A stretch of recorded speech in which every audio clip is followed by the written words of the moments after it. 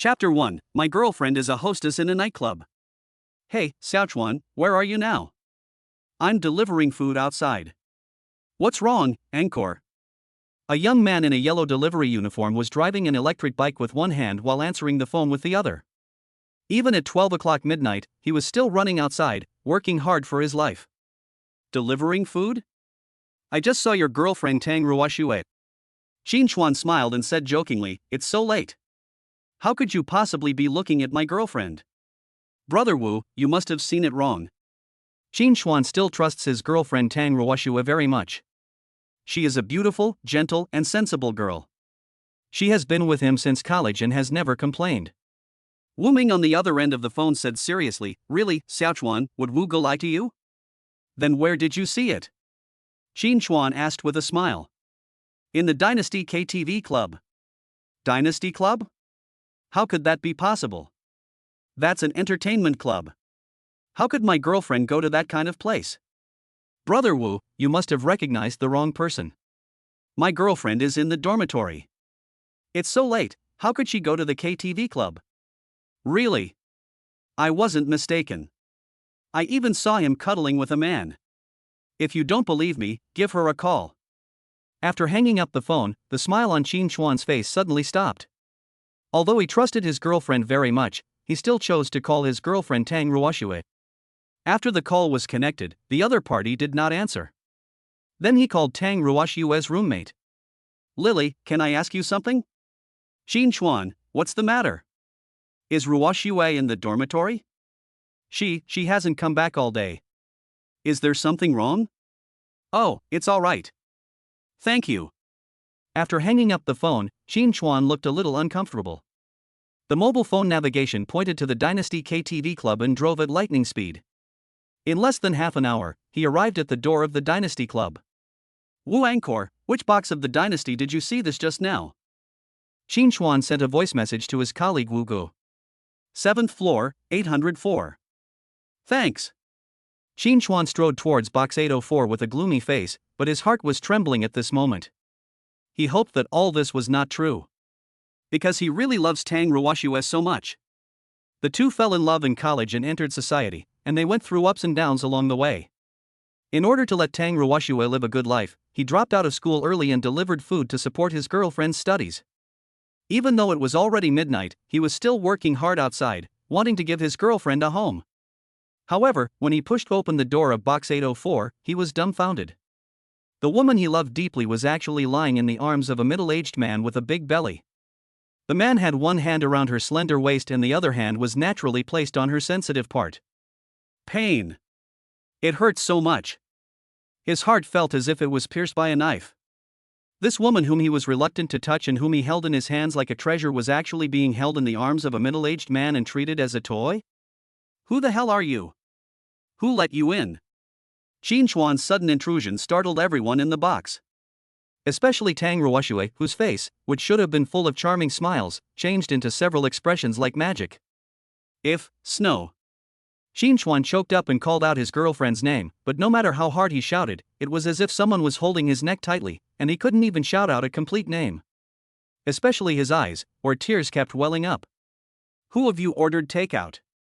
The middle-aged man asked the people around him with his neck choked. Everyone shook their heads. "Why are you here?" Suddenly, Tang Ruoxue stood up from the middle-aged man's arms with a thud. His eyes were panicked at first, but then he quickly calmed down. "Didn't you tell me that you were in the dormitory? Why are you in a place like this?" Xinchuan approached her step by step. "Come on, let's talk outside." Tang Ruoxue walked up to him and pulled him out of the box. "Why are you here? Why am I here? Don't you want me to come?" Xinchuan looked at her with red eyes. "Some things can't be explained right now, so go back first. I'll explain them to you in the evening." Tang Ruoxue pushed him casually and felt very embarrassed. "Why do you have to go back and tell me? Is there something shameful?" Xinchuan's heart ached. He pointed directly at the middle-aged man in the box and asked coldly, "Who is he?" "He is just an ordinary friend of mine." "Ordinary friends? Tang Ruoxue, do you take me for a fool? Ordinary friends hugging and kissing? Finding a man older than your father as a friend? Qin Chuan's pent-up anger completely exploded. Do you think I don't know why you are dressed like this? You are just a lady. Bang! Tang Ruoxue waved her hand and slapped Qin Chuan in the face. What's wrong with being a lady? Being a lady is better than following you. Tang Ruoxue's eyes were red, mixed with anger and unwillingness. I have been with you since college. Over the years, have you given me a valuable gift? Have you ever thought about what I need? My Tang Ruoxue's appearance is not inferior to any other woman in school. Why can others have it, but I, Tang Ruoxue, have to suffer with you? You can't even afford a house, how can you talk about giving me happiness? I'm trying my best. Qin Chuan roared. Oh, work hard? What can you use to work hard? Doesn't hard work take time? Just relying on your salary as a delivery boy? You can't even afford a decent bag, what can you give me for my future? Tang Ruoxue, you weren't like this before. Yes. I was too stupid before. I thought love was better than bread. But now I've come to my senses. Love without bread is tasteless. Following you, I, Tang Ruoxue, am blind. Let's break up. After saying that, Tang Ruoxue turned around resolutely and walked into the box again. Tang Ruoxue, I understand that you want to live a good life, but what kind of place is this? Don't you feel disgusted to be a lady? This old bastard is older than your father. Qin Chuan rushed into the box and pointed directly at the middle-aged man next to Tang Ruoxue. The middle-aged man's expression suddenly changed. Where did you come from, little brat, to dare to act wild here? The middle-aged man was furious when he heard this. With a wave of his hand, two strong men stepped forward to hold Qin Chuan down. Uncle Lu, I don't want to see him. Drag him out. Tang Ruoxue was half lying in the middle-aged man's arms, looking so delicate and cuddly that Qin Chuan felt sick. Boy, if you don't have the ability to learn how to pick up girls, why don't you take a piss and look in the mirror? Are you worthy? The two men dragged Qin Chuan out of the box like a dead dog. Tang Ruoxue. You will regret this. Qin Chuan roared in despair. At this moment, he felt hopeless. His girlfriend of many years actually treated him in this way. What has he been working so hard for all these years? The more I thought about it, the more aggrieved I felt. Chapter 2, Get Cash Back for Spending. Brother Wu, are you off work? Qin Chuan took out his cell phone and sent a voice message to his colleague Wu Ming. What's wrong, Xiaochuan? Have you already? Wu Ming didn't finish his words, but he had already guessed the result. It's just a woman. There are many beautiful women in the world. Are you free now? I'll treat you to a drink. Qin Chuan smiled bitterly. Sitting on the steps at the entrance of the Dynasty Club, I felt mixed emotions. Okay, wait for me. I'll be there soon. Wu Ming is a few years older than Qin Chuan. He is his delivery colleague and one of his few good friends. When I'm in a bad mood, he's the only one I can find to drink with. Ding! The super consumption rebate system starts binding. Ding! The super consumption rebate system has been successfully bound. Just as Qin Chuan put out a cigarette and was about to light up another one, a crisp electronic sound suddenly rang in his mind. What the hell? Qin Chuan was shocked, and the wounds on his body began to ache. He cursed those bastards in his heart for being so cruel. Hello, dear host. I am your super consumption rebate system. The system introduced itself. Qin Chuan was stunned at first, then he reacted. Isn't this the golden finger that the protagonist in the novel uses to change his destiny? I actually have a system? Am I dreaming? Bang! Qin Chuan slapped himself hard. It hurts, it really hurts. System, host, you are not dreaming. Quick, show me how to use it. Qin Chuan couldn't wait to understand the system. After a brief introduction of the system, Qin Chuan understood. The so-called superconsumption rebate, as the name suggests, as long as he consumes, he will get a rebate. 10 times the rebate. Currently, the host's consumption rebate is 10 times. After completing the main task released by the system, you can upgrade and get 100 times the rebate. 100 times rebate. Qin Chuan widened his eyes and felt that his breathing was a little uncomfortable. What does a 100-fold rebate mean? Spend 100 yuan and you can get a rebate of 10,000 yuan. Hurry up and release your main task. Qin Chuan said. Ding. The main mission is released. Please complete a consumption of 30 billion within 3 months. Once the mission is completed, the consumption rebate can be upgraded to 100 times. It is worth noting that consumption rebates are based on the host's consumption. You are absolutely not allowed to give gifts, reward, or cheat, otherwise the system will automatically cancel it. Hiss. Qin Chuan took a breath of cold air. Just for consumption, 30 billion in 3 months, 10 billion in 1 month, how can they consume all that? He cannot cheat by giving gifts or rewards, which means he has to actually consume. In order to verify the authenticity of the system, he went to a chain supermarket near the Dynasty Club. Bought a pack of Sue's cigarettes. Ding! Your Agricultural Bank of China deposit is 480 yuan. Oh shit! It's actually true. Qin Chuan stared at the text message alert on his mobile phone with wide eyes. He logged into the mobile banking to check and found that 480 yuan had indeed been deposited into his account. Boss, give me a pack of Sue's cigarettes. Qin Chuan decided to do something ruthless and bought one. Ding! Your agricultural bank account has received 4,800 yuan. 10 times the rebate, it's actually true. At this moment, Qin Chuan felt dizzy. Happiness came too quickly. Tang Ruoxue, you don't even have a place to cry now. After thinking to himself, he made a decision to spend money at the Dynasty Club tonight.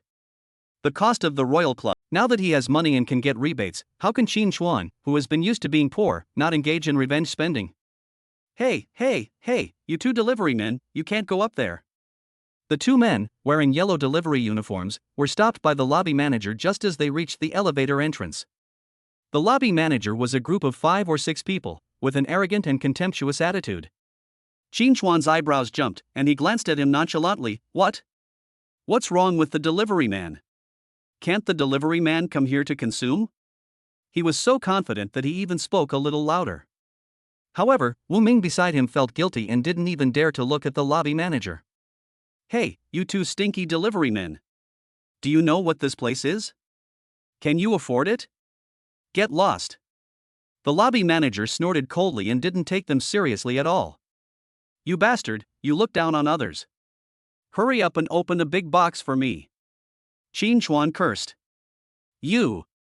The lobby manager was furious. He had seen arrogant people before, but he had never seen such an arrogant person. He wanted to get angry, but then he thought that seeing how arrogant this guy was, he didn't think he was a delivery man. After all, many rich people nowadays like to wear delivery clothes to show off. Okay. I want to see how much you spend tonight. The lobby manager lost his temper and led the two to the private room upstairs. This is our small package, 3,888. The lobby manager introduced a small package. Damn it. Who are you looking down on?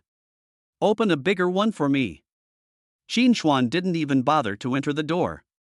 Xiaochuan, 3,888. Wu Ming's legs went weak. Is this kid addicted to pretending? Okay. This box is 8,888. The lobby manager held his breath and pointed to the big box next door. 8,808? Okay, this is it. Qin Chuan took a look and thought it was not bad. Come on, give me your consumption codes. I'll pay now. Otherwise some bastards will look down on us. Qin Chuan took out his mobile phone. The angry lobby manager wanted to curse. However, he still took the consumption code obediently, and Qin Chuan transferred 9,000 directly without even blinking. The rest is your tip. Qin Chuan walked into the box with his arm around Wu Ming with an expressionless face. Lobby manager. Chapter 3. Call all the girls up to me. Ding. 90,000 yuan has arrived in your agricultural bank account. I am Nima. This rebate is really great, isn't it? It hasn't been long, I spent 9,000 and got a rebate of 90,000. Qin Chuan was overjoyed. Xiaochuan, are you crazy? 9,000 yuan. That's 2 months' salary for you. Wu Ming was so anxious that he grabbed Qin Chuan's arm. I feel so heartbroken. There is no need to be so indulgent when a relationship breaks up. Qin Chuan handed him a Su cigarette and said with a smile, Don't panic, bro. It's just 9,000 yuan. We are here to have fun tonight. Don't talk about money. You. Wu Ming didn't know what to say. After a while, a young woman dressed as a mom walked into the box in a tight skirt. "Oh, there are two handsome guys here." The young woman smiled charmingly and immediately sat down between Qin Chuan and Wu Ming. Wu Ming was choked by the strong smell of perfume and had to cover his nose. Qin Chuan held a cigarette in his mouth, with his legs crossed on the coffee table. "Stop talking nonsense. Call all the beauties in your club over here. Call as many as you can. This guy is really good at joking.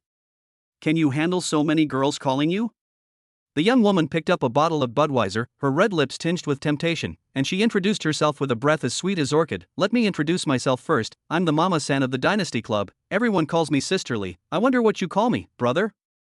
Qin Chuan smiled slightly, and stretched out his big hand till he jizzed hip-wrapped short skirt without any concealment, and said with a wicked smile, "My last name is Qin, Qin Beast." Sisterly shuddered all over and hit Qin Chuan lightly on the chest. "Hate it, how can someone's last name be Qin?" As she spoke, she raised her glass and toasted Qin Chuan. While drinking, she looked at Qin Chuan with her charming eyes. The guy in front of me was dressed like a takeaway, and he didn't look like a rich man at all, but his unbridled behavior made him look like one. He could afford a box worth 9,000 yuan, so he shouldn't be a poor loser, right? Okay. Call all your girls over to me. Qin Chuan couldn't wait to consume. "Why are you in such a hurry? You haven't told your sister what kind you like yet." "Beautiful," Qin Chuan said. Sisterly was stunned for a moment. "The girls here are all beautiful." "Then let them all come over." Qin Chuan exhaled a puff of smoke. "My patience is limited. Don't make me wait too long." "Okay," Sisterly responded and hurried out to greet the girls. Sure enough, after a while, the beauties of the dynasty lined up in a long queue and filed into the box. Qin Chuan took a quick look and saw that there were at least a dozen of them. "What's the matter, Mr. Qin? Are you satisfied with anything?" Qin Chuan narrowed his eyes and said calmly, "Why? Just these few? Aren't there any better ones? Are you afraid that I can't afford it?" "No, no. What Mr. Qin said is not true. This is just the first batch, there will be more to come." Sisterly laughed awkwardly. Qin Chuan waved his hand and said, "Change a batch. MMP. How to feed pigs with this quality. Girls, another batch." Sisterly shouted loudly. The second batch of girls filed into the box again. The quality of this batch was obviously much better than the first batch. Almost every beauty was over 1.7 meters tall, and they all wore cheongsams that were graceful and curvy, especially their smiles, which were so sweet. Gives a strong visual impact. "Good evening, Mr. Poultry." All the beauties had smiles on their faces and bent down and shouted, "Come on, introduce you to Mr. Qin." Sisterly waved her little hands and did not forget to pour wine for Qin Chuan. "Mr. Qin, the quality of these girls is not bad. However, the price may be a little high. 3,000 per girl." "Only 3,000? Who are you looking down on?" Qin Chuan sat up straight, squinted his eyes and looked around, then waved his hand and pointed at a few people. You, and you, get out. The rest of you stay. I am Nima." Wu Ming, who was sitting in the corner, had his eyes wide open like fish bubbles. 3,000 each. With just a wave of his hand, he left at least a dozen beauties behind, which was worth 30,000 or 40,000 yuan. Crazy, crazy. Wu Ming felt that his legs were not just weak, but trembling. "Hey, Mr. Qin, are you sure they are all going to stay?" Sister Li's beautiful face showed surprise rarely. Having been in this business for many years, she has seen people who act arrogantly and domineeringly, but there are not many who order a row of beauties like this. "What? Are you afraid that I can't afford to pay you? Come on, give me your payment code and I'll pay you now." Qin Chuan couldn't wait to pay now so that he could get a rebate. "Okay. If there is a customer who pays now, of course Sister Li is happy to do it. In their line of work, they hate those who pay only after the game is over. Every time they actively ask for money from customers, they are like dogs. If there is a customer who pays now, that is the best. It is said that money in the pocket is safe." "Okay." Qin Chuan scanned the code and paid. When Sister Li saw the 42,000 yuan, her eyes widened. "What a rich man, an absolute rich man. Mr. Qin, you gave too much, there are only 13 girls." Sister Li took a look at the amount. Qin Chuan blew a mouthful of thick smoke on Sister Li's charming and flattering face, and said nonchalantly, "Aren't you?" Yes, yes. Mr. Chin, I'll toast you a glass. Sister Lee was extremely happy, and immediately shouted to the girls, Girls, what are you waiting for? Why don't you treat Mr. Chin well? Mr. Bird, here we come. 13 beauties swarmed up and surrounded Qin Chuan. Ding! Your agricultural bank account has received 420,000 renminbi. The cell phone suddenly lit up. When sharp-eyed Sister Lee saw the number, her fiery red lips opened into an O shape. Brother Wu, what are you thinking about? Come over and play. Qin Chuan glanced at the invisible man Wu Ming in the corner and couldn't help cursing. What are you doing with your pig nose? What are you pretending for? Have fun tonight. Money is not a problem. Wu Ming in the corner was already trembling with fear. When he heard Qin Chuan shouting, he gritted his teeth and decided to fight. Hey babies, here I come. Wu Ming opened his arms and let go like a wolf or a flock of sheep. By the way, Sister Lee, is there a girl named Tang Ruoxue in your club? When they were having a great time, Qin Chuan suddenly asked Sister Lee about Tang Ruoxue. Tang Ruoxue? I don't know. We never use real names here. Sister Lee shook her head. I know. Mr. Qin, you are talking about Shuer, right? A pretty lady with delicate clothes interrupted. Shuer? Qin Chuan frowned. How long has she been here? Well, it's been almost half a year. Half a year? Qin Chuan was shocked to think that this girl had actually been working as a prostitute here for half a year without telling him. If Tang Ruoxue really had a hard life and was forced to come here to be a lady due to financial difficulties, Qin Chuan could barely understand it. But the problem is that Qin Chuan gave almost all of his income to Tang Ruoxue. Tang Ruoxue tried all kinds of food, including Western food, Thai food, Vietnamese food, French food, etc. Tang Ruoxue also bought a lot of beautiful clothes. Qin Chuan himself ate instant noodles for every meal and hadn't bought any clothes for several years. If it weren't for the fact that a smartphone is required to deliver food and take orders, Qin Chuan might still be using an old keyboard phone. He tried his best to love Tang Ruoxue. But in the end, all the love was wasted. Who wouldn't be angry about this? Chapter 4 Sing Me a Song, Bad Woman. Qin Chuan suppressed his anger and said to Sister Lee, call Tang Ruoxue. Oh no, call that Shuer over here and ask her to drink with me. This. Sister Lee said with some embarrassment, Mr. Qin, Shuer is accompanying other guests right now. It's really inconvenient for her to come over to accompany you. How about I call another group of girls over for you to choose from? Qin Chuan immediately said with a cold face, Sister Lee, I want Shuer now. Money is not a problem. I am not short of money. I just want to have fun. But Sister Lee was still a little hesitant. Qin Chuan waved his hand and said arrogantly, No buts, I will pay 30,000 yuan, 10 times the stage fee, to let Shuer come to accompany me, and I will give you a tip of 5,000 yuan, Sister Lee. When she heard the amount of 100,000 yuan, Sister Lee's eyes suddenly lit up. As the mommy of the Dynasty Club, Sister Lee also gets a commission from the girls' performance fees. If Qin Chuan really gave Tang Ruoxue 30,000 yuan in fees, Sister Lee would at least be able to get a lot of money. Add to that the 5,000 tip Qin Chuan gave, and the profit would be even greater. Of course, the most important thing is that Sister Lee saw from Qin Chuan's arrogant attitude that Qin Chuan is definitely not someone to be trifled with. He is so young and yet he doesn't take money seriously. He must be a rich second generation or he has done something illegal. No matter which situation it is, Sister Lee may not be able to get food and shelter. So Sister Lee stood up and said, Since Mr. Qin has said so, I will try to call Shuer. Qin Chuan interrupted, Don't say such nonsense to me. If you hadn't called Shuer over, you wouldn't have to come. Understand? Sister Lee nodded quickly and said, I understand, please wait a moment, Mr. Qin. After saying that, Sister Lee lifted her skirt, ran out in a hurry, and came to the door of box 804. At this time, Tang Ruoxue was feeding wine to the middle-aged man with her mouth and was having a great time.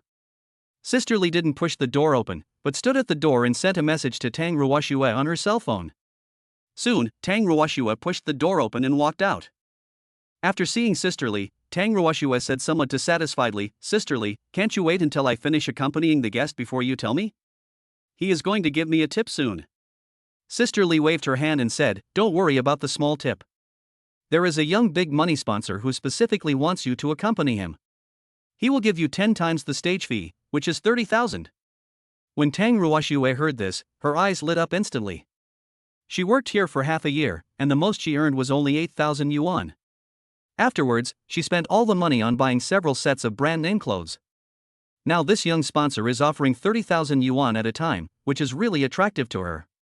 If you can establish a good relationship with such a financial sponsor, you might be able to become successful in the future. Buy whatever clothes you want and buy whatever bags you want. No need to worry about money anymore. Thinking of this, Tang Ruoxue immediately said to Sister Li, "I'll go touch up my makeup now." "Which box is that young sponsor in?" "I'll be there right away." "Box 810, hurry up, don't waste time." While talking, Sister Li sent messages on her mobile phone, arranging other girls to accompany the people in box 804. Tang Ruoxue could go and accompany Qin Xuan from 810 without any hesitation, but Sister Li wouldn't dare to be so casual. "Everyone who comes is a guest. We cannot just entertain Qin Xuan and ignore the other guests." After hearing Sister Li's reply, Tang Ruoxue immediately went to the nearby bathroom, took out loose powder and lipstick from her handbag, and put on a simple touch-up of her makeup. Afterwards, Tang Ruoxue followed Sister Li to the door of box 810. She first stood at the door of the box, took a deep breath, a very bright smile appeared on her face, and then she pushed the door open and walked in. The moment she saw Qin Xuan in the box, the smile on Tang Ruoxue's face suddenly froze. She would never have thought that Qin Xuan would appear here. A few seconds later, Tang Ruoxue came back to her senses, walked quickly to Qin Xuan, and said angrily, "Qin, what the hell are you doing?" Qin Xuan naturally pretended not to know Tang Ruoxue, and shouted to Sister Li calmly, "Sister Li, please take care of the girls under you." "How can you talk to me?" Sister Li quickly apologized with a smile, "Mr. Qin, please forgive me. Shuer just drank a little, so her mind is a little unclear. Let me talk about her." After she finished speaking, Sister Li pulled Tang Ruoxue aside and said in a low voice, "Mr. Qin is a big money sponsor, you'd better keep him company for me, so that we can both make money. If you act like a spoiled child again, don't blame me for being rude." Being the mommy of Dynasty Club, Sister Li is naturally not as kind as she appears. When it is time to be ruthless, Sister Li can also be ruthless. Tang Ruoxue naturally also knew Sister Li's methods. But she couldn't help but whispered, "Sister Li, this guy is just a poor delivery guy, he's not a big money sponsor at all, don't be fooled by him." Sister Li sneered, "Do you see these girls in the box? Mr. Qin has already paid their stage fees in advance, a full 40,000 yuan. I just peeked at his balance, and there is at least more than 400,000 yuan. No matter what he did in the past, he is our big money sponsor tonight, and you must accompany him well for me, do you understand?" Tang Ruoxue didn't know what to say for a moment. If she was told that Qin Xuan still had more than 400,000 yuan in his account, she would definitely not believe it. After several seconds, Tang Ruoxue gritted her teeth and said, "Sister Li, you must have seen it wrong just now. This guy has at most 10,000 yuan on him. The 40,000 yuan he just spent was probably borrowed from a friend. A loser like him will never make a lot of money in his lifetime. He is just here to cause trouble, believe me." Sister Li narrowed her eyes slightly and said, "It doesn't matter if he has 400,000 yuan on him, he has already spent 40,000 yuan. If he can't pay your stage fee later, the club will naturally have a way to deal with him, but you must serve him well for me now, and don't say those nonsense to me." At this time, Qin Xuan shouted loudly, "Have you two finished chatting? The one in the white dress, sing a song for me. Sing the song Bad Woman. You should be familiar with this song." When Tang Ruoxue heard this, she immediately became angry. However, just as she was about to lose her temper, Sister Li pinched her waist hard. "If Mr. Qin wants you to sing, then sing. Don't be so petty." There was a hint of cruelty and threat in Sister Li's voice. Tang Ruoxue had no choice but to nod. Then she walked to the song request booth with a cold face and requested Bad Woman by Wang Jianshu. Then, Tang Ruoxue picked up the microphone and began to sing weakly. Bang! Qin Xuan smashed a beer bottle directly at Tang Ruoxue's feet, and the beer splashed everywhere. Tang Ruoxue was so frightened that she screamed. Qin Xuan held a cigarette in his mouth and said unhappily, "Can you sing? Sing for me seriously. If you sing well, I'll give you 1,000. If you don't sing well, I'll continue to smash bottles." Chapter 5. This is the real money power.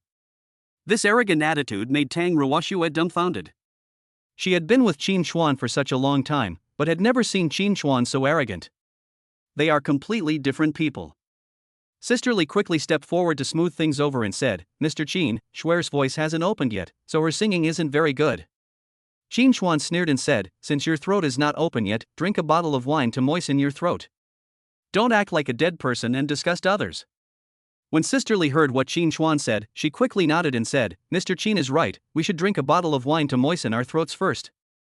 After that, Sister Li opened a bottle of beer, handed it to Tang Ruoxue and said, Shuer, finish this bottle of beer as an apology to Mr. Qin. After drinking, sing well. Tang Ruoxue looked at the beer, then at Qin Chuan, looking quite hesitant.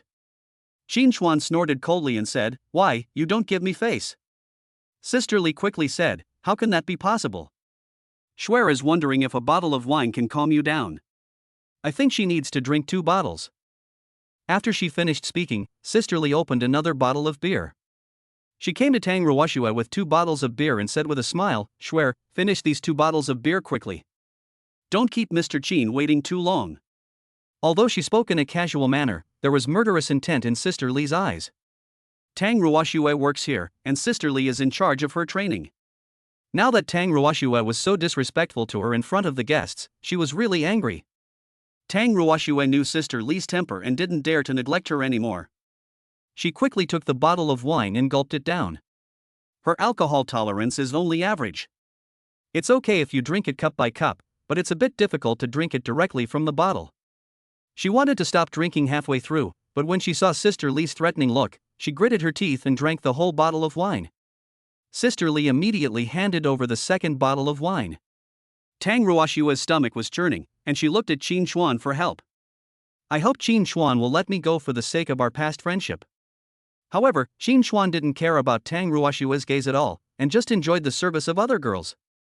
A girl here feeds him a sip of wine, and a girl there feeds him a grape. It's so refreshing.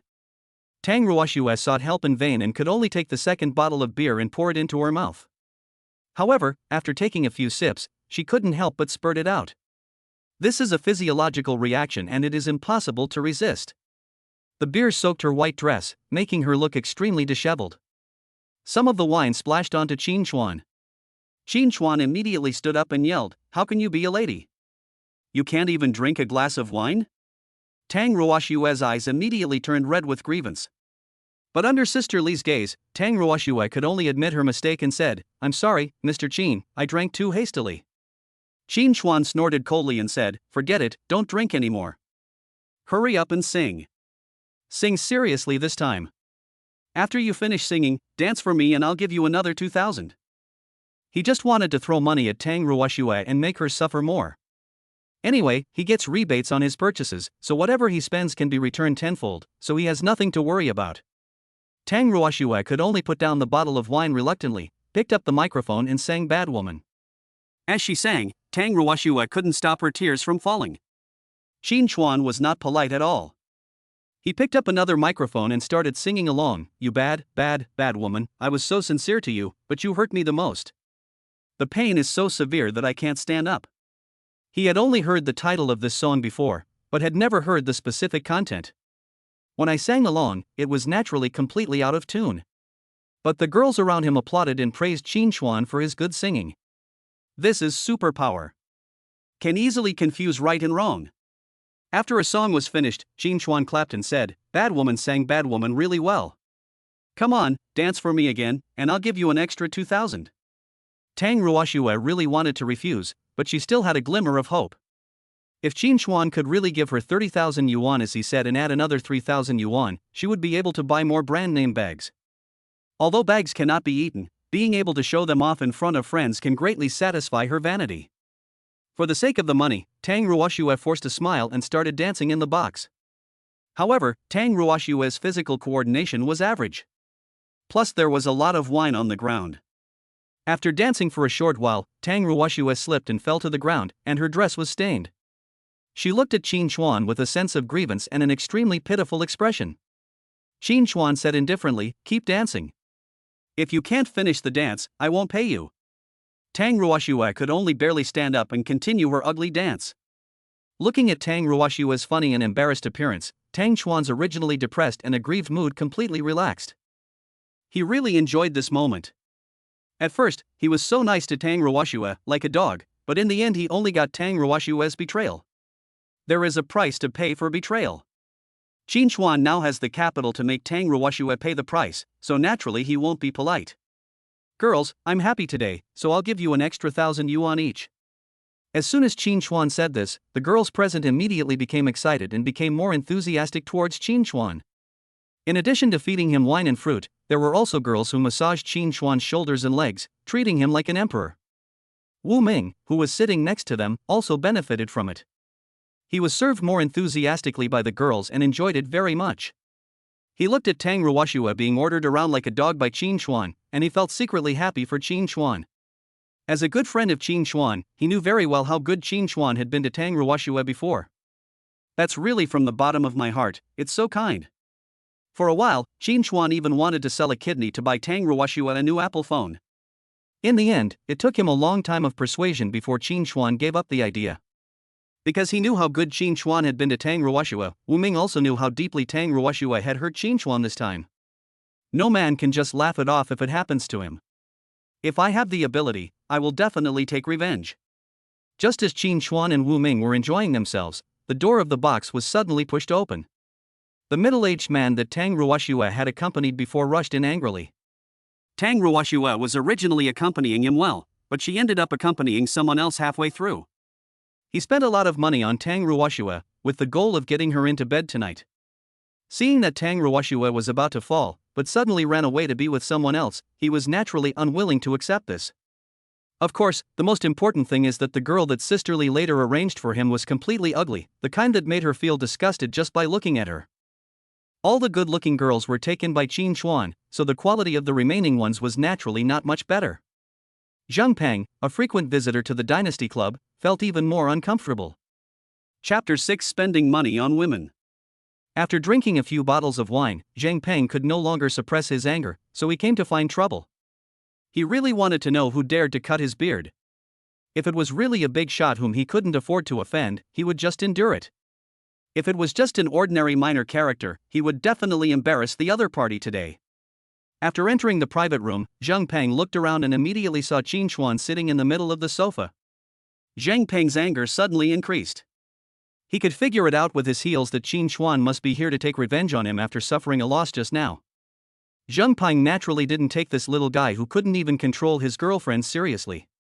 He walked quickly to Qin Chuan, grabbed Qin Chuan by the collar and said, "Are you looking for death? How dare you steal my woman? Are you tired of living?" After saying that, Zheng Peng clenched his other hand into a fist, wanting to punch Qin Chuan. As a rough man, Zheng Peng could only use violence to vent his anger. Qin Chuan was not panicked at all, he just said calmly, "Why, you can spend money if you have money, but I can't? Try to move me and see if you can get out of this place." The Dynasty Club is considered an old club, and it definitely has protection measures for its guests. Qin Chuan has already spent more than 40,000 yuan, which is enough to attract the attention of the Imperial Club. If he got beaten, the Dynasty Club would definitely help him get back at justice. At worst, he could spend a few 100,000 more and he would definitely be able to get the Dynasty Club to stand on his side. For him now, anything that can be solved with money is a small matter. The facts were just as Qin Chuan expected. Before Zheng Peng could say anything, Sisterly came over to smooth things over and said, "Hey, you two gentlemen, why don't you just talk it out? Why do you have to fight?" After saying that, Sisterly hugged Zheng Peng's arm, looked at him pitifully and said, "Mr. Zheng, just give me some face and let go of your hand first." As a frequent visitor to the Dynasty Club, Zheng Peng and Sisterly naturally knew each other. At the same time, Zheng Peng also knew that Sisterly was not someone to be trifled with. After hesitating for a few seconds, Zheng Peng let go of Qin Chuan's collar and said coldly, "Sisterly, I'm giving you face, but you have to give me face too, right? Schwer was accompanying me well, why did she run here to accompany other guests? What? Are you worried that I can't afford Schwer's stage fee? I'm also a frequent visitor to the Dynasty Club, right? Sisterly, don't you know my strength?"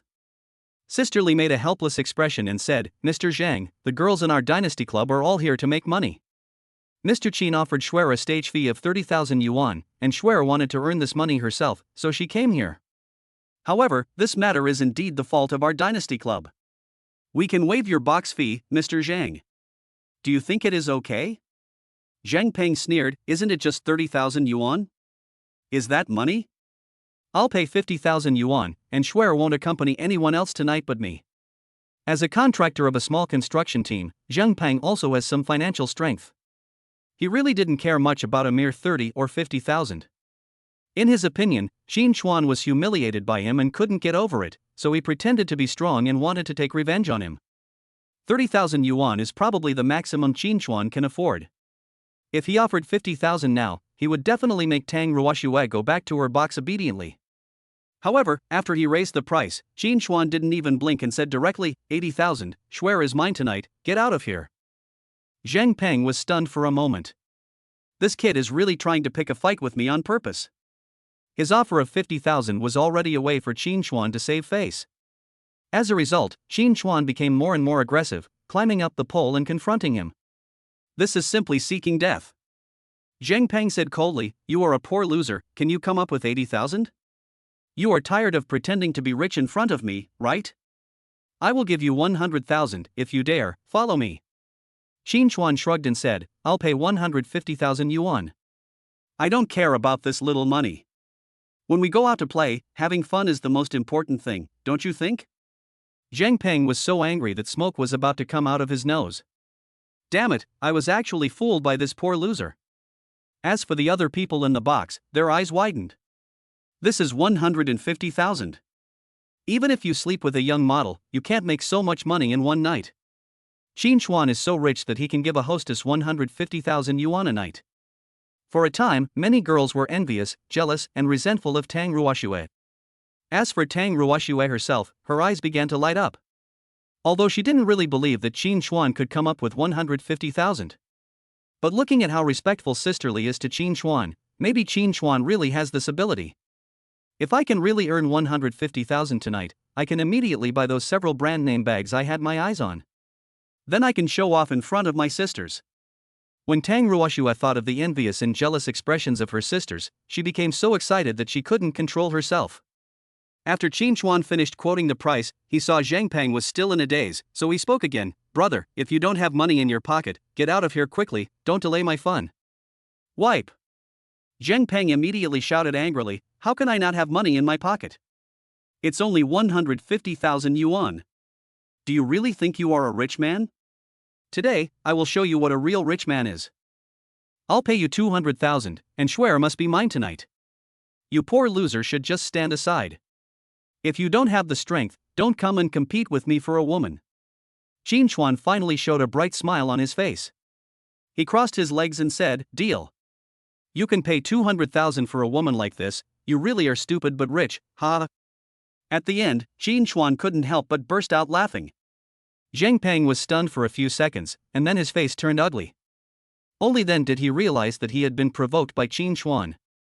Losing tens or hundreds of thousands of dollars is not a big deal, but the problem is that this incident makes him look very stupid. As a man who cares about his reputation, Zheng Peng obviously doesn't want to appear too stupid in front of others. He glared at Qin Chuan angrily for a few seconds, then gritted his teeth and said, of course this kind of woman is not worth 200,000, I'm just playing around. Since this woman has come to your private room, you can keep her here and have fun with her. I won't accompany you anymore. Goodbye. Before he finished speaking, Zheng Peng turned and walked towards the door of the private room. When Tang Ruoxue saw this, she hurried forward and grabbed Zheng Peng's arm and said, Mr. Zhang, don't be angry. I won't accompany anyone else tonight except you. If you think I'm not worth 200,000, then just give me 150,000. Zheng Peng pushed Tang Ruoxue away and said angrily, get out of here, don't you think I've embarrassed you enough? After saying that, Zheng Peng opened the door of the private room and walked out. Tang Ruoxue was so angry that she was fuming. Chapter 7 The Most Expensive Suite. She glared at Qin Chuan and said, Qin, just wait for me. I will make you pay sooner or later. Qin Chuan shrugged his shoulders and said, you'd better go chase that old bastard quickly, otherwise you will get nothing tonight. Tang Ruoxue gave Qin Chuan a middle finger, then ran out to chase Zheng Peng. After all, Tang Ruoxue still didn't believe that Qin Chuan was rich. After all, she has been with Qin Chuan for several years and is very familiar with Qin Chuan's family situation and financial situation. In her opinion, it was impossible for a poor loser to turn his life around, let alone spend hundreds of thousands of dollars to keep her for a night. But Zheng Peng is different. At first glance, he looks like a real rich man. Both rustic and luxurious. For Tang Ruoxue, Zheng Peng is the person most likely to spend a lot of money on her. So she absolutely cannot lose this financial sponsor. Qin Chuan watched Tang Ruoxue's figure disappear from the door, and he felt completely refreshed. All the anger that needed to be vented has been vented. All that's left is to enjoy life. Qin Chuan lit up a cigarette and shouted to the beauties, "Girls, add 2,000 yuan to each of you tonight, and have fun." Qin Chuan had already given them an extra 1,000 before, and now he added another 2,000, which made it 3,000. Now the girls were completely excited and gathered around Qin Chuan, offering him all kinds of services. Some girls even secretly pulled up their skirts in an attempt to seduce Qin Chuan. However, Qin Chuan selectively ignored this temptation. Playing with women in a place like this is equivalent to being afraid that you won't die fast enough. They played until 3 o'clock in the morning, and Qin Chuan was ready to leave. He shouted directly at Sister Li, "Sister Li, bring your payment code over and pay." Sister Li's eyes lit up, and she quickly said, "Okay, Mr. Qin, wait a moment." After saying that, Sister Li picked up her mobile phone and started looking for the payment code. Taking advantage of this gap, Wu Ming approached Qin Chuan and said, "Xiao Chuan, do you have enough money? I still have some, how about I transfer it to you?" Qin Chuan was suddenly moved. He knew that Wu Ming's life was not easy and he needed money for many things. In this situation, Wu Ming still thought about transferring money to him, which makes him a true brother. "No need, Wu Ge, just keep the money for yourself, I have plenty of money." After Qin Chuan finished speaking, Sister Li handed over the payment code. Qin Chuan transferred 100,000 yuan without saying a word. He didn't even calculate how much the drinks cost, but 100,000 was definitely more than enough. When Sister Li saw the payment amount, her eyes widened. She is now 100% sure that Qin Chuan is definitely a rich second generation. If you are not a rich second generation, you will definitely not treat money so lightly. In fact, after Qin Chuan paid the money, he immediately received a message on his mobile phone that 500,000 yuan had arrived. The tenfold rebate made him a real fortune. Sister Li secretly put a small card into Qin Chuan's hand and whispered into his ear, "This is my phone number. If you need anything, Mr. Qin, you can contact me at any time." For Sister Li, Qin Chuan is also a high-quality resource. Being handsome and rich, she doesn't mind having an ambiguous relationship with Qin Chuan. It's a pity that Qin Chuan didn't have this idea at all. He said a few perfunctory words and then pulled Wu Ming out of the Dynasty Club. After breathing in the fresh air outside, the two people who were originally a little drunk felt refreshed. Wu Ming shook his head, looked at Qin Chuan and said, "Xiao Chuan, tell me honestly, where did you get so much money? Could it be that you were hit by that woman and borrowed money from a loan shark to spend it?" When Qin Chuan heard this, he immediately laughed and said, "Brother Wu, your guess is too outrageous. No matter what, I will never borrow money from a loan shark." Wu Ming breathed a sigh of relief and said, "That's good. Then where did you get the money?" Qin Chuan shrugged and said, "Brother Wu, don't ask me this question. Anyway, my money comes from legal channels. I have made it. Don't think about anything else." Wu Ming frowned slightly and said, "Xiao Chuan, if you really have money, you should buy a house first. This is the practical way to spend it. You can't just build it randomly." Qin Chuan waved his hand and said, "Don't worry, Wu Ge, I know what I'm doing. I will definitely buy the house and the car, but this won't affect our enjoyment tonight." After saying that, Qin Chuan pulled Wu Ming into a taxi. Places like clubs, bars, and restaurants usually have a lot of taxis parked outside the doors, and business is quite good. After Qin Chuan closed the car door, he said directly to the driver, "Master, take us to the best hotel in this city." The driver was stunned for a moment, then said, "If you want to talk about the best hotel in the city, it should be the Sailboat Hotel. Where should we go?" Qin Chuan had some impression of the Sailing Hotel, which was indeed one of the best hotels in the city. Delivery guys like them can't even get through the hotel door. Of course, guests who can afford to stay in that kind of hotel usually don't order takeout, as the hotel has its own star-rated restaurant. "Okay, let's go there." After Qin Chuan decided on a place, the driver immediately started the car and drove towards the Sailboat Hotel. Half an hour later, the taxi stopped in front of the Sailboat Hotel. The table price was 48 yuan, and Qin Chuan directly transferred 100 yuan to the driver. Be rich and be willful. After getting off the car, Qin Chuan took Wu Ming to the front desk. Fortunately, neither of them was wearing deliveryman's clothes, otherwise they wouldn't even be able to get through the door.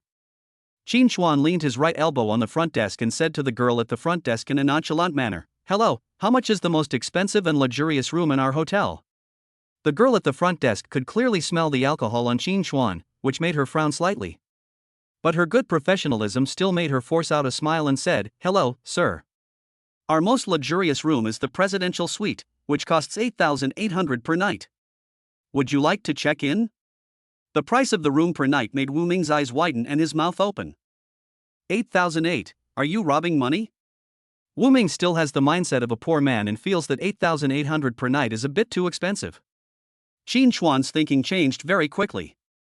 He raised his chin and said arrogantly, "Nonsense, why don't you stay in my lobby?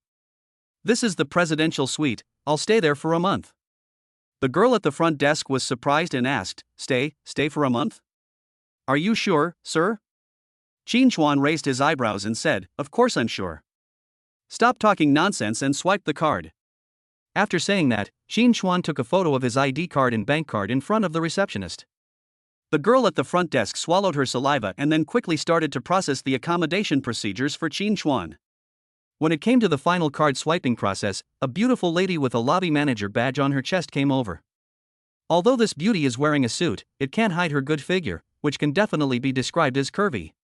Her face is also quite outstanding, so much so that Qin Chuan even wonders whether this girl was able to become the lobby manager because of her looks.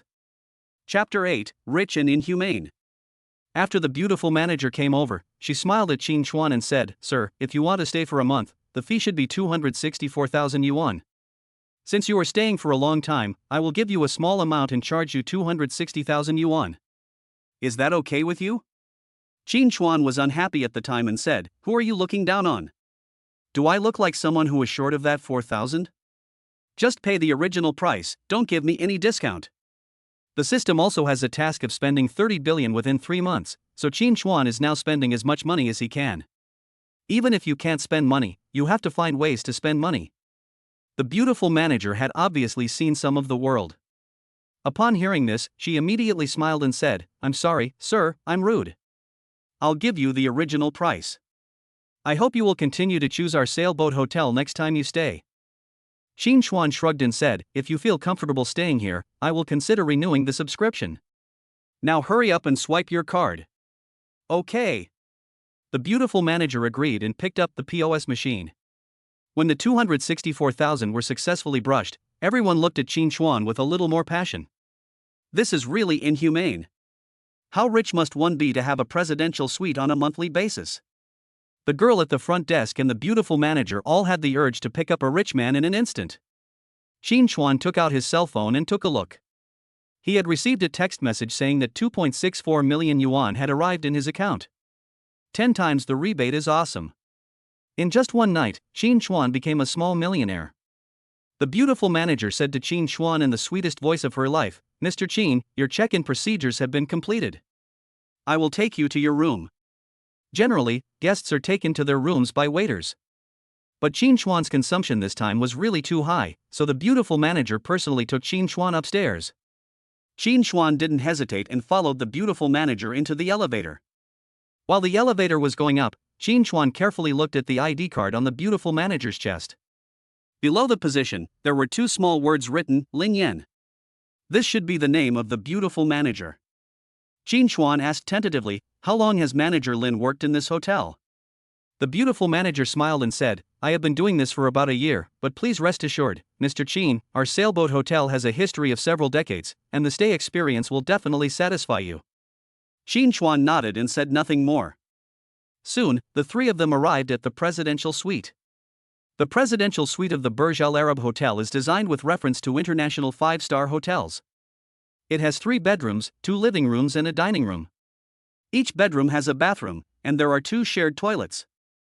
All the furniture and decorations in the suite are valuable, even the carpet is an imported Persian carpet. In a word, luxury. Wu Ming has been in a daze ever since he saw Qin Chuan swipe his card to spend 260,000 yuan. After walking into the presidential suite at this moment, he was even more confused. He stood at the door like a pillar, dumbfounded, and unable to move. Qin Chuan put his arm around Wu Ming's shoulders and said, "Brother Wu, don't be stunned. We are here to enjoy ourselves tonight. Go pick a bedroom you like." Wu Ming finally came to his senses from his confused state. Then he started to look around the suite, just like Granny Lu when she first entered the Grand View Garden. Qin Chuan had no interest in visiting and just sat down on the sofa in the living room. He looked around and finally his eyes fell on the wine cabinet in the living room. Manager Lin, are the wines in this wine cabinet all charged? Qin Chuan pointed at the wine cabinet and asked the beautiful manager Lin Yan. Lin Yan smiled and said, yes, but I can make the decision and give you a bottle of champagne, Mr. Lin. Qin Chuan waved his hand and said, no, I've said it before, I don't need any discounts or gifts, the price is what it is, I want the bottle of champagne, you can use my card to pay later. Lin Yan was a little confused about Qin Chuan now. Not only do I not want a reduction in the room rate, I also don't want the free champagne.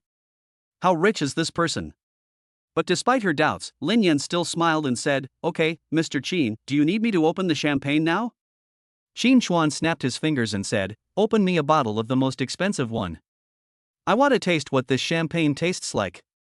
After that, Qin Chuan shouted to Wu Ming, who was not far away, Brother Wu, stop wandering around and come over to drink champagne with us. Like Qin Chuan, Wu Ming came from a poor background. Neither of them had ever drunk champagne, but they had seen rich people drinking champagne on TV and in movies. When Qin Chuan called out to him, Wu Ming immediately rushed over.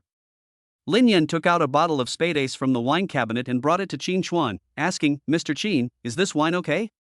Qin Chuan asked directly, how much is this wine? Lin Yan smiled and said, 8,888. I wish Mr. Qin great success. Qin Chuan's eyes suddenly lit up, and he said without hesitation, this is it, open it for me. Okay. Lin Yan agreed, tore open the seal on the wine bottle, grabbed the cork with her right hand, and gently rotated the bottle with her left hand. This method of opening champagne can effectively prevent the wine from spraying out. Soon, the cork was unscrewed. Lin Yan took out 2 high-heeled glasses and poured champagne into them elegantly. Mr. Qin, please taste it. Lin Yan picked up a wine glass and handed it to Qin Chuan. As for Wu Ming, he could only go and get the wine himself.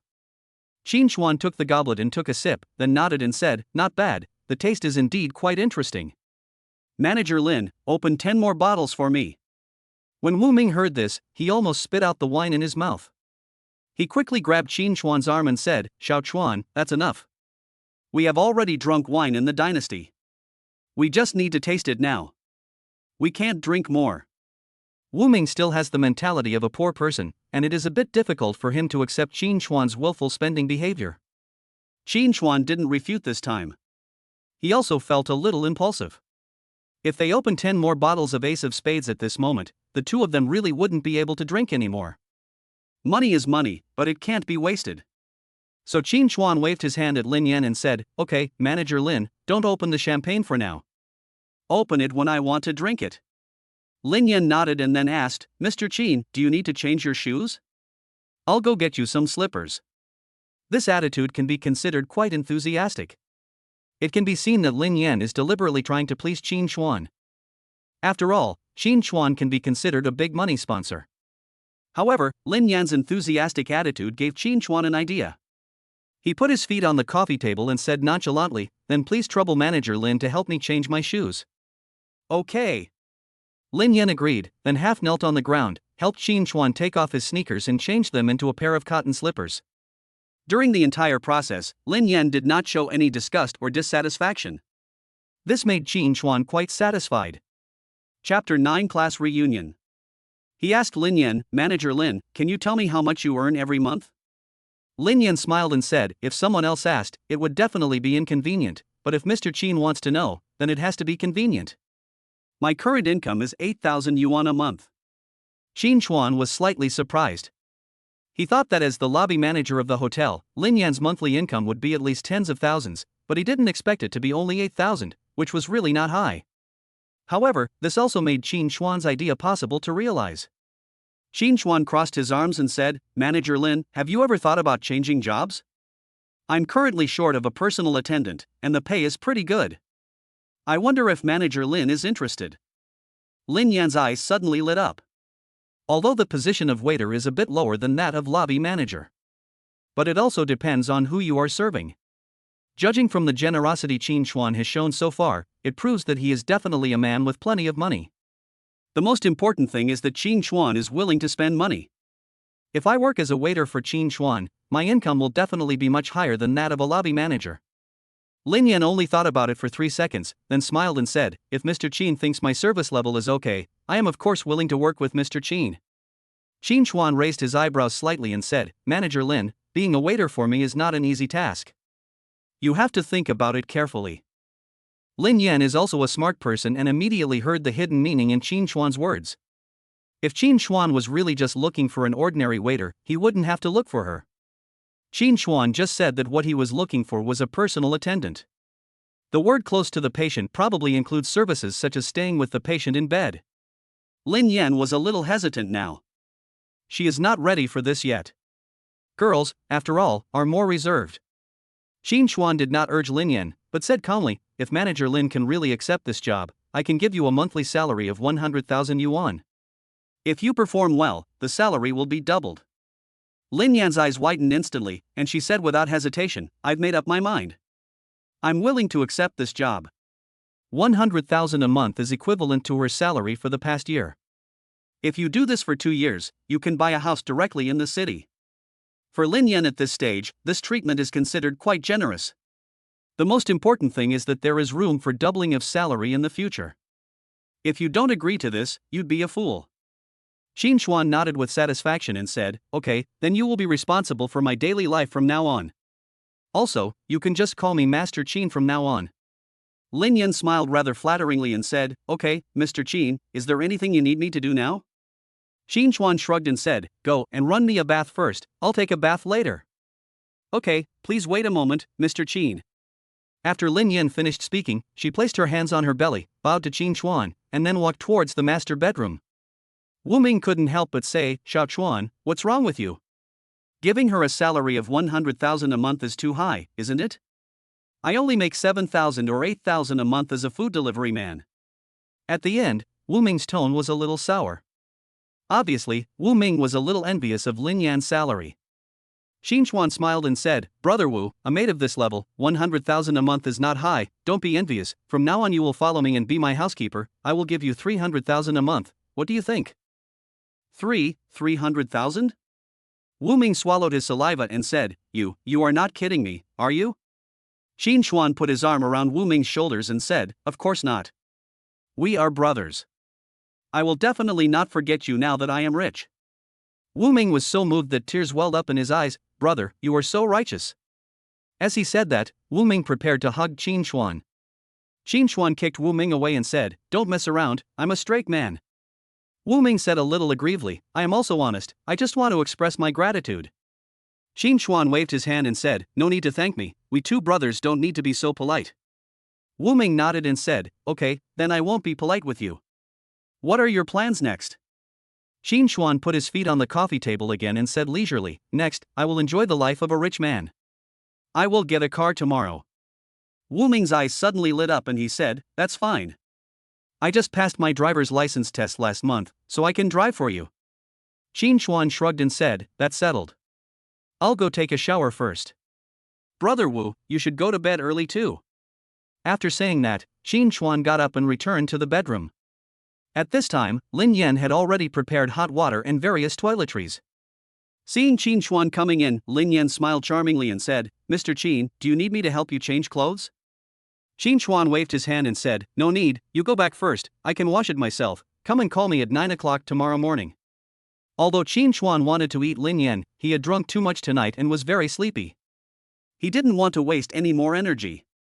When Lin Yan heard Qin Chuan's words, she secretly breathed a sigh of relief, then bowed and said, "Then I won't bother young Master Qin anymore." After saying that, Lin Yan left the master bedroom. Qin Chuan closed the bathroom door, quickly took off his clothes, and lay comfortably in the massage tub. After soaking for a while, Qin Chuan took out his mobile phone and prepared to check his circle of friends. However, when he opened WeChat, he found that there were nearly 900 unread messages in the university classmates group. Qin Chuan opened the group chat with his classmates and looked through the message records. It turns out there is a class reunion tomorrow night. This party is held almost every year at irregular times. After Qin Chuan was admitted to university, he dropped out after only 1 year. The purpose is to give Tang Ruoxue a good life as soon as possible. The sooner you work hard, the sooner you will succeed. However, he was still quite popular in college at that time and left a deep impression on his classmates. Later, after the classmates graduated, they would invite Qin Chuan to every class reunion. But after experiencing the beatings of society, Qin Chuan no longer had the high spirits of the past, and even became a little inferior, so he repeatedly rejected invitations to class reunions. Once, his classmates invited him so enthusiastically that Qin Chuan went there shamelessly. Then he discovered that the so-called class reunion had turned into a show-off gathering. The students who are doing better talk big and act arrogantly. The students who are doing less well, on the other hand, are timid and try to please the students who are doing better. People like Qin Chuan who have managed to become a delivery boy are completely ignored and become a background figure. After that, Qin Chuan never went to any class reunion again. Qin Chuan doesn't plan to attend this class reunion. Chapter 10: Buying a Car. However, just when Qin Chuan was about to quit Weixin, someone in the group suddenly at him. At Xiaochuan, you must come to the class reunion tomorrow. You can't refuse anymore. You haven't met your classmates for several years. This person had a good relationship with Qin Chuan when they were in college. Later, Qin Chuan started delivering takeout, and he had less contact with this buddy, and they hardly met each other. Now that this guy said it, Qin Chuan was immediately tempted. He had been doing pretty badly in the past and was too embarrassed to meet up with his buddies. Now that he has become rich, it's time for him to continue our friendship. Just as Qin Chuan was about to reply, another person in the group said, Qin Chuan is very busy now, delivering food, so how can he have time to attend our class reunion? Ha ha ha. This is obviously a bit ironic. Qin Chuan sneered and replied in the group, I will be there on time at 8 o'clock tomorrow night.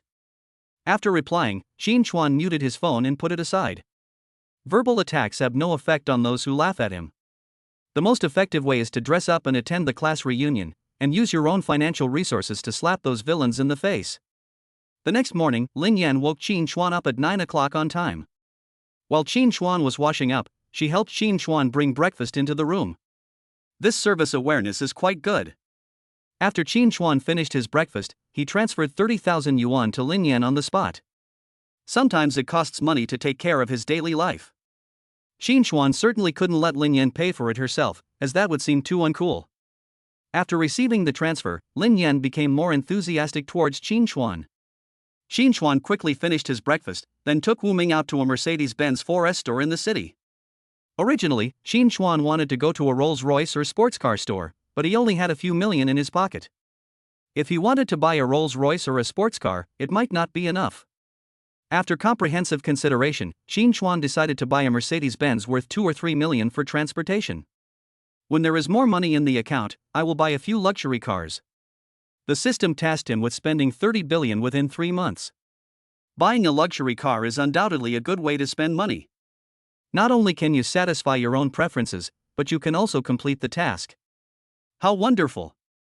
Soon, Qin Chuan and Wu Ming arrived at the door of the Mercedes-Benz 4S store. This store can be regarded as the flagship store of Mercedes-Benz. All the cars sold in the store are high-end models, and the prices are quite high. Qin Chuan and Wu Ming were still dressed the same as before. To put it nicely, it is simple; to put it bluntly, it is shabby. In short, it is quite incompatible with the luxury of 4S stores. After the two entered the store, no one paid any attention to them. But Qin Chuan didn't care much. Although he couldn't afford a Mercedes-Benz before, he knew quite a bit about it. Without the salesperson's introduction, he roughly knows which model is more suitable for him. After walking around the store for a while, Qin Chuan stopped in front of a Maybach. This Maybach is equipped with a 4-wheel drive system and a 3.0L inline 6-cylinder engine. It has strong power, nimble handling, and a very attractive appearance. Qin Chuan held the car door handle with his right hand and wanted to open the door to take a look at the interior. At this time, a female salesperson came over and said, "Hey, don't touch our vehicles casually. You can't afford to pay for it if you damage it." Qin Chuan let go of his hand, shrugged his shoulders and said, "I can still afford this little money. Can you introduce me to?" The saleswoman interrupted, "Don't act so arrogant. I've seen people like you before. You don't have much money in your pocket, but you still act like you're rich. You come to the store and just look around but don't buy anything. You're wasting our time." At this time, a middle-aged fat man walked in with a hot girl in his arms. The saleswoman's eyes lit up instantly, and she hurried over to the fat man and smiled, "Hello, sir. Are you here to look at the car?" The fat man raised his chin and said, "Nonsense, if not to see the car, then to see you? You're not even half as pretty as my baby, and. After saying that, the fat man pouted his greasy lips and kissed the hot girl on the cheek. The girl immediately said shyly, I hate you, there are so many people watching me, I will be shy. The fat man laughed a few times, then looked at the saleswoman and said, Introduce me some new cars, don't waste my time. Okay. The female salesperson agreed, then led the fat man to the side of the Maybach and began to introduce it in a torrent of words. After listening for a while, the fat man's eyes began to light up. This car is great, open the door and let me get in and feel it. The saleswoman smiled flatteringly and said, Okay, please wait a moment, I'll get the key right away. After saying that, the saleswoman rushed to the front desk at the speed of a 100-meter race and got the car keys. Then she returned to the Maybach and quickly opened the door. The fat guy and the hot girl got in the car together and felt it. A few minutes later, the fat man stroked the steering wheel and asked the hot girl, Baby, what do you think of this car? The hot girl nodded immediately and said, I think this car is great, I like it so much. The fat man laughed and said, Baby, as long as you like it, I like it too. After saying that, the fat man asked the saleswoman outside the car window, How much is this car? I want it. The saleswoman smiled her brightest smile and replied, The current price of this car is $2.98 million. If you order it today, I can apply for some discounts for you. When the fat man heard the price of nearly $3 million, he was completely stunned. He is just a small factory owner, and being able to spend more than $1 million to buy a car is already the limit for him. If you want to spend $3 million to buy a car, that would be a bit difficult. Well, let me look at other cars. This one is still a little uncomfortable to sit in. Honey, let's get off. The fat man made up a poor excuse and tried to open the car door and get out. The saleswoman quickly blocked the car door and said, No, sir, if you feel the seat is uncomfortable, we can help you change it. We can help you adjust other places, too. There are only 3 Maybachs available. If you don't buy one today, you'll probably have to wait a few months to get one. The fat man scratched his head and told the truth, Your service is indeed good, but the price of this car is really a bit expensive, $2.98 million, who can afford it? The saleswoman quickly said, I can apply to my leader. The fat man waved his hand and said, Forget it. Even if your boss gives me a discount of $500,000, it's still too expensive. Let me look at other cars. The saleswoman hesitated for 2 seconds, then said, Sir, if you are under financial pressure now, you can apply for a loan. Our 4S store has cooperation with the bank, and the loan interest rate is super low. She could see that the fat man really liked Maybach. As long as you persist, there is a 90% chance that you can get the deal. Chapter 11, Chasing Flies. By then, her commission this month will be quite generous, which makes her happy just thinking about it. When the fat man heard that he could get a loan, he was immediately tempted. But considering the pressure of repaying the loan in the future, the fat man was a little hesitant. He brought the girl here today just to show off his financial strength. Taking out a loan for this purpose is not really worth it. While these 3 people were talking, Wu Ming and Qin Xuan, who were standing aside, felt a little unhappy. Wu Ming whispered to Qin Xuan, Xiao Chuan, this woman is too much. You were the one who saw the car first. Why does she insist on selling it to someone else? Qin Xuan shrugged and said, That's normal. We don't look like we can afford a Maybach. Go over and tell us. I want this car. Okay. Wu Ming agreed, then walked to the side of the Maybach with his head held high and said calmly, We want this car, everyone in it, get out. As soon as these words were spoken, the fat man, the hot girl and the saleswoman were all stunned. After a while, the 3 of them laughed at the same time. The fat man spoke first, Boy, are you trying to show off to me? With the way you 2 look, I guess you can't even afford a wheel for this car, right? Wu Ming snorted coldly and said, Don't look down on us. We have plenty of money. We can buy this car without a loan. In fact, Wu Ming didn't know how much money Qin Xuan had. But in this situation, I have to pretend to be perfect, even if I lose the game. The saleswoman immediately laughed at him, The clothes you're wearing together probably cost less than 500 yuan, right? The total price of this car is 2.98 million yuan. If you can afford this car, I'll eat the car logo. The fat man immediately said, I'll follow suit. Don't even think about buying this car. Even if you can buy the cheapest car in this store, I'll eat the car logo. At this time, Qin Xuan came over and said with a smile, You are the ones who said this, don't regret it later. The fat man sneered and said, Besides, you talk as if you can really afford it. Boy, I'm in a good mood today and don't want to argue with you. Get out of the way quickly and don't delay me from looking at the car. Wu Ming was immediately annoyed and said, how can you talk like that? Say it again if you dare. The fat man immediately opened the car door and got out, grabbing Wu Ming by the collar and saying, I just said that, what's the matter? Do you still want to fight with me? The noise they made immediately alarmed the general manager at the front desk. The general manager quickly ran over to mediate the fight, saying, Gentlemen, let's talk it out. Don't use force. Our store is full of surveillance cameras. If the police come, both of you will be in trouble. You should calm down first. Hearing this, the fat man immediately let go of Wu Ming's collar. As a member of society, he is well aware of the deterrent power of the police. Even though the police seem to be non-existent at ordinary times, if you really commit a crime, they will catch you no matter where you are. However, even though he let go, the fat man still glared at Wu Ming fiercely. Wu Ming glared back in dissatisfaction. The two of them immediately started a contest of eyes. The general manager looked at the saleswoman next to him and said, What's going on? Explain it to me. Before the saleswoman could speak, Qin Xuan spoke first. The situation is like this, I like this Maybach and want to buy it in full. But this lady doesn't believe in my ability and insists on selling the car to this fat gentleman. The fat man immediately shouted angrily, Who the hell are you calling Mr. Fat? Qin Xuan shrugged and said, I'll just say whoever is the fattest. You. The fat man was extremely furious, but after taking a look at the surveillance video in the store, he finally snorted coldly and forced himself to suppress his anger. The general manager probably understood what was going on. To be honest, he didn't believe that Qin Xuan had the ability to buy the Maybach in full. But now that people have said it, maybe it's true. After all, many rich people are starting to keep a low profile now. Judging a person's ability based on his clothes alone is a bit too superficial. The general manager asked the saleswoman again, who was the first to take a fancy to this Maybach? This. The saleswoman hesitated for a moment, but finally pointed at Qin Xuan and said, he was the first one to see it, but...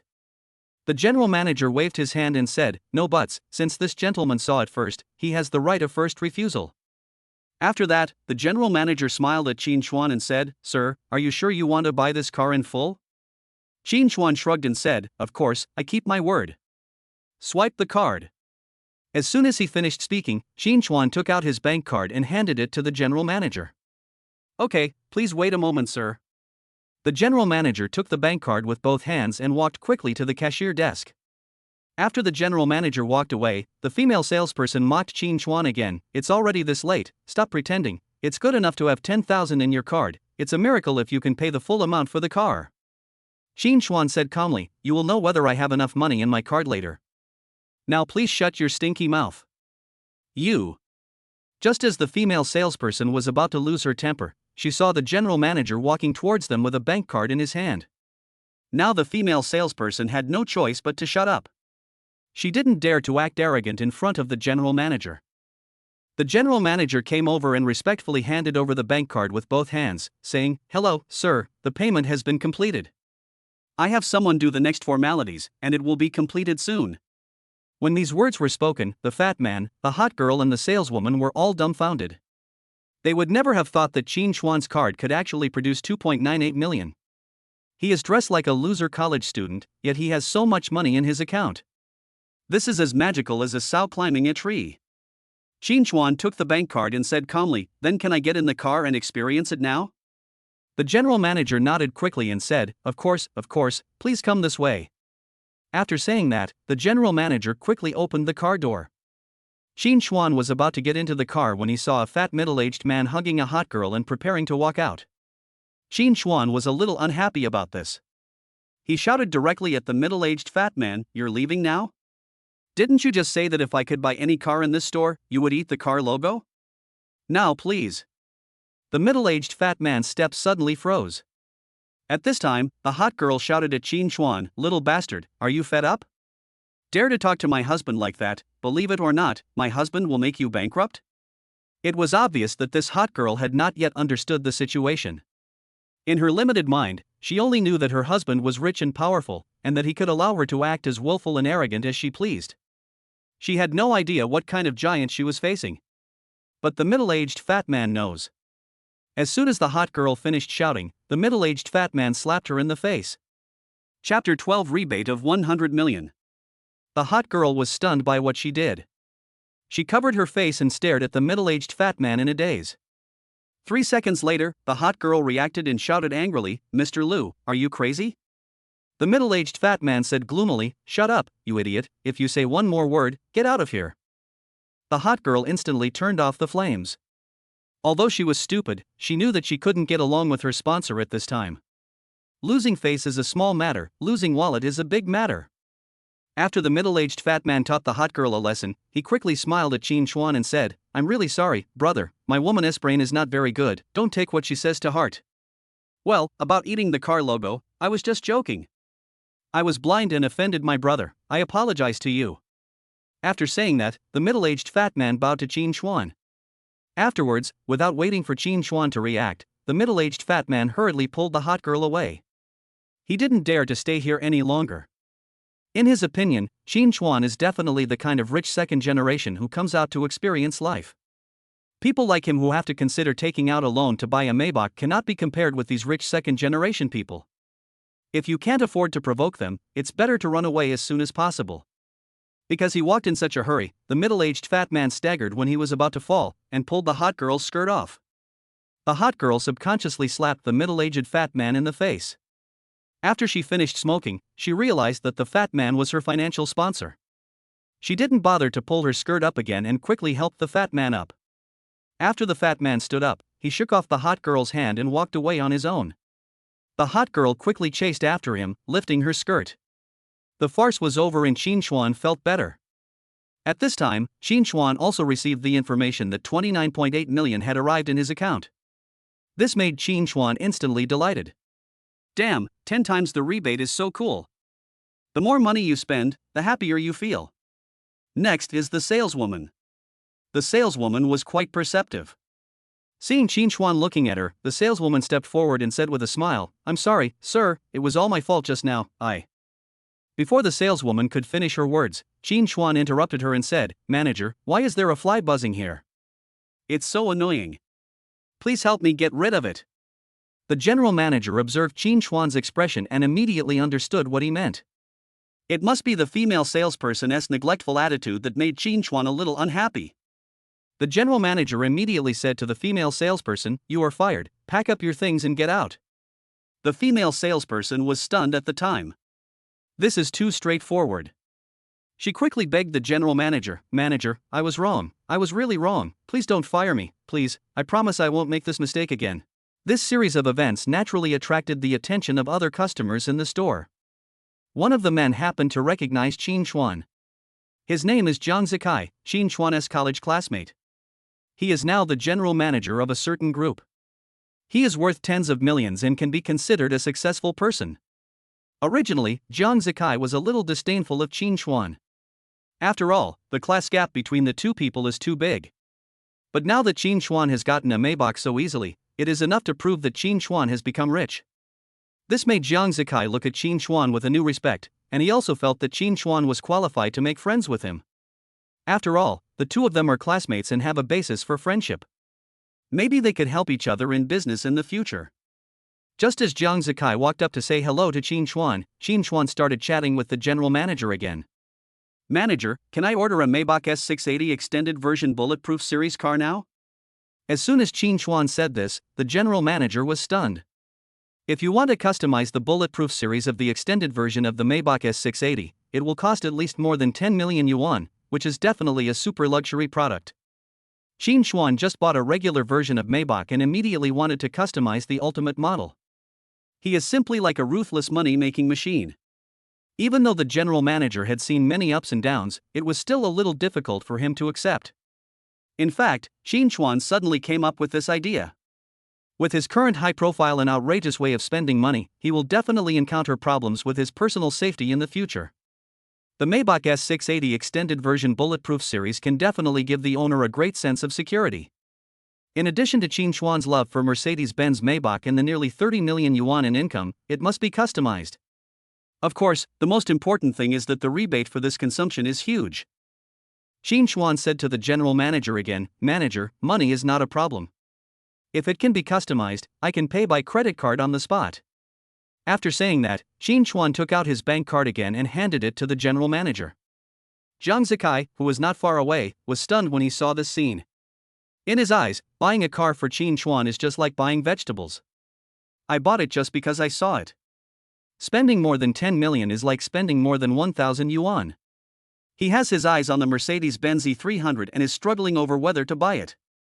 The gap between people is too big. Jiang Zikai thought that Qin Chuan was just like him, at most a white-collar worker. I never expected that he has already won the Golden Collar Championship.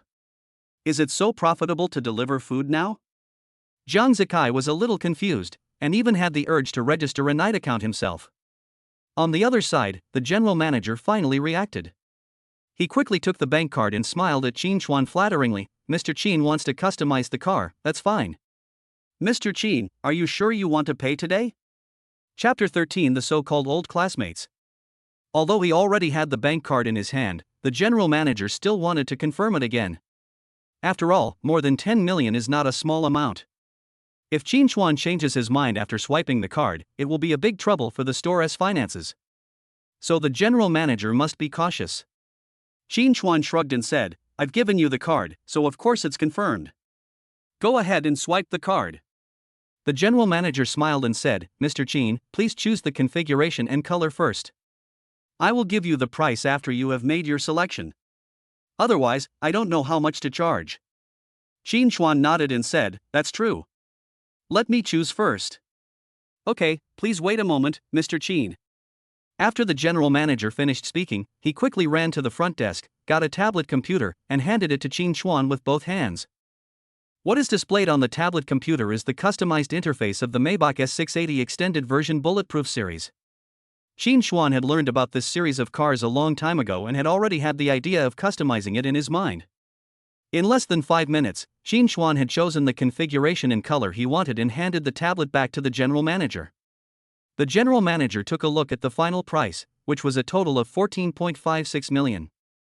He did a quick calculation in his mind, then smiled at Qin Chuan and said, Mr. Qin, the price of the customized car you want is 14.56 million yuan. I will give you a discount. Before the general manager could finish, Qin Chuan immediately waved his hand and said, Stop, don't give me a discount, the price is what it should be, I don't mind this little money. Are you kidding? If the manager gives a discount of 560,000, then Qin Chuan will be equivalent to losing 5.6 million. Qin Chuan was naturally unwilling to do so and absolutely refused to accept the discount. The general manager was a little confused about Qin Chuan's thoughts for a moment, and he continued to smile and said, Mr. Qin, you spent so much in our store. I know you are not short of money, but it is only right that we give you a discount. Qin Chuan immediately said with a cold face, If you mention the discount again, I won't buy this car. The general manager quickly apologized, I'm sorry, Mr. Qin, I spoke too much. I'll go and swipe your card to process the formalities for you now. Please wait a moment. Qin Chuan hummed lightly, appearing quite arrogant. The general manager bowed to Qin Chuan and then ran quickly to the front desk. Soon, the general manager ran back and respectfully handed the bank card back to Qin Chuan. After Qin Chuan took the bank card, he received a deposit message on his mobile phone, the amount of which was more than 100 million yuan. Qin Chuan took a look and was instantly delighted. More than 100 million, this income was something Qin Chuan could not even dream of before. But today, the money actually went into Qin Chuan's account. Qin Chuan was naturally very happy. The general manager smiled enthusiastically and said, Mr. Qin, your newly customized car will arrive in about a week. Would you mind leaving me your phone number? I will complete the formalities for you and notify you to pick up the car. Qin Chuan winked at Wu Ming. Wu Ming understood immediately and pulled the general manager aside to talk. Things like leaving a number and picking up the car should naturally be handled by him as the butler. Otherwise, Wu Ming would be embarrassed to take a monthly salary of 300,000. At this time, Jiang Zikai quickly came over and said with a smile, Old classmate, do you still remember me? Qin Chuan was stunned for a moment, and said uncertainly, You are Jiang Zikai? Jiang Zikai nodded immediately and said, Yes, it's me. I didn't expect you to still remember me. I'm so honored. Qin Chuan waved his hand and said, What honor is there? We are college classmates after all. We just haven't seen each other for a few years. Jiang Zikai nodded again and said, yes, we haven't seen each other for several years. I have always remembered you. I didn't expect to meet you here. It's such a fate. Qin Chuan smiled and said, it's fate indeed. Why, are you here to buy a car as well? Jiang Zikai said with a little embarrassment, yes, I plan to buy an E300. Qin Chuan immediately raised his eyebrows and said, this car is not cheap. It seems that you are doing well, old classmate. Jiang Zikai quickly shook his head and said, no, I'm just average. I can't compare to you at all. You're so awesome now. You bought 2 Maybachs at once. I'm so envious. Qin Chuan shrugged and said, I just made a little money recently. I bought the Maybach purely because I liked it. I didn't think too much about it. This is the orthodox Versailles discourse. Jiang Zikai felt as if he had eaten a lemon, extremely sour. Just because of a liking for something, people casually spent more than 10 million. I hesitated for a long time when I saw a car worth more than 400,000 yuan. There is really no comparison between people. Jiang Zikai forced a smile and said, you are a little too modest. You can buy a car worth more than 10 million yuan, so you earn a lot of money. I never thought you would be so successful now. Compared with you, I am so low class that I don't even dare to buy an E300 right away. At the end, Jiang Zikai seemed a little depressed. Qin Chuan saw Jiang Zikai like this and quickly comforted him, don't say that about yourself. Your current achievements are beyond the reach of many people. I just had better luck, so I made some money. If we really compare abilities, I might not be as good as you. What Qin Chuan said was true. He dropped out of school too early and missed an important stage in developing social skills. Although he is nominally a college student, his actual ability is not as good as that of a high school graduate. But then again, with an invincible cheat like consumption rebates, what other abilities do you need? Jiang Zikai was indeed comforted by Qin Chuan. He looked at Qin Chuan sincerely and said, luck is also a kind of ability. I really can't compare to you. What industry are you in now? If you have the chance, take me to get rich together. Qin Chuan scratched his head and said, I am now a freelancer, so the specific content of my work is confidential. But if there is an opportunity to make money, I can guide you. Jiang Zikai was immediately delighted. He quickly took out his phone and said, let's add each other on WeChat first. I forgot to add you when I was at school. I'm really sorry. In fact, Jiang Zikai didn't think much of Qin Chuan when he was in college, so he didn't increase Qin Chuan's prestige. Qin Chuan naturally didn't know about this situation. After all, there were too many people in the university who didn't give him enough prestige. However, he still subconsciously didn't want to exchange prestige with Jiang Zikai. Jiang Zikai looks like an old-school guy. He wanted to increase the prestige between him and Qin Chuan, and he must want to gain some benefits through Qin Chuan. Qin Chuan didn't mind spending some money on his friends.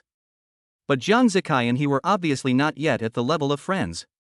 If the two of them were to increase their prestige against each other, it would be a nuisance for Qin Chuan. So Qin Chuan politely refused, sorry, I didn't bring my phone today. Let's add it another day. Jiang Zikai said shamelessly, it's okay, just tell me your WeChat ID first, I'll add it, and you can go back and approve it. We can keep in touch in the future. Chapter 14 Goodbye School Beauty. This. Qin Chuan's brain was working frantically, trying to find a reasonable reason.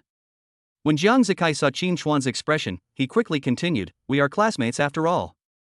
You don't even want me to increase your prestige, do you? Qin Chuan said helplessly, how could that be?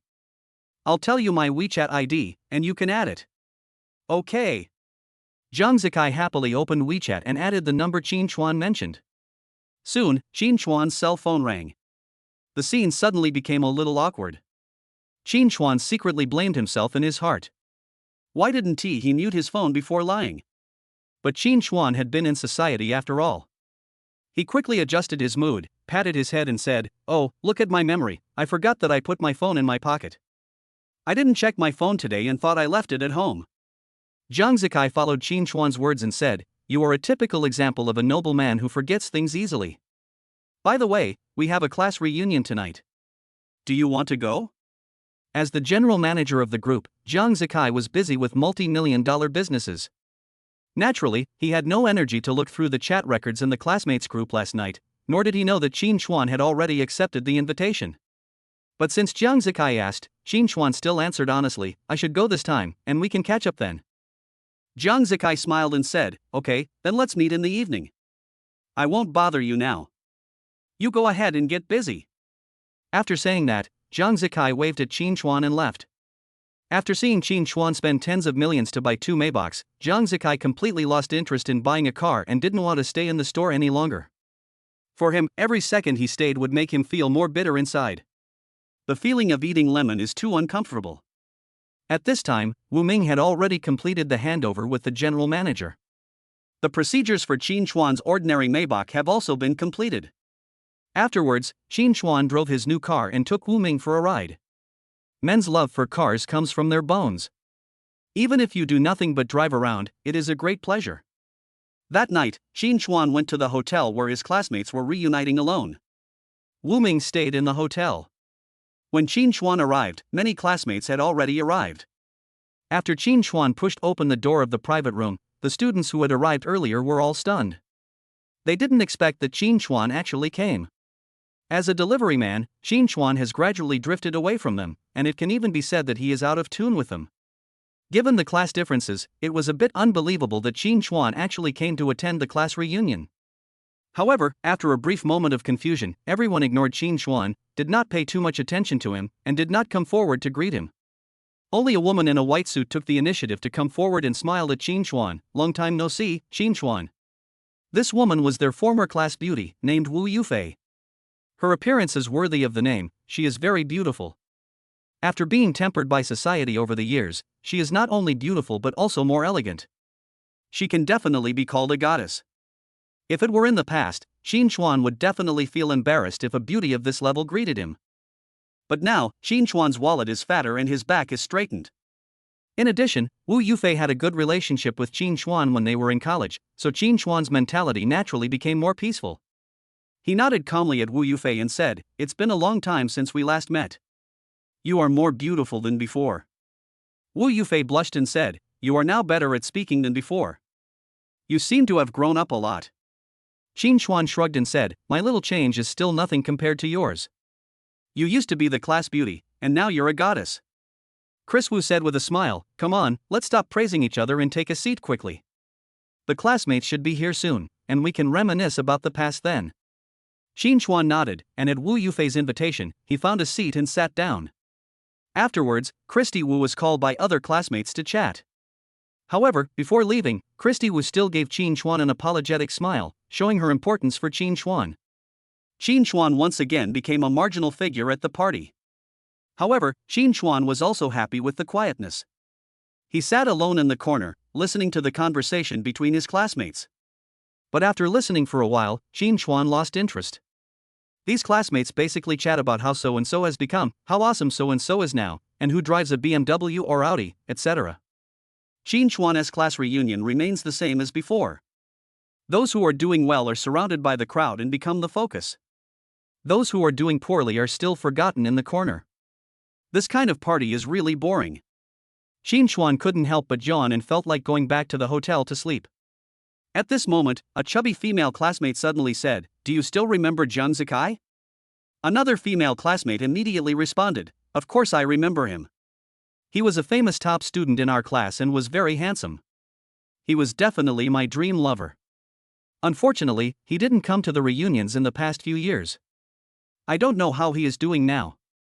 The chubby female classmate said proudly, Jiang Zikai has become a manager in a large company, with an annual salary of nearly 1 million. I ran into him once a while ago, and he is more handsome than before. The male students present were instantly shocked and became envious. I didn't expect that after entering society, the top students would really become elites, with an annual salary of 1 million. I don't even know if I can make 1 million in my lifetime. Jiang Zikai should be the one who is doing the best among us. He is so young and can already earn 1 million a month. In a few years, won't he be able to earn tens of millions a month? Jiang Zikai's life is like a cheat. He was excellent in college, and he is even more outstanding in society. It's really enviable. The envious words of the male classmates all had a sour taste. Obviously, they were all irritated by Jiang Zikai's current situation. The female classmates unscrupulously expressed their desire to find a way to marry Jiang Zikai. Anyway, Jiang Zikai hasn't arrived yet, so just make a joke. For a moment, everyone's attention fell on Jiang Zikai. Qin Chuan was still like Akalanatha, sitting steadily in the corner playing with his mobile phone. He had just met Jiang Zikai this morning, so he could easily join in the conversation. But he really had no interest in chatting. What these people are talking about is really low level. However, Christy Wu felt that Qin Chuan was a little lonely. Chapter 15, Chatting with the Class Beauty. She took the initiative to come over and sit next to Qin Chuan, smiling and saying, "Why don't you chat with your classmates?" Qin Chuan shrugged and said, "I don't think there's anything to talk about. We're all college graduates, and I'm the only one who dropped out early. We have different values and we can't talk about anything together." Wu Yufei pouted and said, "Since you are here, don't you feel awkward if you don't chat with your classmates?" Qin Chuan raised his eyebrows and said, "Don't you think so? Isn't there a beautiful lady chatting with me? Others don't have this treatment." Chris Wu immediately laughed and said, "You are becoming more and more slick now. Why didn't I notice this side of you before?" Qin Chuan touched his nose and said, "Maybe it's because we've been together for too short a time, and you haven't gotten to know me in depth yet." Wu Yufei nodded and said, "That's right. The time we spent together was too short. It's a pity, really. Your grades in the major courses were quite good back then. If you hadn't dropped out of school, you might be doing much better than Jiang Zikai now." Qin Chuan smiled and said, "There's nothing to regret. Since I've chosen a different path, I have to go ahead with it. But then again, your development should be pretty good, right? You were considered a top student before." Wu Yufei sighed and said, "I'm not as good as Jiang Zikai. I'm just an ordinary anchor now. Many things I learned in school are not used at all in my work." Qin Chuan comforted him, "Being an anchor is a promising career. I believe that with your ability, you will definitely become a big anchor in time. When the time comes, I would like to ask Anchor Wu to take care of me and let me hold your thighs." Christy Wu was amused. She laughed and lightly hit Qin Chuan's shoulder and said, "How can you be so shameless? You said you want to hug a girl in front of her. Aren't you ashamed?" Qin Chuan spread his hands and said, "This is just a metaphor. You have returned all your Chinese knowledge to the teacher. Do you want me to popularize it for you again?" Chris Wu's eyes moved, and she said coquettishly, "Okay, please let classmate Qin popularize it for me." Qin Chuan had been in society for such a long time that he had learned a lot of witty remarks, and he immediately started to show off to Wu Yufei. In less than a short while, Christy Wu was made to laugh several times. While the two were chatting happily, someone was unhappy. This man is called Chen Jie. His family runs a factory and he can make about 800,000 to 900,000 yuan a year, which is considered a small fortune. When he was in school, he had some feelings for the class beauty Carrie Ng. Unfortunately, Christy Wu had no feelings for him at all and rejected him several times. After graduating from university, Chen Jie worked in the factory at home and could easily earn 50,000 to 60,000 yuan a month. He felt that he was already a wealthy man. So he started to have some unrealistic ideas about Chris Wu again. His main purpose of coming to this class reunion was to get in touch with Carrie Ng and see if there were any development opportunities. He never expected that Christy Wu was still the same as she was in college and didn't pay any attention to him at all. Even though he deliberately showed off the Rolex on his wrist, Carrie Ng remained unmoved. This made Chen Jie quite frustrated. Now that he saw Christy Wu chatting so happily with the delivery rider Qin Chuan, he naturally felt unhappy. However, Chen Jie couldn't think of a good way to vent his anger for the time being, so he could only endure it for the time being. Soon, most of the partygoers arrived and the dinner officially began. Chen Jie finally found an opportunity to vent his frustration. He walked up to Qin Chuan with a glass of wine in his hand and said with a fake smile, "Qin Chuan, we haven't seen each other for a long time. I toast you." Qin Chuan waved his hand and said, "I'm sorry, I drove here today and can't drink." Chen Jie immediately raised his eyebrows and said, "You're still driving? I heard that you're delivering food now? Can you afford a car?" Qin Chuan said calmly, "I made a little money and bought a car casually." Chen Jie pretended to be concerned and said, "You are a little too ambitious. What's the point of buying a car for a delivery man like you? You might as well save up the money and start a small business in the future." Qin Chuan nodded and didn't say much. He was not familiar with Chen Jie at all, so there was nothing much to talk about. Chen Jie continued, "By the way, we have a class reunion today and it's an AA system. It's several hundred yuan per person. How many takeaway meals do you have to deliver to earn this much money?" When saying this, Xinjie deliberately raised his voice very loudly so that people around him could hear it. Qin Chuan said calmly, "Don't bother worrying about my affairs. I still have a few $100s. Xinjie originally wanted to embarrass Qin Chuan. Unexpectedly, Qin Chuan didn't care at all. This made Xinjie feel like he had punched cotton, which was very uncomfortable. When the first plan failed, Xinjie came up with another one.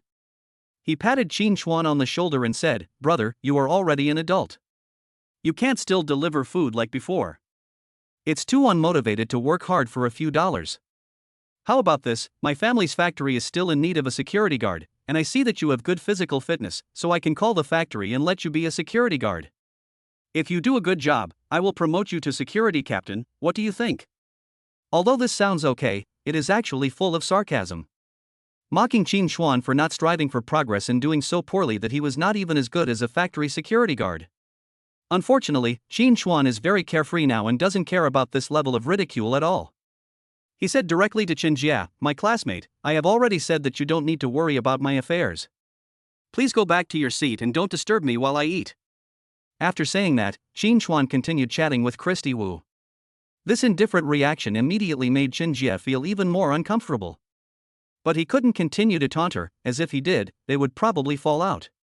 Helplessly, Xinjie could only return to his seat and glared at Qin Chuan with resentment.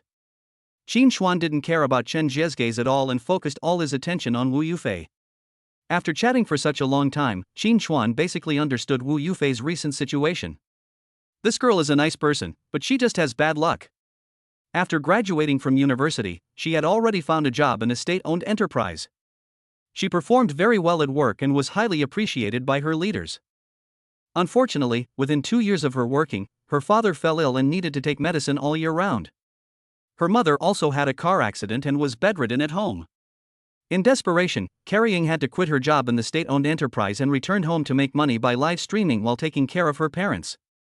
Despite this tragic situation, Carrie Ng did not sink into despair and always retained the kindness and beauty in her heart. Chapter 16, A man should be looked at with new eyes after 3 days of absence.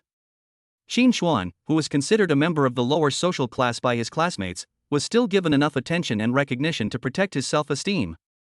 This made Qin Chuan have a good impression of Chris Wu and he felt quite sympathetic towards her.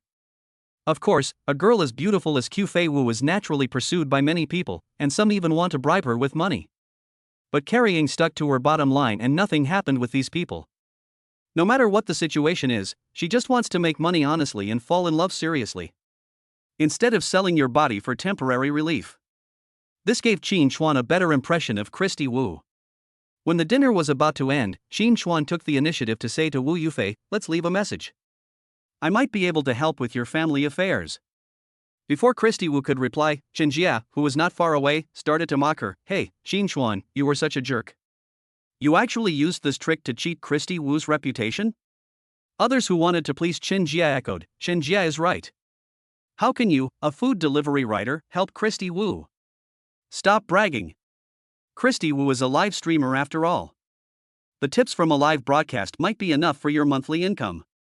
Why are you helping her? Can you please have some shame?" At this moment, most people had drunk some wine, so they spoke more recklessly. Wu Yufei's face turned slightly cold, and she said to those who mocked Qin Chuan, "You guys are a bit too much, aren't you? Qin Chuan is our classmate after all, how can you say that to him? Besides, whether to give him prestige is my business, it has nothing to do with you." Seeing Wu Yufei getting angry, Xinjie and others suddenly became silent and dared not say anything more. Wu Yufei snorted coldly, turned around and comforted Qin Chuan. "Qin Chuan, they are all drunk, so their words are a bit harsh, don't take it to heart, this is my Weixin QR code, please scan it." Before she finished her words, Chris Wu pulled out the WeChat QR code and placed it in front of Qin Chuan. Qin Chuan took out his mobile phone, scanned it, and added Wu Yufei's WeChat. Chris Wu put away her phone and said with a smile, "Whether you can help me or not, I am already very touched that you have this intention. We are classmates, and we can keep in touch in the future." Qin Chuan nodded and didn't say much. He really wanted to help Carrie Ng.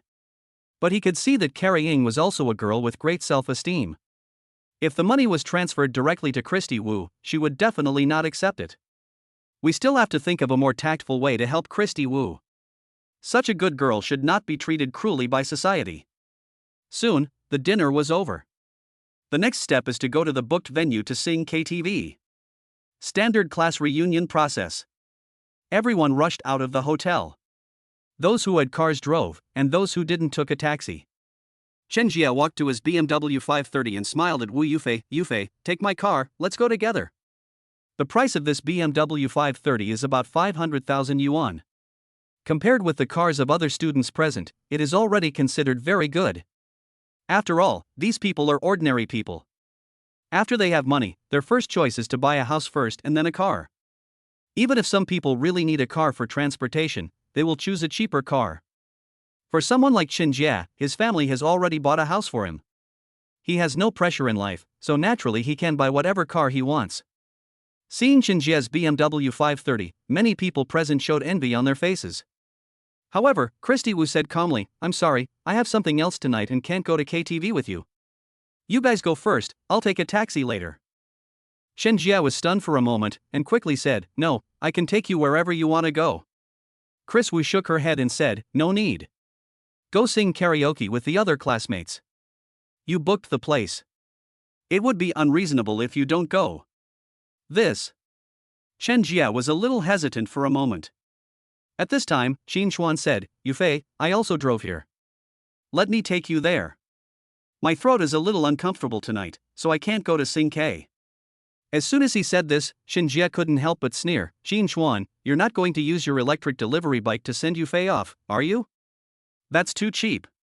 The others also laughed and said, "Qin Chuan, Yufei is our class beauty, don't you think it's shabby to send her off on an electric bike? Yufei doesn't even ride in Chen Jie's BMW 530, do you think she'll ride in your electric car? Stop daydreaming." After mocking Qin Chuan in the private room before, the evil in these people's hearts was released, and they mocked Qin Chuan more naturally. Qin Chuan didn't want to argue with the fool, so he continued to say to Wu Yufei, "How about it, beautiful lady, can I give you a chance to take you home?" Chris Wu smiled and said, "Okay, if you don't mind the trouble, of course I'm willing to do it." When Chen Jie heard this, he immediately gnashed with hatred. He really couldn't understand why Chris Wu treated Qin Chuan so well. He actually left his BMW and took Qin Chuan's electric car instead. At this moment, someone suddenly exclaimed, "Oh my god, isn't this the latest model of Mercedes-Benz S-Maybach? The price is more than 2 million, and the landing price is more than 3 million. This car is too cool." These words immediately attracted the attention of others. After seeing the true appearance of the Maybach, those people all showed envy on their faces. The city they live in is not a first-tier city. A car worth more than 3 million yuan is already considered a top-notch luxury car for them. It can even be said to be the ceiling of the luxury car industry. Someone followed suit and exclaimed, "We still have rich people here. They actually drive such expensive cars to eat here. Well, if I could afford this luxury car, I would definitely keep it at home every day. I wouldn't be willing to drive it out. I really don't know what kind of person can afford to drive this car. I really want to meet him. I don't know who drives this car, I just know that if I don't take a few photos with it, I won't have the chance again." After the man finished speaking, he immediately ran to the Maybach and took out his cell phone to take a selfie. When the other students saw this, they immediately came to their senses and ran over to take photos. Being able to take a photo with such a top luxury car is a lifetime honor. The only ones who didn't run over to take pictures were Chen Jie, Christy Wu, and Qin Chuan. Chen Jie couldn't save his pride as the BMW he was driving was outshined by someone else's Mercedes. As for Christy Wu, she simply has no interest in luxury cars. Seeing that there were only 3 of them left, Chen Jie took the opportunity to mock again. "Qin Chuan, did you see that? This is the car a successful man should buy. Although I can't afford it now, I will be able to afford it in 2 years." Chapter 17 faces nothing but clouds. If you continue to deliver food, you probably won't be able to afford this car in your lifetime. I advise you to consider my suggestion and work as a security guard in my factory. Qin Chuan shrugged his shoulders, took out the car keys and pressed the button towards the Maybach. In an instant, the Maybach's headlights lit up. Everyone was shocked, including Chen Jie and Chris Wu. Qin Chuan picked up the car keys and waved them in front of Chen Jie, smiled contemptuously, and then said to Wu Yufei, "Beautiful lady, please get in the car." Is this your car?" Chris Wu's face was full of disbelief. Qin Chuan smiled and said, "Of course, get in the car, I'll take you home." After saying that, Qin Chuan took the initiative to step forward and open the passenger door. Chris Wu hesitated for 2 seconds, but finally got into the car with a complicated expression. Qin Chuan closed the passenger door, clasped his fists towards the students around him and said, "Everyone, our friendship will never change, and we will meet again." As soon as he finished speaking, Qin Chuan walked around to the other side, got into the car and started it. Then, Qin Chuan rode away at a distance, taking Wu Yufei away with him. The students present were in a state of confusion. When the Maybach drove away, a classmate exclaimed, "Holy crap, this car actually belongs to Qin Chuan? This is fake, right? I must be hallucinating. Isn't Qin Chuan a food delivery writer? How can he afford such a nice car?" It seems that Qin Chuan has become very rich in the past 2 years. He probably stopped being a food delivery writer a long time ago. Everyone was talking about it, and for a moment they all felt that Qin Chuan was full of mystery and charm. Chen Jie sneered at the side and said, "This Qin Chuan is such an idiot." A younger brother immediately responded, "Mr. Chen, why do you say that about Qin Chuan?" Chen Jie raised his eyebrows and said, "This guy must have spent a lot of money to rent a car just to show off in front of us. Just to rent it for one day, he probably needs to deliver food for half a year to make back the money. Do you think he is stupid or not?" The younger brother nodded in agreement and said, "He is indeed an idiot. He is suffering for his dignity." When others heard this, they all thought it made sense. Even if a delivery guy makes a comeback, it is impossible for him to do so well. Just then, an Audi S6 suddenly drove over and stopped in front of everyone. After the car door opened, Jiang Zikai got out of the car. Everyone suddenly became excited and came forward to welcome Jiang Zikai. Jiang Zikai clasped his hands together and said, "I'm really sorry, everyone. I had a client coming tonight and I couldn't get away, so I didn't get here in time. I hope you can understand." A girl next to him immediately smiled and said, "It's okay. Everyone knows that you are the general manager now. It's normal to be busy. It's great that you can come. No one will mind." Others also expressed their understanding enthusiastically. Their attitude towards Jiang Zikai is completely opposite to that towards Qin Chuan. This is the gap between the general manager and the delivery guy. Jiang Zikai clasped his hands together again to express his gratitude to everyone, and then he looked around. The girl next to him asked curiously, "Zikai, what are you looking at?" Jiang Zikai frowned slightly and asked, "Why didn't Qin Chuan come?" The girl immediately laughed and said, "He was here a long time ago and just left." Others said at once, in order to show off, he rented a Mercedes-Benz to send Christy Wu home. This guy is really funny now. He really spent a lot of money to show his face in front of everyone. That Mercedes looks pretty new. I guess he spent most of his half-year's income on it. Ha ha. Everyone was mocking Qin Chuan, trying to get closer to Jiang Zikai in this way. However, as Jiang Zikai listened, his expression became a little gloomy. After a long while, he said coldly that Mercedes-Benz Maybach is Qin Chuan's car, it's not rented at all. Today I saw him staring at a bulletproof extended version of Maybach worth more than 10 million. How can you think he rented the car? As soon as these words were spoken, everyone present was stunned. They would never believe it even if they were beaten to death, that Maybach was actually bought by Qin Chuan. But as Jiang Zikai is the most successful one among them, his words are definitely credible. This dealt a serious blow to their three perspectives. Chen Jie shouted angrily, "Impossible, absolutely impossible. How can a food delivery writer like him afford such a nice car? You must be lying." Jiang Zikai looked at Chen Jie and sneered, "Mr. Chen, you should look at someone with new eyes after 3 days of absence.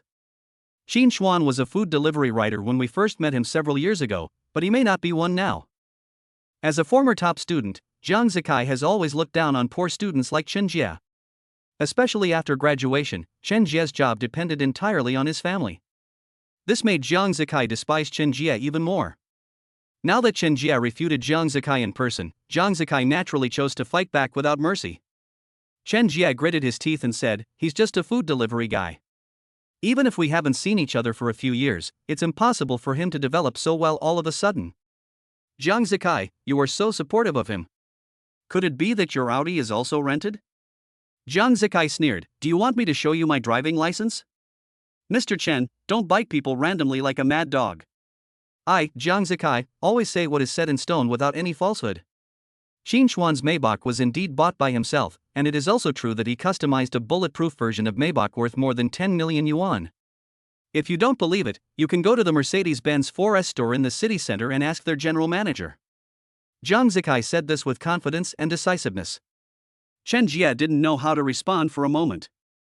In the end, he could only snort coldly, got into his BMW, and left in shame. On the other side, in Qin Chuan's Maybach, Wu Yufei had woken up from her dazed state. She looked around the car, then looked at Qin Chuan and said, "Qin Chuan, this car, is it really yours?" There was still some disbelief in Christy Wu's tone. Qin Chuan originally wanted to admit it. But on second thought, the poorer you pretend to be when dealing with a woman, the better. Especially a woman like Carrie Ng. She has rejected many courtships from rich men and is quite sensitive. If he told the truth, it was very likely that Christy Wu would think that he was no different from those rich people, thus lowering his impression in Christy Wu's mind. Thinking of this, Qin Chuan sighed and said, "How could I possibly afford such a nice car? I did rent this car because I wanted to show off in front of my classmates."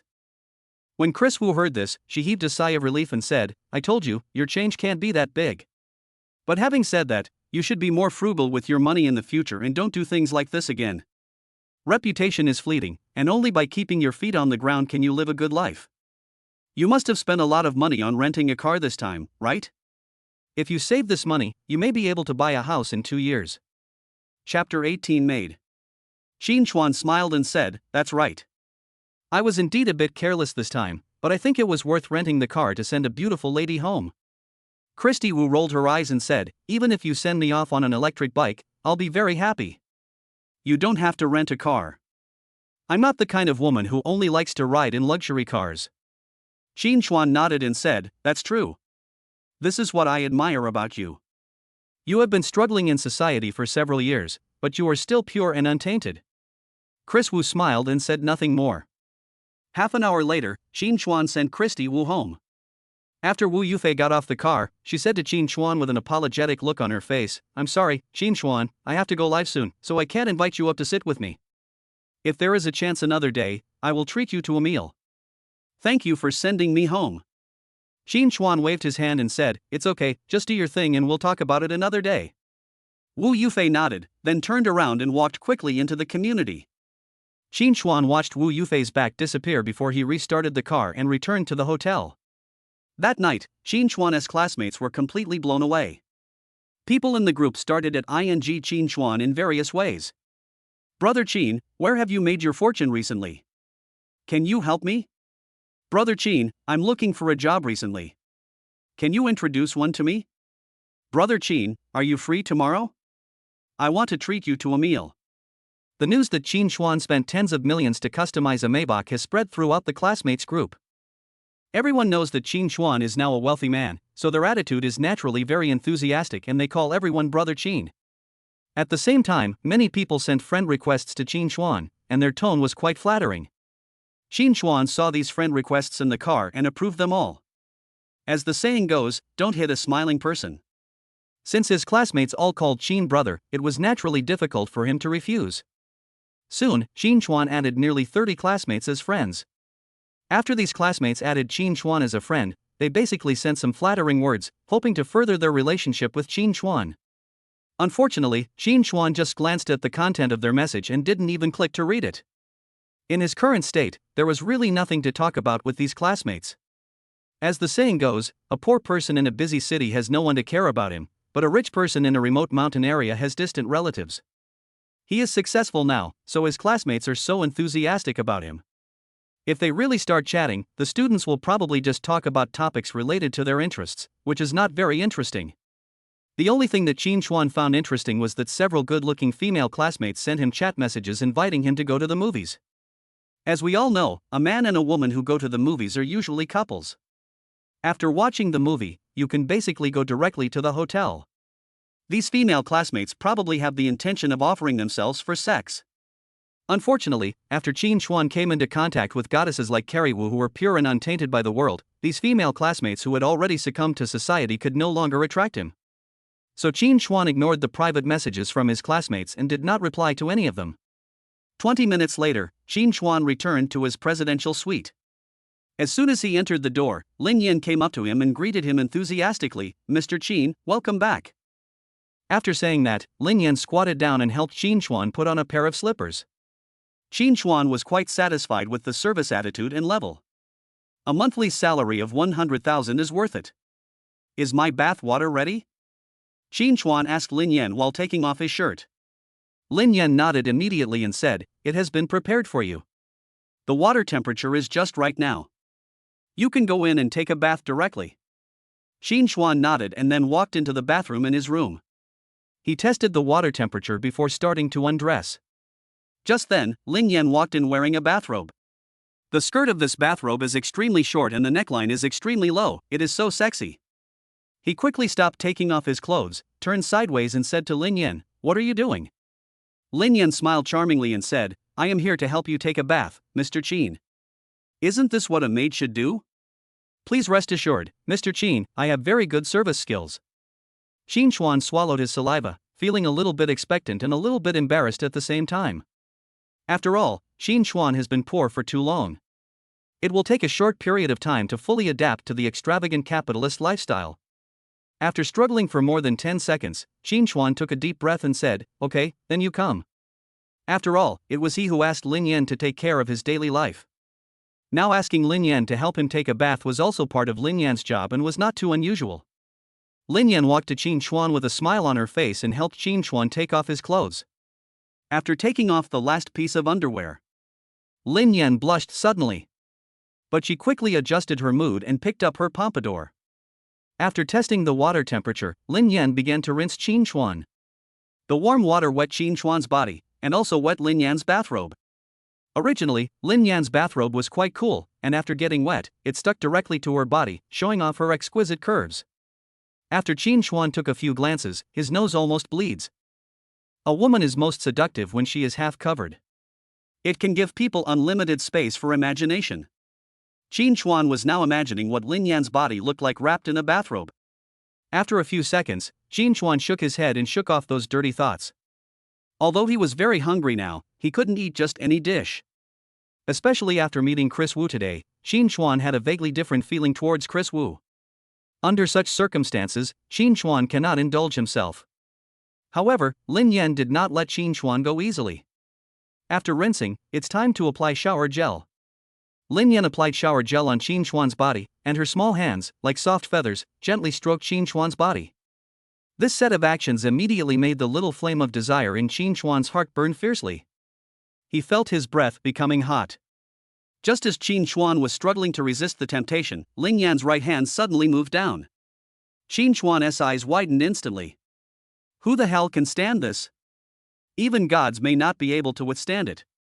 Qin Chuan's sanity almost collapsed. He quickly pushed Lin Yan away and said, "That's enough, let's stop here, you go and rest first."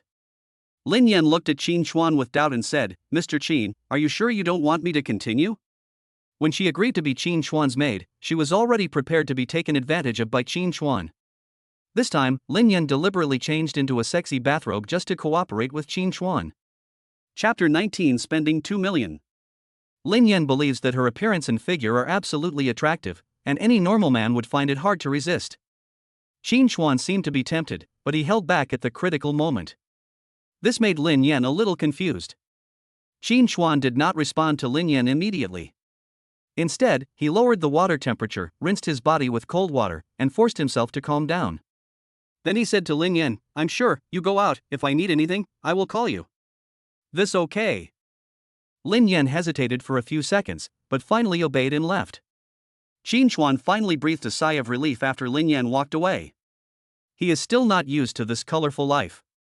With the capital to indulge, perhaps we should be more self-disciplined. Thinking with your lower body will inevitably bring a lot of trouble. After all, lust is a sword hanging over your head. Qin Chuan doesn't want to become an indulgent person yet, so he endures it as much as he can. After he rinsed the shower gel off his body with a shower head, he soaked in the bathtub for more than 10 minutes before wiping his body clean and lying on the bed. But he did not fall asleep immediately. Instead, he took out his mobile phone and downloaded a live broadcast software. Christy Wu is live streaming on this platform. After Qin Chuan installed the software, he immediately registered an account and gave himself a nickname, Wang Chuan. By walking across the Naiha Bridge and crossing the Wangchuan River, you can completely break away from your past life and start a new life. After completing the registration, Qin Chuan quickly found Wu Yufei's live broadcast room according to the room number Wu Yufei gave him. At this time, Christy Wu was singing live. Qin Chuan had heard this song before. It has a lot of high notes and is very difficult to sing. Christy Ng really tried her best. She did not avoid any high notes and sang very seriously and hard. When she sang the high notes, the veins in her neck were visible. Unfortunately, there were not many people watching the live broadcast. After all, Christy Wu is not a professional singer and she doesn't know how to use a sound card. Her singing can only be considered okay, not too good, but not too bad either. It's just an average level. There are many female hosts who sing on this platform, and compared with them, Christy Wu is somewhat lacking in her level. The most important thing is that Carrie Ng did not turn on the traffic password. She dressed too conservatively. Qin Chuan just took a look and found that the other anchors on the platform were all wearing cool clothes, either suspenders or wide-necked clothes, exposing everything that could be exposed. As for Christy Wu, she was wearing a white shirt with the collar buttons buttoned. Even high school girls don't dress as conservatively as Carrie Ng. In this case, it is already quite good that there are still viewers in the live broadcast room. Qin Chuan took a look at the reward list in the live broadcast room, and the highest reward was only more than 10,000 yuan. It seems that not only does Chris Wu's live broadcast room have few viewers, but the quality is also not particularly high. It would be a miracle if she can make a lot of money. But this just gave Qin Chuan room to perform. He linked his platform account with his bank card, and then started a crazy reward mode. The first item he sold was the Heart of the Ocean, which was worth $3,000. This gift has special effects. When the special effects started to appear in the live broadcast room, Christy Wu was obviously stunned for a moment. But she quickly came to her senses and smiled, thanks to Brother Wangchuan for the Porsche. Whatever song Brother Wangchuan wants to hear, Xiaofei can sing it for you. Christy Wu is a talent host, so when she receives rewards she can only show off her talents. Qin Chuan did not respond to Chris Wu with a barrage of comments, but continued to send his own gifts. In just half a minute, Qin Chuan directly bought 13 ocean hearts, which added up to 39,000 yuan. This series of operations directly made the originally few comments in the live broadcast room instantly become hot. Oh my god, this guy is so rich. 13 ocean hearts are more than my salary for half a year. Who is this Wangchuan? How come I haven't seen such a rich brother on the platform before? This should be the first time that such a large amount of reward has appeared in Xiaofei's live broadcast room, right? Could it be that some big brother suddenly fell in love with Xiaofei? No matter what, Big Brother Wangchuan is really domineering. I give Big Brother Wangchuan 6666. Brother Wangchuan is awesome, give me another Heart of the Ocean. As the barrage of comments filled the screen, Christy Wu naturally expressed her gratitude to Qin Chuan in various ways. Thank you, Brother Wangchuan, for the 13 ocean hearts. Xiaofei has no way to repay you. Xiaofei can sing any song you want to hear. Thank you very much, Brother Wangchuan. Qin Chuan listened to Wu Yufei's thanks and looked at the series of shocked comments on the screen, and felt a great sense of satisfaction in his heart. This is the life of rich people, it's really great. But it's only more than 30,000 yuan, and you can get spiritual satisfaction. It's really a good deal. Qin Chuan reopened the gift column and started choosing a gift again. Soon, he started giving rewards like crazy again. This time, his reward was directly a yacht and a crown worth nearly 10,000 yuan. Within 1 minute, Qin Chuan gave out nearly 300,000 in rewards. Wu Yufei's live broadcast room was completely overwhelmed by the special effects of gifts. This shocked the netizens in Christy Wu's live broadcast room. Nima, Brother Wangchuan is really rich. He simply doesn't take money seriously. Brother Wangchuan's account is actually newly registered. Could it really be some big boss's smurf account? Brother Wangchuan is no longer just a local tycoon, he is a fucking super tycoon. Excuse me, Brother Wangchuan, are you still in need of a maid to warm your bed? I am proficient in all kinds of martial arts, and I can play all kinds of musical instruments and sing. I can definitely serve you comfortably. Damn it, stop being such a disgusting demon in front of you. Why are you, a man, pretending to be a woman? Qin Chuan looked at the comments in the live broadcast room and was amused again. No wonder many wealthy people like to give various rewards while watching live broadcasts. It's great just to hear the praises from the audience in the live broadcast room. Not to mention the thanks from the host, it was really refreshing from beginning to end. However, Qin Chuan calculated that the money he spent might not be enough to solve Wu Yufei's current difficulties.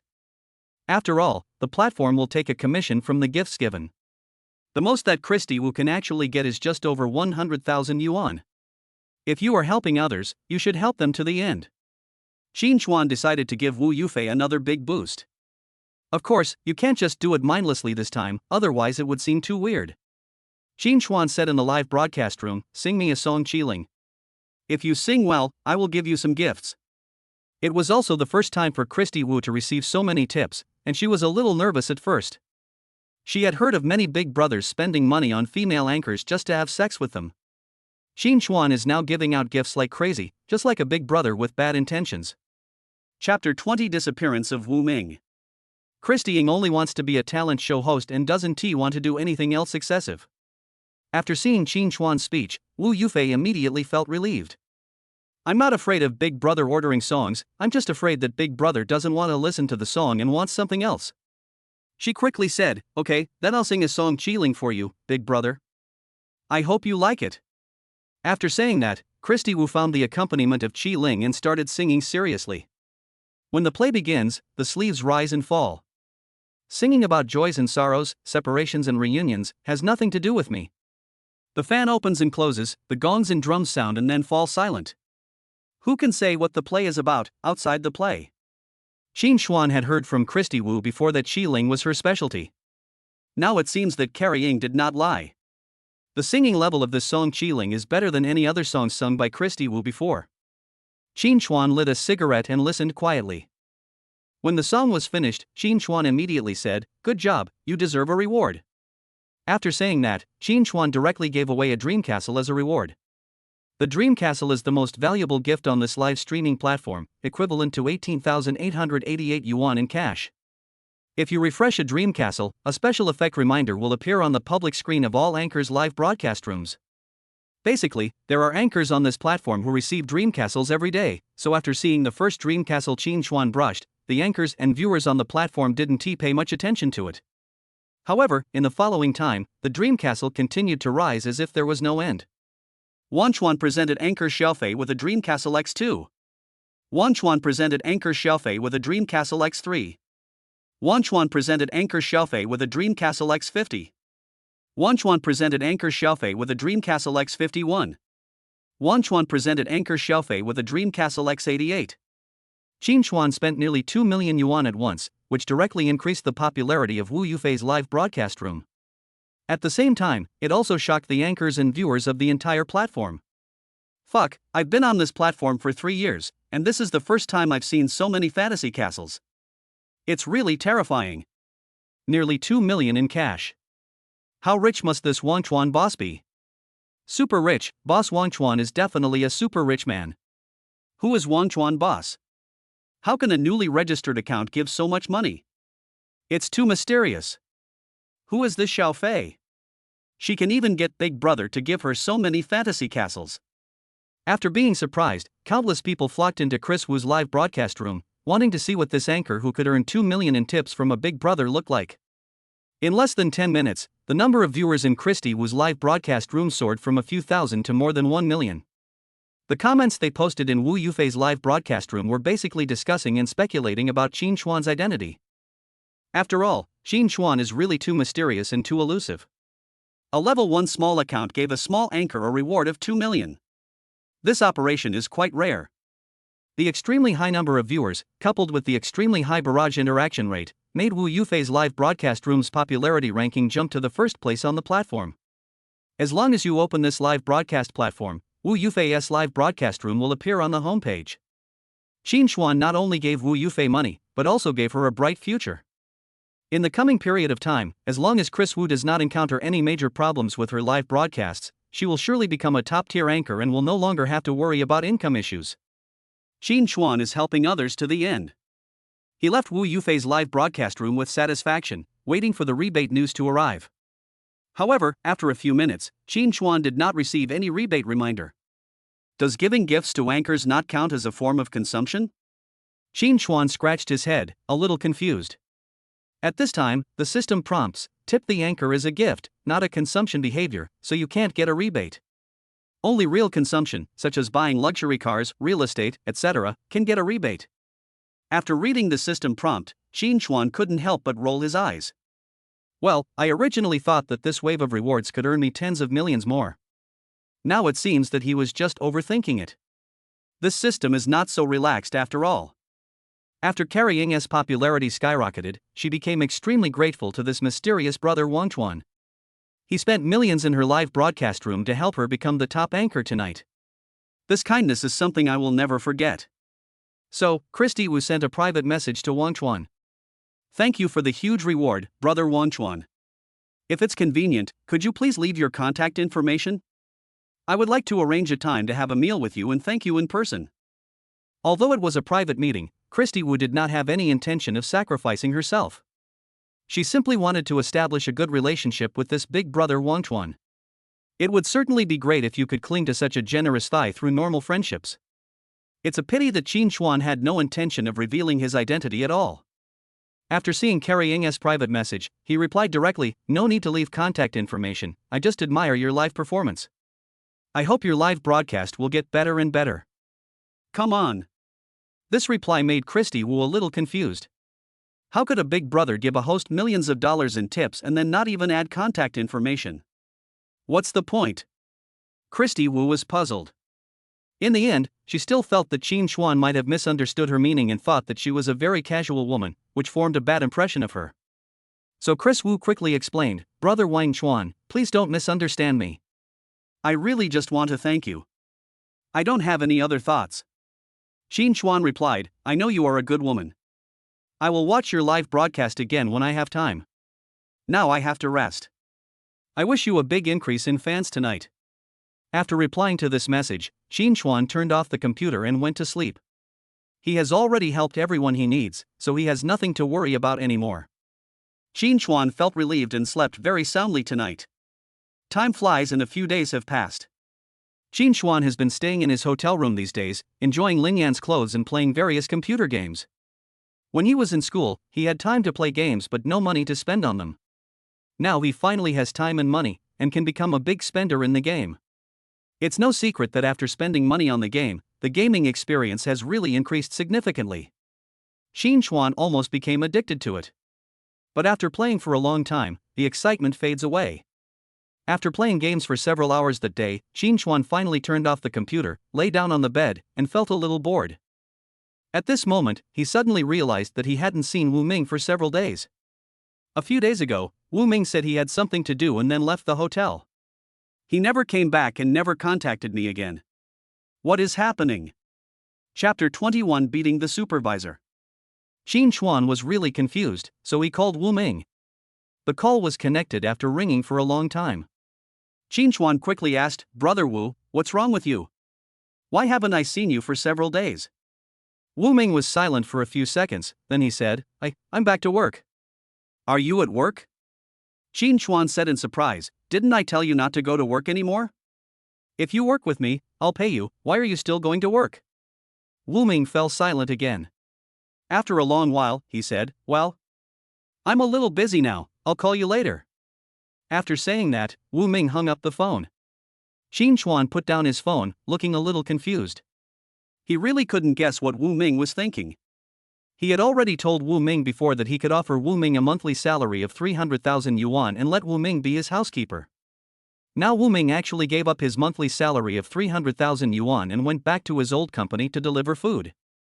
This is simply a godlike operation, no one can understand it. Delivering food is a job that requires exposure to the sun and wind, but you don't make much money at the end of the month. What exactly does Wu Ming want? Qin Chuan thought about it all night but still couldn't figure it out. So the next morning, Qin Chuan drove to the old company. This company is the head office of the Hong food delivery platform in this city and is relatively large in scale. Every morning, the delivery men affiliated with the head office gather at the entrance of the head office for a regular meeting, and the scene is quite spectacular. Qin Chuan planned to stop Wu Ming here and ask Wu Ming what he thought in person. But Qin Chuan didn't want to show off in front of his old colleagues. After all, his old colleagues had been very caring towards him in the past. There's no need to pretend to be cool in front of your old colleagues. So Qin Chuan parked his Maybach in a parking lot near the head office and walked to the entrance of the head office. At this time, the company's regular meeting has already begun. Hundreds of delivery men were standing at the company's gate, and a thin young man was standing opposite the delivery men and giving them a lecture. He is the deputy director of the company, his name is Li Dafei, and he is only 25 years old.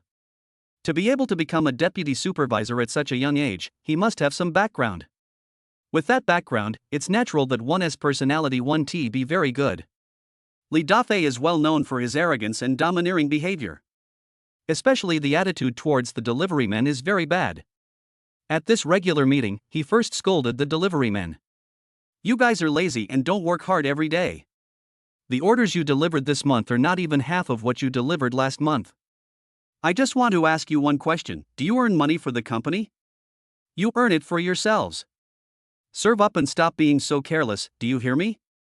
The deliverymen responded weakly with "We heard it." But in fact, no one took Li Dafei's words to heart. They know exactly how many orders they have delivered, and it is definitely more than last month. Li Dafei was simply looking for an excuse to scold someone. In fact, the content of the lecture is meaningless and is no different from bullshit. After the lecture, Li Dafei suddenly looked at Wu Ming in the crowd and frowned. "Wu Ming, come out." Wu Ming quickly stepped out of the line, walked up to Li Dafei, nodded and smiled. "Good morning, boss." Li Dafei put his hands behind his back and raised his chin and said, "You still have the nerve to laugh? Let me ask you, have you missed 2 days of work this month?" Wu Ming nodded quickly and said, "Yes, there were 2 days, but I asked for leave." Li Dafei immediately said coldly, "You can skip work just by asking for leave? Do you take this job seriously? For a low-level scum like you with no education, it's already a great fortune for the company to give you a job. What qualifications do you have to not cherish it?" This is already a very harsh statement. If it were someone else, they would probably have started arguing with Li Dafei on the spot.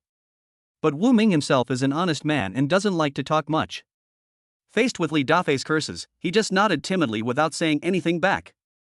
Wu Ming's obedience further stimulated Li Dafei's arrogance. He grabbed Wu Ming by the collar and said, "Let me tell you, there are a lot of people who want to do this job. If you don't want to do it, get out of here as soon as possible. Don't just sit there and disgust people. You already look disgusting, so stop doing disgusting things. If I find out that you don't go to work again, don't blame me for not being able to accommodate you here, understand?" This has already reached the level of personal attack. But Wu Ming still didn't say anything back, he just nodded and said, I understand. Please rest assured, Manager Li, I will work hard in the future."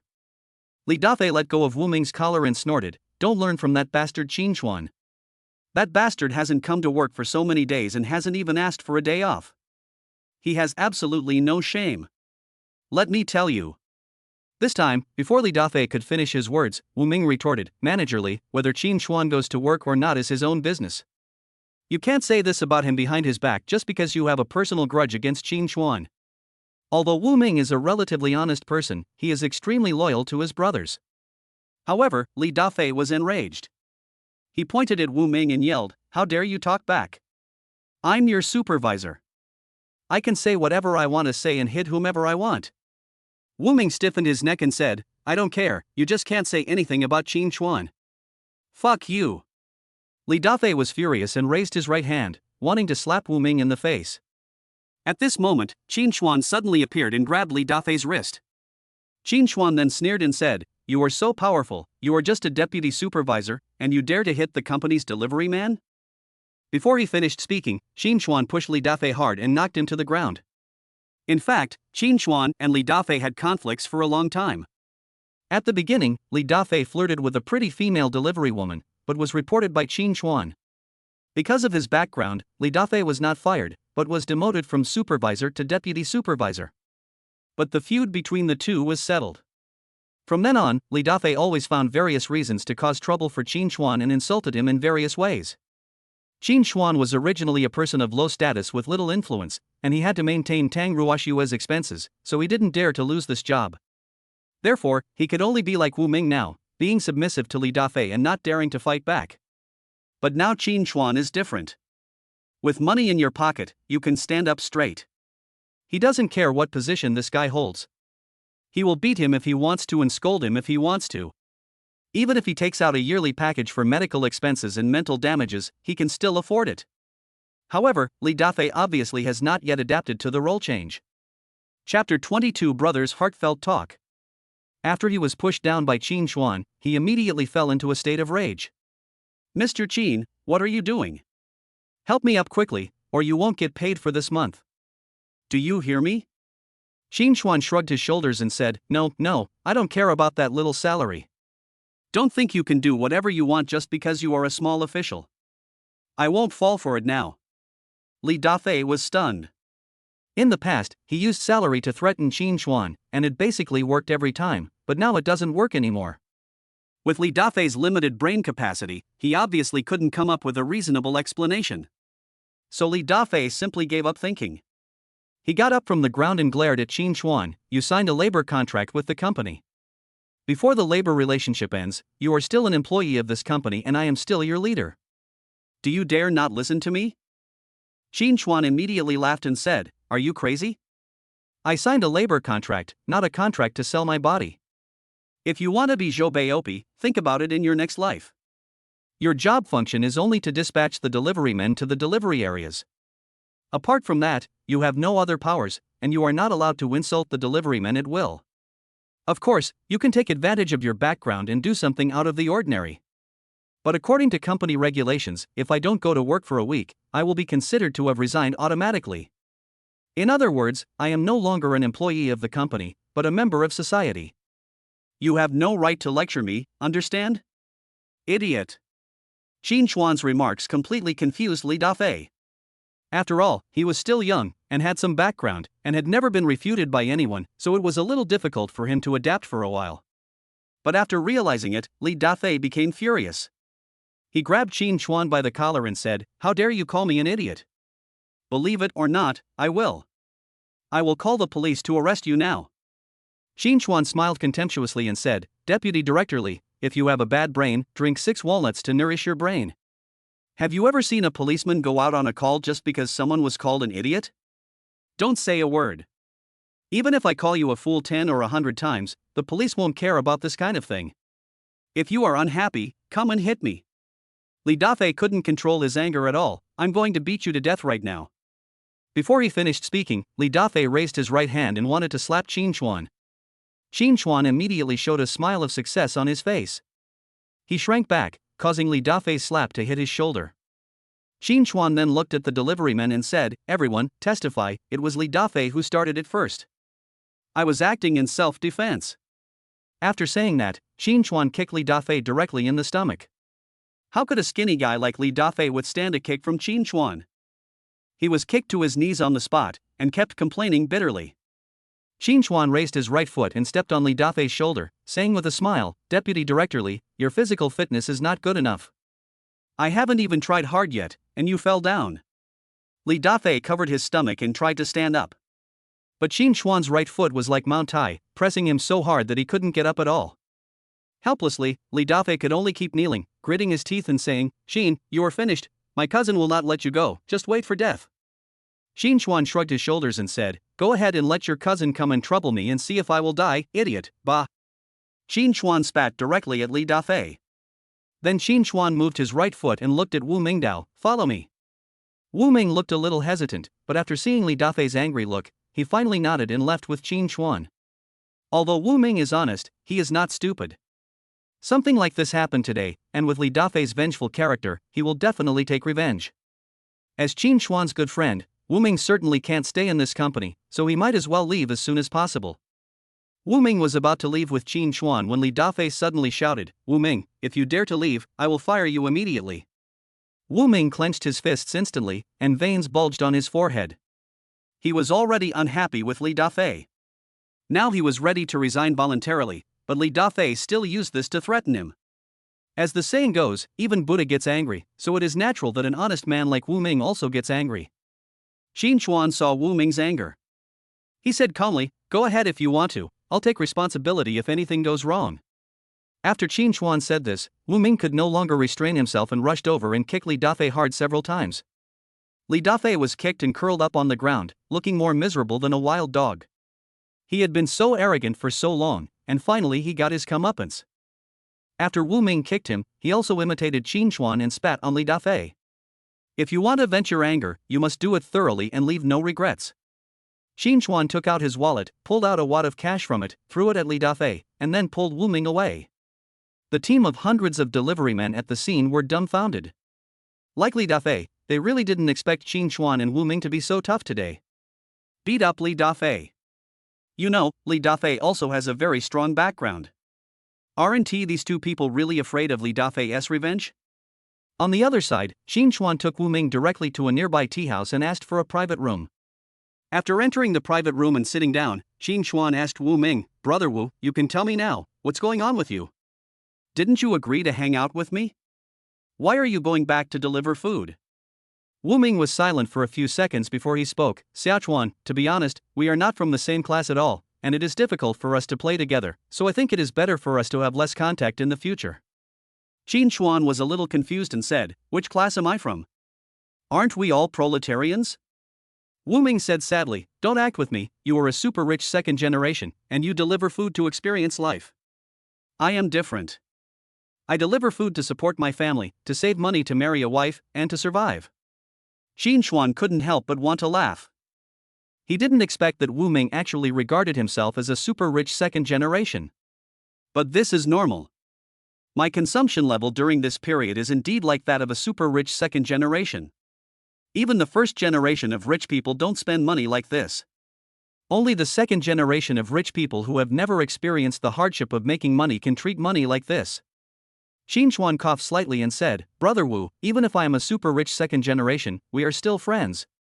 Isn't it better to follow me than to deliver food?" Wu Ming sighed and said, "Xiaochuan, we have a good relationship now, so you say that. If one day our relationship becomes bad, you can always kick me away." Chapter 23 Tiger Girl Qin Jiujin. I don't have any skills. I'm just an ordinary person who can only deliver food. I really can't afford to be with a super rich second generation like you. So I think it's better for us to keep a little distance now, so that our friendship can remain unchanged. Xin Chuan covered his forehead, not knowing what to say for a moment. He didn't expect Wu Ming's mind to be so sensitive. A grown man becomes like Lin Daiyu, always worried about gains and losses. After several seconds, Xin Chuan took a deep breath and consoled Wu Ming, "Brother Wu, we have been delivering food together for almost a year, right? You should know my character. Even though I am a super rich second generation, it does not affect my character. Since I treat you as a brother now, I will treat you as a brother all my life. If you are really worried about the future development, we can sign a contract. Just as I said before, you will be my housekeeper and I will pay you 300,000 a month." Wu Ming interrupted immediately, "You don't have to offer me so much money. In my current state, 30,000 yuan a month is enough. I can't afford it." Xin Chuan raised his eyebrows and said, "So, Brother Wu, do you agree to follow me?" Wu Ming smiled awkwardly and said nothing. Xin Chuan patted Wu Ming on the shoulder and said, "Brother Wu, we two brothers don't need to be so pretentious. I know there are many things you don't know, but it's okay. Just learn slowly. I do have a lot of money and I am not short of talent, but I only want a brother who is loyal enough. You are my best brother and that will never change in my life. Don't even mention 30,000. I'll give you 50,000 and you'll be my housekeeper. When you feel you're capable enough, I'll give you a raise. I'll never treat you unfairly." Wu Ming was suddenly touched. He used to feel a little inferior, thinking that Xin Chuan's kindness to him was just a charity. But now it seems that Xin Chuan really treats him as a brother. At this time, the tea ordered by Xin Chuan was delivered. Wu Ming picked up the teapot and poured himself a cup of tea, then raised the cup towards Xin Chuan and said, "Brother, let's not talk about anything else. I'll use tea instead of wine to toast you." After saying that, Wu Ming drank the tea in the cup. After putting down the teacup, Wu Ming looked at Xin Chuan and said, "From now on, I will follow you, brother. I will study hard and will not embarrass you." Xin Chuan smiled and said, "I believe that you, Brother Wu, are definitely qualified for this job. Let's go to the company now to handle the resignation procedures. We must leave cleanly and not leave any room for criticism." Wu Ming nodded, then looked at the teapot with some distress and said, "We haven't even finished drinking the tea we ordered yet. This pot costs more than 300 yuan.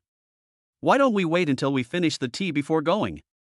Xin Chuan rolled his eyes and said, "Brother Wu, you are now a man with a monthly salary of 50,000 yuan. Do you still care about this little money? Let's do business first.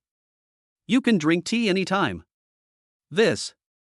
Wu Ming hesitated for a moment, then nodded and said, "Okay, let's go through the resignation procedures first." Xin Chuan smiled, and immediately took Wu Ming out of the tea house and headed straight to the company.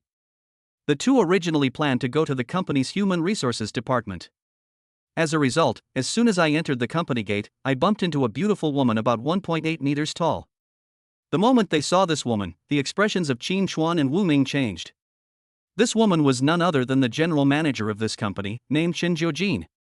Of course, if it was just the title of general manager, it wouldn't be enough to make Qin Chuan and Wu Ming change color.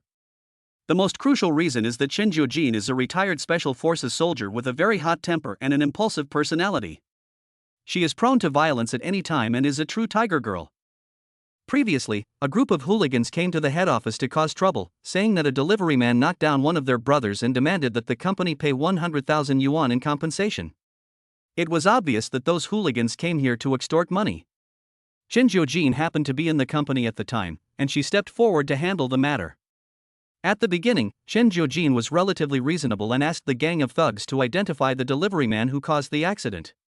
The gangsters hesitated for a long time and couldn't point out who hit their brother. In the end, the gangsters started to act like rogues, saying that it was the delivery man from this company who hit their brothers, and if they didn't pay compensation, they would destroy the company. Now Chen Jiujin couldn't hold back any longer and beat up these thugs. The scene was extremely tragic. The gangsters were basically helped out. Two thugs who had verbally teased Chen Jiujin were also taken directly to the ambulance. Qin Chuan and Wu Ming were also in the company at the time and witnessed the atrocity with their own eyes. From then on, Qin Chuan and Wu Ming were quite in awe of Chen Jiujin. This woman is really fierce and her fighting ability is too strong. That's why Qin Chuan and Wu Ming both changed color when they ran into Chen Jiujin this time. Qin Chuan reacted quickly and immediately nodded to Chen Jiujin and said, "Hello, Manager Chen." After saying that, Qin Chuan was about to pull Wu Ming away. However, Chen Jiujin said, "Stop right there, you two." Qin Chuan and Wu Ming stopped immediately. Chen Jiujin stood behind the two and said coldly, "Just now at the company gate, were you the two who beat up Li Dafei?"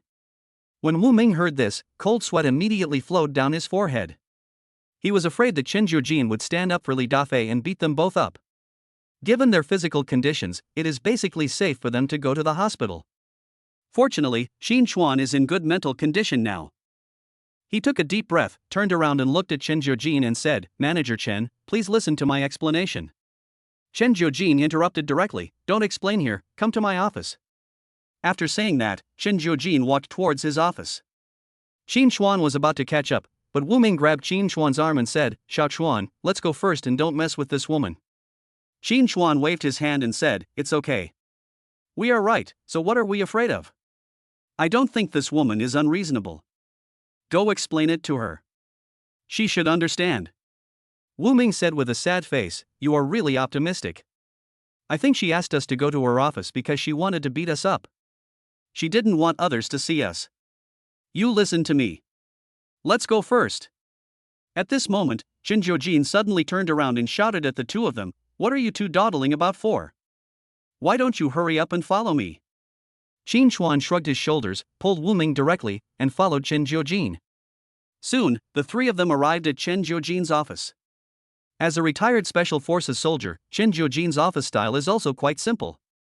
There was only a desk, an office chair and a sofa for guests, not even a coffee table for drinking tea. Chapter 24: Li Dafei's background. Chen Jiujin asked the two to sit on the sofa, then pulled his office chair over and sat in front of them. He said in a loud voice, "Explain why you two hit someone?" Qin Chuan coughed slightly and said, "Manager Chen, this is what happened.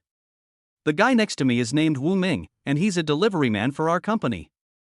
Chen Jiujin frowned and said, "I know this, stop talking nonsense and get to the point." Qin Chuan shrugged and said, "Well, to put it simply, Wu Ming had 2 days off for something and didn't come to work at the company. As a result, at the regular meeting this morning, Li Dafei focused on this point and insulted Wu Ming in various ways, and almost beat him up. I couldn't bear to see it, so I stepped forward to stop Li Dafei and tried to persuade him in a friendly way. However, Li Dafei not only refused to listen, but also beat me up. In desperation, Wu Ming and I could only choose to defend ourselves and beat up Li Dafei. This is what happened." Chen Jiujin stretched out his right hand and rubbed his chin, falling into deep thought. Seeing this, Qin Chuan continued, "Manager Chen, you don't have to think too much about this matter. I have already compensated Li Dafei for medical expenses and mental damages. Wu Ming and I came back this time to handle the resignation procedures. The subsequent issues are between us and Li Dafei and have nothing to do with the company. Upon hearing this, Chen Jiujin immediately waved his hand and said, "No, I don't agree. Since you hit Li Dafei, you must apologize to Li Dafei first. After you get Li Dafei's forgiveness, you can talk about resigning." Qin Chuan immediately laughed and said, "Manager Chen, I thought you were a reasonable person, but I didn't expect that I was wrong about you. You are just like Li Dafei, both of you are unreasonable." Chen Jiujin stood up suddenly, looked down at Qin Chuan and said, "Who said I'm unreasonable? If you hit someone, you have to apologize to them, that's the truth." Qin Chuan stood up and looked directly at Chen Jiujin and said, "I've already said it before, it was Li Dafei who started it first, we were both acting in self-defense. Manager Chen, if you can't tell the difference between assault and self-defense, I advise you to familiarize yourself with the law first, and then come and reason with me." Chen Jiujin frowned and said, "I have already asked other people. It was you who first called Li Dafei an idiot and induced Li Dafei to take action." Qin Chuan interrupted immediately, "That's bullshit. You call that induction? Which delivery man are you asking about? Do you dare to call him over to confront us face to face?" When Li Dafei scolded Wu Ming before, the words he said were much more unpleasant, such as scum, bastard, and stinking shit. Why didn't Wu Ming hit him? Just because Li Dafei was called an idiot, he could beat someone up openly? Manager Chen, do you think this is reasonable? Do you think this is reasonable? This. Chen Jiujin was so shocked that he didn't know what to say for a moment. She really didn't know how Li Dafei scolded Wu Ming. The delivery man she found was actually Li Dafei's lackey. In front of Chen Jiujin, the lackey naturally spoke on Li Dafei's side. In his description, Li Dafei was a pitiful victim, while Qin Chuan and Wu Ming were brutal perpetrators. Therefore, Chen Jiujin is more sympathetic to Li Dafei psychologically. But now that Qin Chuan said this, Chen Jiujin was a little confused and didn't know who to believe. Qin Chuan also saw Chen Jiujin's confusion. He struck while the iron was hot and continued, "Manager Chen, there is a saying that goes, listen to both sides and you will be enlightened, but believe only one side and you will be blinded. I advise you to get to know the character of both of us before handling this matter. Li Dafei is not a good person at all. He molested female deliverymen, insulted male deliverymen at will, and often took kickbacks from some businesses. It is not surprising that such a person would be beaten to death. Wu Ming and I are just two ordinary, honest people. We don't have any power and our income comes entirely from delivering food. Under normal circumstances, would we dare to hit our leader? They must have been forced into a desperate situation, so they couldn't restrain themselves from taking action. We are really suffering." At the end, Qin Chuan almost burst into tears. When it comes to debate, Chen Jiujin is no match for Qin Chuan at all. When he was in college, Qin Chuan was the main debater of the department's debate team and was known for his fierce debate power. Chen Jiujin is a typical example of a man with strong limbs but a simple mind. Given the huge disparity in the score, it would be a miracle if Chen Jiujin could say he beat Qin Chuan. But Chen Jiujin is a stubborn person. Although what Qin Chuan said was very reasonable, it was also very pitiful. But Chen Jiujin still said, no matter what the specific situation is, you two still beat Li Dafei, and the beating was very serious.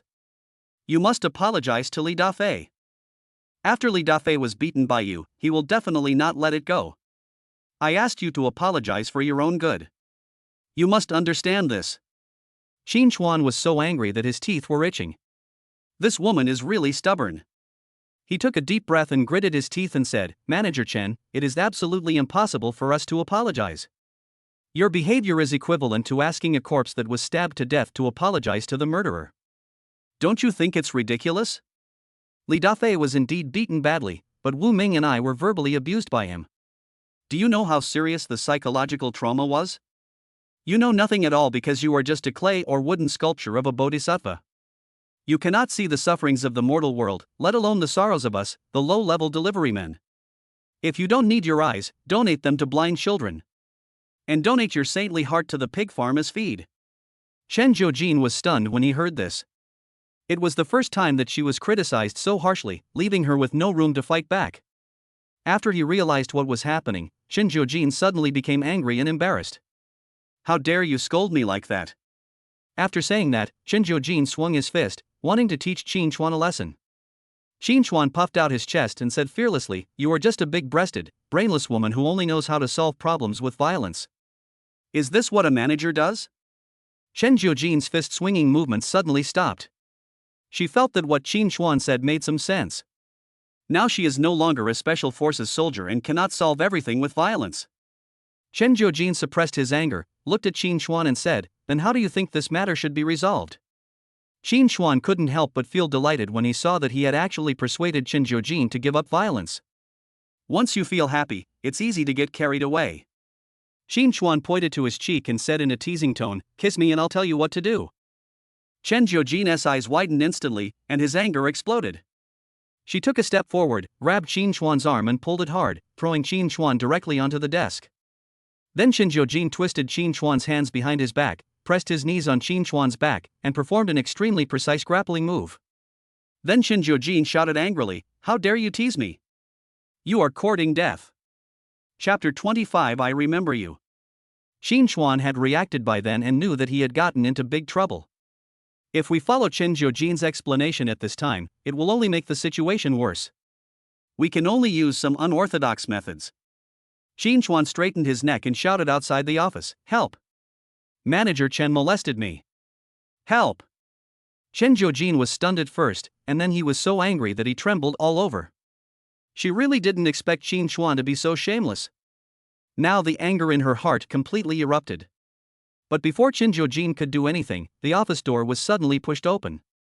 Li Dafei walked in with a man in a blue suit.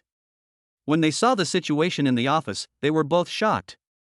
The man in the blue suit couldn't help but said to Chen Jiujin, "Manager Chen, what are you doing?" Chen Jiujin looked back and quickly let go of Qin Chuan. He said to the man in the suit, "It's okay. I'm just sparring with the people below." "Director Lu, why are you here?" The man in the suit is Lu Hong. He is the marketing director of the Hong Hungry Group and also the marketing director of the head office. In terms of position, Lu Hang is several levels higher than Chen Jiujin. That's why Chen Jiujin has some respect for Lu Hang. As a retired special forces soldier, Chen Jiujin attaches great importance to the relationship between superiors and subordinates. After listening to Chen Jiujin's words, Lu Hong said calmly, "I didn't come here for anything else.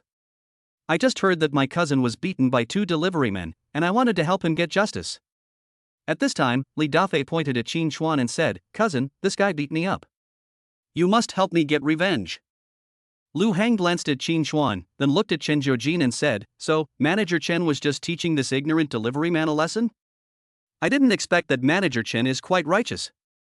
Chen Jiujin immediately shook his head and said, "No, Director Lu, you misunderstood. He and I were indeed sparring. I am still investigating the matter between him and Li Dafei, and I have not come to a conclusion yet." Lu Hong frowned and said, "Why do we need to investigate this? My cousin has been beaten like this. It's obvious that these 2 guys are bullying my cousin." Chen Jiujin said calmly, "Director Lu, this matter is very complicated. It is not what you see on the surface." Li Dafei. Lu Hong waved his hand and said, "I don't want to hear so much nonsense, and I don't want to know what's going on. I only know that my cousin was beaten by the delivery man. As his cousin, I must help him get justice." After that, Lu Hong said to Li Dafei, "Dafei, go get a few delivery men and arrest these 2 guys." Li Dafei immediately said excitedly, "No problem, I'll go get someone right away." Before he finished speaking, Li Dafei was about to go out. Chen Jiujin shouted angrily, "Li Dafei, stop right there." When Li Dafei heard this, he subconsciously stopped. Obviously, Li Dafei also knew Chen Jiujin's terrifying fighting ability and was quite in awe of Chen Jiujin. After Chen Jiujin called Li Dafei, he looked at Lu Hong and said, "Director Lu, I want to know why you arrested these 2 delivery men?" Lu Hong sneered, "What else can I do? Of course I let my cousin fight back, that's justice."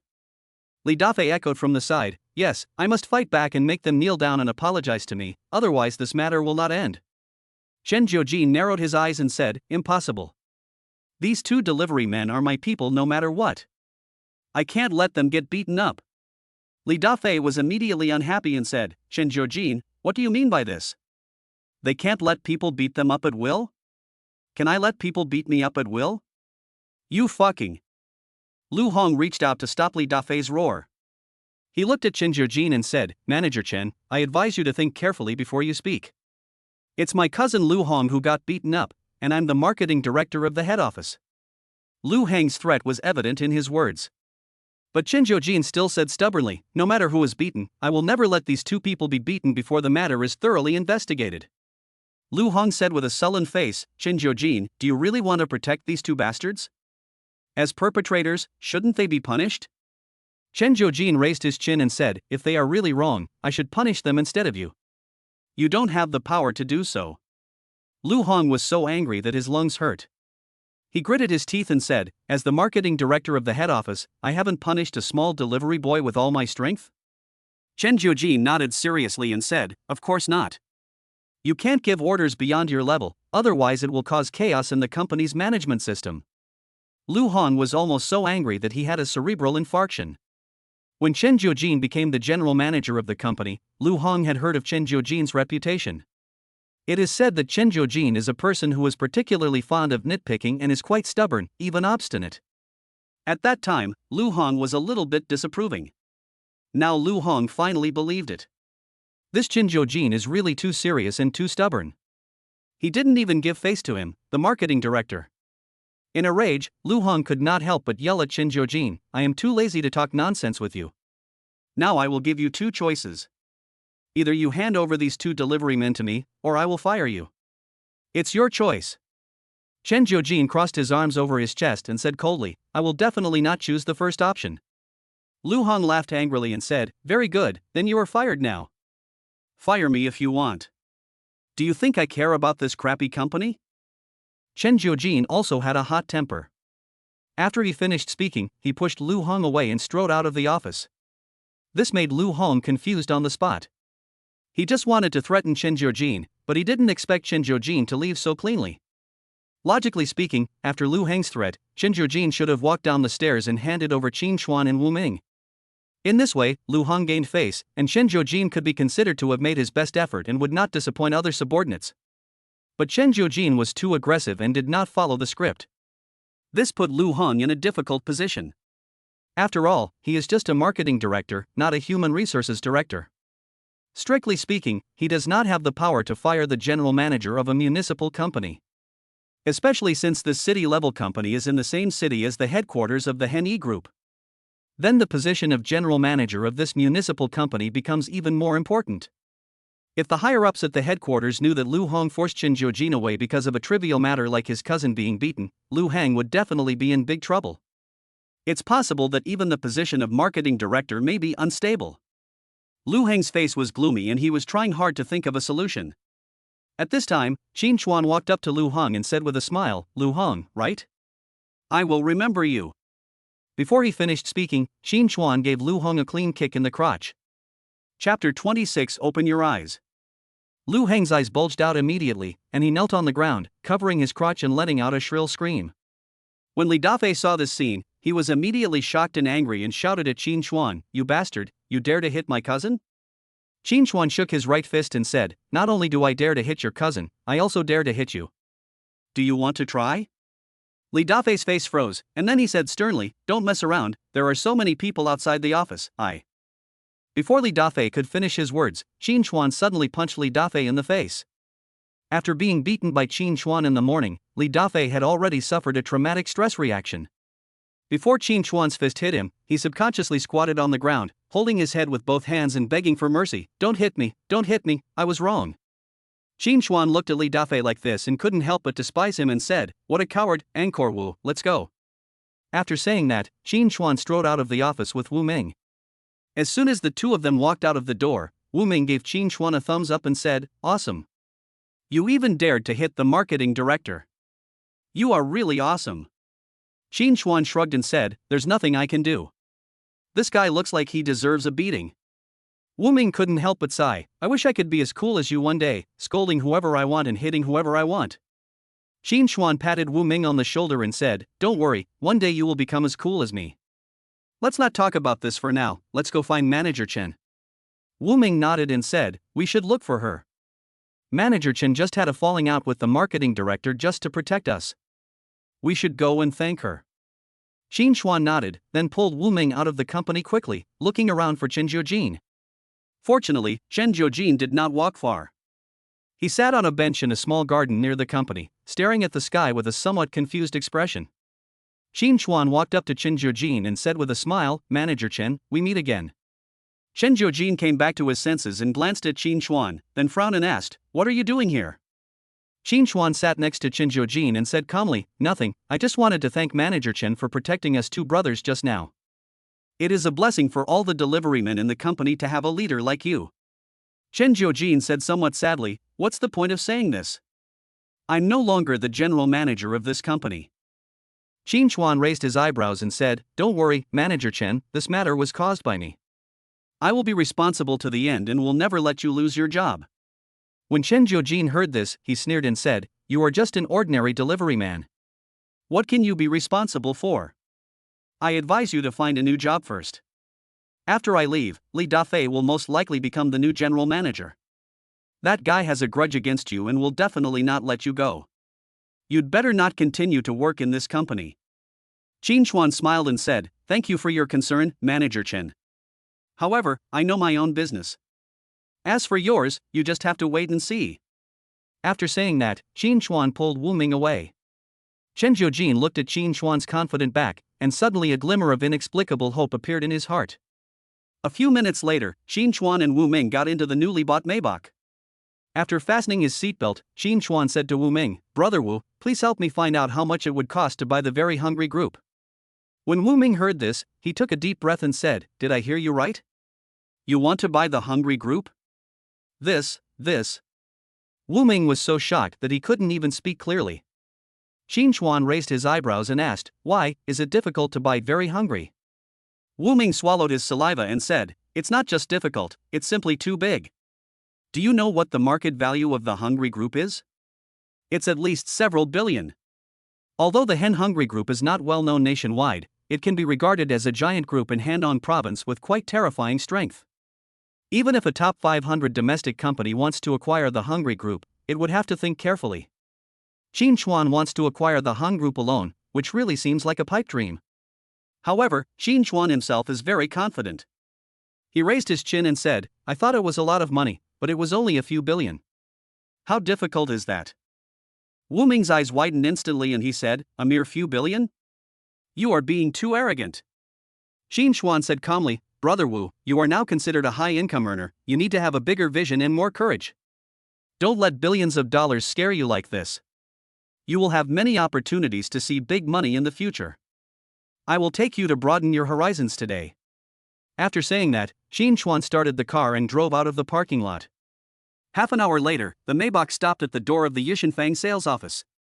Yushanfang is considered the top residential area in Dongjiang City, and those who can live here are basically either rich or noble. Qin Chuan came here with the intention of buying a few houses. He now has over 100 million in cash in his hands, and he must spend it as soon as possible so that he can receive more rebates and complete the primary tasks given by the system as soon as possible. Qin Chuan drove a Maybach worth millions and was naturally noticed by the sharp-eyed salesperson. As soon as he got off the car, a beautiful saleswoman came to greet him. "Hello sir, are you here to buy a house?" When the beautiful saleswoman asked questions, she deliberately straightened out her magnificent breasts. Obviously, this is a salesperson who was very good at making use of his capital. Qin Chuan followed his nature and glanced at the beautiful saleswoman's chest, and also saw the name on her name tag. He raised his chin and said, "Zhao Qian, right? Take me to see your most expensive house." Zhao Qian's eyes lit up, and she said more enthusiastically, "Okay, sir, please come this way." After saying that, Zhao Qian led Qin Chuan into the sales office. As soon as he entered the door, Qin Chuan saw a familiar figure, his old classmate Chen Jie. At a previous class reunion, Chen Jie had mocked Qin Chuan. But Qin Chuan didn't take Chen Jie seriously at all at that time, nor did he care about Chen Jie's ridicule. Now seeing Chen Jie, Qin Chuan treated him as a stranger. He just glanced at him and continued to follow the beautiful saleswoman forward. Chen Jie naturally also saw Qin Chuan, which made him quite embarrassed. The last time he mocked Qin Chuan, Zhang Kai came over to clarify, saying that Qin Chuan is now a big shot and bought a Maybach worth tens of millions without any hesitation. Although Chen Jie felt deep down that Qin Chuan couldn't possibly be that rich, he no longer dared to look down on Qin Chuan like he did before. Although Chen Jie was embarrassed when he saw Qin Chuan this time, he still stepped forward and said, "Hello, what a coincidence, Qin Chuan, I didn't expect to see you here." Chapter 27 Spending 100 million casually. Qin Chuan glanced at Chen Jie and said indifferently, "It's indeed a coincidence." Chen Jie smiled and said, "Are you here to look at houses too?" "I'm quite familiar with the house types in this community. Do you want me to recommend some to you? This time, Qin Chuan did not respond directly to Chen Jie, but stopped and looked at a tall building in the sand table. Seeing this, Chen Jie immediately said, "Old classmate, you have a good eye. The houses in this building are really good, 1 apartment per floor, 3 bedrooms and 2 living rooms, the distance between the buildings is large, the lighting is particularly good, and most importantly, there is a small garden downstairs." Before Chen Jie could finish his words, Qin Chuan continued walking forward. Chen Jie was suddenly embarrassed and didn't know how to react for a moment. Soon, Qin Chuan stopped in the villa area. He looked at the beautiful saleswoman and said, "Miss Zhao, this should be the most expensive area in the entire community, right?" Zhao Qian nodded immediately and said, "That's right. We still have 15 villas for sale in our villa area. I personally think this villa in the middle is better. It was designed by a famous French master. The shape is quite beautiful, and..." Qin Chuan interrupted directly, "Is this villa the most expensive?" Forehead. Zhao Qian was stunned for 2 seconds, and then she said hesitantly, "It is indeed the most expensive, but I promise that this villa is absolutely worth the money and will not disappoint you." Qin Chuan nodded and said, "Okay, then I'll take this set. Swipe the card." After saying that, Qin Chuan took out his bank card and handed it to Zhao Qian. Zhao Qian was completely dumbfounded. She had been working in sales for so long, but this was the first time she had met such a straightforward and generous customer. He bought the villa worth 50 million yuan without any hesitation. For a moment, Zhao Qian even wondered if Qin Chuan was teasing her. But the calm expression on Qin Chuan's face didn't seem like he was joking at all. Zhao Qian bit the tip of her tongue lightly, forced herself to wake up, took the bank card and said with a smile, "Please wait a moment, I will go and swipe the card for you now." Qin Chuan hummed, then looked at Wu Ming and said, "Brother Wu, go with her. If you have any questions, just communicate with her." Wu Ming had gradually gotten used to Qin Chuan's extravagant consumption behavior. Hearing this, he nodded and followed Zhao Qian. Chen Jie, who was not far away, saw the scene and was immediately shocked. He can now be sure that Qin Chuan has really become rich. Only truly wealthy people can spend 50 million without even blinking an eye. After the shock, Chen Jie suddenly felt a little hot in his heart. If he could establish a relationship with Qin Chuan, he would at least be able to gain a lot of benefits, even if he couldn't become successful. But soon, the fire in Chen Jie's heart was extinguished. From Qin Chuan's cold attitude just now, it can be seen that Qin Chuan does not have a very good impression of Chen Jie. If you try to force your way in at this time, there will most likely be no good result. We can only wait for some time and then think of a solution. Chen Jie retracted his steps towards Qin Chuan and continued to look at the property that interested him. A few minutes later, Zhao Qian and Wu Ming came back. Zhao Qian held the bank card in her hand and handed it to Qin Chuan, saying, "Mr. Qin, the card has been swiped. This villa is yours. We will complete the formalities for you as soon as possible." Qin Chuan did not take the bank card, but just touched his chin and said, "I just thought about it, and I still think that the large flat is more suitable for me. I don't like the villa very much." Zhao Qian was stunned. "Mr. Qin, are you going to give up the villa?" Zhao Qian asked Qin Chuan a little nervously. If Zhao Qian completes the villa order, she can get a very high commission. If Qin Chuan goes back on his word, Zhao Qian's commission will be gone. That's why Zhao Qian seemed a little nervous. Qin Chuan waved his hand and said, "I won't return the villa. I just want to buy another large flat. Do you have any good recommendations?" Zhao Qian's eyes widened instantly, and she looked at Qin Chuan in disbelief. The world of the rich is really hard to understand. I just bought a villa, and now I have to buy another large flat. This is too willful. Qin Chuan coughed slightly and said, "Miss Zhao, is my request difficult?" Zhao Qian came back to her senses and quickly shook her head and said, No, please come this way. I'll recommend something to you." After saying that, Zhao Qian brought Qin Chuan to the large flat area of the sand table. "Mr. Qin, this building's large flat is quite nice. It has a large area and large French windows. The view and lighting are very good." Zhao Qian pointed to one of the real estate projects and introduced it to Qin Chuan very seriously. After listening to 2 sentences, Qin Chuan asked directly, "Is the large flat in this building the most expensive?" Zhao Qian nodded and said, "It is indeed the most expensive, but it has great room for appreciation." "Mr. Qin, Mr. Qin waved his hand and said, "I don't care about its appreciation potential, as long as it is the most expensive now. Go and swipe your card. I want the 10th floor of this building. Zhao Qian was immediately delighted and quickly took Qin Chuan's bank card to the cashier. She has given up trying to understand the thinking of the rich, as long as she can earn commission. If she gets the commission from these two houses, she can let Zhao Qian spend a night with Qin Chuan. Soon, Zhao Qian came back after swiping the card. But before she could speak, Qin Chuan spoke first. I think this newly bought large flat is still not big enough. Has the 9th floor below it been sold? Zhao Qian thought about it, shook her head and said, it hasn't been sold yet, but the area of the 9th and 10th floors is the same. Qin Chuan touched his chin and said, I know the area is the same. I plan to buy the 9th floor as well, and then connect the upper and lower floors. This way the area will be larger. Go swipe your card. Zhao Qian was already numb from shock. Upon hearing this, she just nodded and went to the cashier again. Wu Ming couldn't help but ask, Xiao Chuan, why did you buy so many houses? Can you live in them all? Qin Chuan raised his eyebrows and said, who says you have to live in a house after buying it? It's also a kind of enjoyment for me to buy it and put it in the house. By the way, Brother Wu, do you have a house you like? I'll give you one. Wu Ming immediately waved his hand and said, forget it, forget it. I'll just earn money to buy it myself. You've given me a good job, and I'm already very grateful. How can I ask for your house again? Don't say such things in the future, or it will hurt the relationship between us brothers. Qin Chuan shrugged his shoulders and said nothing more. A few minutes later, Zhao Qian returned again. The 9th floor of the building also became Qin Chuan's property. In less than 20 minutes, Qin Chuan had already bought 3 houses, and each of them was the most expensive in Yushanfang. In one fierce operation, hundreds of millions of funds were spent. At the same time, Qin Chuan also received more than 1 billion in rebates. This made Qin Chuan very happy. But Chen Jia, who witnessed all this, was already stunned. Qin Chuan's way of buying a house has completely overturned his cognition. What does arrogance mean? Chapter 28 Successful Acquisition. This is called arrogance. The fire in Chen Jia's heart, which had been extinguished, burned fiercely again. He couldn't wait to establish a good relationship with Qin Chuan. Just as Chen Jia was about to walk towards Qin Chuan, a middle-aged man in a suit and tie walked up to Qin Chuan and extended his right hand towards him. Hello, Mr. Qin. I am Zhou Shan, the sales manager of Yushanfang. Thank you for choosing Yushanfang to live in.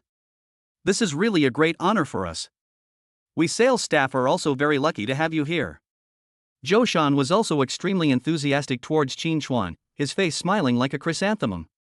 Qin Chuan shook hands with Zhou Shan and said calmly, Manager Zhou, you're welcome. The houses in Yushanfang are very famous throughout Dongjiang City. I'm very happy to be able to live here. Zhou Shan immediately smiled and said, Mr. Qin, I'm glad you're happy. Our salesperson just now was ignorant and didn't give you a discount. How about this? I'll give you a 10% discount and return the extra money you paid to your card. What do you think? If there is a 10% discount, you can save more than 10 million yuan. The main reason why Zhou Shan was so generous was that he wanted to curry favor with Qin Chuan. In Zhou Shan's opinion, Qin Chuan was able to spend hundreds of millions of cash to buy a house at such a young age. He must be a second-generation or third-generation rich man from a large family, and this family must be extremely terrifying. Compared with ordinary people like them, Qin Chuan is definitely a big shot. It is normal for Zhou Shan to curry favor with him. However, Qin Chuan simply waved his hand and said, no need for a discount. I'm not short of money, and I don't like to take advantage of others. Zhou Shan nodded quickly and said, I understand. Mr. Qin is definitely not short of money. I mainly want to thank Mr. Qin on behalf of the company. Qin Chuan curled his lips and said, there's nothing to thank me for. We just need to get the formalities done as soon as possible. I want to move in as soon as possible. Zhou Shan smiled and said, I see. Our house has been renovated. Mr. Qin can move in tonight. Qin Chuan nodded with satisfaction. At this time, Chen Jia came up and said with a smile, old classmate, you are really amazing. You bought 3 houses at once. I really admire you. Qin Chuan ignored him and continued chatting with Zhou Shan. Chen Jia didn't take it seriously and continued, old classmate, I just checked and it seems that we haven't added each other on WeChat yet. We just happened to meet each other this time, so let's add each other on WeChat and keep in touch in the future. Qin Chuan still ignored Chen Jia and just said to Zhou Shan, Manager Zhou, I'm staying here tonight. Can you please find someone to help me clean the room? Zhou Shan nodded immediately and said, "No problem, Mr. Qin, please rest assured, I will have someone clean it up right away." Qin Chuan nodded, then left with Wu Ming. He ignored Chen Jie the whole time. But the more he ignored him, the more excited Chen Jie became, and the more he felt that Qin Chuan was mysterious and powerful. After Qin Chuan left, Chen Jie immediately started showing off in the class group. Today I was buying a house in Yushanfang and I ran into Qin Chuan from our class. Guess what Qin Chuan did? He spent more than 100 million yuan in less than 20 minutes to buy a villa and 2 large flats. What Jiang Kai said is absolutely right, Qin Chuan is really a big shot. As soon as Chen Jie said these words, it immediately caused a huge uproar, and the group immediately became boiling. Chen Jie, is what you said true or false? Did Qin Chuan really spend 100 million to buy a house? What Chen Jie said must be true. Jiang Kai said Qin Chuan spent 10 million to buy a bulletproof Maybach. What's the big deal about spending 100 million to buy a house? Qin Chuan has really made it big now. Although he dropped out of school early, his achievements are much greater than ours. I'm so lucky and blessed to have been classmates with a big shot like Qin Chuan. Spending 100 million to buy a house, Qin Chuan is really awesome. After Chen Jie showed off, the students in the group exclaimed in various ways. This gave Chen Jie an inexplicable sense of honor. I actually bought a house with a big boss and introduced the house types to him. How could an ordinary person have such an experience? The only pity is that I didn't even add the boss on WeChat. It seems that I need to find more opportunities to interact with the big guys in the future. Chen Jie secretly made up his mind that next time he met Qin Chuan, he would definitely add Qin Chuan on WeChat. That night, Qin Chuan moved into the newly purchased large flat. He lives on the 10th floor. As Qin Chuan's housekeeper, Wu Ming temporarily lives on the 9th floor. I have to say, the house in Luna House is really great. The structure of the house is very design-oriented, and the house is also equipped with a full set of smart home appliances. After enjoying the convenience of smart home, Qin Chuan sat in front of the large floor-to-ceiling window and fell into distress. He only spent more than 100 million today, and the rebate was only a few billion. Compared with the amount of funds used to acquire the Hungry Group, more than 1 billion is still a bit too little. It seems that we have to continue consuming. Qin Chuan couldn't think of any other way to spend lavishly for a while, so he finally decided to continue buying the house. For him, buying a house is currently the biggest form of consumption. So, in the next 2 days, Qin Chuan spent all of his more than 1 billion yuan to buy houses. Not only the house in Yushanfang, Qin Chuan basically bought 1 or 2 houses in every community with relatively expensive housing prices. As Zhou Bixing's secretary, Qin Shu naturally knew the market value of the Hung Group. At the same time, she also knew that Zhou Bixing was thinking of selling the Hungry Group. Because the Hungry Group is on the decline, Zhou Bixing's psychological price is not too high, probably around 6 billion. Now Qin Chuan actually wants to use 10 billion to buy the Hungry Group. This operation is truly magical. Some acquirers may pay a premium for a company if they are optimistic about its prospects. But Qin Chuan's premium is too much. For a moment, Qin Shu even suspected that she was hallucinating. Seeing that Qin Shu didn't respond to him, Zhou Bixing coughed and said, "Qin Shu, what are you staring at? Hurry up and pour a glass of water for young Master Qin." Qin Shu finally reacted and quickly walked to Qin Chuan's side, slightly bent over and asked, "Mr. Qin, what would you like to drink?" Qin Chuan said calmly, "Mineral water will do." Qin Shu immediately walked towards the water bar. Zhou Bixing glanced at Qin Shu, then looked at Qin Chuan and said, "Mr. Qin, please wait here for a while. I'll be back soon." Qin Chuan waved his hand, signaling Zhou Bixing to leave quickly. He was very eager to buy the Hungry Group and didn't want to waste any time. Zhou Bixing didn't waste any more time and walked out of his office quickly. He needs to lobby the group's shareholders to sign the acquisition contract collectively. I believe no shareholder would refuse a purchase price of 10 billion. The facts were just as Zhou Bixing had thought. Chapter 29, Beautiful Secretary Gets Promoted. After hearing the acquisition price of 10 billion, the shareholders basically did not even hesitate and directly signed their names on the acquisition contract. During this process, the news that a young man was going to acquire the Hungry Group for tens of billions of yuan spread quickly throughout the group. This shocked everyone in the group and they talked about it a lot. I heard that the young man who acquired our group is not even 25 years old. He is too young. This young man must be from a big family. He can come up with tens of billions of funds to buy our group. This family's assets must be hundreds of billions, right? How can it be hundreds of billions? It must be at least trillions. Otherwise, it is impossible to give tens of billions of funds to a young man under the age of 25 to operate. Maybe this young man is just a representative of a big family, and it is the big family's wish to acquire our company. What is so special about our group that the big families would be interested in it? They even paid a premium of 10 billion to acquire it. I really can't figure it out no matter how hard I try. Everyone in the group was shocked and confused. They are also well aware that the development prospects of the Hungry Group are not very good and there is nothing worth buying at a premium. What exactly is the reason that made this young man pay a premium to buy the very Hungry Group? Everyone in the group discussed it for a long time, but no reasonable explanation could be come up with. In fact, Qin Chuan just wanted Chen Jiujin to return to his original position, and he planned to buy the Hungry Group on a whim. There was no deeper reason at all. Of course, this superficial reason itself is also very willful. However, as a man with a rebate system, I would be sorry to the system if I didn't act willfully. 3 hours later, Zhou Bixing returned to his office. He placed the 3 contracts in front of Qin Chuan and said with a smile, "Mr. Qin, all shareholders of the company have signed the acquisition contract. Now you just need to sign your name and the Hungry Group will be yours." Under normal circumstances, acquiring a group is definitely not that simple. But because Qin Chuan gave too much, many complicated processes will naturally no longer exist. With money, things become easier. Qin Chuan didn't say anything, just picked up the pen and signed his name on all 3 contracts. Zhou Bixing coughed slightly and said, "Mr. Qin, now that the contract has been signed, when are we going to transfer the money?" According to Zhou Bixing's guess, it would take at least a few weeks for the 10 billion yuan to arrive. Basically, no one would keep 10 billion in cash in their account. For someone who has so much money, the funds must be liquid. Gather the money together when needed. But Qin Chuan is obviously not an ordinary person.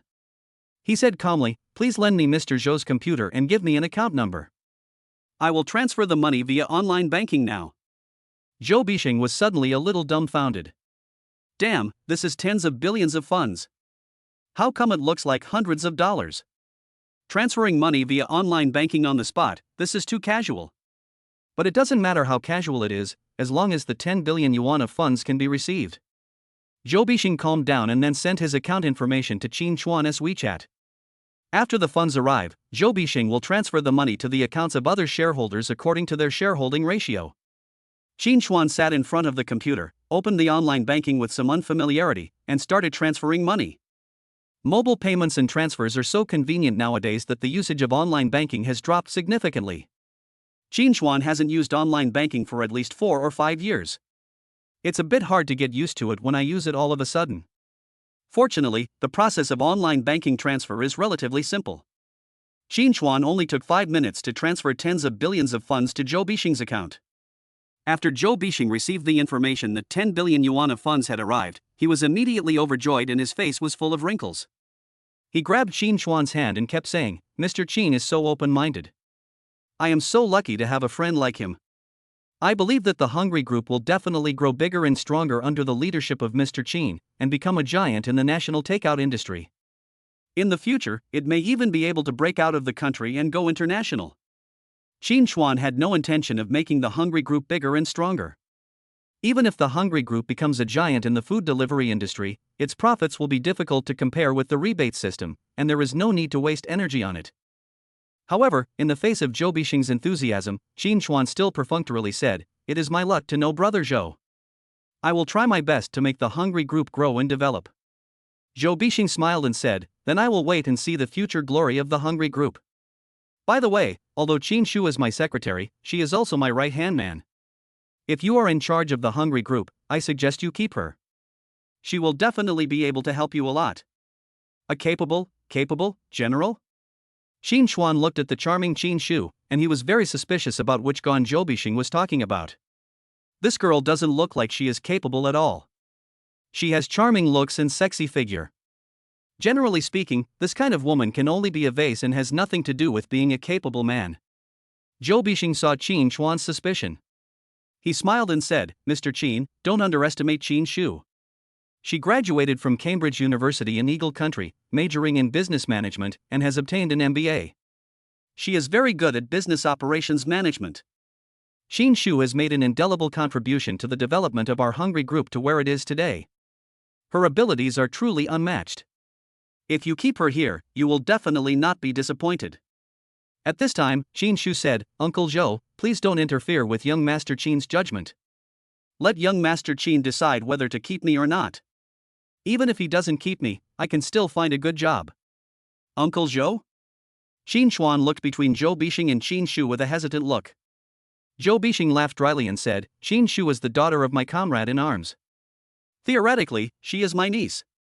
But I can guarantee that the reason Xin Shu became my secretary is entirely because of her personal ability, and she didn't use any back doors. Xin Chuan shrugged and said, well, since Brother Zhou fully recommends her, I will definitely keep her. Zhou Bixing bowed and said, Thank you, Mr. Qin, for giving me face. Mr. Qin will definitely be able to help you a lot. I still have to hold a meeting with the original shareholders of the group. Mr. Qin, if you have anything you want to know about the group, you can ask Qin Shu. I'll leave first. After saying that, Zhou Bixing winked at Qin Shu again and then left. He wanted to create an opportunity for Qin Shu to demonstrate her abilities alone. If he were there, it would interfere with Qin Shu's performance. Qin Shu naturally understood what Zhou Bixing meant. Chapter 30, All-Round Fighting. However, just as she was about to show off her talent, Xin Chuan said, Qin Shu, right? From today on, you are the CEO of the Very Hungry Group. You will be responsible for the operation of the group in the future. Xin Shu was stunned at that time. Isn't this appointment too hasty?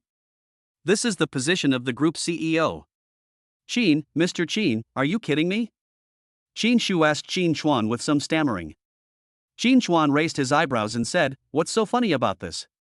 Brother Zhou has already said that you are a very capable person. You have been with him for such a long time, so you should have a good understanding of the group, right? Xin Shu hesitated for a moment, then nodded and said, I do know a lot about the group, but I. Xin Chuan waved his hand and said, no buts, it's decided. From today on, you will officially take up the position of CEO. You can handle any procedures yourself. This office is also yours. I'm leaving now. Call me if you have anything else. After saying that, Xin Chuan put his hands in his pockets and left the office in a cool manner. He acquired the Hungry Group on a whim and had no interest in managing the group. It would be better to hand over the stall to someone else and just be a big boss behind the scenes. It's great to spend money in a high-profile manner and be a low-profile person. Xin Shu looked at Xin Chuan's back and was completely stunned. Xin Chuan's actions were really a bit outrageous. It took only a few hours to use tens of billions of funds to purchase the Hungry Group, and then took a few more minutes to appoint the CEO of this group. He was simply willful to the extreme. During Qin Shu's study in Eagle Country, she met many chairmen of multinational groups, but none of them was as willful as Qin Chuan. Qin Shu even began to doubt whether there was something wrong with Qin Chuan's brain. Unless you are seriously ill, you shouldn't do such a thing. However, Qin Chuan had already left, so Qin Shu could only come according to Qin Chuan's instructions. She sat down behind her desk, typed out a notice, and sent it out as an internal email. The content of the notice was very simple, telling all employees of the group that the group had been acquired for tens of billions of yuan, and the new chairman had appointed Qin Shu as the company's new CEO, responsible for handling the group's affairs. In the next period of time, there will be some personnel changes within the group. I hope that all employees of the group will be well prepared. As soon as this announcement was issued, the entire group was in an uproar. Oh my god, the 10 billion acquisition is actually true. I thought it was just gossip. Now the old shareholders of our group are going to be rich. With tens of billions of funds, each of them will get at least tens of billions. Qin Shu was actually appointed CEO by the new chairman. This is really a step up. Old Zhou is gone, and she has taken over. I heard that the new chairman is only in his 20s. Could it be that he has a crush on Qin Shu and made her the CEO? What are you thinking? They spent tens of billions of dollars to buy our group, so they must value our group very much. How could they just appoint a chairman just to pick up girls? It seems that our new chairman should be quite financially powerful. Under his leadership, our Very Hungry Group is likely to take off. We must perform well during this period and not get kicked out. There was a lot of discussion within the Very Hungry Group, but Qin Chuan, the protagonist of the acquisition incident, had already returned to the hotel. Compared with the large flat he just bought, hotel life is still more convenient. If you want to eat, just make a phone call and the hotel kitchen will prepare and deliver it to you. If you want your room cleaned, just press the bell and the cleaning staff will come in a short time. So Qin Chuan only slept in the large flat for 2 nights and then moved back to the hotel. After lying down on the big bed in the hotel, Qin Chuan's mobile phone message alert suddenly rang. Qin Chuan took out his mobile phone and saw the information of 100 billion arriving into the account. Qin Chuan jumped up from the bed excitedly at that time. Damn, it's only been a few days and I become a billionaire. The rebate system is really awesome. The speed of making money is faster than the wind. It seems that the acquisition of enterprises is the biggest source of rebates.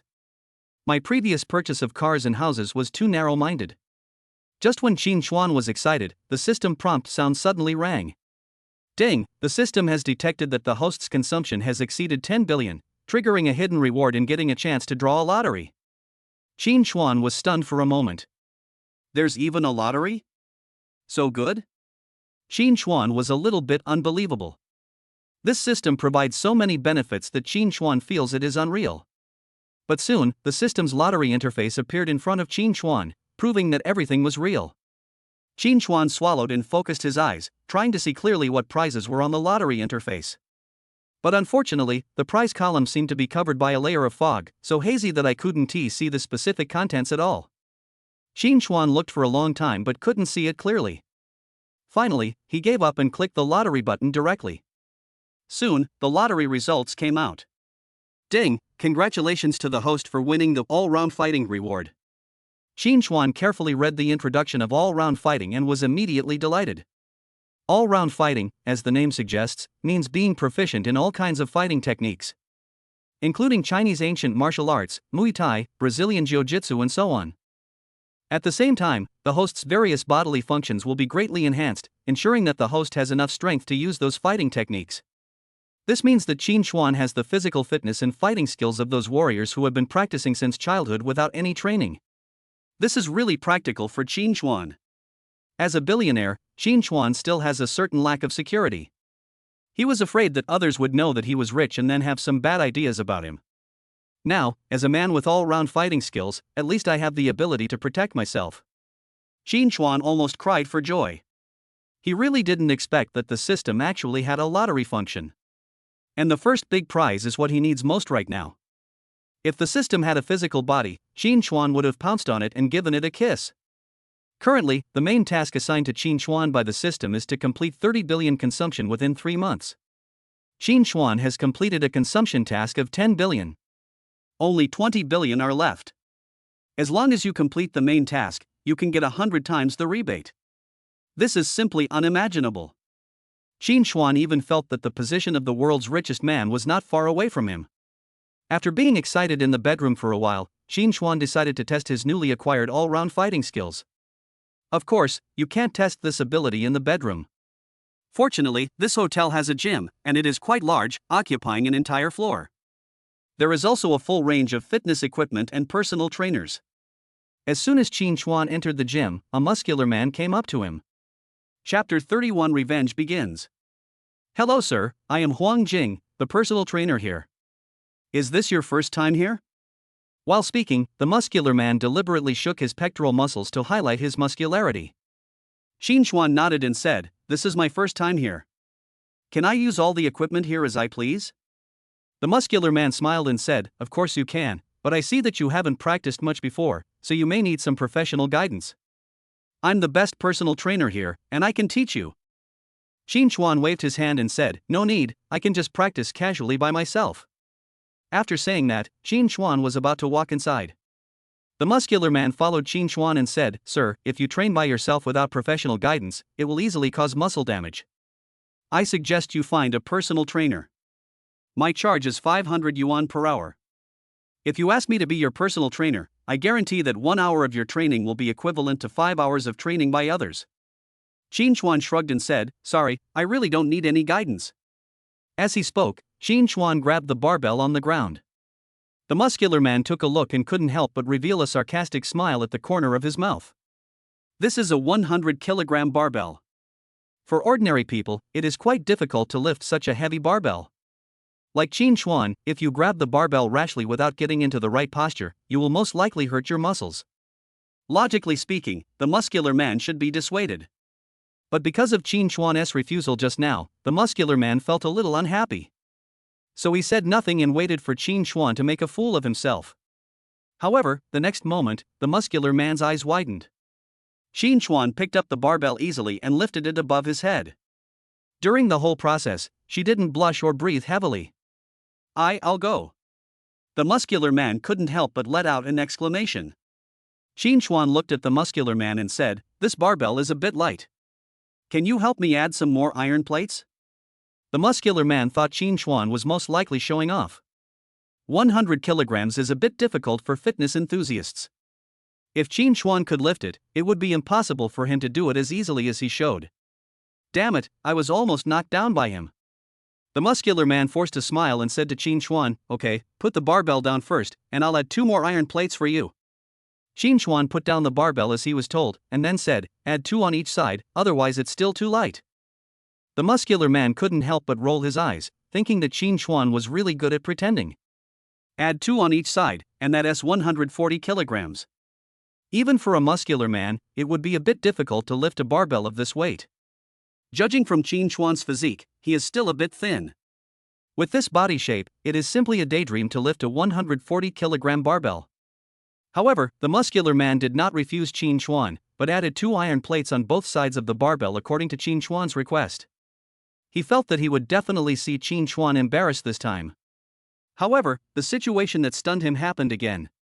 Qin Chuan was able to lift the 140-kilogram barbell quite easily. The muscular man suddenly began to doubt his life. Damn, this is not scientific. Snatch strength is directly proportional to body size. The stronger your body is, the stronger your snatch strength will be.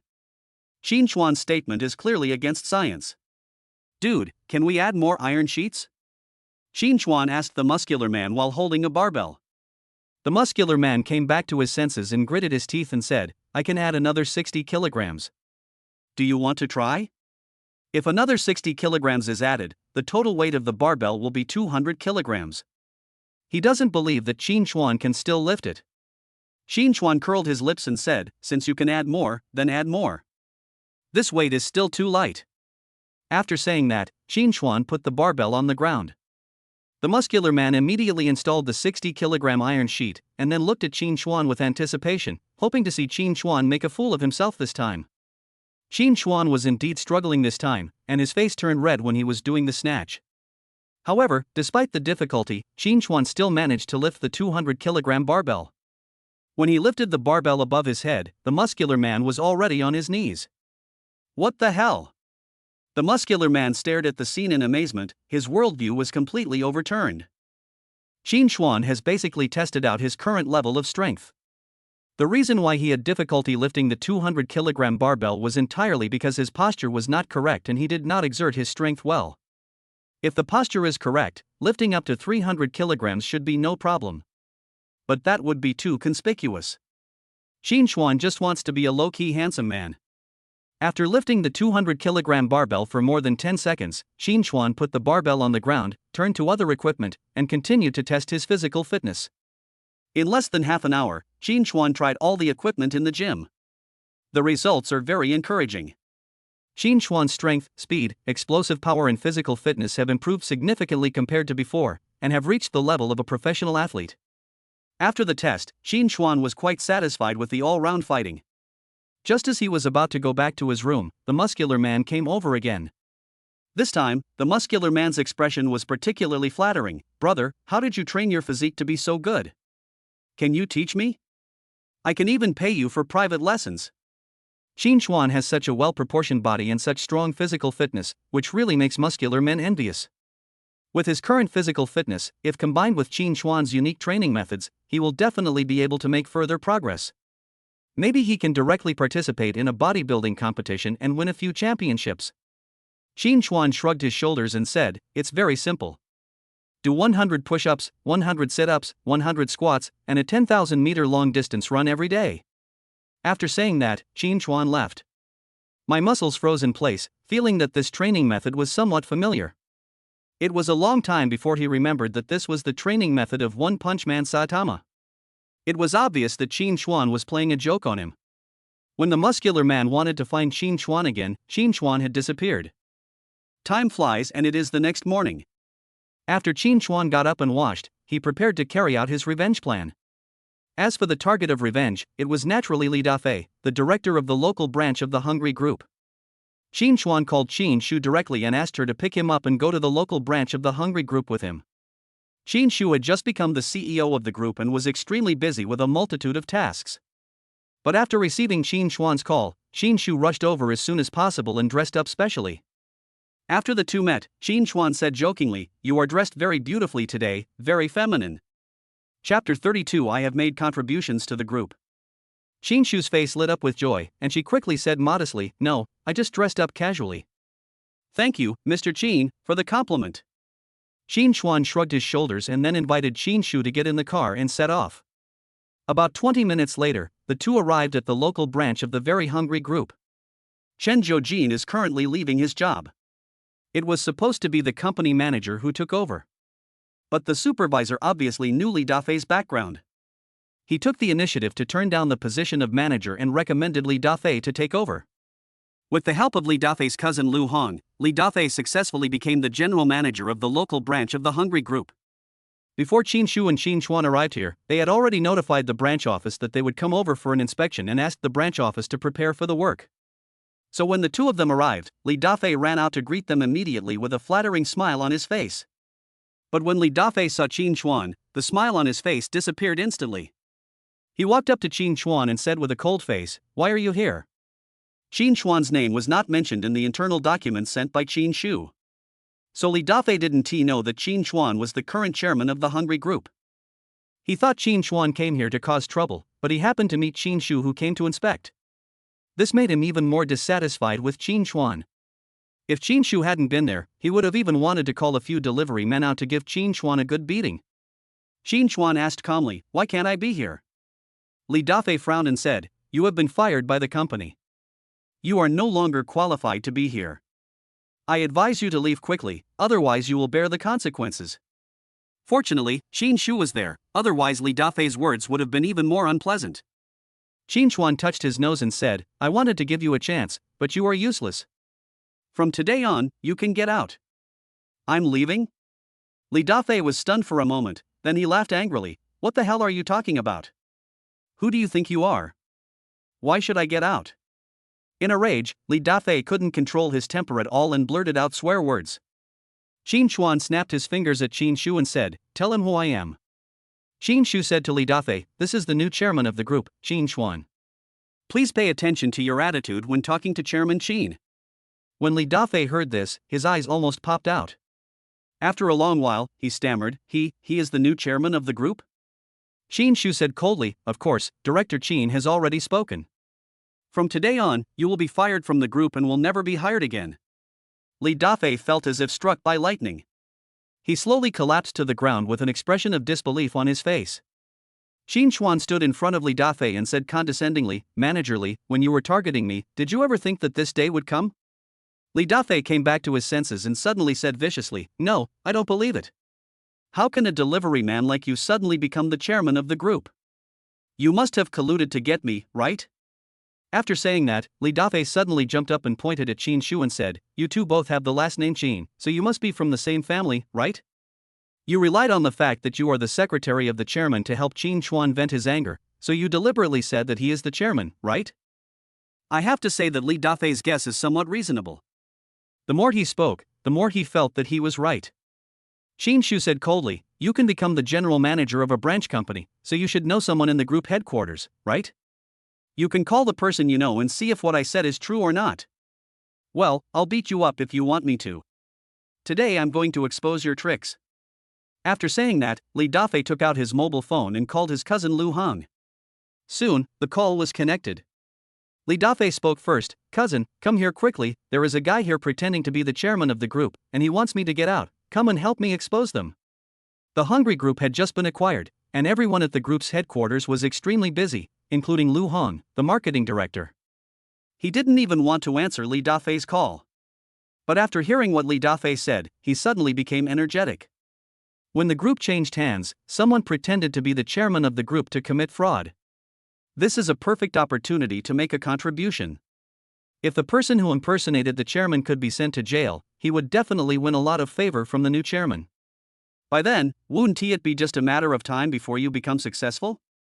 Thinking of this, Lu Hong could no longer suppress the excitement in his heart. He didn't even wait for Li Dafei to finish his words and replied directly, "I'll go to your place now, wait." After saying that, Lu Hong hung up the phone and drove quickly to the local branch of the Hungry Group. On the other side, after Li Dafei finished the call, he said to Qin Chuan and Qin Shu arrogantly, "My cousin will be here soon, you two liars just wait to go to jail." Qin Shu looked at Qin Chuan and said, "Director Qin, should we wait here?" Qin Chuan said calmly, "It's so sunny, of course we should go inside and wait, follow me in."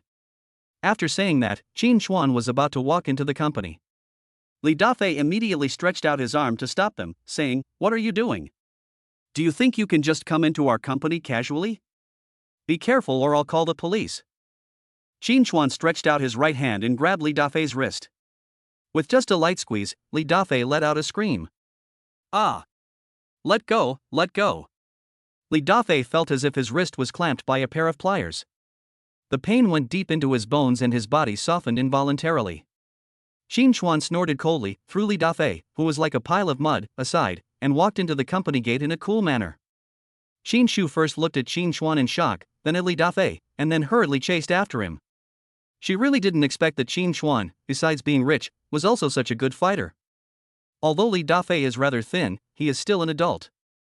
Qin Chuan subdued Li Dafei with just one move, which was truly amazing. The two walked into the general manager's office, one in front and one behind. Li Dafei has only been the general manager for a few days, so the general manager's office remains the same for the time being. Qin Chuan sat in the general manager's office chair, put his feet on the desk, and said to Qin Shu, "Boss Qin, give me a shoulder massage." Qin Shu hesitated for a moment, but still stood behind Qin Chuan and helped him massage his shoulders. If anyone else dared to instruct Qin Shu in this way, Qin Shu would definitely not agree. As an MBA master, Qin Shu also has dignity. But Qin Chuan is different. His mystery and power conquered Qin Shu in a very short time. In Qin Shu's eyes, Qin Chuan is not only the chairman of the Hungry Group, but also an unfathomable boss. That's why Qin Shu was willing to help Qin Chuan massage his shoulders. Qin Chuan was enjoying the air conditioning and the massage from the beautiful woman, it was really great. Li Dafei, who was standing outside the office, felt very uncomfortable. He really wanted to go into the office and beat Qin Chuan out. Chapter 33 Dog Bites Dog. But Qin Chuan's strength was there, and he had no confidence at all that he could deal with Qin Chuan. As for asking the delivery man to go in and help him drive the people away, that is even worse. Qin Shu is indeed the chairman's secretary. If the delivery man accidentally hurts Qin Shu, it will be even more troublesome. So Li Dafei could only stand outside the office, anxiously waiting for his cousin to come. As long as the cousin can prove that Qin Shu is lying, then they can call the police to resolve the matter. After about 20 minutes, Lu Hong finally arrived. When he saw Li Dafei, he immediately asked, "Where are those two swindlers?" Li Dafei pointed to the general manager's office and said, "They are all in there." "Cousin, you must make the decision for me. These two are too arrogant." Lu Hong patted Li Dafei on the shoulder and said, "Don't worry, if the two of them are really liars, your cousin will definitely help you vent your anger." After saying that, Lu Hong pushed open the door of the general manager's office. But after taking a look at the situation inside, Lu Hong suddenly closed the door again, with an uncertain expression. Li Dafei asked curiously, "Cousin, what's wrong with you?" Lu Hong calmed down and said, "It's okay, maybe I'm dazzled." Lu Hong took a deep breath and opened the office door again. This time he finally saw clearly that the woman standing inside was indeed Qin Shu, the former secretary of the chairman and current CEO of the group. This made Lu Heng's lips tremble. Damn, the fight ended up with the real person. "Qin, Mr. Qin, why are you here?" Lu Hong greeted Qin Shu with a flattering smile and stammering. Qin Shu said calmly, "Director Lu, since you are here, don't stand at the door, come in." Okay. Lu Hong hurriedly walked into the office. Li Dafei was a little confused about the situation, but he followed in. After the two of them stood still, Li Dafei immediately pointed at Qin Chuan and Qin Shu and said, "Cousin, the delivery man who kicked you before was the one who pretended to be the chairman of our group. He and the chairman's secretary Qin Shu are in cahoots with each other." In fact, Lu Hong has never met the new chairman of the group. But he knew that Qin Shu had indeed become the new CEO of the group. The person who can have Qin Shu personally massage his shoulders is most likely the chairman of the group. Now Lu Hang became even more panicked. He slapped Li Dafei in the face and shouted angrily, "If you don't speak, no one will think you are dumb." Shut up. Li Dafei looked at Lu Hang in disbelief. Obviously, he never expected that his dearest cousin would slap him. However, he finally calmed down. Lu Hang hurried to the desk, bowed and nodded to Qin Shu, and said, "Please forgive me, Mr. Qin. My cousin was blind and did not recognize the great man. I apologize to you on his behalf." Qin Shu said coldly, "No need to apologize, let me introduce you, this is Qin Chuan, the new chairman of our group." Lu Hang quickly looked at Qin Chuan, and his heart was suddenly filled with shock and fear. The delivery man whom he once disdained actually became the new chairman of the group. The identity changes too quickly and the gap is too big. But Lu Hang is a man who has seen the world after all. He quickly came to his senses, bowed to Qin Chuan and said, "Hello, Chairman.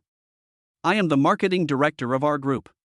There may have been some misunderstandings between us before. I would like to thank you." Qin Chuan interrupted and said, "Director Lu, what happened between us was not a misunderstanding. I know your character very well. I don't think you are suitable for the position of marketing director of our group. From today on, you are fired." Expel? Lu Hang was stunned at that time. He just wanted to come here to take a vacation, but he didn't expect to lose his position as marketing director. Qin Shu then said, "I will send the written document of your dismissal to the internal mailbox later.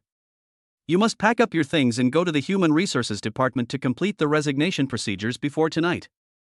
Since Qin Chuan has already said that Lu Hang will be fired today, Qin Shu will naturally not keep Lu Hang until tomorrow. Lu Hang swallowed his saliva and said to Qin Chuan in a hoarse voice, "Boss Qin, I know I was wrong. Please give me another chance. I have made many contributions to our group. Qin Chuan waved his hand and said, "Don't say these useless things. If you want to blame someone, just blame your cousin." Lu Hang then realized that it was indeed his cousin who had betrayed him. If it weren't for Li Dafei, Lu Hang wouldn't even know who Qin Chuan was, let alone make an enemy of Qin Chuan. The more Lu Hang thought about it, the more he felt that he had been tricked by Li Dafei. He really couldn't suppress his emotions, so he turned around abruptly and slapped Li Dafei in the face again. "You bastard, you actually dared to say that the chairman is a liar and even said bad things about him. I will beat you to death today, you blind bastard." Lu Hang cursed under his breath, but his hands never stopped slapping Li Dafei in the face one after another. Li Dafei was stunned and had no idea how to react. After a long while, Li Dafei finally woke up from the severe pain in his cheek. He quickly stepped back and shouted at Lu Hang, "Cousin, are you crazy? I am your cousin." Lu Hang gnashed his teeth and said, "I don't have a blind cousin like you. Come here and apologize to the chairman." Although Li Dafei was a little stunned, he also knew that it was a critical moment of life and death. He endured the pain on his cheek, walked quickly to the desk, bowed to Qin Chuan and said, "I'm sorry, Chairman. I really didn't recognize the great man and did something that let you down. Please give me another chance. I promise to manage this branch of our group well and treat the delivery men well." After saying that, Li Dafei slapped himself hard to show his sincerity in his apology. If this slap can get back the position of general manager, it will definitely be worth it. However, Qin Chuan said calmly, managerly, "If an apology is useful, what do we need the police for?" Li Dafei didn't know how to answer for a moment. At this time Lu Hang rushed up and kicked Li Dafei again, knocking Li Dafei to the ground. Then he smiled at Qin Chuan flatteringly and said, "Chairman, I was deceived by that bastard Li Dafei. What happened last time was definitely a misunderstanding. I didn't know you were here for a private visit, otherwise I would." Qin Chuan waved his hand and said, "Don't say anything. Even if I'm just an ordinary delivery man, should I allow you leaders to bully me?" Lu Hang didn't know how to answer this time. Qin Chuan looked at Qin Shu and said, "Call the Human Resources Department and fire them immediately." Qin Shu nodded, then took out her cell phone to call the Human Resources Department. Chapter 34, Reinstatement. Seeing this, Lu Hang rushed to his desk and said, "Chairman, I beg you, this is all Li Dafei's fault, it has nothing to do with me. Please give me another chance, I promise to work hard and devote myself to our very hungry group until my death."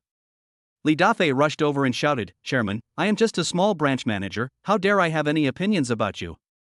Lu Hang ordered me to do this, it's all his fault, please give me another chance." The two of them started to bite each other. Qin Chuan was too lazy to pay attention to the two of them and said directly to them, "Shut up, both of you. You are no longer employees of the very hungry group. Get out of here." Lu Hong and Li Dafei fell silent, Although they still felt unwilling. but since Qin Chuan had spoken, they didn't dare to stay any longer. After all, Qin Chuan is the one who was able to spend tens of billions to buy the hungry group. His strength and background are absolutely amazing. They didn't dare to annoy Qin Chuan at all. Otherwise, God knows what will happen. After dealing with Lu Hong and Li Dafei, Qin Chuan took out his mobile phone and called Chen Jiujin.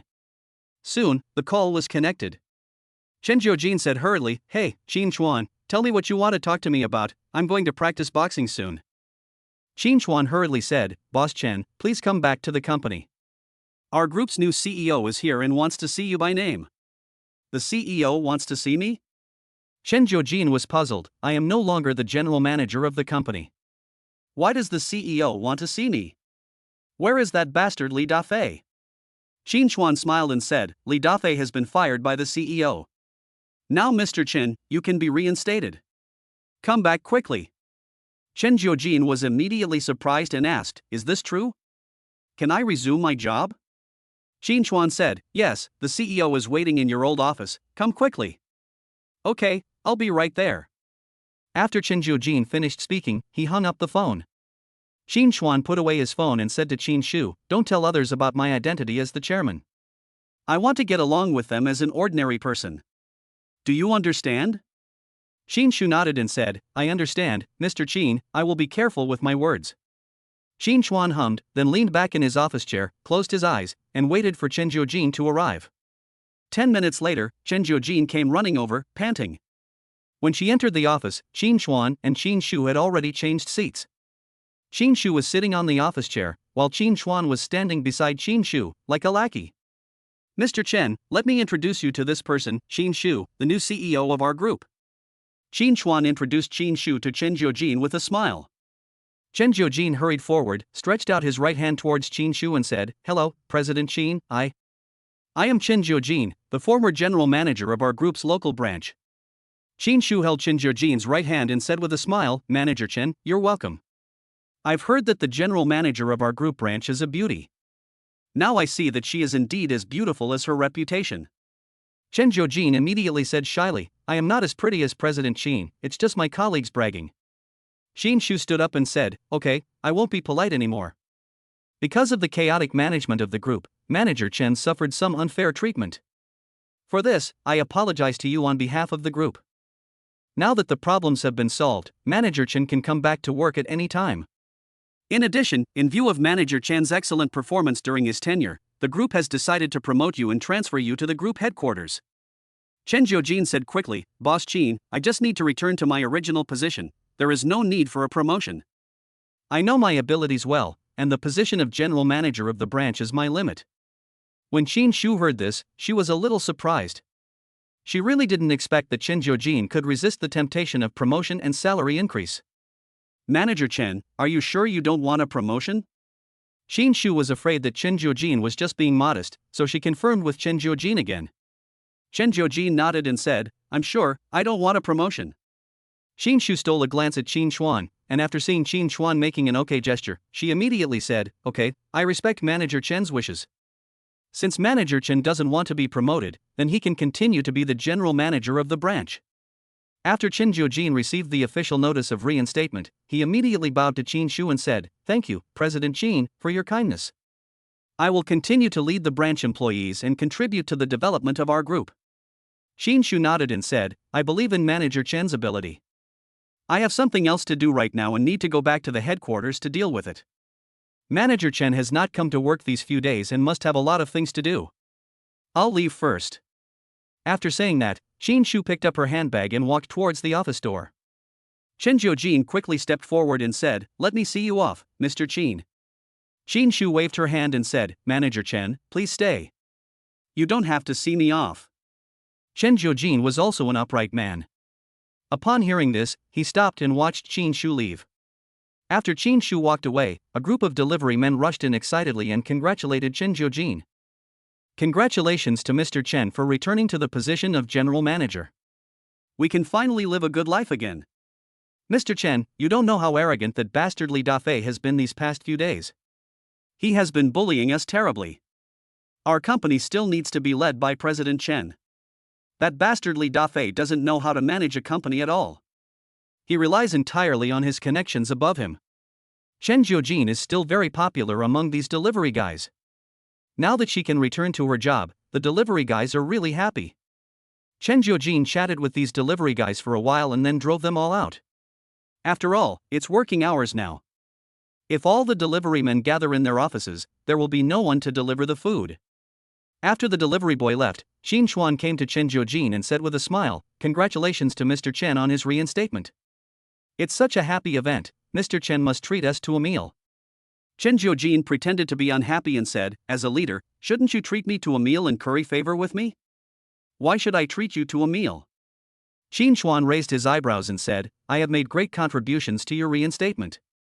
It would be unreasonable for you not to treat me to a meal, right?" Chen Jiujin immediately sneered and said, "Come on, you're just a delivery boy, how can you help with something like this?" "Don't flatter yourself." Xin Chuan's face suddenly turned dark. He finally understood why Chen Jiujin was unwilling to go to the headquarters. With her straightforward personality, she was sure to offend countless people if she went to the headquarters. Chapter 35 Blackmail. It's safer to stay in the branch office. Even if you say something wrong, there won't be any serious consequences. Xin Chuan tried to look pitiful and said to Chen Jiujin, "Boss Chen, even if I have no merit, I have worked hard. Besides, how much money can we deliverymen make in a month? Do you have the heart to let us treat you to a meal?" Chen Jiujin rolled his eyes and said, "Look how anxious you are. Well, to celebrate my reinstatement, I will treat everyone to a meal together. You can come along, and I can also invite Wu Ming, Li Fu, Xiao Jia, and Tian Guang. These people all have a good relationship with Chen Jiujin." Now that Chen Jiujin had been reinstated, he naturally wanted to invite those with whom he had a good relationship to dinner to celebrate. If Chen Jiujin were to hire all the employees in the company, his savings would not be enough to support him. Xin Chuan gave Chen Jiujin a thumbs up and said, "Mr. Chen is really open-minded. I'll go and tell them now. Where are we going to eat later?" Chen Jiujin hesitated for 2 seconds and said, "Let's go to the Cape restaurant near our company. The environment there is pretty good and the food tastes pretty good too." Xin Chuan nodded, then took out his cell phone and contacted those who were going to have dinner. Half an hour later, Xin Chuan, Wu Ming, Chen Jiujin and others sat in the lobby of the Cape restaurant. Chen Jiujin sat in the main seat and said in a rather heroic manner, "Today, everyone can order whatever they want to eat, and don't be polite to me." The other 5 people in the private room were immediately delighted and picked up the menus to choose their favorite dishes. Chen Jiujin looked at Xin Chuan and said, "Xin Chuan, you and Wu Ming left because of Li Dafei. Now Li Dafei has been fired. Do you two want to come back?" Wu Ming didn't know how to answer this question for a moment, so he could only look to Xin Chuan for help. Xin Chuan shrugged and said, "Thank you for your kindness, Mr. Chen, but Wu Gu and I want to change to a more promising job. We don't want to do this delivery job for the time being." Chen Jiujin frowned slightly and said, "It's so hard to find a job now. I suggest you come back first and look for a new job while delivering food. You can quit after you find a new job." Xin Chuan waved his hand and said, "Don't bother me, Mr. Chen. Wu Gu and I have some savings now, enough to last until we find new jobs." Chen Jiujin had said everything he needed to say, but Xin Chuan still refused to agree. She could only nod and say, "Okay, it's up to you guys. If you're not satisfied with your job search, you can always come back to the company and continue working. Although the income of our company's deliverymen is not very high, it is still a stable source of income, and it can also save a lot of money on food and drink." Xin Chuan clasped his fists towards Chen Jiujin and said, "Thank you, Manager Chen, for leaving us a way out." Chen Jiujin nodded, then called the waiter to come over to take our order. 15 minutes later, most of the dishes were served, leaving only the last dish of delicious soup. Chen Jiujin said, "Let's eat first." Everyone picked up their bowls and chopsticks and prepared to eat. At this time, Li Fu suddenly said, "You guys eat first, I'm going to the toilet to empty my stomach." Chen Jiujin rolled his eyes and said, "There are just too many things to do." "Go ahead." Li Fu smiled, stood up and prepared to go to the toilet. Just then, a waiter came over with a soup bowl. Li Fu's shoulder hit the waiter's arm, causing the waiter to lose his balance instantly. The soup bowl in his hand slipped out of his hand and landed on the head of a sturdy man at the next table, and the soup in the bowl also splashed all over the sturdy man. The sturdy man was stunned for a moment, then he slammed the table and stood up, shouting at the waiter, "Are you looking for death?" The waiter shrank back and said, "It's not me, he scolded me, so." The sturdy man looked at Li Fu and took a closer look at the work clothes on Li Fu. The sturdy man's name is Zhao Dashan. He is the coach of a nearby fighting club. He has a hot temper and is extremely mean. Having had soup splashed all over him for no reason, he naturally wanted to take revenge. Although that waiter was also a small figure, he was a waiter of the Cape restaurant after all. With the support of the restaurant, Zhao Dashan might not be able to get any benefits. But Li Fu was just a delivery man, and Zhao Dashan felt that he could definitely control him. He took a step forward, grabbed Li Fu by the collar and said, "You are so blind? Can't you see that a big man is carrying a soup basin over here? Did you do that on purpose?" Li Fu was originally a weak character. Seeing Zhao Dashan being so fierce, he quickly apologized. "I'm sorry, brother, I really didn't mean it, I'm sorry." Zhao Dashan sneered, "What's the point of saying sorry? If your eyes are useless, I'll just blind them for you." Li Fu quickly covered his eyes and said, No, brother, I was wrong, I was really wrong, please don't do anything, I can help you wash your clothes." Zhao Dashan slapped Li Fu in the face and said fiercely, "My clothes are branded. Can I let you wash them casually?" Li Fu swallowed and said, Then how do you want to solve this problem, big brother?" Zhao Dashan raised his chin and said, "How else can we solve this? Pay me. This piece of clothing costs 50,000 yuan. If you pay me, I won't beat you." Li Fu's eyes widened instantly and he said, 50,000 yuan? Big brother, you. Before Li Fu could finish his words, everyone at Zhao Dashan's table stood up and looked at Li Fu with unfriendly expressions.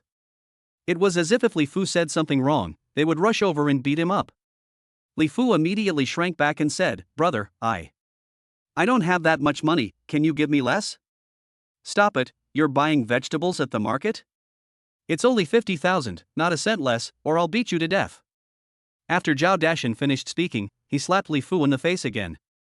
This time Chen Jiujin couldn't bear it anymore. She stood up and shouted at Zhao Dashan, "My friend, that's enough. You've already slapped him twice.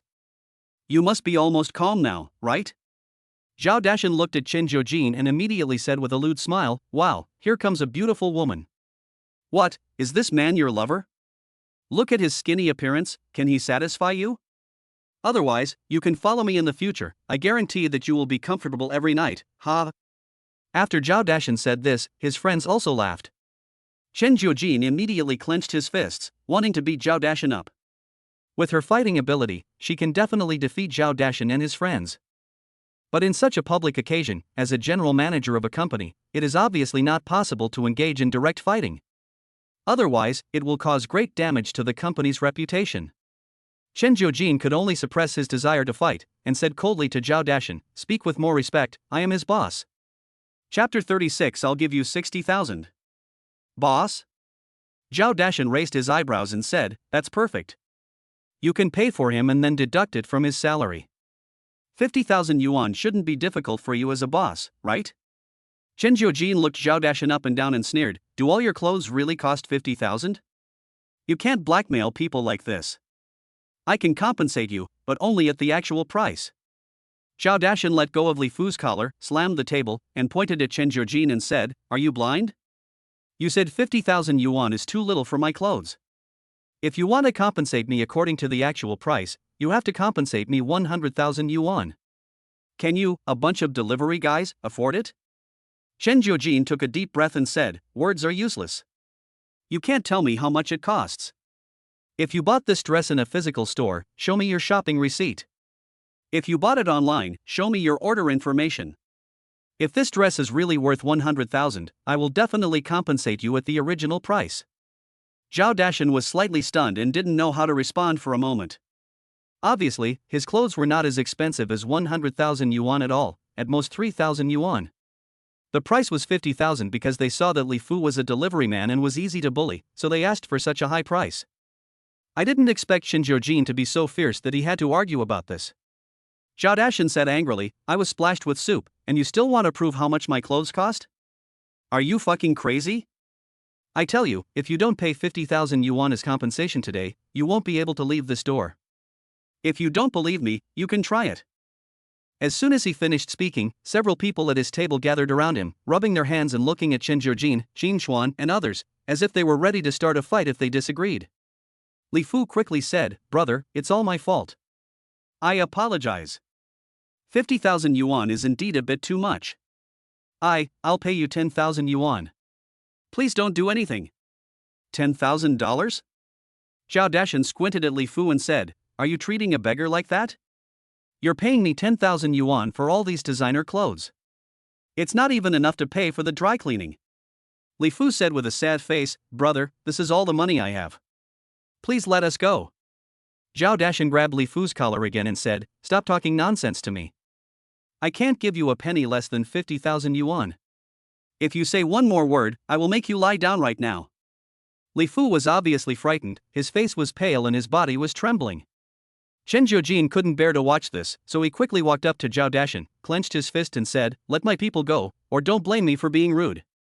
"Yo ha?" Zhao Dashan looked at Chen Jiujin and said with a half smile, "I want to see how rude you are." "You want to hit me, right? Come on, let's see if you can hurt me." Chen Jiujin couldn't control his temper at that time and wanted to punch Zhao Dashan in the face. Li Fuxing was afraid that the matter would get out of hand, so he quickly said, "Manager Chen, please don't be impulsive. I will negotiate with them." Chen Jiujin said angrily, "What kind of negotiation is this? These people are clearly here to blackmail us. Be tough with me and don't let them look down on you." This. Li Fu took one look at the sturdy bodies of Zhao Dashan and his friends, and he simply couldn't muster up the courage. When Zhao Dashan saw Li Fu like this, he immediately said smugly, "See, your subordinates are so cowardly. It seems that you, as a boss, are not good at disciplining them." Chen Jiujin felt a bit disappointed with his friend. But she also knew that Li Fu was different from her. Li Fu had a family to support and the pressure on him was much greater than hers. What really made Li Fu bow his head was not Zhao Dashan and his friends, but the heavy pressure of life. If Li Fu was really injured, he would not be able to continue working for at least a long time, and his income would definitely be affected. So Li Fu could only choose to endure and retreat. Chen Jiujin took a deep breath, looked at Zhao Dashan again and said, "Don't threaten us with words. We live in a society ruled by law now. If you really dare to take action, you will be the ones who suffer. This isn't a big deal, and I don't think you want to make a big deal out of it, so we'd better negotiate a more reasonable price and resolve this matter as soon as possible." After hearing what Chen Jiujin said, Zhao Dashan sneered, "What's the point of discussing this? It's just 50,000 yuan. Pay me now." Chen Jiujin couldn't hold back his emotions any longer. He grabbed the wooden chopsticks on the table and broke them with his thumb in front of Zhao Dashan. This scene really stunned Zhao Dashan and his friends. As coaches of the Fight Club, they all knew how difficult it was to break a solid wooden chopstick using finger strength alone. The fact that Chen Jiujin can do this is enough to prove that she is a martial artist.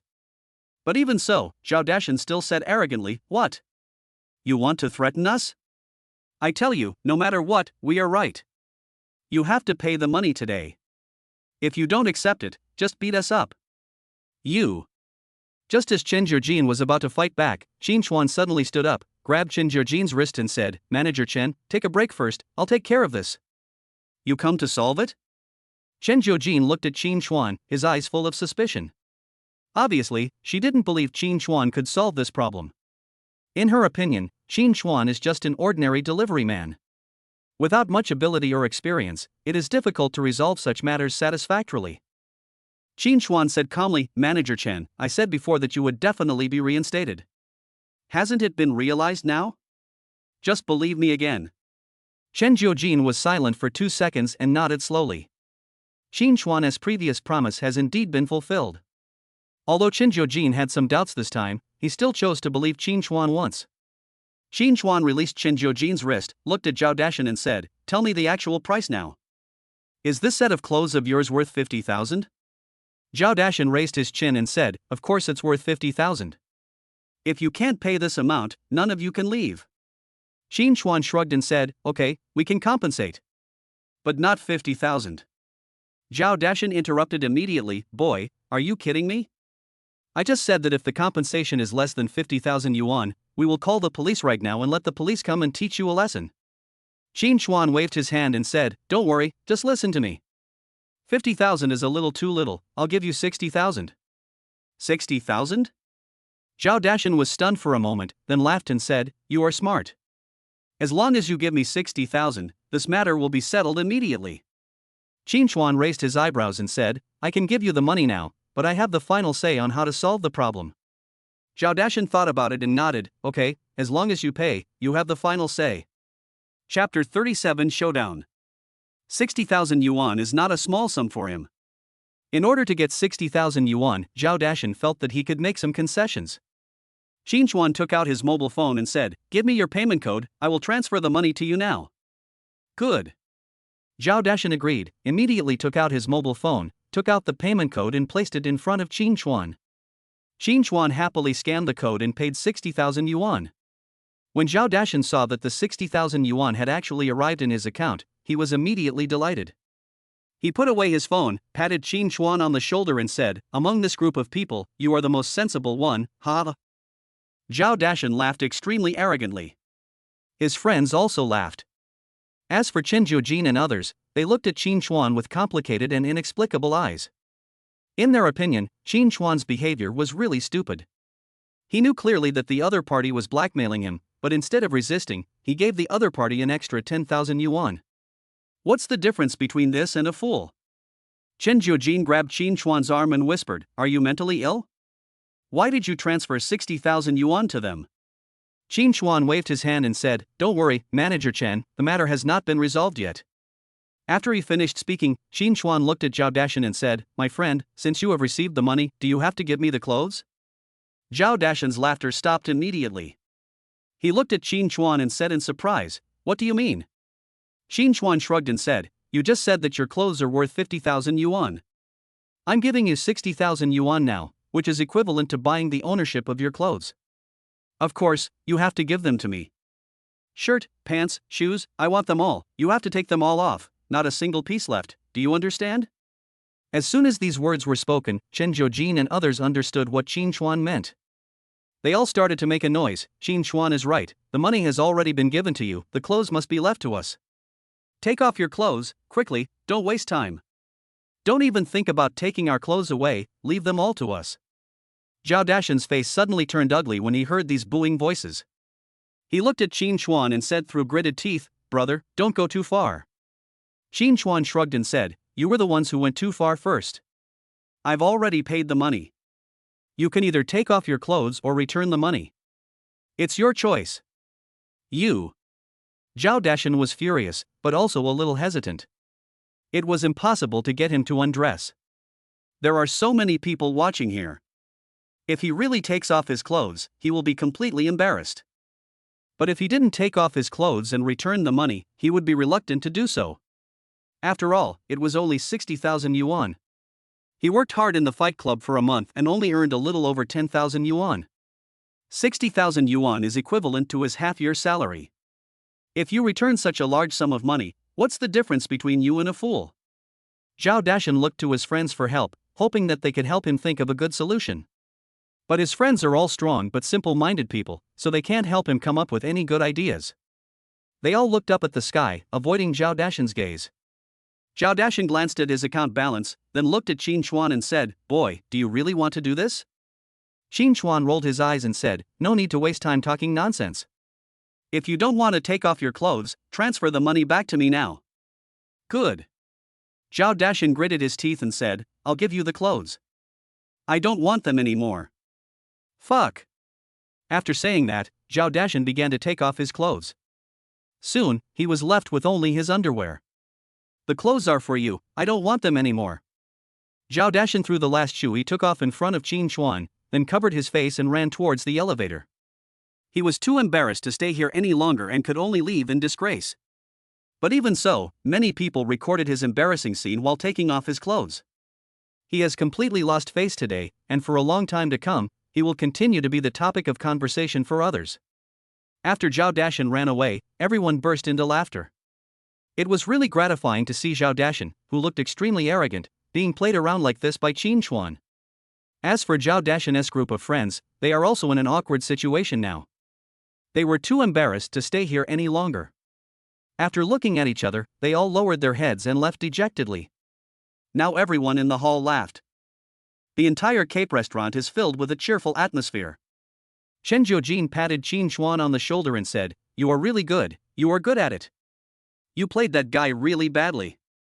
Qin Chuan smiled and said, "It was just a little trick, and they deserved it." Chen Jiujin nodded and said, "That's true.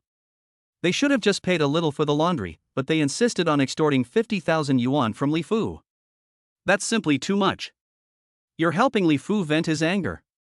After saying that, Chen Jiujin patted Li Fu on the shoulder and said, "Li Fu, you have to thank Qin Chuan." Li Fu's face was full of worry at this time. After hearing what Chen Jiujin said, he hesitated for a moment, and then said to Qin Chuan, "Thank you for what you did just now." When Chen Jiujin saw Li Fu like this, he frowned and said, "Li Fu, what's wrong with you? Everything has been resolved, what are you still worried about?" After hesitating for a few seconds, Li Fu smiled bitterly and said, "I don't have that much money to pay Qin Chuan back, so I'm a little worried." After saying that, Li Fu looked at Qin Chuan again and said, "Qin Chuan, can you delay your payment? Give me a few months." Qin Chuan rolled his eyes and said, "Come on, keep the money for yourself, you don't have to give it back to me. I used 60,000 yuan to hit that guy just for my own fun, it has nothing to do with you." This. Li Fu suddenly didn't know what to say. Qin Chuan waved his hand and said, "Don't talk about this or that. This matter is over here. No one will mention it anymore. Let's sit down and eat." After saying that, Qin Chuan held Li Fu's shoulders and forced him to sit on the chair. Li Fu was still in a daze. 60,000 yuan, and Qin Chuan actually said he didn't want it. To Li Fu, this was indeed a little unbelievable. After all, he and Qin Chuan have been colleagues for several years and he is very clear about Qin Chuan's financial situation, which is not much better than his own. He has a family to support, while Qin Chuan has a girlfriend to support. Both of them are living on the poverty line. Under such circumstances, it was indeed a bit unreal that Qin Chuan could still take out 60,000 yuan to help him without asking for anything in return. Qin Chuan must have been afraid that he would be under too much pressure, so he deliberately refused. Chapter 38 I won the lottery. Thinking of this, Li Fu was suddenly moved. He turned to look at Qin Chuan and said, "Qin Chuan, don't worry, when I have money, I will definitely return the 60,000 yuan to you." Qin Chuan said helplessly, "Didn't I tell you that I don't want the 60,000 yuan? Why are you still thinking about this?" Li Fu stiffened his neck and said, "That won't do. Your financial situation is not easy. How can you refuse 60,000 yuan? Qin Chuan interrupted, "Don't worry, I'm in good financial condition now, I'm not short of money, 60,000 yuan is nothing to me, you really don't have to pay it back, just go and eat." Having said this, Li Fu didn't know how to continue speaking. He could only nod and pick up the chopsticks. Qin Chuan then breathed a sigh of relief and sat back in his seat. Most people at the table looked at Qin Chuan with curiosity. Qin Chuan's words that he was not short of money really made them extremely curious. Chen Jiujin couldn't help but ask Qin Chuan, "Why are you so generous? Did you make a fortune somewhere? You don't even care about 60,000 yuan?" Qin Chuan glanced at everyone, then took a deep breath and said, "Well, since it's like this, I won't pretend anymore. I'll be honest. I actually won the lottery 2 days ago." Chen Jiujin quickly asked, "How big a prize did you win?" Qin Chuan shrugged and said, 500,000. The other people at the table gasped. For them, 500,000 is definitely a huge sum of money, equivalent to their salary income for 4 or 5 years. Qin Chuan was able to win such a big prize in an instant, it was like a step to heaven, his luck was simply incredible. Although Chen Jiujin, as the general manager, had a decent income, he was also surprised by Qin Chuan's luck. She was stunned for a while before continuing, "Did you really win the 500,000 yuan jackpot?" Qin Chuan nodded and said, "Of course it's true, otherwise why would I give 60,000 yuan so readily just now?" Li Fu immediately said enviously, "Qin Chuan, you are so lucky. I have never won a prize of more than 20 yuan in my life." Another delivery man, Tian Guang, followed up and said, "Qin Chuan, which lottery station did you win the prize from? I'll go try it if I have a chance." Qin Chuan made up a story, "It's at the lottery station at the intersection of Dazai Road and Xiuzhai Road. But I suggest you don't go there. A lottery station that has already given out big prizes won't give out big prizes again in the short term. It's a waste of time for you to go there." Tian Guang said angrily, "That's true. Qin Chuan, you are so lucky. You won a 500,000 yuan prize and have enough for the down payment of a house. At this time, Chen Jiujin said, Qin Chuan, even if you won the 500,000 yuan jackpot, you can't do it like this today. You took out 60,000 yuan just to help Li Fu get rid of his anger. This is not worth it. Others also reacted and felt sorry for Qin Chuan. 1/10 of the 500,000 was lost in an instant. This is indeed a pity. Qin Chuan said calmly, it's okay, there are still more than 400,000 yuan. The remaining money is enough for me to spend. Chen Jiujin frowned and said, how can you think like that? You've been a delivery man for such a long time, and you know how hard it is to make money. You can't become arrogant just because you have $500,000. If you use $500,000 to buy a house, it will be gone in a flash. It's really not a lot. Qin Chuan nodded quickly and said, I understand, Manager Chen is right. I will definitely not be so arrogant in the future. Let's eat quickly. After saying that, Qin Chuan picked up a piece of braised pork with chopsticks and put it into Chen Jiujin's bowl. He wanted to shut Chen Jiujin's mouth with food. But Chen Jiujin continued, Qin Chuan, you should be more pragmatic and down to earth. You really can't spend the money you have left casually. It's best to start a small business so that money can make more money. Don't get involved in bad things just because you have money.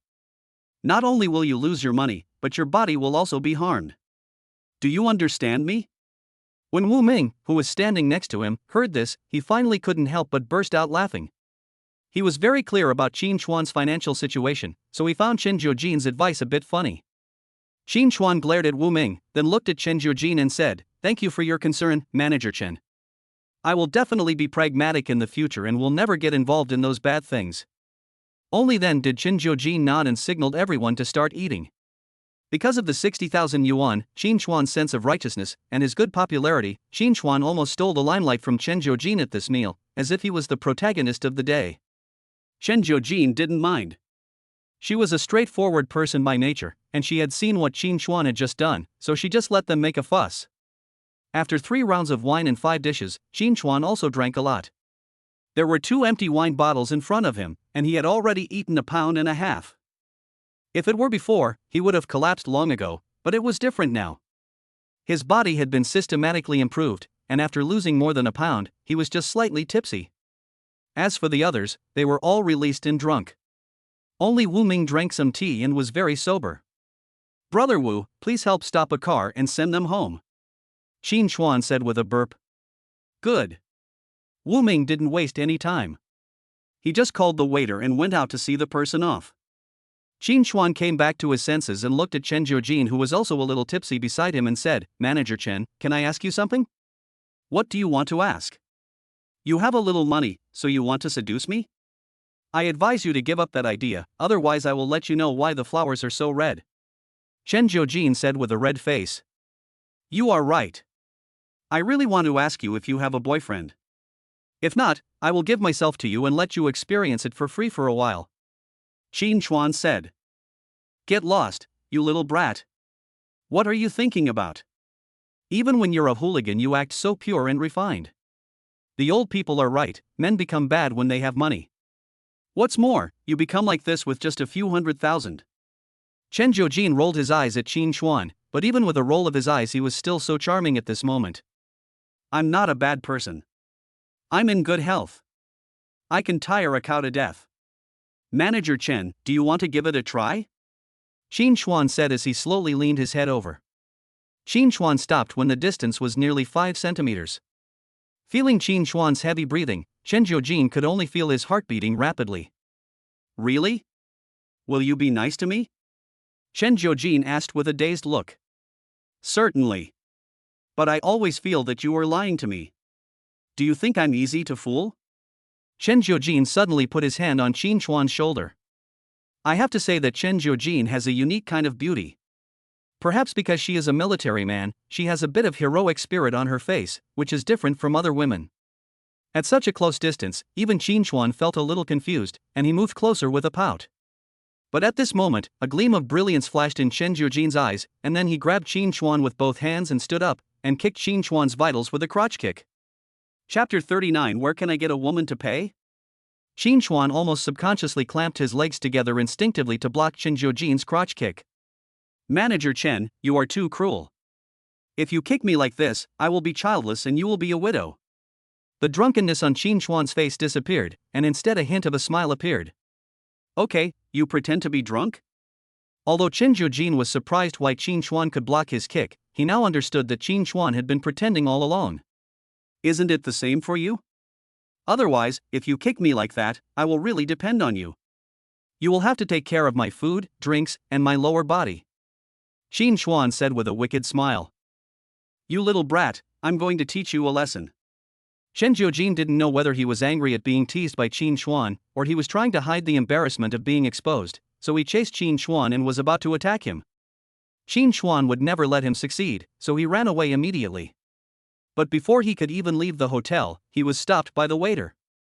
Sir, you haven't paid the bill yet. The waiter looked very alert, as if he thought Qin Chuan was the kind of person who was going to run away without paying. Qin Chuan suddenly stopped. Chen Jiujin was still preparing to take action, but when he saw the waiter next to him, he had to stop abruptly. Manager Chen, it's time to settle the bill. Qin Chuan shouted. Chen Jiujin did not refuse and turned around to get the bag. Qin Chuan took this opportunity to pay the money directly. Are you kidding? He has a rebate system. How could he give this opportunity to make money to others? Besides, when you eat out with a woman, you never let her pay. When Chen Jiujin came over with her cell phone and bag, she saw Qin Chuan suddenly kiss her on the face and then ran away. Watching Qin Chuan's disappearing back, Chen Jiujin gritted his teeth, stomped his feet in hatred, and then prepared to pay. Ma'am, the gentleman has just settled his bill. Here is the bill. Please keep it. The waiter respectfully handed the bill to Chen Jiujin. Chen Jiujin took a look at the bill and found that it cost nearly 3,000 yuan. She didn't expect that this meal would cost so much. But when she thought about Qin Chuan's just now actions, she walked out of the hotel without saying a word. At this moment, Wu Ming had already sent everyone away, and he drove the car over and parked it at the door. Qin Chuan was already sitting in the back seat, rolled down the window, and waved at Chen Jiujin. Chen Jiujin was stunned when she saw the Maybach in front of her. It is said that men love cars, but Chen Jiujin is half a man and knows more about cars. The Maybach in front of him was quite expensive, but Qin Chuan was actually sitting inside it, and the driver was actually Wu Ming. You, come out, I won't hate you anymore, hurry up. Chen Jiujin shouted hurriedly. You said you wouldn't hit me anymore, so get in the car and I'll take you home. Qin Chuan said. Stop joking. This car is very expensive. If it breaks down, you won't be able to afford the compensation even if you sell it. Chen Jiujin said as he prepared to pull Qin Chuan down. Pull it slowly, the clothes are about to be torn. Manager Chen, don't be so impatient. She will be yours sooner or later. Qin Chuan said with pretended reserve. When Wu Ming in front heard this, the corner of his mouth twitched. It was obvious that he was amused. But he held back, but it was very hard to hold back. He glanced at Qin Chuan and gave him a look that said, I'm watching you pretending to be cool. After hearing what Qin Chuan said, Chen Jiujin suddenly had a black line on his forehead. But the next second, I felt myself being pulled into the car. The whole person fell directly on Qin Chuan, and one of his hands touched a strange thing. When the waiter over there saw this, he ran over diligently and closed the car door. This was a great assist. If Chen Jiujin wasn't in his arms, Qin Chuan would have been ready to give him a tip. This was really considerate of him. As the car door closed, the atmosphere inside the car suddenly became strange. Let go. Chen Jiujin struggled, but his hand was held tightly by Qin Chuan. It's not that I don't want to let go, but I was just about to stick this business card, and I had glue in my hand, but you rushed over and the glue got stuck directly to my hand. We are brothers, but we are good friends. Qin Chuan said helplessly. Then sprinkle some water and separate them with a knife. Chen Jiujin shouted. There's nothing I can do. Do you know why this glue is called brothers are good? Its meaning is that once stuck, they will be inseparable like two real brothers, and will be inseparable for the rest of your life. Besides, you wouldn't have the heart to let me bleed, right? Qin Chuan said with a blink of his eyes. Chen Jiujin could only sit up straight, but his left hand was held in Qin Chuan's hand. Qin Chuan, are you crazy? Are you crazy? Do you know what kind of car this is? This car is so expensive, and you dare to make trouble? If it gets bumped or scratched, can you afford the compensation? Get out of the car quickly and stop making trouble. Chen Jiujin said in a deep voice. Manager Chen, actually. Wu Ming, who was speaking in front, had just said half of his sentence when he was interrupted by Chen Jiujin. Wu Ming, you two, are still sitting in the driver's seat. You guys just don't know your limits. Chen Jiujin said and prepared to get out of the car. Manager Chen, why are you in such a hurry? I rented this car and now I have the right to use it. What am I afraid of? Qin Chuan said. Rented? Of course. To send you home, we need a nice car. If our uncles and aunts see it, they might agree with us.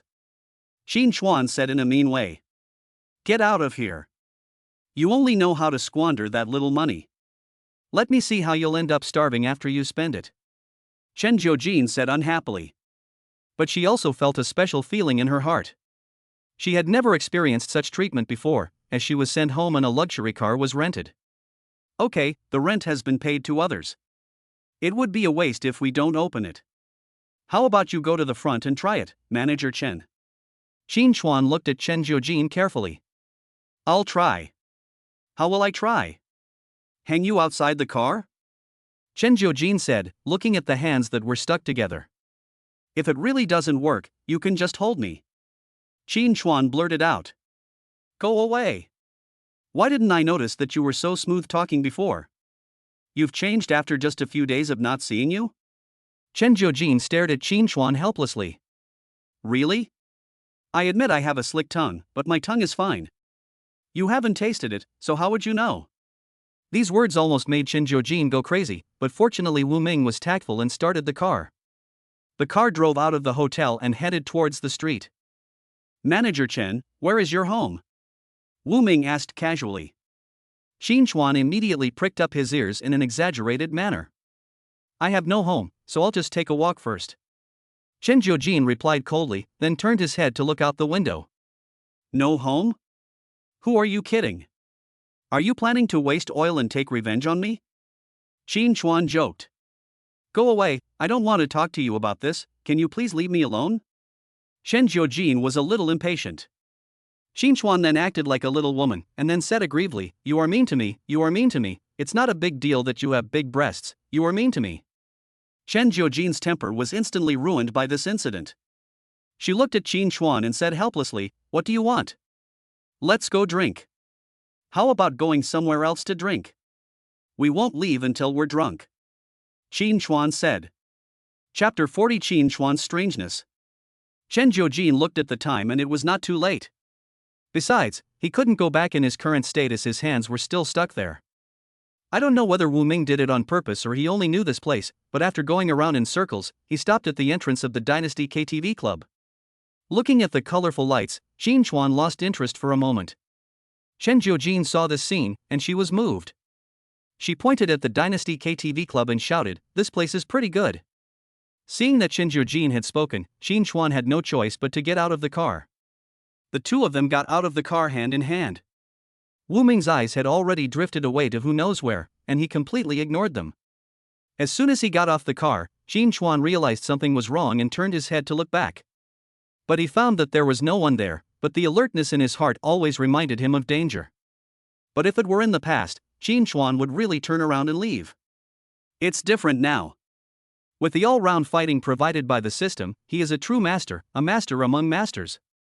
As soon as he entered the lobby manager saw Qin Chuan and his whole face started smiling. After all, Qin Chuan's last incident had caused a lot of uproar here, and many people regretted not going in to accompany Qin Chuan. Seeing this sucker coming, the lobby manager would be a fool if he didn't smile. Mr. Qin, now you are here, would you please arrange a big bag for us? The lobby manager asked politely. Not bad. Qin Chuan nodded. Okay. 302 brings guests. As the person on the intercom said something, two waiters immediately led the way. When they arrived at box 302, the two waiters stopped at the door and turned on the lights at the same time. I sat on the sofa, and fruit plates, beer, and other things were brought to me. The beautiful manager came in with a bottle of red wine. She originally thought that Qin Chuan was going to spend money again today, but when she saw the holding hand, she immediately understood. Mr. Qin, you guys take your time and I won't disturb you. Just call me if you need anything. The beautiful manager said with a smile. Qin Chuan nodded. He was very satisfied with this beautiful manager. At least she understood the situation and did not bring those girls in. Chen Jiujin was not polite and directly pulled Qin Chuan to the song machine. Soon, rows and rows of military songs were put on. He grabbed the microphone and started singing. I have to say that Chen Jiujin has a great voice. Not only does he sing out the military spirit, but he also has his own flavor. Not bad, Manager Chen, it sounds nice. Qin Chuan complimented. Chen Jiujin ignored Qin Chuan and started singing again. After singing 3 songs, Chen Jiujin felt a little tired, with a thin layer of sweat on his forehead. It's not that the air conditioner is useless, but Chen Jiujin's hands always feel a little uncomfortable when they are with Qin Chuan. Let's sing a song about my beloved. Qin Chuan made a gesture to Wu Ming. Wu Ming stood up immediately, and a song Dear Lover was played. Let my love be with you forever. Do you feel that I am worried about you? Qin Chuan's voice was low and lingering, and perhaps because of drinking, it was a little hoarse. Originally, Qin Chuan just had a sudden idea and wanted to embarrass Chen Jiujin and see how she sang love songs, but slowly, he actually thought of that woman. He still remembered that he had fought so hard for that woman, but unfortunately, people's hearts have changed and everything was just a dream. Noticing Qin Chuan's strangeness, the originally reluctant Chen Jiujin actually picked up the microphone and started singing along with Qin Chuan.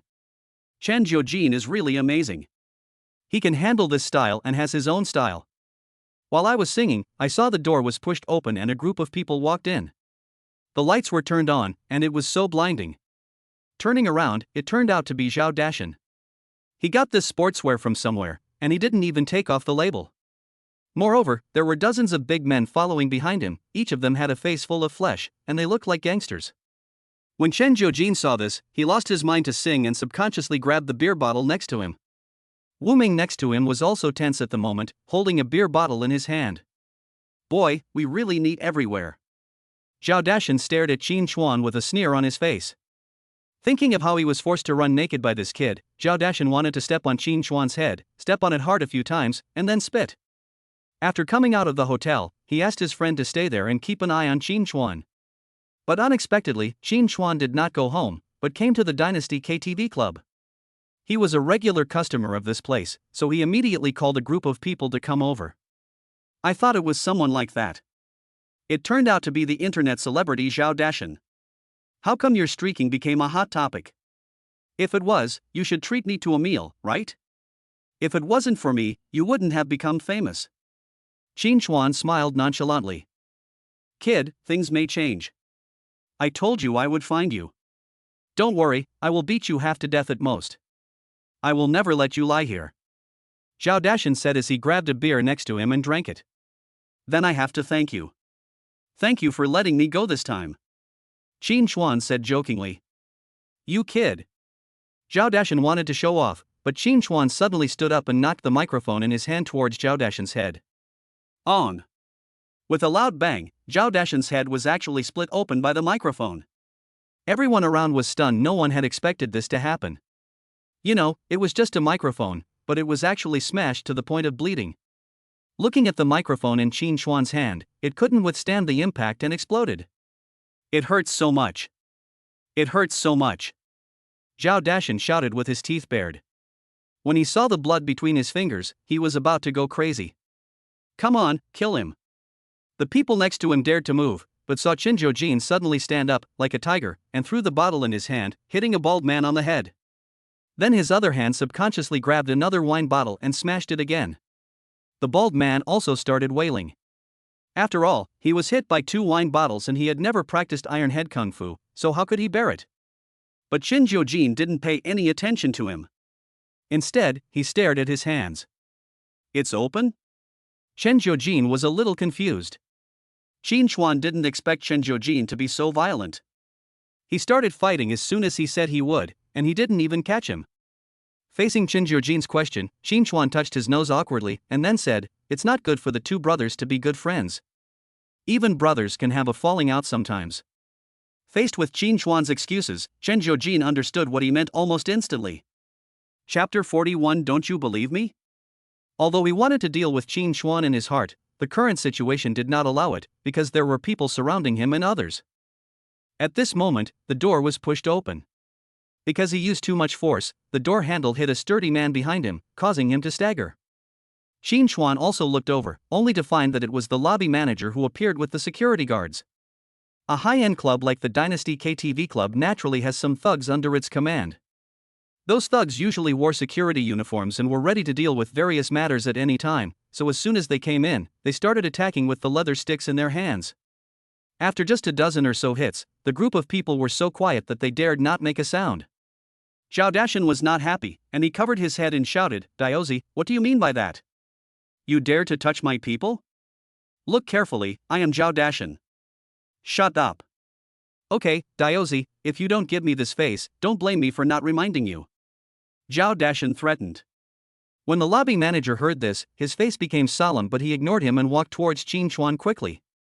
But Zhao Dashan refused to give in and stood in the way. "Get out." The lobby manager raised his leg and kicked Zhao Dashan. How could Zhao Dashan bear it? He fell on the coffee table in an instant. "Mr. Qin, are you okay?" "It was my negligence that allowed these things to disturb your interest. So, today's consumption will be charged to me," the lobby manager said hurriedly. When Zhao Dashan heard this, his eyes were full of disbelief, and he just stared at Qin Chuan and Daozi in a daze. Qin Chuan was very calm at this moment. He raised the wine in his hand and said slowly, "No, I don't care about this little money. But I am very curious, how did this person get in? So many people came in at once. Is the security of the Dynasty KTV Club so poor?" Faced with Qin Chuan's questioning, the lobby manager hurriedly explained. "Although they are all lies, the attitude is still good." "No need to say so much. I understand. I will not interfere with what happens next. You can handle it yourself." But if Zhao Dashan wants to leave, he can. But he drank a bottle of beer from me when he came in. I don't need him to accompany him. He can just drink all the boxes over there," Qin Chuan said, pointing to the boxes of beer at the door. The two waiters were honest enough. They put 10 bottles of beer there. Zhao Dashan looked at the 10 bottles of beer and was completely stunned. But Daozi didn't care about all that. He waved his hand and the security personnel over there rushed over.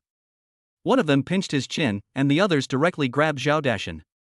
The beer was opened and bottle after bottle was poured into Zhao Dashan's mouth. Qin Chuan was quite relaxed.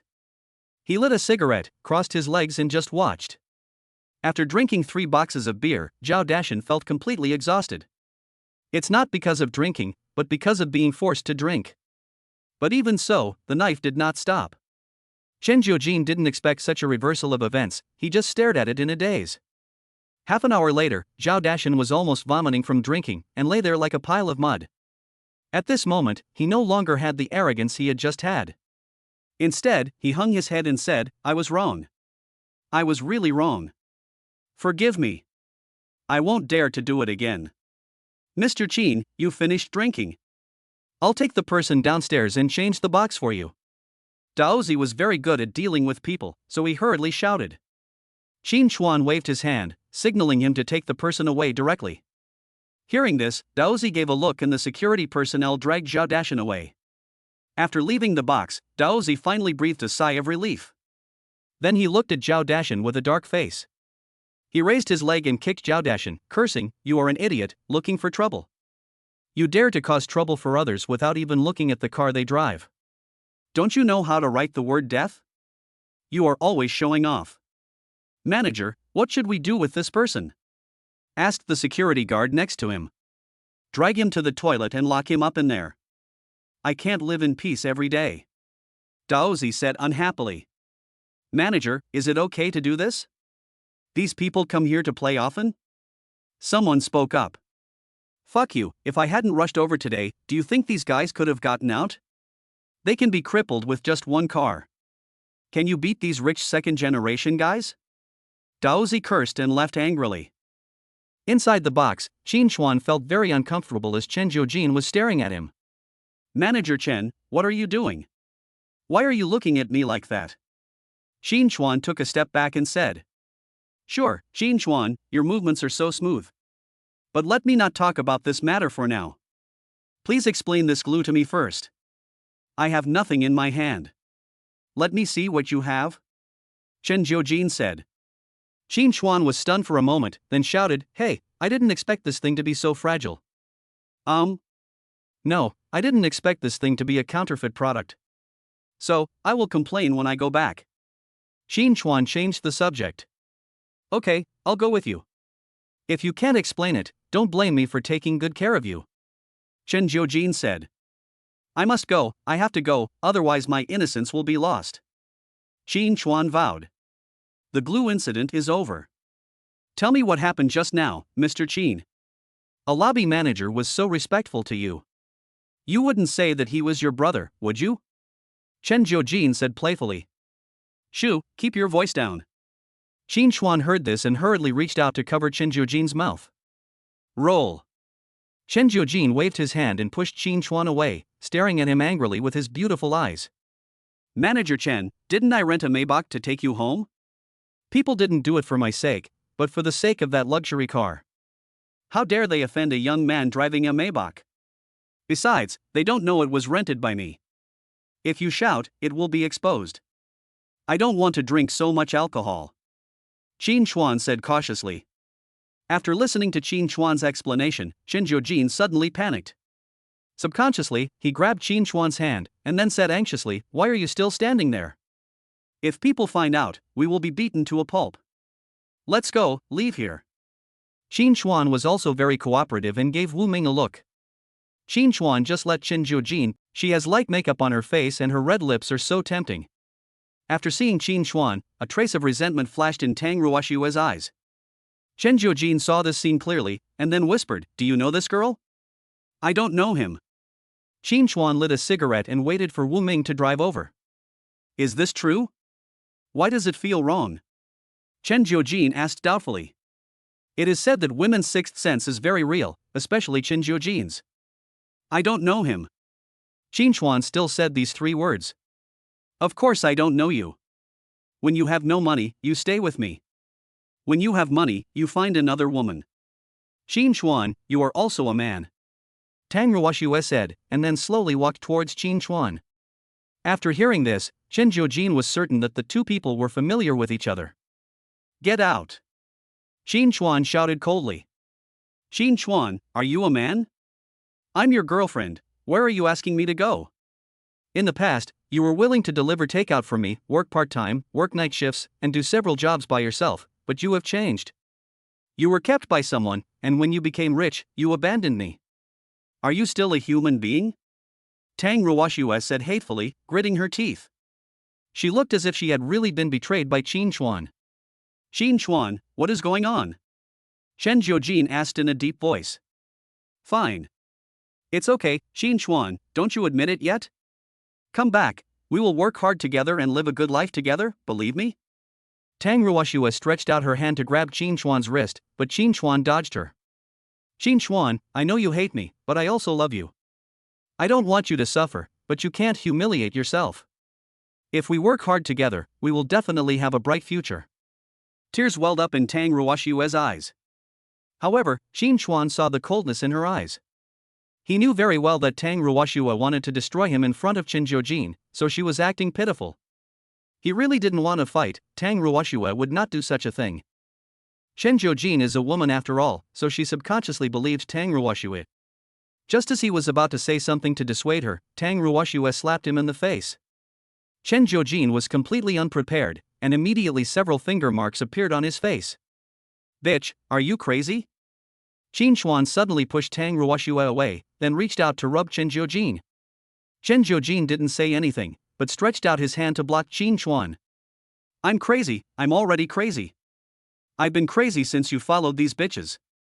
I don't know what I did wrong to make you so cruel to me.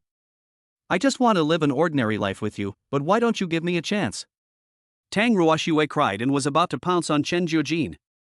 As a result of this commotion, a lot of people gathered around. Most of them were young men and women, pointing and talking at Qin Chuan, and some even started filming videos. Qin Chuan remained unmoved, and a sneer appeared on his lips. Only now did he see through Tang Ruoshue. She was not only vain and gold digger, but also a vicious woman. "Please let him go, let him come back to me, I beg you."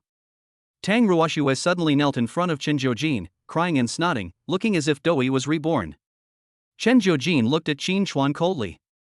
If ice could kill, Qin Chuan would have been cut into pieces by her at this moment. She lied to you. Qin Chuan didn't know how to explain, so he could only say this. You lied to me, Qin Chuan. I always thought that you were a man who dared to do and take responsibility for your actions.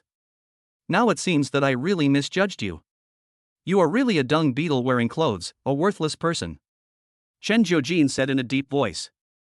You don't believe me? Qin Chuan raised his eyebrows. Chapter 42. You are so cruel. You want me to believe it? A woman has become like this. You are cruel enough. You are really worse than a woman. I really see through you. Chen Jiujin sneered. What?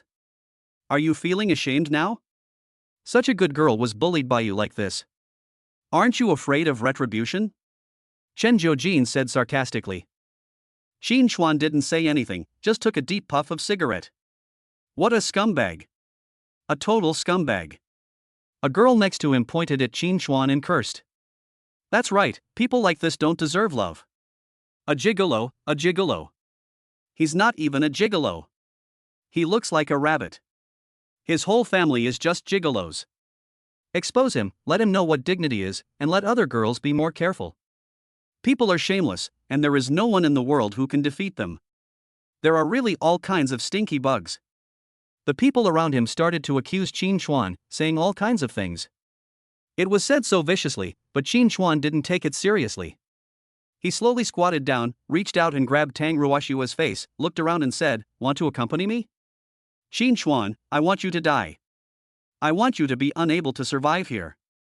Tang Ruoshua said in a low voice, and the hatred was so strong. You and I are already strangers, why do you have to do this? What impact do you think this will have on me? I don't care.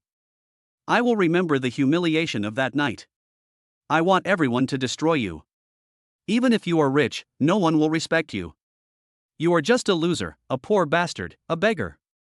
Tang Ruoshua replied, and then started to play the victim again. Qin Chuan smiled, and he smiled very happily. First love is too unforgettable that no one can give it up suddenly. Even if Qin Chuan did that before, it was just to get revenge on Tang Ruoshua. But now it seems that I am really a fool. He no longer had any intention of seeking revenge against such a person, because it was no longer worth it. Just at this moment, Wu Ming drove over and the Maybach stopped next to Qin Chuan. Looking at Tang Ruoshua over there, Wu Ming did not speak, but came to Qin Chuan. What's wrong? It's okay, let's get ready to go. Qin Chuan exhaled and extinguished the cigarette in his hand. I'm glad you're okay, Wu Ming said as he opened the car door. Originally, they wanted to let Manager Chen get in the car, but Chen Jiujin did not move. Instead, he looked at Qin Chuan with contempt. Qin Chuan didn't feel anything and got into the car directly. He didn't want to explain. Some things are over and done with. What's more, he has let it go now. In his eyes, Tang Ruoshua was just a clown who pretended to be pitiful. Qin Chuan, do you really not want me anymore? Seeing Qin Chuan trying to escape, Tang Ruoshua stood up and pounced on him. Wu Ming, who was standing next to her, stopped her and said in a deep voice, You have already broken up. There is no need to do this. Who are you? Did you introduce someone to him? That's why he abandoned me, you bad guy, you bad guy. Tang Ruoshua was completely desperate at this moment and started punching and kicking Wu Ming. Not only did the people around not try to stop him, they cheered him on. Kill him. You can tell at a glance that he's the rich woman's driver, here to pick up the gigolo. Don't let him go. Today we should do something brave and give this shameless guy a good beating. Catch him and give him a good beating. And that woman doesn't look like a good person either. The people around suddenly became chaotic. Some were trying to make a fuss, some were joining in the fun, and some were trying to do something brave and righteous. It was a mixed bag. What are you doing? Are you causing trouble in our Dynasty KTV club? At this moment, Daozi walked out with a number of security guards behind him. So what if it's the Dynasty KTV club? We are here to deal with the scumbag. That's right, be careful or I'll expose you and make it impossible for you to run this place. The Dynasty KTV club is not a good place. It is a den of filth and dirt. In an instant, everyone started to curse at Dao again. Daozi listened for nearly a minute before waving his hand to stop everyone from approaching Qin Chuan's car. Then he saw Tang Ruoshua, and a hint of indifference flashed in his eyes. Tang Ruoshua, aren't you going to be on stage today? What are you doing here making a fuss about? Why don't you let me in? Daozi said in a deep voice. Tang Ruoshua didn't expect to alarm Daozi. He was the lobby manager and she was a little nervous at the moment. But she was now in a difficult situation and a trace of worry suddenly appeared on her face. But her worry looked different in the eyes of the people around her, as if it had turned into a knife threatening Tang Ruoshua. Who do you think you are? If you get involved again, I'll call the police. Call the police and arrest these people. They are morally corrupt. Those people immediately started shouting again, and some of them actually took out their cell phones. Do you know what's going on? If you don't know, let me explain it to you. Daozi snorted coldly, then waved his hand, and a heavily made-up woman appeared behind him. The woman came to the knife, twisted seductively, and then took out her cell phone. The phone was turned on, and then a picture came out of it. The picture shows everything that happened that day. Although there was the noise of the songs, it did not prevent them from hearing the conversation inside. Those contemptuous words were heard, and everyone was stunned. Especially that arrogant look, which made everyone shut up. Qin Chuan's helplessness and Tang Ruoshua's arrogance were now in front of everyone. They could all see that the dignity of the man in the picture completely fell to the ground as the woman spoke. Being stepped on and then spat on was the height of lowliness. Ruoshua, you can't blame me. It was such a beautiful scene at that time, so I just took the picture. You won't mind, right? The woman next to her said jokingly. It's fake, this is a synthesized video, I'm not like that. Tang Ruoshua hurriedly explained. After she said this, many people around her believed it. And because the lighting was dim, she really couldn't be mistaken for Tang Ruoshua. Seeing that Tang Ruoshua was still struggling, Daozi closed the screen and threatened, I'll give you 10 seconds. If you don't stand up and admit it, you don't have to come to work here. Even if you are a hostess, you won't be able to get a job. I didn't, you are slandering me. Can you be so willful just because you have money? Can you distort the facts just because you have money? Can you confuse right with wrong just because you have money? Tang Ruoshua cried harder and harder. Her tearful appearance immediately aroused the sympathy of those people again. Qin Chuan didn't bother to look at these, simply because it wasn't worth it. Chapter 43. Is she really your girlfriend? The chaos continued, but Daozi had never expected that Tang Ruoshua would actually cause such a thing. Originally he wanted to reason, but now it seems that fists are more practical. But at the first glance from him, dozens of security guards behind him rushed forward instantly. They just wanted to watch the fun, they wouldn't really let themselves suffer any loss, so the security guards just rushed forward and those people retreated. Giving up such a large space created a big stage for Tang Ruoshua. Just as she was about to show off, she saw a Bentley drive up to the door. Soon, the waiter ran over, opened the car door, and a middle-aged man with a big belly walked out. With that demeanor, you can tell at first glance that he is a big boss. She had 3 golden rings on her hands and a famous watch on her wrist. The most important thing is the gold chain around her neck, which is as thick as a finger and looks so domineering. When Tang Ruoshua saw this person, a trace of fear flashed across her eyes, and then she subconsciously hid aside. It's a pity that she has no place to hide here, especially with so many people surrounding her, she attracts so much attention. Bitch! Suddenly, the big boss cursed, and the driver next to him rushed over quickly, grabbed Tang Ruoshua's hair, and dragged him out of the encirclement. Such competence and ruthlessness made no one around dare to speak. Brother Feiji, I was wrong, please forgive me. Tang Ruoshua immediately begged for mercy and grabbed the driver's wrists with both hands to reduce the pain as much as possible. The 2 long legs were almost dragged along, and the little white shoes on the feet fell off. They walked straight in front of the pilot, and the driver let go, causing Tang Ruoshua to fall over there. Bitch, you said you would come to accompany me last night, but you took my money and then disappeared. You can run away, but you can't run away from the temple. Today, I'm going to make you feel comfortable. Feiji sneered and grabbed Tang Ruoshua's clothes, ready to tear them off. Brother Feiji, it's not that I don't want to go, it's my sister-in-law. My sister-in-law found me and told me not to look for you again. She said if I do, she will make me disappear. Brother Feiji, please forgive me, I will return all those brand-name bags and clothes to you. Tang Ruoshua said in horror. If you want to be a prostitute, you must be prepared to be a prostitute. Where did your sister-in-law come from? How come I don't know? I tell you, this matter is not over yet. Come on, follow me in. Brother Feiji didn't care about that. He grabbed Tang Ruoshue's neck and dragged her into the club. Now everyone understood. Tang Ruoshue's disguise was torn off completely. Damn it, it turns out to be this kind of scum, wasting my feelings for nothing. Yes, he was a prostitute. His acting skills almost fooled me. We almost wrongly accused a good person. Women like this don't deserve sympathy. Not only do you not deserve sympathy, you will never meet a good person in your life. You will suffer for the rest of your life. You don't want a good boyfriend, but you insist on having that baby. You're a gold digger. Ugh. Let's go, it's boring. What the hell is going on? It's just like the TV series. It's a real bummer. The people who had originally gathered to watch the fun lost interest at this moment and turned around and left. No one apologized to Qin Chuan, and they just dispersed. This is what people are like, this is human nature. Those who claim to be righteous will never find fault with themselves. Qin Chuan watched the farce end, then made a gesture to Wu Ming, indicating that he should drive away. Chen Jiujin also understood everything at this moment.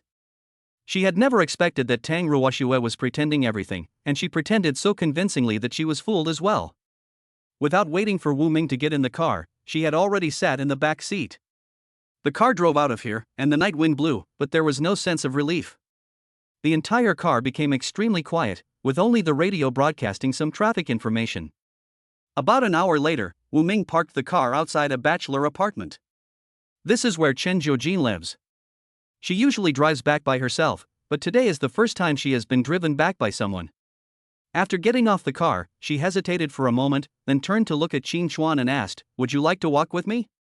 "Not interested." Qin Chuan lit a cigarette and refused directly. "Not interested? You are interested when you want to be interested. Now it's my turn, and you say you are not interested?" Chen Jiujin's tough side was revealed again. Without saying a word, he opened the car door and pulled Qin Chuan out of the car. Wu Ming did not dare to speak out to stop him. After all, Chen Jiujin was not someone to be trifled with. Chen Jiujin pulled Qin Chuan down and forced him to stroll in the small park nearby. Although Qin Chuan was reluctant, he was not willing to take action. There are not many people in the small park at this moment. After all, this is a single apartment, and all the residents are white-collar elites who need to rest early. After all, tomorrow is not Sunday. Is that Tang Ruoshue really your girlfriend? After going around in circles, Chen Jiujin couldn't help but ask. It was before, but not now. Qin Chuan did not shy away from it. After all, in his heart, the so-called Tang Ruoshue was already dead, so it didn't matter whether he said it or not. She is very pretty. Although what she did today was shameful, you can still see that she likes you, said Chen Jiujin. How did you know that? Qin Chuan looked at Chen Jiujin with interest. The deeper the love, the deeper the hatred. She tries so hard to destroy you, isn't it because she loves you so deeply? Chen Jiujin stopped and said. Where did you learn these principles? Read less useless books in the future, otherwise you will suffer. Qin Chuan sneered, feeling helpless. Qin Chuan, do you still love her? Chen Jiujin asked seriously. I loved her before, I loved her to death. For her, I could bear everything alone, I could swallow all the grievances by myself, I could work hard to make money, but that is all in the past. Now, the little bit of nostalgia I had has disappeared with what happened just now. Qin Chuan said with a smile.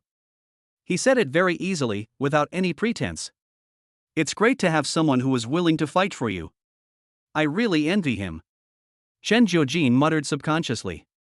What? It's nothing. I just feel sorry that lovers can't be together. Chen Jiujin was a little flustered and quickly added. Lovers? That's all fake. In today's society, money is everything. If you have money, it's called love. If you don't have money, it's called being a slut. Qin Chuan said. Chen Jiujin disagreed and frowned, saying, actually, you can try to win her back. It's impossible. It's impossible in this lifetime. Qin Chuan said firmly. Chapter 44 Everyone makes mistakes. But everyone makes mistakes. Isn't it enough to mend and reform? Are you willing to give up such a relationship? Chen Jiujin seemed to want to reconcile Qin Chuan and Tang Ruoshue. Manager Chen, have you ever heard of this saying, don't advise others to do good without experiencing their suffering yourself? Qin Chuan stared at Chen Jiujin. Manager Chen, there are some things you don't know, so don't talk nonsense. I've said before that it's impossible for us to get back together in this life. If you want to persuade me, I advise you to give up. I, Qin Chuan, don't have any other abilities, but no one can change the decision I made. You have to give me an explanation so that I can give up, right? Chen Jiujin said stubbornly. Explain? Why should I explain to you? Let me tell you, the reason why a man can tolerate everything is because he loves you, but this love also has a bottom line. You can make a scene, you can quarrel, you can fight, you can lose your temper, but the only thing you can't do is betray me. If you betray me, the love will disappear. The reason why I told you so much is because I know you care about me. I just hope you can understand that everything depends on human effort. Once something is done, there is absolutely no possibility of turning back. This is how I am, and this is also my principle. Don't tell me you can get back together or be friends after breaking up. For me, I never have friends. After breaking up, we become enemies, enemies that we will never see each other again. After Qin Chuan finished speaking, he turned around and left the small park. He didn't want to argue about this matter anymore. Back in the car, Wu Ming glanced at Qin Chuan and then started the car silently. Watching the car disappear, Chen Jiujin bit his lip and said nothing. She felt a little aggrieved. She had good intentions, but Qin Chuan was so disrespectful to her. But on second thought, she felt that there was nothing wrong with what Qin Chuan said. In the car, Wu Ming looked at Qin Chuan in the rearview mirror and then said, "Xiao Chuan, go to the rental house. I still have some things that I haven't brought over."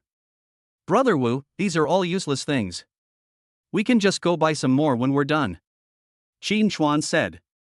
Some memories can't be lost. Wu Mingdao. Good. Half an hour later, the car was parked in the parking lot and the two walked towards the alley in the distance.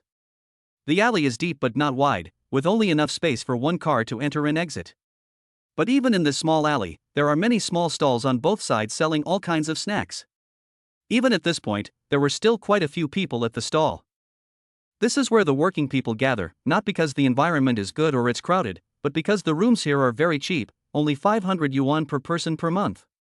There are many self-built houses deep in the alley. The houses are partitioned off, and each room is only 10 square meters at most, just enough for a bed and a small bathroom.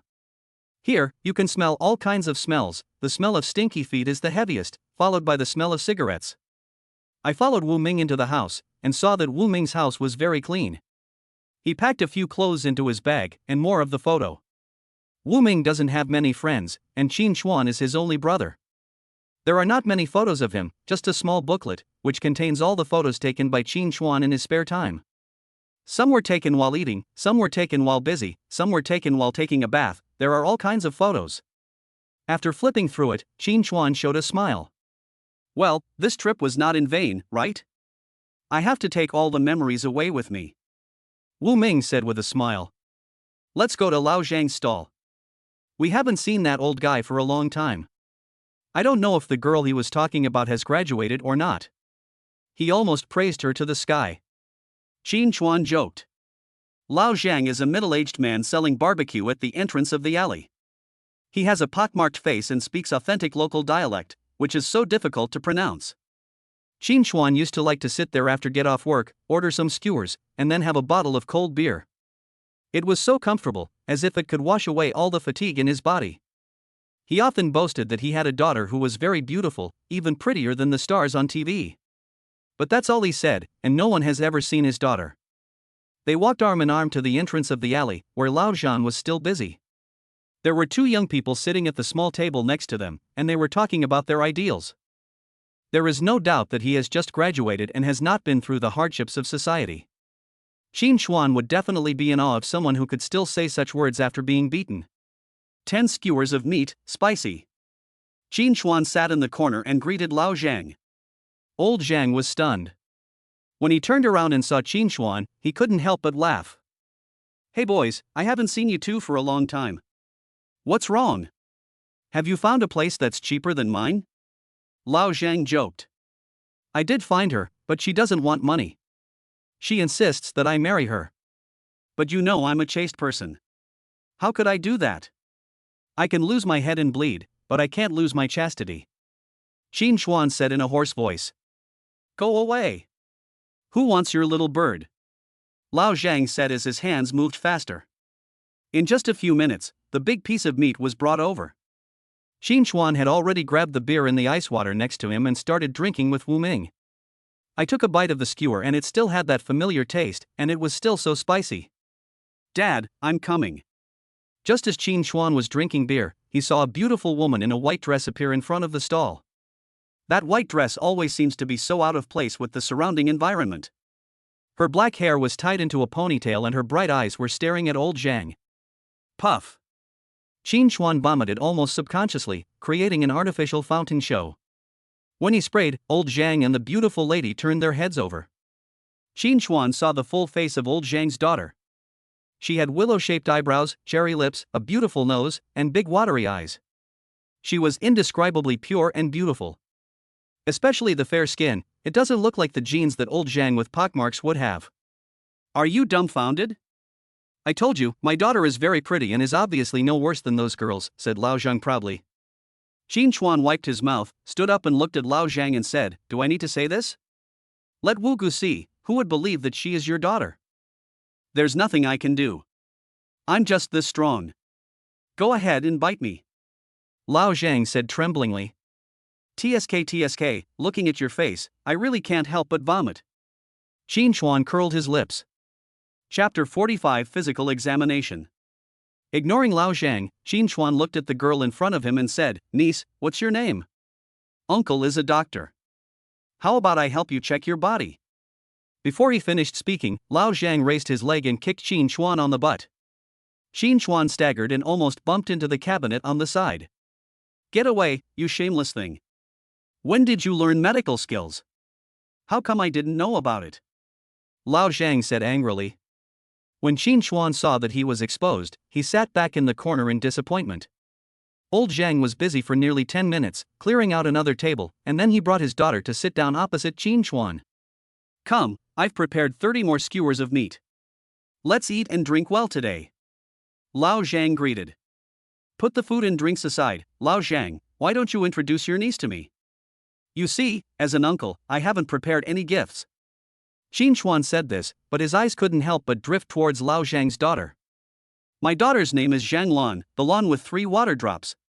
She just graduated not long ago and has been looking for a job these days. She will come over to help me clean up the stall in the evening, said old Zhang. Zhang Lan, what a nice name, but what major did your niece graduate from? Qin Chuan asked. Financial management. Lao Zhang had just said 4 words when he was interrupted by Qin Chuan with dissatisfaction. What the hell are you talking about? Let my niece speak. So, are you going to speak for my niece during the interview? Qin Chuan said unhappily. After hearing what Qin Chuan said, Lao Zhang could only shut up. I studied financial management in school. I thought this major was okay when I chose it, but it was miserable after graduation. No one wanted me at all. I went to several companies for interviews, and they all needed people with work experience, not graduates. Zhang Lan said seriously. The voice was sweet, warm, and pleasant to hear. Indeed, this is the case now. It's hard to find a job. You need work experience to do anything. Even to deliver a takeaway, you need to know all the routes. It's really annoying. Qin Chuan complained. Xiaochuan, aren't you running around outside all day? Please help the girl keep an eye out to see if there are any regular companies that need interns. It would be a good idea to start as an intern first, said Lao Zhang. Wu Ming was about to speak when he heard this, but Qin Chuan hurriedly said, Of course, I go in and out of that high-end office building every day, so I know what positions are being recruited.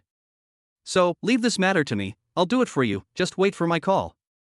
Wu Ming was surprised why Qin Chuan didn't directly recommend him to go to the hungry group, but kept it a secret. However, he didn't expose it. Instead, he watched with interest how Qin Chuan would continue. Brother Xiaochuan, thank you very much. Zhang Lan said, holding up a glass of boiled water. You're welcome. You're welcome. Qin Chuan said with narrowed eyes. Call me uncle. Xiaochuan and I are brothers, but you call me brother. Isn't there a generation difference? Old Zhang was immediately unhappy. Go away, I'm so young, it's normal for you to call me brother. Qin Chuan immediately felt uncomfortable. You were calling me niece just now, why did you change your mind now? You are too unreliable. Old Zhang pointed at Qin Chuan. Stop arguing, let's talk about our own affairs. Wu Ming on the side hurriedly spoke up. Well, now the two of them stopped arguing. The meal lasted until after 2 in the morning. Although the stall next door was still being tended, there were no customers. Those who need food at this time are all internet addicts who are hungry after surfing the internet in the internet cafe and ask for food to be delivered. The three of them drank a whole case of beer and helped Lao Zhang pack up the stall, which was actually just a few tables and chairs, which were placed on a cart and wrapped in plastic, and then they were done. Then they walked into the alley arm in arm. Qin Chuan had drunk a little too much, so he called him Brother Zhang, then brother, then father-in-law. Old Zhang was not picky and agreed to all of them directly. A night in silence. When I woke up, it was already past 9 in the morning. Qin Chuan rubbed his confused head and sat stupidly on the edge of the bed. Awake? Wu Ming walked out of the bathroom. Did I drink too much yesterday? Qin Chuan said slowly. You've had 3 drinks, it would be strange if you weren't drunk. Okay, go wash up. You promised that girl Zhang Lan yesterday that you would take her to find a job today. You wouldn't have forgotten, right? Wu Ming reminded. Let's do it tomorrow. Let me have a nap.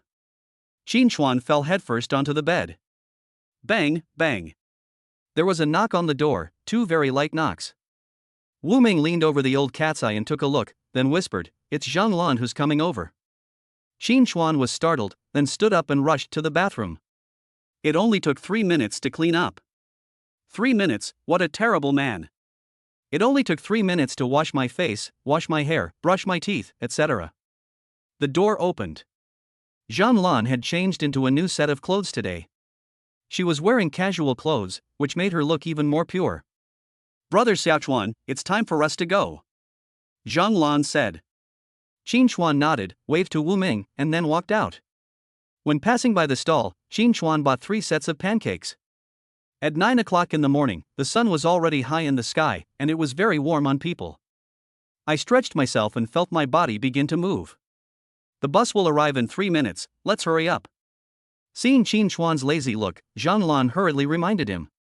How can I take the bus to the interview? I'll be covered in sweat, which is so impolite. Besides, the first impression is very important, so I can't take the bus. Qin Chuan said after taking a bite of the pancake. Zhang Lan was stunned for a moment, then prepared to hail a taxi. Silly girl, taxis are so expensive. It's rush hour now and taxis can't go out. The money on the meter keeps jumping. Only the rich can afford it. Take your brother Chuan's car. Qin Chuan said. It took nearly 10 minutes to reach the parking lot. There were no cars in the parking lot at this moment. It was empty. Brother Chuan, car? Zhang Lan pointed around, but apart from a luxury car, he didn't see any other cars. Soon, Wu Ming got into the Maybach and drove the car over. Looking at the luxury car in front of him, Zhang Lan was stunned. This is a Maybach, it must cost a lot of money. Zhang Lan was very surprised. She had heard about Qin Chuan and Wu Ming from her father. They were also working people, so how could they afford such a luxury car? What do you know? I work for a company like that, so I know at least 2 people. This car belongs to a senior executive friend of mine. He was on a business trip for 2 months, so he gave the car to me and asked me to drive it. You know, this luxury car has to be driven, otherwise it will be useless. As a friend, I had no choice but to agree.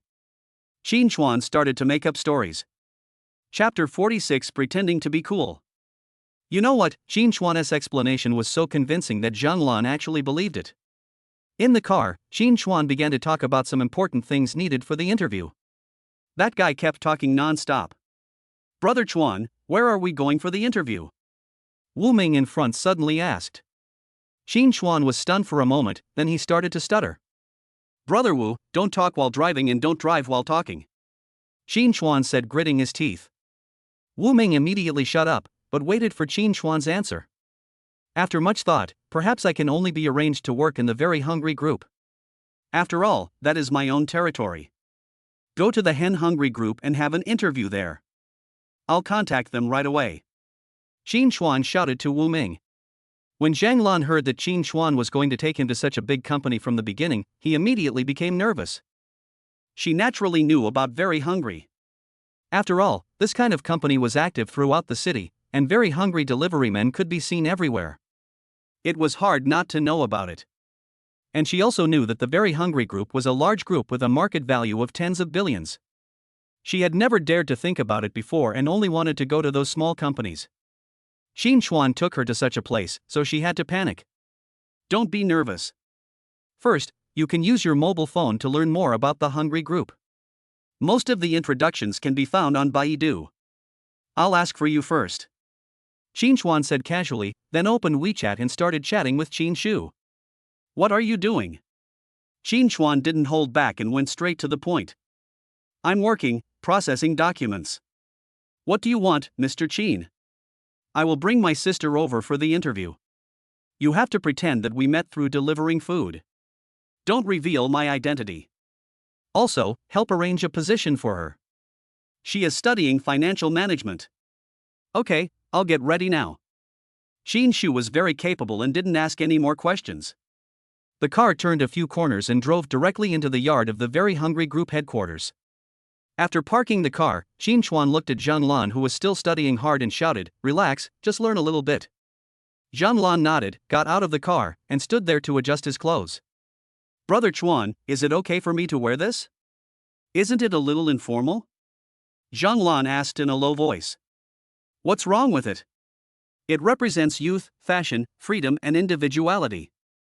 Besides, after you have the interview, they will give you work clothes. It's better to save money. Qin Chuan said. Zhang Lan also thought it made sense, and followed Qin Chuan into the hall. At the registration desk in the hall, Qin Chuan directly asked for Qin Shu's help, but was rejected with just one sentence, and was told to make an appointment in advance. There was no other way. Qin Chuan could only secretly send another message. Soon, Qin Shu was seen walking out of the elevator. When people passing by saw Qin Shu, they all called her Miss Qin. Are you here? She's the one for the interview. Come over here with me. Qin Shu pretended to be very cool, and she really had a bit of the bossy vibe. Following Qin Shu to the lounge next door, the interview began. Of course, people are necessary. Since Qin Chuan has spoken, Qin Shu will naturally not refuse. However, the procedures must be followed and the show must go on. After asking some simple questions, Zhang Lan was asked to talk about his impression of the Hungry group. As expected of a graduate from a prestigious university, Zhang Lan was no longer nervous and began to explain very seriously. Qin Chuan couldn't listen any longer and walked out of the lounge yawning. There was nothing he could do as his current identity was a delivery man, although there was a slight relationship between them. As soon as I walked out of the lounge, I saw a woman walking towards me in high heels. Those high heels lasted for more than 10 minutes. With her high heels on, she is almost as tall as Qin Chuan. When he walked to Qin Chuan, he deliberately pushed his gold-rimmed glasses, with a hint of contempt in his eyes. As they passed each other, Qin Chuan was just about to complain when he saw the woman twist her foot and fall to the ground, with the documents in her hand scattered all over the floor. It's what he deserves, Qin Chuan said with relief. But the woman stood up and glared at Qin Chuan, then shouted, "Country bumpkin, you dare to push me? I pushed you? Are you crazy? The distance between us is about 3 meters. I pushed you back so far, do you think you can still stand up?" Qin Chuan said in a deep voice. You pushed me and you don't admit it. I even fell down. Are you still not satisfied? Are you planning to murder me? The woman with gold-rimmed glasses shouted harshly. Come on, I don't have the time. Qin Chuan turned around and prepared to go to the smoking room next door to smoke. Don't go, security, security. The woman with gold-rimmed glasses then shouted loudly. Soon, the security guard at the door rushed over and asked what happened. When they heard that Qin Chuan had pushed someone and was about to leave, the security guards immediately surrounded him. Want to take action? Qin Chuan stretched his body and said. He has acquired the skill of all-round fighting, but has yet to have a proper fight. Last night, Zhao Dashan hadn't even started a fight yet, but he is feeling a little itchy. Who are you and why are you here? Why do you want to hurt people? The security guard in the front grabbed the rubber stick at his waist and questioned Qin Chuan. I say, are you stupid? Why did I push her? Besides, shouldn't you check the surveillance? All these surveillance cameras are just for decoration. You can tell by just taking a look. What do? I just brought people here for an interview. So what? Qin Chuan became unhappy when faced with such questioning. Don't listen to his nonsense. I think he is a thief and a gangster who wants to take advantage of me. Quickly arrest him and send him to the security room for questioning, shouted the woman with gold-rimmed glasses. Come on, look at your pointed and monkey-faced appearance. Who can be attracted by you? You have such skinny legs and are wearing high heels. You won't be so lucky the next time you fall. Qin Chuan said contemptuously. You heard it, right? He even said there would be a next time. Quickly control him and call the police straight away, said the woman with gold-rimmed glasses. Just as the security guard was about to take action, Qin Shu walked out of the lounge. Mr. Qin, be careful. That man is a hooligan. Be careful not to get hurt by him. When the girl with gold-rimmed glasses saw Qin Shu, she hurriedly protected her. You said he was a gangster? That's right, he just touched me and pushed me, and I fell down, the girl with gold-rimmed glasses said hurriedly. Don't stand in front of me. The gangster you are talking about is my friend, Qin Shu said coldly. At this point, the girl with gold-rimmed glasses was dumbfounded. Who would have thought that the country bumpkin she met was actually Qin Shu's friend? When the security guards heard this, they stepped aside and joked that Mr. Qin's friend was a gangster. How could that be possible? Chapter 47 Monitoring. Are you okay? Qin Shu looked at Qin Chuan and said, Of course I'm fine, but I didn't do anything or push anyone. You can check the surveillance footage. I don't want to be slandered, Qin Chuan said meaningfully. Qin Shu knew what Qin Chuan meant and nodded immediately, indicating that she would handle the matter. Looking at the relationship between the two, the girl with gold-rimmed glasses was stunned. Why are you still standing there like idiots? Take her to the security department, pull up the surveillance footage here, and investigate this matter thoroughly for me, Qin Shu said to the security guards with a dark face. Mr. Qin, it's a misunderstanding, it's all a misunderstanding. I fell down by myself, the girl with gold-rimmed glasses hurriedly explained. But Qin Shu wouldn't listen and let her be taken away by the security guards. After the little episode, Qin Chuan came to the smoking area, lit a cigarette, and started smoking. How is Zhanlan? Qin Chuan asked. Fortunately, she has some skills, but they are very immature. I want to bring her along to train her. As for her salary, I can only give her a formal employee's salary according to regulations, Qin Shu said. Well, it's good that she just graduated, but do you really want to take her with you? Qin Chuan looked at Qin Shu in surprise. She is a good seedling, but she lacks a guide. She can stand on her own as long as she accumulates certain experience, said Qin Shu. It's up to you. Since you are in charge of the company, I won't worry about it, Qin Chuan said after blowing out a smoke ring. Are you attracted to her? Qin Shu blurted out this question for some unknown reason. When she said it, she felt a little regretful. Qin Chuan also stared at her in a daze, his eyes full of surprise. No, I just want to ask. Zhanlan is so beautiful and talented, it's easy for her to be deceived by others. Do you want me to help take care of her? Qin Shu explained. Of course. His father, Lao Zhang, is my brother.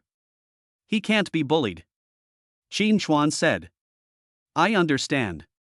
Qin Shu nodded, and then she regained a little composure. After chatting for a while, Qin Chuan and Qin Shu took Zhanlan to handle the formalities. Qin Chuan returned to the car and sat there chatting with Wu Ming. Brother Wu, let's go out and play tomorrow. We haven't gone out for a walk in a long time. I saw the photos yesterday. That was 2 years ago. We just went to a suburb, Qin Chuan said. Okay, where to go? Wu Ming also became interested. Lijiang, the city of romance, go and see it for yourself, said Qin Chuan. Lijiang? Just the two of us? That's right. Zhanlan has to go to work and Lao Zhang has to set up a stall, so of course it's going to be the two of us. Of course, if Brother Wu can bring a sister-in-law, I would certainly welcome it, Qin Chuan joked. No way. The fortune teller said that I won't meet my other half until I'm 30 years old. It's too early now. Wu Ming smiled bitterly. Everything depends on human effort, right? Why should I go to Lijian? Because it is the capital of romance. You never know if you might meet someone there. Isn't it true that love is made by a thread? Qin Chuan said. After hearing what Qin Chuan said, Wu Ming had no room for rebuttal. That's it, the two of them are ready to go on a spontaneous trip.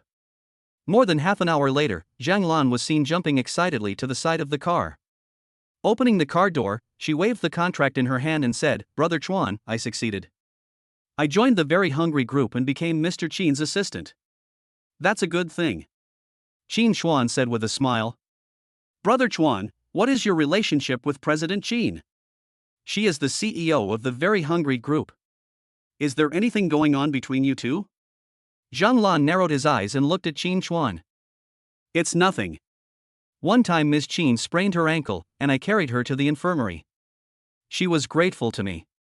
Besides, even if you come here to apply for a job, you have to have real qualities. I'm just a guide. It's all your own ability that got you the job. Qin Chuan didn't take credit for it. Brother Chuan, thank you. I'll tell my dad right away. He will definitely be happy. Zhang Lan said as he took out his cell phone. Only then did Qin Chuan notice that her cell phone was actually an old model with several cracks on the screen. Let's go, I'll go buy a cell phone and change it for you at the same time. Qin Chuan said. No need, my phone is pretty good. I'll change it myself when I make money. Zhang Lan refused with a smile, and it was obvious that he didn't want Qin Chuan to spend money. Be a good person to the end. You were specially recruited by President Qin. If you hold that phone, people will say you are being pretentious. Change your phone and return it to me when you get your salary. Qin Chuan said. Without further ado, the car drove towards the mall. Zhang Lan couldn't persuade Qin Chuan, and with Qin Chuan's twisted logic, he was directly dragged into the mobile phone store. Qin Chuan was also surprised when he saw the cabinet full of mobile phones. Although he was rich, he still used those antiques. He just got used to them and didn't think about it for a while. I selected 2 domestic mobile phones, both of which are quite expensive, costing more than 10,000 yuan each. Zhang Lan also chose a domestic mobile phone, pink, which looked pretty good. Girl, do you want to change your phone? This domestic phone is not good enough. If you want to change to Apple. That's what is called high-end and classy. How about I give you one? At this time, a man came over and said to Zhang Lan. Qin Chuan turned his head and saw a skinny young man standing there with a string of Buddhist beads on his hand. The gold ring was shining under the light. He had a bag under his arm, looking like someone who had suddenly become rich. It was obvious that Zhang Lan had never experienced this before, so he directly grabbed the corner of Qin Chuan's clothes. Or you can give me one. I don't want an Apple one, just a domestic one. I like domestic products and I support domestic products. Qin Chuan pulled Zhang Lan aside and said to the young man. I'm giving it to you. Who do you think you are? Do you know what an apple is? If you don't know, just keep talking nonsense, you country bumpkin. The young man said sarcastically. Why are you talking so much if I don't give you something? You're giving me apples, but I still have pineapples. Qin Chuan said provocatively. Boy, what do you mean? You are not happy after I say a few words to you. Don't you look at what kind of person you are? You bring such a beautiful girl and buy a domestic mobile phone, and you don't even feel ashamed. Girl, I'll give you an apple. The young man kept chattering. When the waiter next to him heard this, he quickly took out a new Apple phone and handed it over. The price tag is nearly 10,000 yuan, which is quite expensive. What can you do with the high price? Can you eat it? Qin Chuan asked playfully. You are right, this apple is edible. Are you going to bite me? The young man said proudly. Are you sure you can eat it? Qin Chuan asked with narrowed eyes. What? You don't believe it? How about you buy one and I eat it for you to see? The young man looked at Qin Chuan jokingly. Chapter 48 Weird Request. Hearing this strange request, Qin Chuan immediately laughed. There were a few young people gathered around at this moment, they were all students, and they all looked at the young man unkindly. But he was just unhappy in his heart, so he didn't dare to say anything. Everyone could see that this young man had some background. The big gold chain and small watch were not something that students like them could afford to mess with. What are you laughing at, country bumpkin? Stop pretending to be a fool. I advise you to get out of here right away. Keep your cell phone safe and don't lose it. The young man became even more proud. Please get me 5 Apple phones. I want the best ones, the ones that are bigger than the palm of your hand. Qin Chuan pointed at the Apple phones over there that were priced at more than 10,000 yuan. The waiter was stunned, but soon took out 5 Apple phones and placed them on the counter. Qin Chuan took out his mobile phone and scanned the code to complete the payment. As the waiter took out the invoice and handed it to Qin Chuan respectfully, Qin Chuan looked at the young man strangely. You said it, I'll buy you for this. As he spoke, Qin Chuan slowly opened a box and took out the brand new Apple phone. After tearing off the protective film, Qin Chuan handed it to the young man. The young man was dumbfounded at this moment. Who could have thought that Qin Chuan bought 5 mobile phones without blinking an eye and let him eat them? Looking at the phone handed over, the young man quickly took 2 steps back and said, "You little bastard, how dare you trick me? I'm trying to trick you? You said it yourself, that if I buy it, you will eat the phone. Why, you were acting like a man just now, but now you want to be a coward?" Qin Chuan sneered, his eyes full of contempt. You. What am I talking about? I tell you, you have to eat these 5 mobile phones today, whether you want to or not, otherwise. As soon as Qin Chuan finished speaking, he suddenly exerted force with the 2 fingers that were holding the phone, and 2 holes appeared on the phone. After showing off this skill, the young man stared at his phone and swallowed his saliva. Do you think I can crush your bones? Qin Chuan moved his wrists and threw the phone to the ground. The phone made a slight noise when it hit the ground, but the young man was startled. The students next to them were all excited, and they were also curious about how to eat this phone.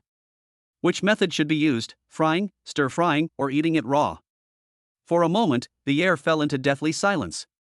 The waiter over there didn't dare to say anything at this moment, he just stood there silently. Eat? Qin Chuan shouted suddenly. The young man actually knelt down in front of Qin Chuan, which was beyond everyone's expectation. Qin Chuan ignored all that and took apart another cell phone and put it in the young man's hand. I'll give you 3 minutes. If you don't start eating, I'll break your fingers. Qin Chuan's voice was so low that only the young man could hear it. The indifference in it made him shudder all over. He didn't expect that he came here to pick up a girl, but ended up hitting a wall. Looking at the brand new iPhone in front of him, he put it in his mouth with trembling hands. Qin Chuan was able to pinch through the phone with his bare hands just now, but he didn't want to experience that again. Holding the phone, he made up his mind and started biting it. But the material was too fine, and it was impossible to bite through it. Qin Chuan just watched and waited for him to eat the phone. Brother Chuan. Zhang Lan suddenly pulled Qin Chuan's hand at this moment. Qin Chuan looked at him, but saw a lot of people gathering around him. Qin Chuan didn't want to cause any trouble, so he just told the young man to bite through the phone, otherwise he would be in trouble. As Qin Chuan left, almost everyone around him gathered around him. At first no one knew what was going on, and then they started asking each other about it. It's said that those students are pretty good, they are worthy of being students. The little mouth chattered on, citing classics as he told the story, using various time description techniques, such as parallel sentences, metaphors, etc., which immediately aroused the patriotic feelings of those people. Then, the onlookers all stared with their eyes wide open, as if Zhang Fei were alive again, and shouted at the young man to stop chewing on his cell phone. Eventually, it attracted reporters who reported the scene. The big headline that read "Mobile phones are still better abroad" instantly pushed the young man to the local hot search. Qin Chuan, the instigator, had already taken Zhang Lan into the car. Wu Ming was still wondering why the 2 took so long to buy it. After hearing Zhang Lan's story, Wu Ming had only one word: it's deserved. This kind of thing is just worshipping foreign things. It's not a good thing at first glance. It's something that needs to be cleaned up, and it should be dealt with like this. But did you eat the phone? Wu Ming finally looked at Qin Chuan. How would I know? I've never eaten it and I don't have that hobby. Qin Chuan said speechlessly. After the farce was over, Qin Chuan asked Wu Ming to drive Zhang Lan back. After all, the girl was holding a file bag in her hand, and it was obvious that these were the information given to her by Qin Shu. Just as he reached the entrance of the alley and opened the car door, he saw Chen Jiujin appear. Looking at Chen Jiujin, Qin Chuan felt a little dazed. Manager Chen, what are you doing here? Renting a house? Qin Chuan asked puzzledly. Of course I came to see you. What's wrong? Am I disturbing you from picking up girls? Chen Jiujin looked at Zhang Lan, who was sitting next to Qin Chuan, and looked at him very carefully. Brother Chuan, I still need to study some information, so I'll go back first. You guys chat. After Zhang Lan said this, he lowered his head and slipped away. Chen Jiujin sat up and sat next to Qin Chuan, with the key ring on his finger shaking constantly. No, Manager Chen, what are you doing? Qin Chuan subconsciously took a step back. Why are you so nervous? I just came to see you and ask if you are going to work. Now that I have been reinstated, no one can bully you anymore. As long as you go to work, I can give you a raise. Chen Jiujin said slowly, but his eyes were so malicious. No need. I plan to go out and play for 2 days to relax. We'll talk about it when I come back. Qin Chuan said subconsciously. You go out to play without taking me with you? Do you still regard me as your leader? Chen Jiujin said slowly. Manager Chen, do you want to go out and play too? There are so many things to do in the company, how can you get away? Qin Chuan didn't want to take Chen Jiujin with him. After all, this time they were going to the city of romance. What would it mean to take Chen Jiujin with him? I haven't taken my annual leave yet. Don't worry, I'll file a report right away. Chen Jiujin did what he said and made a phone call. It's good to have annual leave. It was actually approved directly this time.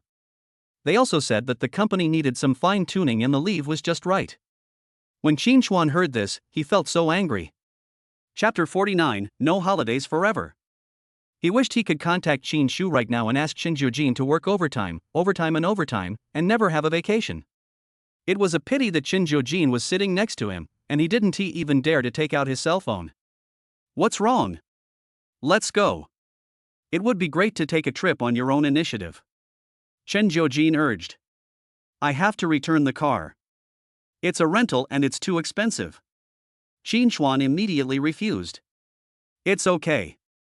Let's go out and play. We'll just use the luxury car once. Don't worry, I'll pay for it.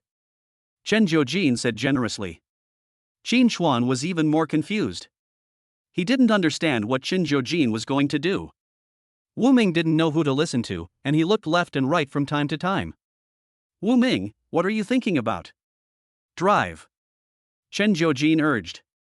Helpless, Wu Ming could only start the car. After driving for nearly 10 kilometers, Qin Chuan seemed to have discovered something wrong, but he saw Chen Jiujin looking around, as if checking the direction. Manager Chen, don't you need to bring some clothes or something? No need. Does this road go to Lijiang? Chen Jiujin asked, holding up the navigation on his mobile phone. Yes, this is it. In another half an hour, we will be on the highway and everything will be fine then. Wu Mingdao. Chen Jiujin responded with one sentence and then stopped talking. Ding dong. Qin Chuan's cell phone rang. He took out his phone and looked at it, only to see that it was a message from Chen Jiujin. There was nothing on it except a picture, which was actually Tang Ruoxue. But Tang Ruoxue's face was covered with bruises, with traces of blood at the corners of her mouth. She was lying on the ground with disheveled hair. Her clothes were very dirty, and only one of her white shoes was left. What do you mean? Qin Chuan looked at Tang Ruoxue in a deep voice, with unkindness in his eyes. It's nothing, I just showed it to you. You can tell me what you feel. Chen Jiujin said as he quietly turned on the recording, waiting for Qin Chuan to tell his story. You are really boring. Qin Chuan didn't say anything. He just deleted the photo and then closed his eyes to rest. After hearing Qin Chuan's answer, Chen Jiujin was suddenly stunned. Then he quickly sent a string of text on his phone before stopping. After driving for nearly 4 hours, Wu Ming finally stopped at a service area to rest. Brother Wu, accompany me to get some things. We can't just go without food and drink. Qin Chuan called. Watching the two people go away, Chen Jiujin directly made a video call on WeChat. Meow meow, something seems wrong. He said it so lightly, could there be some problem? Chen Jiujin whispered. It's hard to say. Men are actually more emotionally fragile than women. Especially after experiencing this kind of thing, the cuckolding thing, their hearts will unconsciously close off. Generally speaking, they will choose a way to vent their emotions. The ways of venting are different. Some drink alcohol, some go to nightclubs to party, in short, there are all kinds of ways. Others choose to go out and travel, which are actually ways to vent. Miao Miao said on the other end of the phone. Traveling counts as such, and the place he chose this time was Lijiang, the legendary city of romance. Now it seems that his problem is very serious. Chen Jiujin said. Xiaojiu, what's wrong with you? Why do you care so much about an employee? Are you attracted to him? Miao Miao teased on the other end of the phone. What are you talking about? How could that be? I just feel sorry for him and feel he was betrayed. I'm afraid he would do something stupid. So, you can also take a leave and we can meet in Lijiang. You can't refuse me. Chen Jiujin said. Okay, our psychological counseling company happens to have nothing to do, so I'll accompany you once and help you check it out. Miao Miao said jokingly. Come on, when we meet, I will record a long recording. Please help me take a look at it. If there is anything wrong, please let me know in advance. Chen Jiujin said. After hanging up the video, Chen Jiujin held the phone and looked at Qin Chuan, who was coming back from shopping in the distance, and he secretly breathed a sigh of relief. Seeing that Chen Jiujin was still in the car, Qin Chuan didn't say anything. He handed him a bottle of water and then put everything in the trunk. After smoking for a while in the car, Wu Ming started the car and continued driving. The journey is still long, nearly 5 hours away, and it is still early, so we should be able to get there before dark. Along the way, Qin Chuan always felt that Chen Jiujin was mysterious, but he couldn't tell what was wrong. At around 9 o'clock in the evening, Qin Chuan and his two companions finally arrived in Lijiang, the legendary city of romance. I found ABB Hotel. The ancient style of the building has a unique flavor. After parking the car, Qin Chuan went to book a room. After washing off his tired body, Qin Chuan finally felt much more energetic. Standing at the window and looking at the scenery outside, I feel completely different. Under the dark sky, the dim lights lit up, giving people the feeling of returning to their childhood, so clean and pure. Let's go out for a walk. Suddenly, Chen Jiujin's voice came from outside the door. Qin Chuan did not refuse. He came out just to relax. Besides, the beautiful scenery at night was quite nice. The three of them strolled out, and along the way, Chen Jiujin still looked sneaky. Qin Chuan was very relaxed. He grabbed Wu Ming and began to comment on the various beauties he met on the road, as if he had completely forgotten about Chen Jiujin. Miao Miao, do you think this is normal? Chen Jiujin deliberately fell behind and said while holding up his cell phone. That's not normal. According to surveys, 99% of men will deliberately hide their true nature when they are with women. Even if they see a beautiful woman, they will look for a chance to take a look instead of being so direct. So you, as an employee, are very dangerous. What should we do then? Chen Jiujin asked in a low voice. I will arrive at your BB in half an hour, and we'll talk when we meet later. Miao Miao said and hung up the phone. Chen Jiujin also put away his phone and chased after Qin Chuan. After strolling around, Qin Chuan suddenly felt bored. Although the scenery is beautiful, there are even more vendors around. It can be said that you can see some small shops almost every few steps. Chen Jiujin would always go in to take a look and buy some.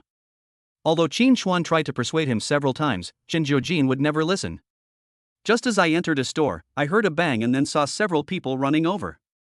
Don't come over here! Chen Jiujin shouted. Immediately afterwards, Qin Chuan, who had not yet entered the store, heard a bang and a man's wailing sound was heard. It was so miserable. Hearing this, he rushed in. Chapter 50 False Stories. But I saw 3 young men lying on the floor in the shop, wailing constantly. Some covered their waists, some touched their buttocks. It was as funny as it could be. Looking at Chen Jiujin again, he had already assumed a fighting stance. At this moment, he was glaring at these people, very seriously. Manager Chen, what are you doing again? Qin Chuan was a little helpless. I don't know either. As soon as I entered the door, I was bumped by someone, and then these 3 people rushed up. Chen Jiujin said. Another middle-aged man next to him just reacted at this moment, grabbed Qin Chuan's hand and said, "You smashed the antiques in my house and then beat people up. Is there any justice in the world? Is there any law?" Qin Chuan was so caught that he was unable to react. But he soon saw the fragments under the threshold, scattered all over the ground. He and Wu Ming had just stepped on it, but didn't notice it. Only after he said that did I realize that it was a so-called antique. You must pay compensation, or I will call the police. The middle-aged man said as he took out his cell phone. Call the police? Then call the police. I'd like to see if there's anyone in charge here. You're blackmailing me as soon as I come in. I'm really giving you face. Chen Jiujin had a dark face, as if he was ready to take action at any time. Threatened by Chen Jiujin, the middle-aged man took a step back, but still held Qin Chuan's wrist tightly. What are you going to do? Are you going to hit people? The middle-aged man shouted. Stop, what's going on? Qin Chuan hurriedly interrupted the quarrel between the two. The middle-aged man immediately spoke in a wrong tone, saying that he had brought a family heirloom into the store with the intention of pawning it, but who would have thought that he would be bumped into by Chen Jiujin, and not only was the antique broken, but the clerk next to him who came in to help was also beaten up. After listening to this false story, Qin Chuan knew that this was simply a scam. What antique? Qin Chuan could see a date written on the bottom of the bottle while standing here. It was something that came off the assembly line last year. Because of the middle-aged man shouting, several people came over to watch the fun. Stop, tell me, how much is your antique worth? Qin Chuan was a little dizzy after being shouted at, and then asked. 50,000, no, 100,000. Said the middle-aged man. You stupid liar. You're asking for 100,000 yuan. Do you really think this is an antique? I don't have any money. Chen Jiujin shouted angrily. Don't even think about leaving if you don't pay. This is a repair of yuan blue and white porcelain fragments. Even though there are too many repairs, it's worth the price. I also told you, if you don't pay, none of you can leave. Said the middle-aged man. At this moment, the owner of the pawnshop walked out leisurely. Wearing a pair of glasses and a suit, if you don't know him, you might think he is a returnee from overseas. Mr. Bai, you finally came out. Look, my family heirloom yuan blue and white porcelain was broken into pieces by them. Who did I offend? The middle-aged man said with a sad face, looking as if his parents had died. Mr. Bai was not polite at all.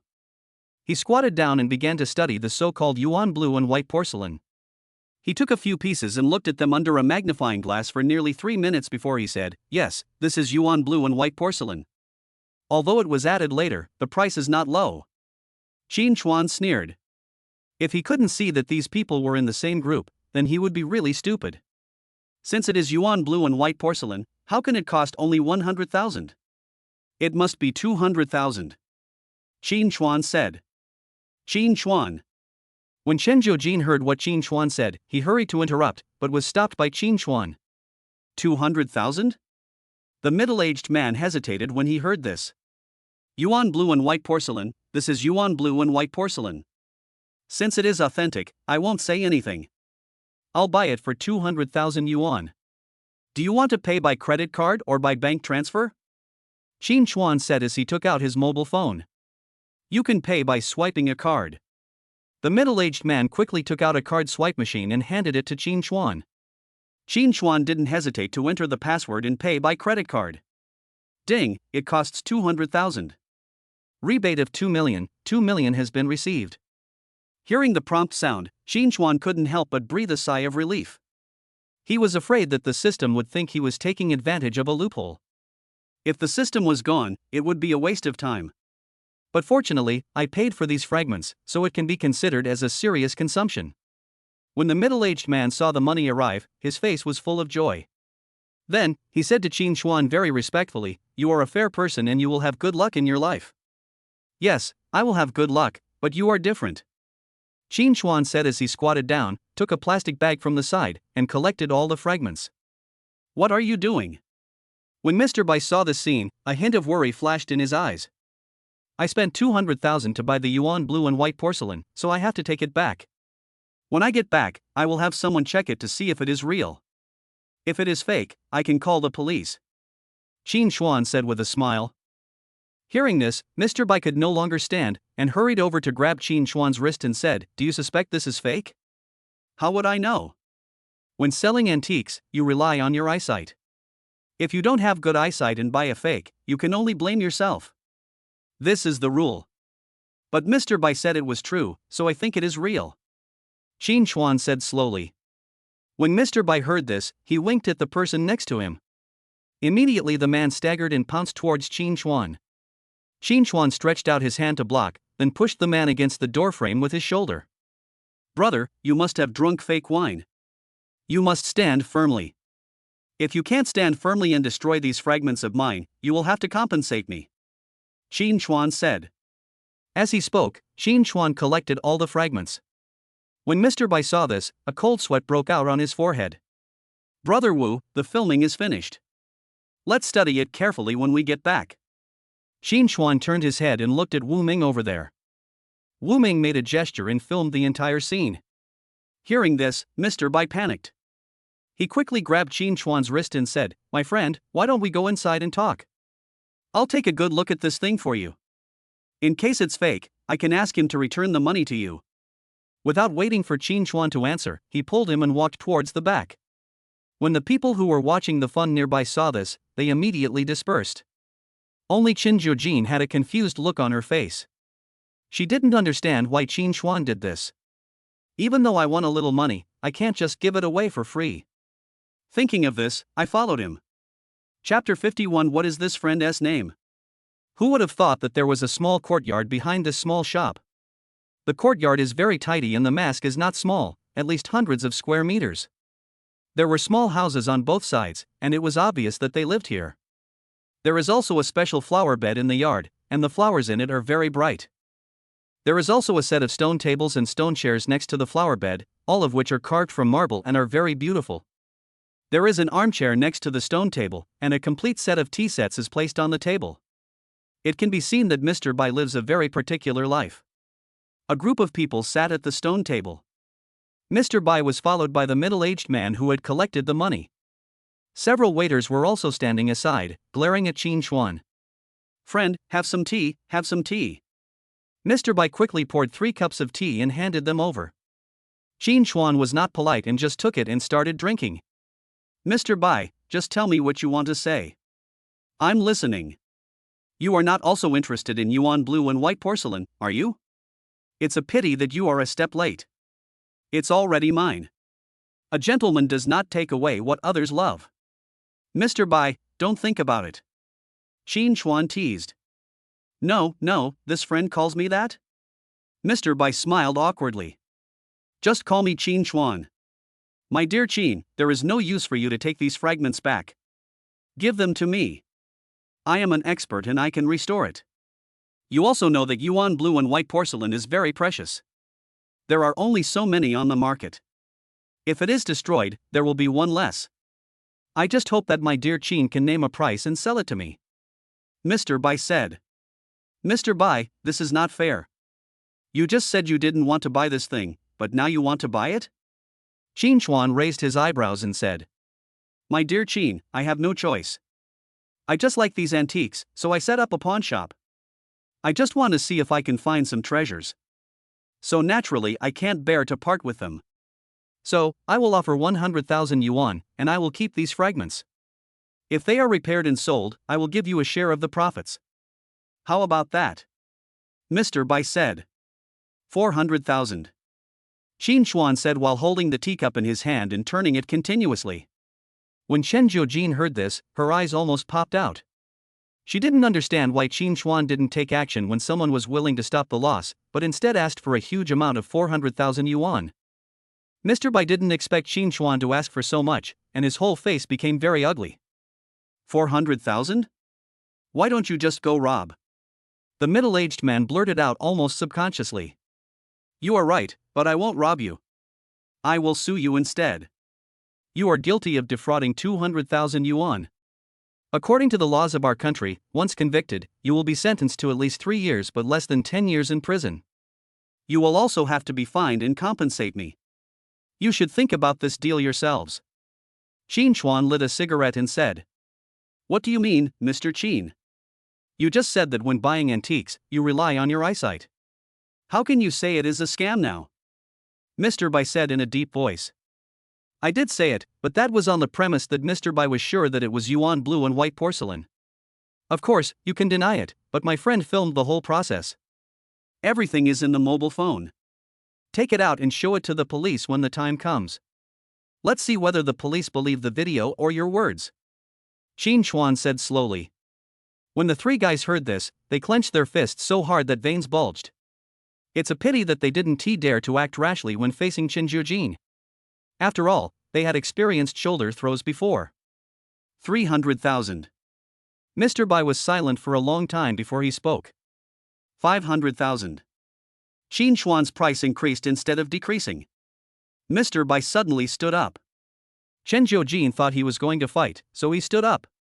400,000. Put your things down and I'll transfer the money to you. Mr. Bai left this message and turned around to get his phone. Since Mr. Bai likes it so much, I won't be polite. I'll sell it to you for 400,000. Let's just consider it as making friends. Qin Chuan said as he gave out his account number. Soon, 400,000 arrived, and Qin Chuan put down the bag of fragments. The money has been received, so we won't bother Mr. Bai anymore. We just hope that Mr. Bai can do better next time. The factory date is written on it. Qin Chuan took out another fragment from his pocket and placed it on the table. Watching Qin Chuan and others leave, Mr. Bai suddenly grabbed the plastic bag on the table and waved it at the middle-aged man. This is all good stuff you did. The middle-aged man dared not hide as the fragment cut a gash on his face and blood oozed out instantly. Mr. Bai, I don't know either. I didn't even know they were taking pictures. The middle-aged man felt aggrieved and said while covering the wound on his face. Mr. Bai, why do you let them go?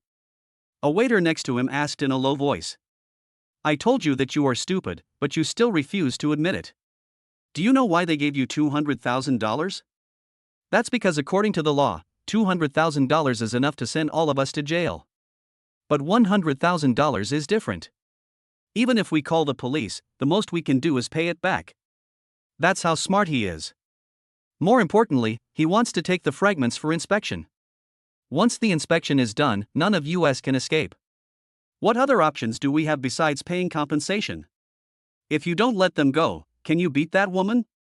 Mr. Bai pushed his glasses, his words full of disappointment. So just let them go? Said another guy. My Bai Xiao's money is not so easy to take. Why don't you go and see where they live?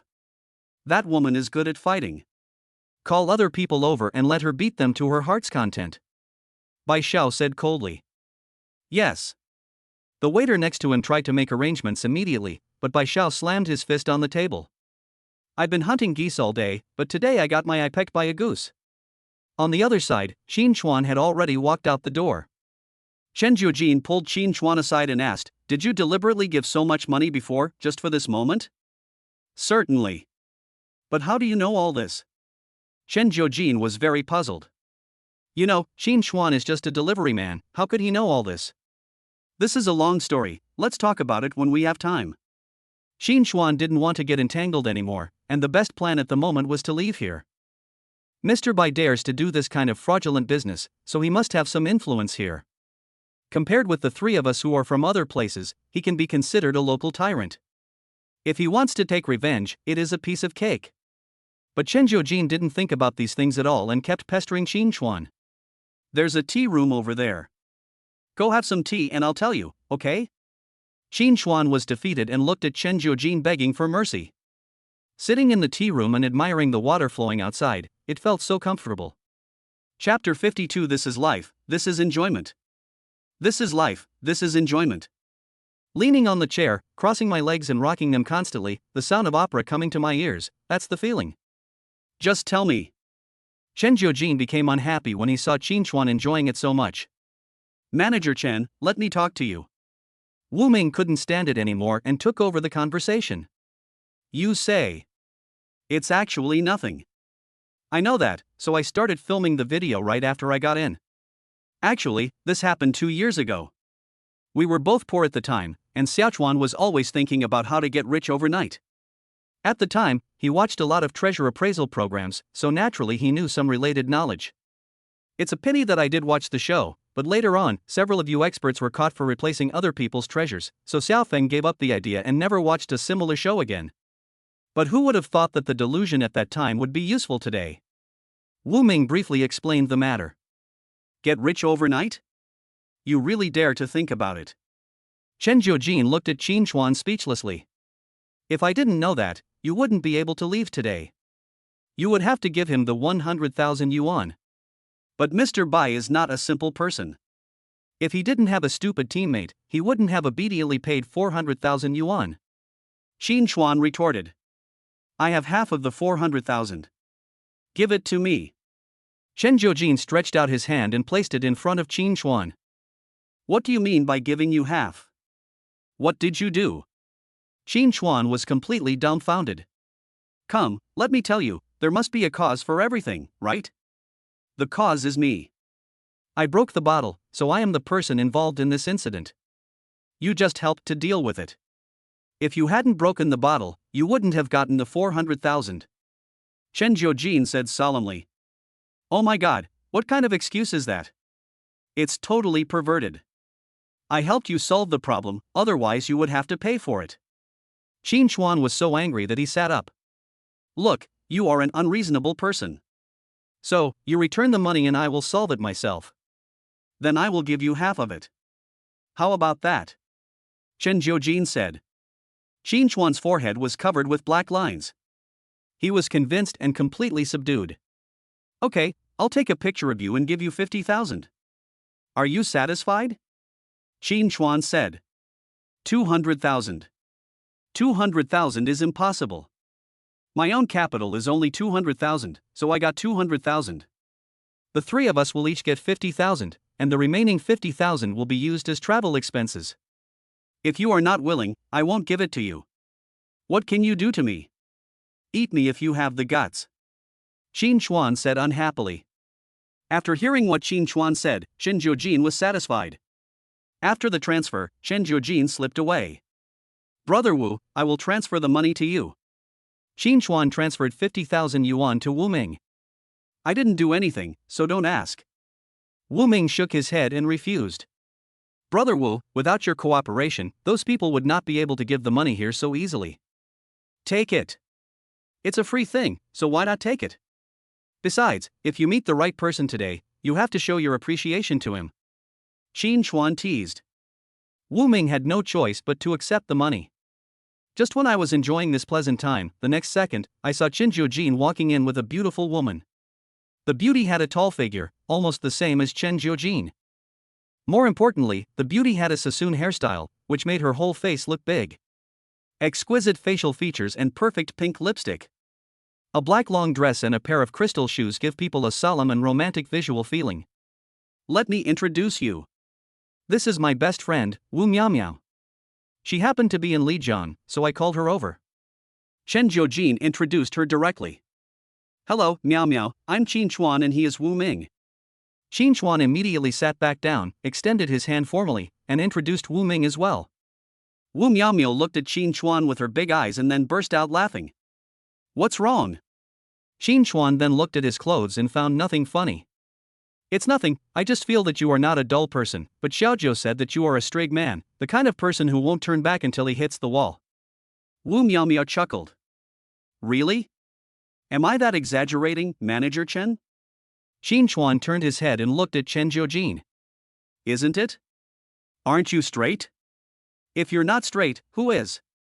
Chen Jiujin immediately retorted. Well, I can't argue with you. Look, Miao Miao just came here, and we haven't finished our meal yet. So, how about I treat you to a meal? Qin Chuan immediately made an invitation. Then I'll be honored to decline. Wu Miao Miao was not polite. Chen Jiujin gritted his teeth and glared at Qin Chuan, looking as if he was about to lose his temper. Seeing this, Qin Chuan hurriedly slipped out, saying that he was going out to find a restaurant. Perhaps he was lucky, there was a restaurant nearby, and Qin Chuan quickly booked a small private room.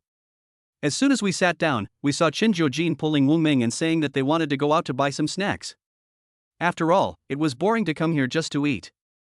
The snacks were the real soul. Wu Ming had no way to refuse and could only go with him. Qin Chuan was very surprised. He didn't expect Chen Jiujin to be so considerate and know how to create a space for him to be alone. Then he took a sip of wine and was about to have a good chat with Wu Miao Miao, but Wu Miao Miao spoke first. Qin Chuan, do you have a girlfriend? Qin Chuan was stunned for a moment, then smiled and said, I had it before, but now I don't. I'm single. Being single is actually not good, especially for people like us who are wandering outside. It would be good to have someone by your side. At least you have one more person to think about, one more thought, and one more motivation, said Wu Miao Miao. Indeed, but now I think being single is also good. If I want to eat, drink, and hook up with beautiful girls, I can do so. Qin Chuan said generously. But you are not that kind of person. Do you feel tired like this? Wu Miaomiao continued to ask. Qin Chuan was stunned for a moment and then didn't understand what Wu Miaomiao meant. But Wu Miaomiao suddenly turned off the lights, and the whole room fell into darkness. Are you afraid to speak? Maybe it would be better if you turn off the lights. Since you want to get to know me, you should get to know yourself well. Wu Miaomiao's voice came from my ear. Suddenly, Qin Chuan felt that her voice became so warm, and he actually felt a little sleepy. Qin Chuan, people are afraid to face themselves. Everyone is the same. If you are interested in me, you should tell me about yourself and let me get to know you first. Don't you think so? Open your heart. We can be good friends, right? Wu Miaomiao's voice seemed to have a kind of magic, constantly transmitted into Qin Chuan's mind. Chapter 53 Hypnotist? Qin Chuan just felt dizzy and seemed to want to sleep very much, especially when it was dark in front of his eyes, which made the sleepiness expand infinitely. But suddenly, a voice sounded in his heart. Ding, credit card payment successful, payment of 3,000 yuan. Ding, a rebate of 30,000 yuan has been received. Please keep up the good work. When this crisp sound appeared, Qin Chuan's mind instantly became clear. Then, he looked at the darkness around him. Wu Miaomiao was still talking over there. Qin Chuan, do you still remember that woman? Which woman? Qin Chuan was also very cooperative and said slowly. It's your ex Tang Ruoxue. Do you still love her? Did you change yourself because of her? No. Relax, relax again. Wu Miaomiao's voice was very gentle and reached Qin Chuan again. Qin Chuan no longer felt dizzy this time, and he seemed to know what Wu Miaomiao was doing. She took advantage of the environment and began to hypnotize herself. It's really amazing. If the system hadn't suddenly prompted me just now, I would have been hypnotized. Having inherited the almighty fighting skills, Qin Chuan naturally also understood hypnosis. In particular, he also inherited meditation. Both are about controlling one's own will. It can be said that Qin Chuan is also a master of hypnosis. It's just that he had never used this method before and had no experience with it, so he was almost hypnotized by Wu Miaomiao. At this moment, Wu Miaomiao obviously wanted to stabilize Qin Chuan's hypnosis level, so she didn't continue asking questions. And this moment is also Qin Chuan's opportunity. But Qin Chuan put his fingers on the table and began to tap gently. The sound was very small, even in the darkness, the sound was insignificant. But people are like this, the more subtle the sound, the more they will listen subconsciously. The same goes for Wu Miaomiao. Although she was hypnotizing Qin Chuan, she was also distracted. Slowly, the rhythmic knocking seemed to become louder and louder. Wu Miaomiao also stopped what she was doing and just listened to the sound of Qin Chuan's fingers tapping on the table. This lasted for nearly 2 minutes, and Wu Miaomiao's breathing became very steady. Qin Chuan didn't expect that this hypnosis was actually effective, and then a strange smile appeared on his face. Slowly, he took out a cigarette from his pocket and put it in his lips. But the other hand was still tapping the table. The sound was sometimes heavy and sometimes soft. The flame of the lighter came out, and through the flame, Qin Chuan saw Wu Miaomiao on the opposite side. At this moment, she had a smile on her face, her eyes closed, and seemed to be enjoying it. After taking a deep puff of cigarette, Qin Chuan said, Miaomiao, who are you? I'm a psychological counselor. Wu Miaomiao said. Psychological counselor? Then what is your relationship with Chen Jiojin? Xiaojiu and I are best friends. She said that one of her employees might have a mental illness, so she asked me to come and take a look. The patient's name is Qin Chuan. After hearing this, Qin Chuan finally understood why Wu Miaomiao used this hypnosis on him. So do you think he's sick? It's hard to explain. At least based on some of his behaviors, we can conclude something. That is, Tang Ruoxue cheated on him, which had a great impact on him. As for other things, there is nothing at the moment. Wu Miaomiao said. Qin Chuan was silent. Indeed, Tang Ruoxue's matter had some impact on him, but unfortunately, that little impact had disappeared without a trace. However, he was still very grateful to Chen Jiojin. He had not experienced this feeling of being cared for a long time. In this huge city, he had been handling everything on his own before, and even Tang Ruoxue seldom asked about him. Thinking of this, Qin Chuan asked again, does Chen Jiojin like Qin Chuan? I don't know, but from a psychological point of view, it is possible that when a woman pays special attention to a man, or is particularly interested in him, she is very close to liking him. Wu Miaomio said. Xin Chuan laughed, but he didn't know why he laughed. What about you? Do you have someone you like? We have, but we are divorced now. Divorced? What about the child? Not having children is the only wise thing we did. It doesn't put any burden on either side. Why the divorce? Cheating. Wu Miaomio said this, and then her tightly closed eyes suddenly wrinkled slightly. Xin Chuan knew that this was a sign that Wu Miaomio was about to wake up. Perhaps it was because she was asked about a sad thing that stimulated her. Although Xin Chuan wanted to ask some more questions, Wu Miaomio had already gotten out of the hypnosis. In the darkness, the flame on Xin Chuan's cigarette lit up from time to time, and neither of them spoke. After a long time, Wu Miaomio asked, "Have you learned hypnosis?" "I guess so. I can meditate, so I have some understanding of hypnosis." "Your hypnosis skills are very powerful and can trick me," Xin Chuan said. "You hypnotized me? What questions did you ask?" Wu Miaomio's voice was a little solemn, as if she was very afraid of something. "Nothing, you woke up before I asked you." Xin Chuan was not so stupid as to tell the whole story. "Real? Of course it's true, but thank you for coming to diagnose me." "I know my own business well. I'm fine and don't have any psychological problems," Xin Chuan said seriously. "I hope so." Wu Miaomio immediately pressed the switch over there, and the light came on again. As the lights came on, Chen Jiujin, who had been waiting outside for a long time, came in almost on time. Seeing the two of them, Chen Jiujin put the snacks in his hand on the table and said, "I bought a lot, and the waiter is ready to serve the dishes." Xin Chuan nodded and then put out the cigarette in his hand. The dishes had not yet been served, but Chen Jiujin had already started to eat the snacks. "Strangely, Wu Ming hasn't come back yet. Where is Angkor? Didn't he go with you? Why hasn't he come back yet?" Xin Chuan said, looking at the time. "It's almost time. He's queuing over there to buy things. He'll be back soon. Let's eat first," Chen Jiujin said casually. Xin Chuan didn't care and started eating. Half an hour later, Wu Ming came in carrying a lot of things, sweating profusely. Needless to say, this was all arranged by Chen Jiujin. His purpose was to give Wu Miaomio time to hypnotize herself, so he sent Wu Ming away. But this was too cruel. With so many things, only Wu Ming would help buy them. If it were Xin Chuan, he would never agree. At the dinner table, the atmosphere was surprisingly not awkward. Instead, Wu Miaomio asked questions frequently. She was indeed a psychological counselor. Her ability to adjust herself mentally was something that ordinary people could not match. Chapter 54 Because of Feelings? After dinner, Xin Chuan originally wanted to go back to rest, but Chen Jiujin was not willing to let him go. Instead, he found a bar and went in. Xin Chuan had no choice but to follow.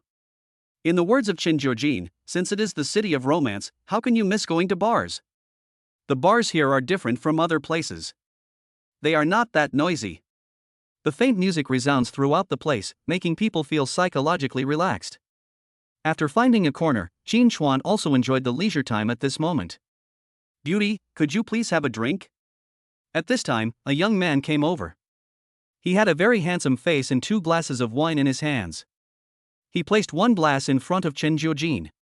Chen Jiujin was stunned for a moment, then smiled and said, "Of course, but it's not enough to drink." Then he snapped his fingers and the waiter came over immediately. "Give me 2 bottles of whiskey," said Chen Jiujin. The handsome young man next to him was stunned and looked at Chen Jiujin stupidly. "Are you scared?" Facing Chen Jiujin's provocation, the young man could not admit defeat. He drank the wine in his glass in one gulp and said, "My name is Zhang Kai." "The name is not important. Wait until you finish drinking with me. Then I can remember it," Chen Jiujin said playfully. Zhang Kai didn't hesitate and started drinking with Chen Jiujin. "You're starting to act silly again." Xin Chuan was speechless when he saw this. Chen Jiujin's alcohol tolerance is enough to make this young man fall down drunk, not to mention the whiskey. "She does this all the time. You'll get used to it." "This is also her way of punishing those scoundrels," Wu Miaomio said with a smile. "It seems that I don't even have the qualifications to be a pervert. She has never drunk like I do," Xin Chuan said self-deprecatingly. "When you drink to have fun.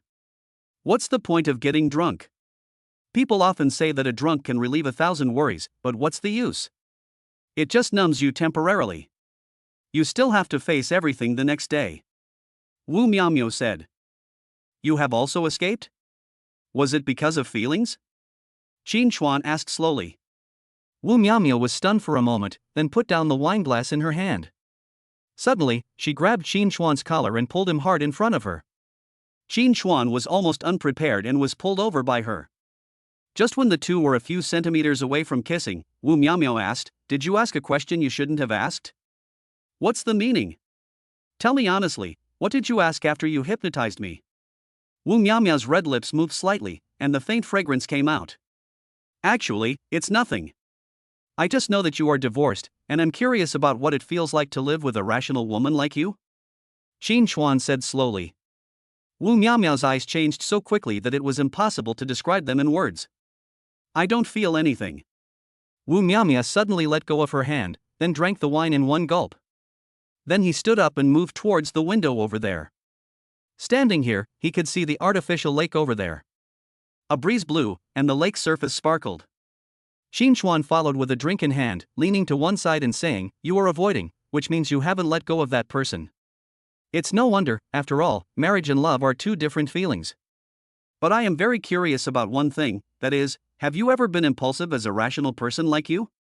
To put it in another way, do you have the idea of risking your life for him? Wu Miaomio didn't say anything, just looked into the distance. In fact, rationality is not a very good attitude. You should try to let it go and live like an ordinary person.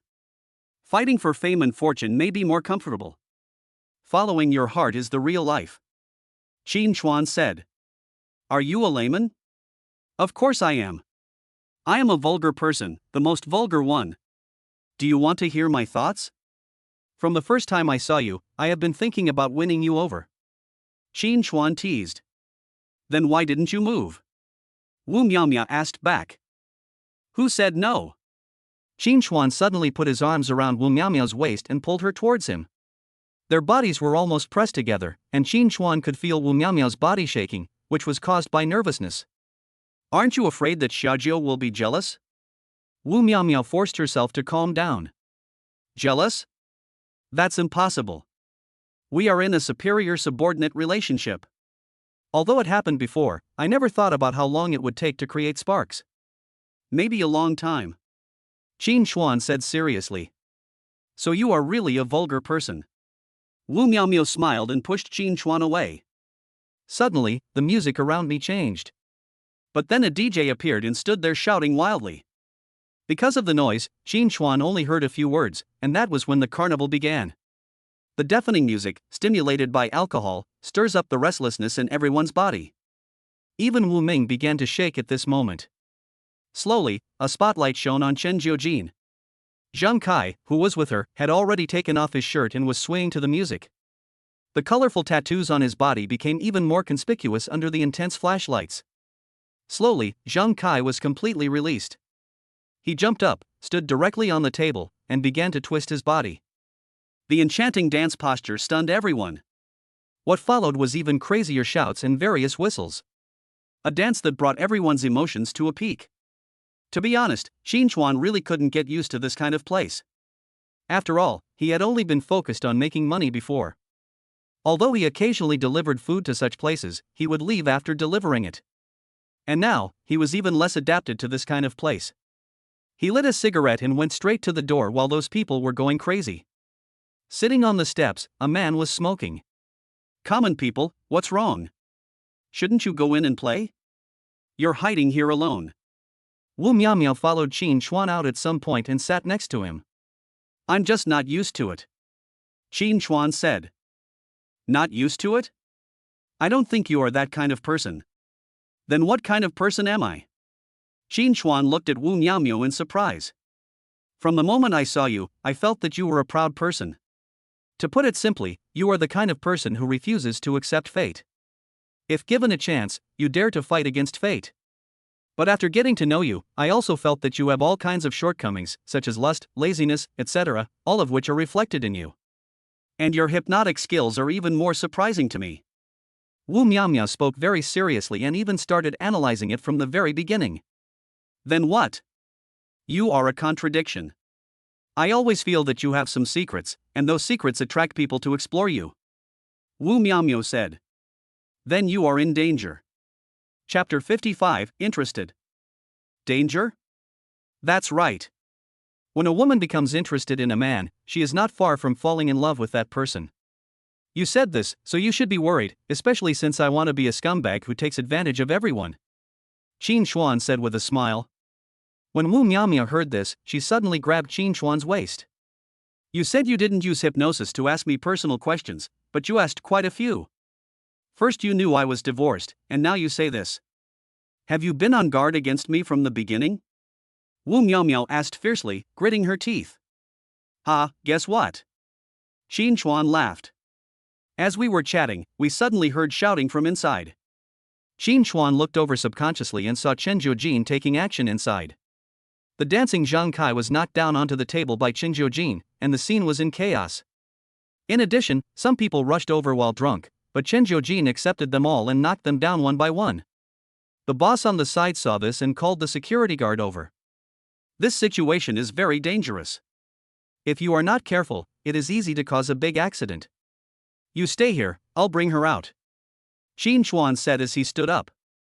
Qin Xuan came to Chen Jiujin and was about to speak, but he saw Chen Jiujin shaking his body and attacking Qin Xuan directly. Looking at Chen Jiujin's confused eyes, Qin Xuan suddenly felt something was wrong. When he was inside before, he kept watching Chen Jiujin and didn't drink much, but now he is so drunk. He stretched out his hand and placed it on Chen Jiujin's wrist, then he pulled his arm suddenly, and Chen Jiujin fell limply in Qin Xuan's arms. Xiaochuan, these people drugged us.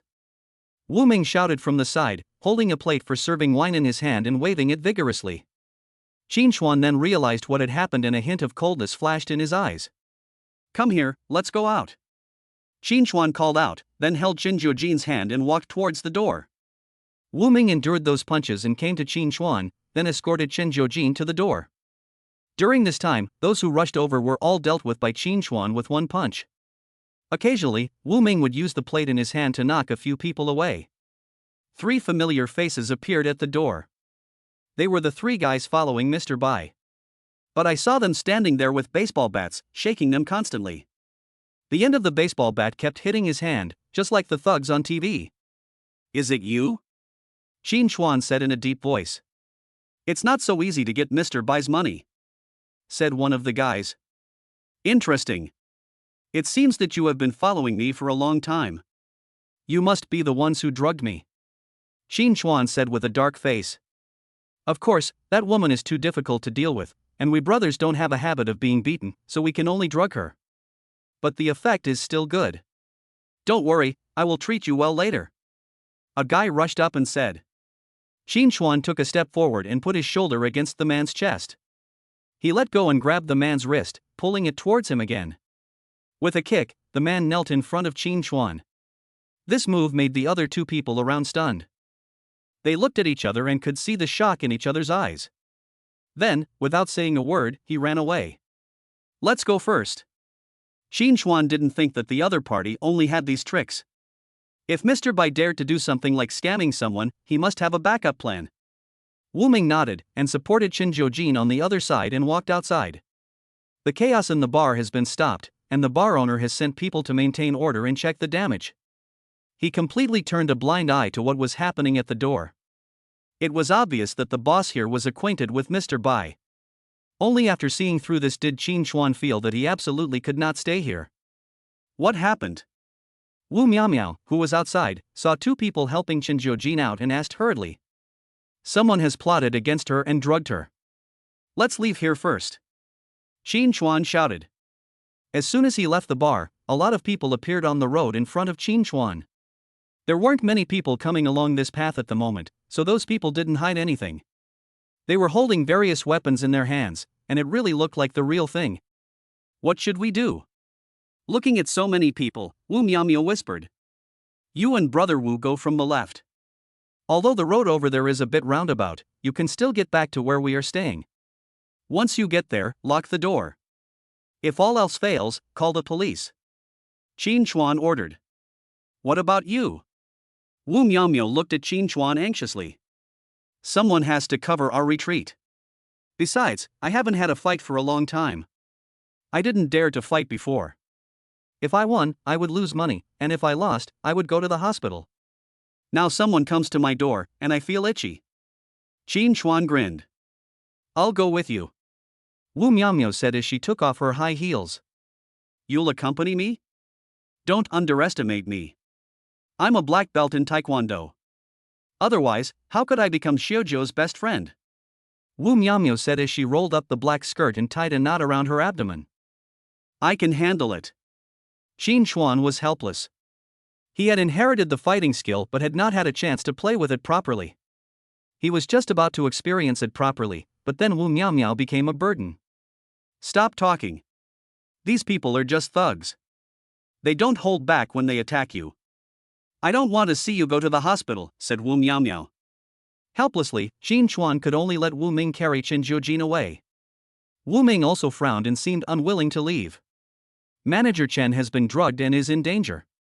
If you stay here, we won't be able to get far even if we want to run. Qin Chuan shouted. Wu Ming thought for a moment, then carried Chen Jiujin on his back and ran towards the road on the left. Nice to meet you again, my friend Qin. At this moment, Bai Xiao had walked to the front without anyone noticing. Yes, we meet again. Are you going to give me money? Qin Chuan sneered. Giving away money? I have to say you are quite courageous. Two of you facing more than 30 of us, you are quite courageous. No, you dared to cheat me of 400,000 before. You are very courageous. But today I want to see how courageous you are. Bai Xiao said playfully. Really? You may be disappointed. I am extremely bold. Qin Chuan said with a cigarette in his mouth. How dare you? I really want to take a look. Why are you still standing there? Come on. Bai Xiao shouted to the younger brother beside him. After hearing this, all the people rushed over, acting very realistically, as if it were really happening. Qin Chuan did not retreat, but instead went forward to meet the enemy. Chapter 56. The problem is serious. Qin Chuan has acquired all-round fighting skills, and almost all of his moves are killing moves. But this was just a fight after all, not a life-and-death battle, so he can only control himself as best as possible. But he rushed forward, stepped on a man's chest, and then elbowed the person rushing towards him from behind. With one blow, the man was knocked to the ground and rolled several times before he finally stopped. The person next to him checked it out and fainted. Bai Xiao was confused when she saw this. What was this? I originally thought that things would be easy once I got rid of Chen Jiujin, who was good at fighting. But now it seems that Qin Chuan is even crazier than Chen Jiujin. The man was knocked so far away by an elbow that he went into shock. Wu Miaomio, who was following behind him, was also frightened by Qin Chuan. She saw it more clearly from behind. Qin Chuan's elbow was originally aimed at the man's head, but it changed direction and hit the gangster in the chest. Who on earth is this person? Wu Miaomio looked at him blankly. Qin Chuan, however, had no time to care about these things.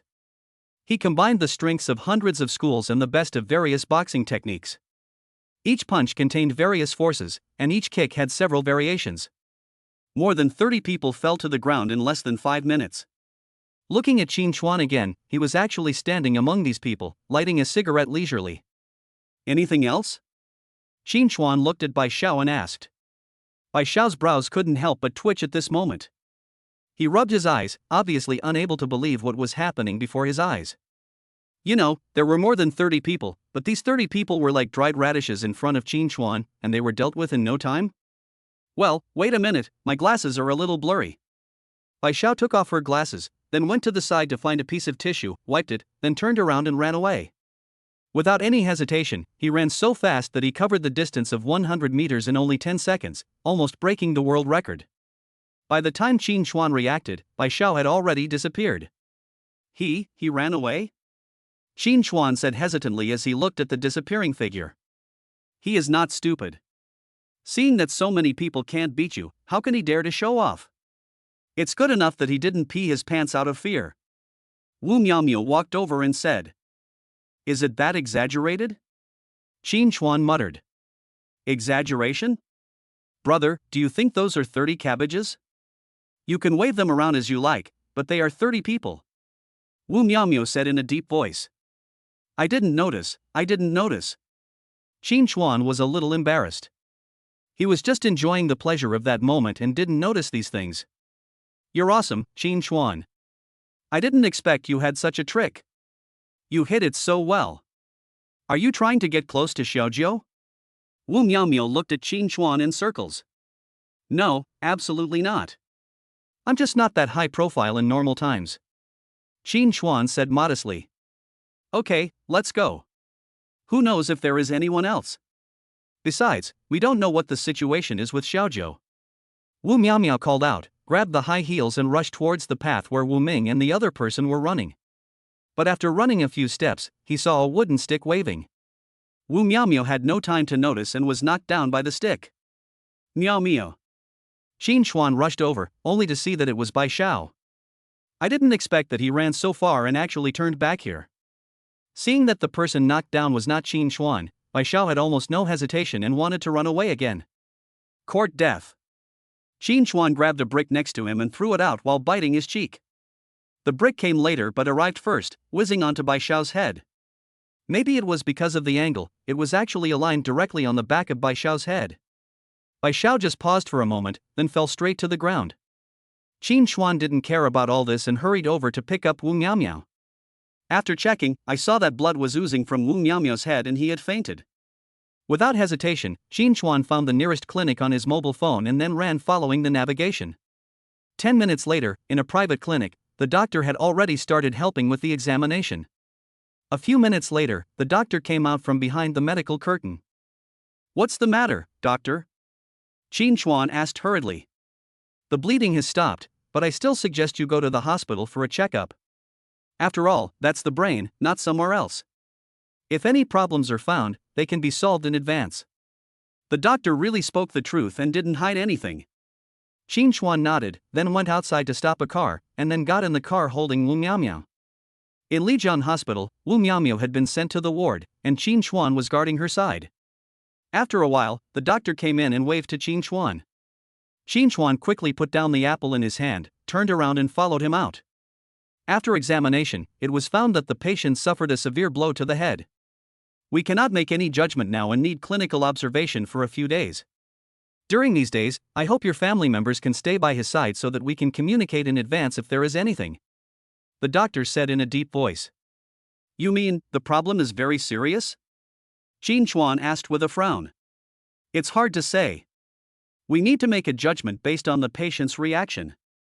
The doctor said slowly.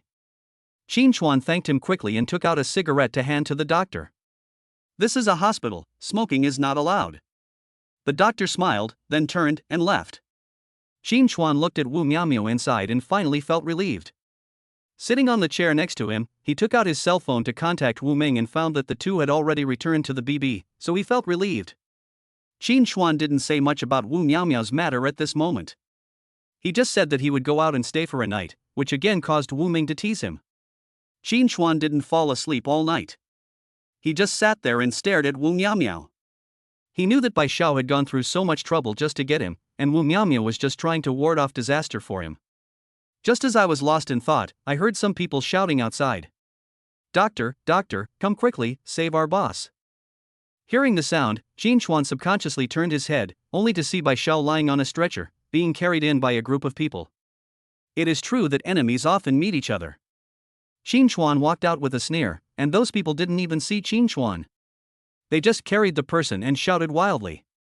The nurse on the side has rushed out and contacted the doctor on duty. Just as I was about to check, I was pushed away by those people.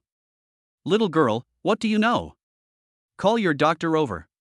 How about I help you take a look? Qin Chuan said coldly. Chapter 57 Beauty Sleep. When those people heard the sound, they shuddered subconsciously. He slowly turned his head and when he saw Qin Chuan, he stepped back almost reflexively.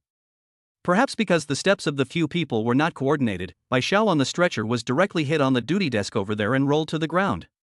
Seeing this scene, the nurses next to them were stunned. Where is the patient? The doctor on duty rushed over, but was stunned when he saw the empty stretcher.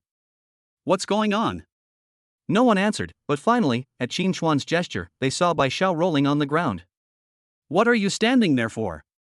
Pick the person up and follow me," the doctor shouted. Only then did those people come to their senses and hurriedly ran away with Bai Xiao in their arms, as if they had seen an evil star. Qin Chuan was also amused by their reactions, and his worries were reduced a little. The night was silent, and Qin Chuan stayed up all night. The next morning, the cell phone rang, and it was Chen Jiujin's roar. "Qin Chuan, where did you take Miao Miao?" "Hospital." "Hospital?" Chen Jiujin was obviously stunned. Then, without waiting for Qin Chuan to say anything, he hung up the phone. Half an hour later, Chen Jiujin rushed in, exhausted, followed by Wu Ming. "What's going on?" Looking at the bandage on Wu Miaomiao's head and the instrument connected to one side, Chen Jiujin asked in a deep voice. "He was ambushed by someone, and the attacker is in the next ward," Qin Chuan said. Chen Jiujin grabbed a chair and rushed in without saying a word. After a lot of chaos, she came back like a victorious general. It's no wonder that Chen Jiujin is a bit stupid, as he just remembered to ask about what happened yesterday. Qin Chuan briefly recounted what happened yesterday. Of course, he concealed some of his feats in single-handedly fighting those 30 people, saying that they were driven away by the two of them. As for the sneak attack, Qin Chuan told the truth. "Drinking caused trouble. If I hadn't drunk too much, this wouldn't have happened." Chen Jiujin felt a little guilty. "Actually, it really has something to do with you. It's not because you drank, but because of the hit-and-run incident. Those people were cheated of 400,000 yuan by us, so naturally they were unwilling to accept it. Revenge is inevitable," Qin Chuan said. But the more Qin Chuan said this, the more Chen Jiujin regretted it. "It's so noisy." At this moment, Wu Miaomiao on the hospital bed opened her eyes at some point and said to them. Qin Chuan was stunned, then looked over, only to see Wu Miaomiao covering her head and struggling to sit up.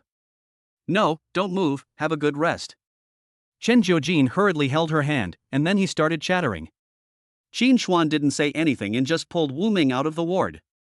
"Are you okay?" Wu Ming began to check Qin Chuan's body.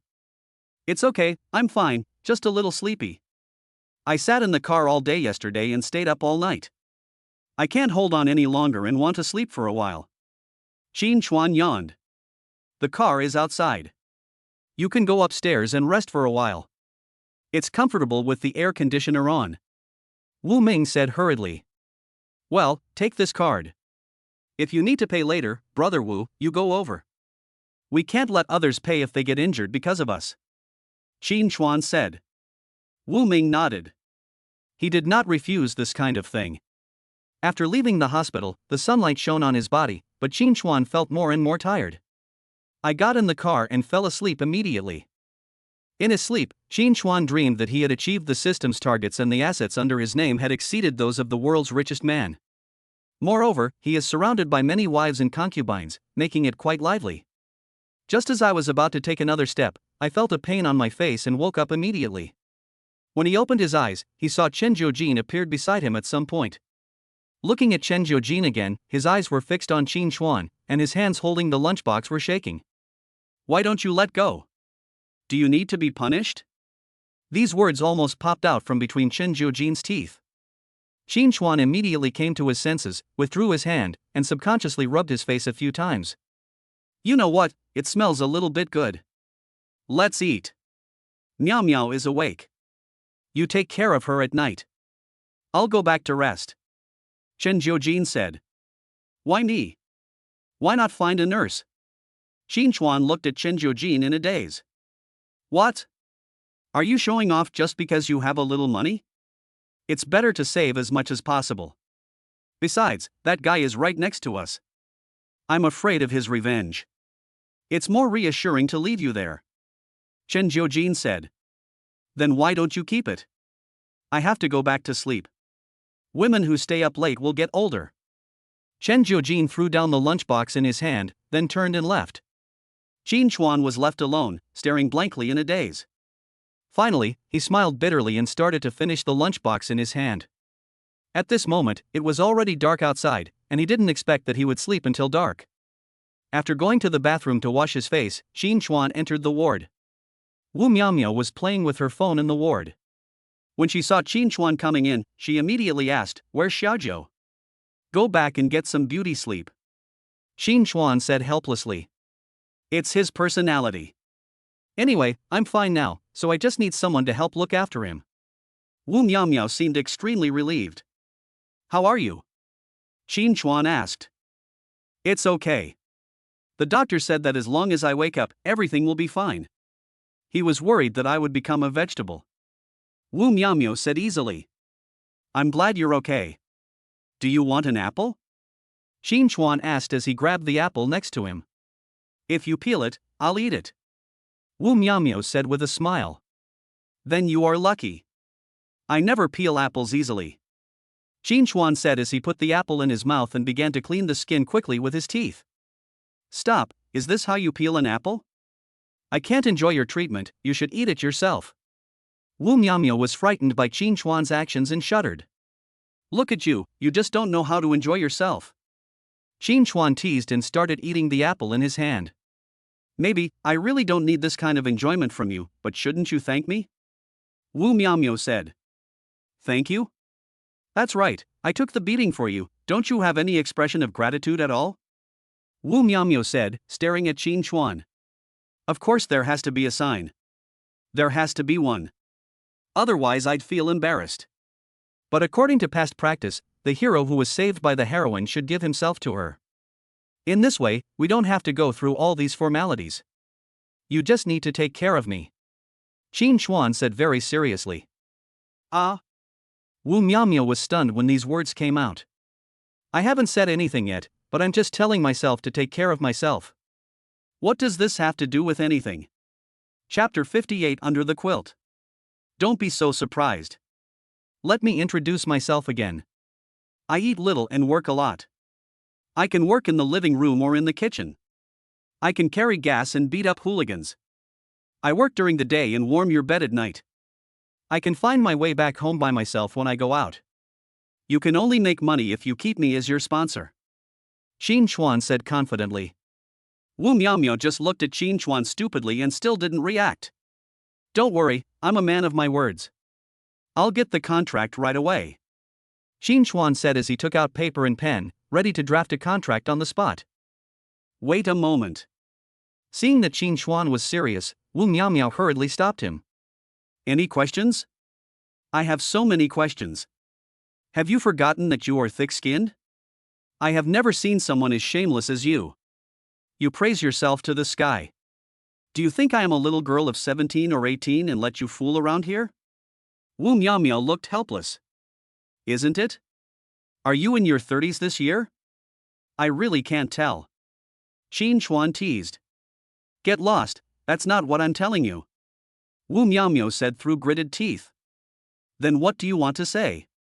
I am priceless, and this is the best reward. Qin Chuan grinned. Wu Miao Miao looked at Qin Chuan, then curled her lips and said, It's easy to support you, but you have to let me see if you are real. I won't believe you if you brag about yourself.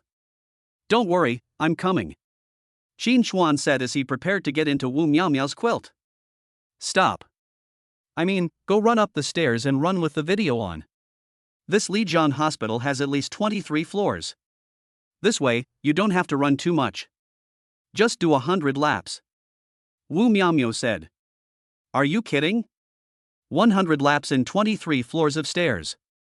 Are you tired, you silly boy? If I run down, I'd be a fool. Qin Chuan said with a dark face. You were the one who joked with me first, weren't you?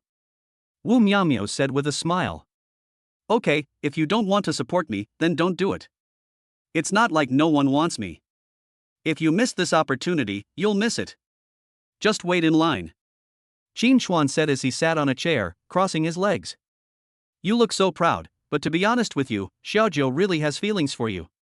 Have you ever thought about developing the relationship further? Wu Miao Miao asked in a gossipy manner. Qin Chuan rolled his eyes at her and stood up, saying, I'm going to smoke a cigarette. Just keep an eye on the medicine. If you need to replace it, press the button over there and the nurse will come over. After saying that, Qin Chuan went straight to the smoking area without waiting for Wu Miao Miao to say anything. He lit a cigarette, took a few puffs comfortably, and then started moving around on the spot. After sleeping in the car for a whole day, my whole body was aching. As I was moving, I heard footsteps behind me. Turning around, I saw that it was Bai Xiao's younger brother, who came towards me with his arm around her shoulder, and it seemed that he also wanted to smoke. The two of them also noticed Qin Chuan, and then the smiles on their faces froze and they stopped. Come in. Qin Chuan hooked his finger. No need, we both quit smoking. One of them said quickly, and was about to throw the cigarette in his hand into the trash can. If you throw it away, I'll stuff you in there, Qin Chuan said. The man quickly withdrew his hand. He didn't want to stay in the trash can. Brother, what are you going to do? We brothers know we are wrong. You have beaten us and scolded us. We really don't dare to provoke you again. Please spare us. Our boss is still lying in the ward inside.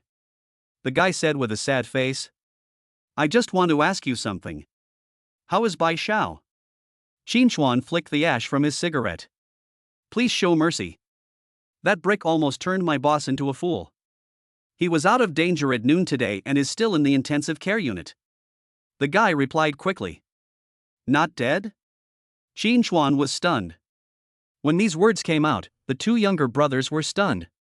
Almost at the same time, they took a step back and looked at Qin Chuan very cautiously. They were really scared. From Qin Chuan's tone, it seemed that he was planning to kill his own boss. Okay, seeing how cowardly you are, tell Bai Xiao a message and let me know when you wake up, Qin Chuan said. The two men nodded quickly, as if they were chicks pecking at rice. Qin Chuan ignored the two of them, took the last puff of his cigarette, and left leisurely. Gunzi, do you think this big brother is trying to cause trouble for our boss? Why don't we go back and tell the boss? The bald man next to him dared to speak at this moment. I don't know, but it doesn't look like it. Otherwise, how could the two of us still be standing here? Gunzi skillfully took out a cigarette and gave one to the bald man. Real? Just smoke your cigarette. If that big brother hears you, he'll come back and chop your bald head off. Go over there and keep the boss company, Gunzi said rudely. The bald man was also scared and didn't dare to say anything more.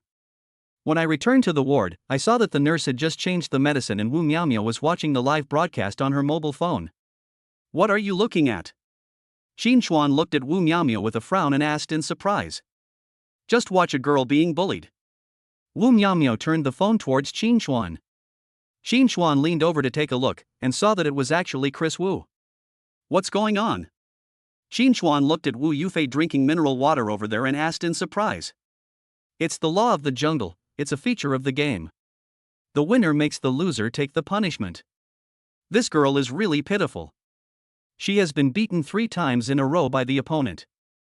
This is already the 10th bottle of mineral water. If she keeps drinking like this, something bad will definitely happen, Wu Miaomio said. Do we have to play this? Qin Chuan asked puzzledly. I'm not sure, but if you look at the barrage, it's all those who are trying to stir up trouble. They say if you don't want to play, then get out of the live broadcast area and don't just sit there and do nothing. It's obvious that this is forced, Wu Miaomio said. Qin Chuan looked carefully and found that it was true. As long as Christy Wu did not accept the game, someone would constantly lead the discussion and say all kinds of things. What the hell, you don't even have the guts to play and you're still a host. Don't dare to play anymore. If you drink anymore, you'll have to go to the hospital. Girl, why don't you find a rich man to support you? As long as you live a good life, money is not a problem. It's obvious she's had plastic surgery. Even with the beauty filter off, she looks like a tigress again. Yes, that's true. I can't even see anyone without the beauty filter turned off. This anchor is not good. He only knows how to sing. Twist your body for me and I'll give you some beer. Looking at these remarks, Qin Chuan frowned deeply. He didn't understand why the anchor chose Christy Wu. He had just entered the opposite host's room and saw that the other side had at least tens of thousands of people, while Christy Wu only had a pitiful few hundred people, and those new people who came and started to mock him endlessly. Chapter 59. Not on the same level. This is not even on the same level. Even if you are playing games, you should find people of similar level. This way, it will be mutually beneficial. He couldn't understand why the other party was so aggressive. Handing the phone to Wu Miaomio, Qin Chuan pulled a chair to the window, crossed his legs and started the live broadcast on his phone. At this moment, Christy Wu spit out all the water she had drunk. It was obvious that she couldn't drink it anymore. She looked at the screen with a flushed face. Drink, keep drinking. Drink quickly, the punishment is not over yet. Hurry up and finish your drink, another round of PK is about to begin. Host, stop drinking. The other party is just bullying you. What the hell are you? You just know how to stir up trouble. If Boss Wanchuan were here, you wouldn't be allowed to show off. Wanchuan? I still have Mengpa. Let him come. Wasn't he awesome before? He gave so much money to a small anchor. I am Mengpa Soup. Wanchuan drank my Mengpa Soup and has become a fool, but the embezzlement of public funds was still exposed. After looking at these comments, Xinchuan finally understood what was going on. It turned out that it was because of his wave of rewards that put Chris Wu in the spotlight. The tens of thousands of anchors on the other side obviously didn't like it, so they came to bully Chris Wu. Thinking of this, Xinchuan directly threw out 10 dream castles. In an instant, a huge castle appeared on the screen, with little pink stars shining out. Wanchuan gave the anchor Xiaofei a dream castle X1. Wanchuan gave the anchor Xiaofei a dream castle X2. Wanchuan gave the anchor Xiaofei a dream castle X10. With the appearance of Qin Chuan's 10 fantasy castles, everyone below was almost stunned. However, Christy Wu's fans became excited and started speaking out. Brother Wanchuan is finally here, let's kill them. Brother Wanchuan, come on, help Xiaofei get his place back. So what if I have a big brother? My boss Wanchuan has appeared. Why don't you kneel down to welcome Brother Wanchuan? Brother Wanchuan is so powerful. Looking at these comments, Xinchuan couldn't help but smile. That's awesome, Xinchuan. A man named Wang Chuan suddenly appeared here and gave nearly 200,000 gifts at once. He must be a rich man. Wu Miaomia was very surprised and shouted to Xinchuan. You're not tempted, are you? How about I help you contact Wanchuan and see if he's in need of a concubine? Xinchuan said playfully. Go away, what are you talking about? I don't need it yet. But this Wanchuan is really amazing. He is different when he appears. Wu Miaomia sighed. Xinchuan didn't say anything, but stared at the screen. But Wu Yufei wiped the water off her face and began to thank the screen. Thank you Wanchuan for the dream castle. I'm honored to have you come to my live studio. But the other side was not happy. Seeing that this was a dream castle, the female anchor's face turned black. Soon, a new game began. Perhaps in order to regain the upper hand, as soon as the female anchor clicked on it, someone gave her gifts, and the number of gifts increased rapidly. In just a few seconds, the health bar next to Wu Yufei disappeared. Blood bar disappearing technique, who dares to try? Let Wanchuan come out, and let's see who is more powerful. You're just pretending to be a fool. Come out now. Have you used up all your savings? Are you eating instant noodles now? Go on, our boss is ready and will follow you today. Xinchuan sneered at these people, then clicked several times on his mobile phone. Soon, the two words Wanchuan dominated the phone screen again. Wanchuan gave the anchor Xiaofei a dream castle X1. Wanchuan gave the anchor Xiaofei a dream castle X2. Wanchuan gave the anchor Xiaofei a dream castle X10. Wanchuan gave the anchor Xiaofei a dream castle X11. Wanchuan gave the anchor Xiaofei a dream castle X99. This wave of operations caused Wu Yufei's live broadcast room to explode again. Many people flocked in again for these 99 dream castles, and the number of people soared again. Looking at the number of viewers, it exceeded 2 million in less than a minute, which was even more exaggerated than the last time.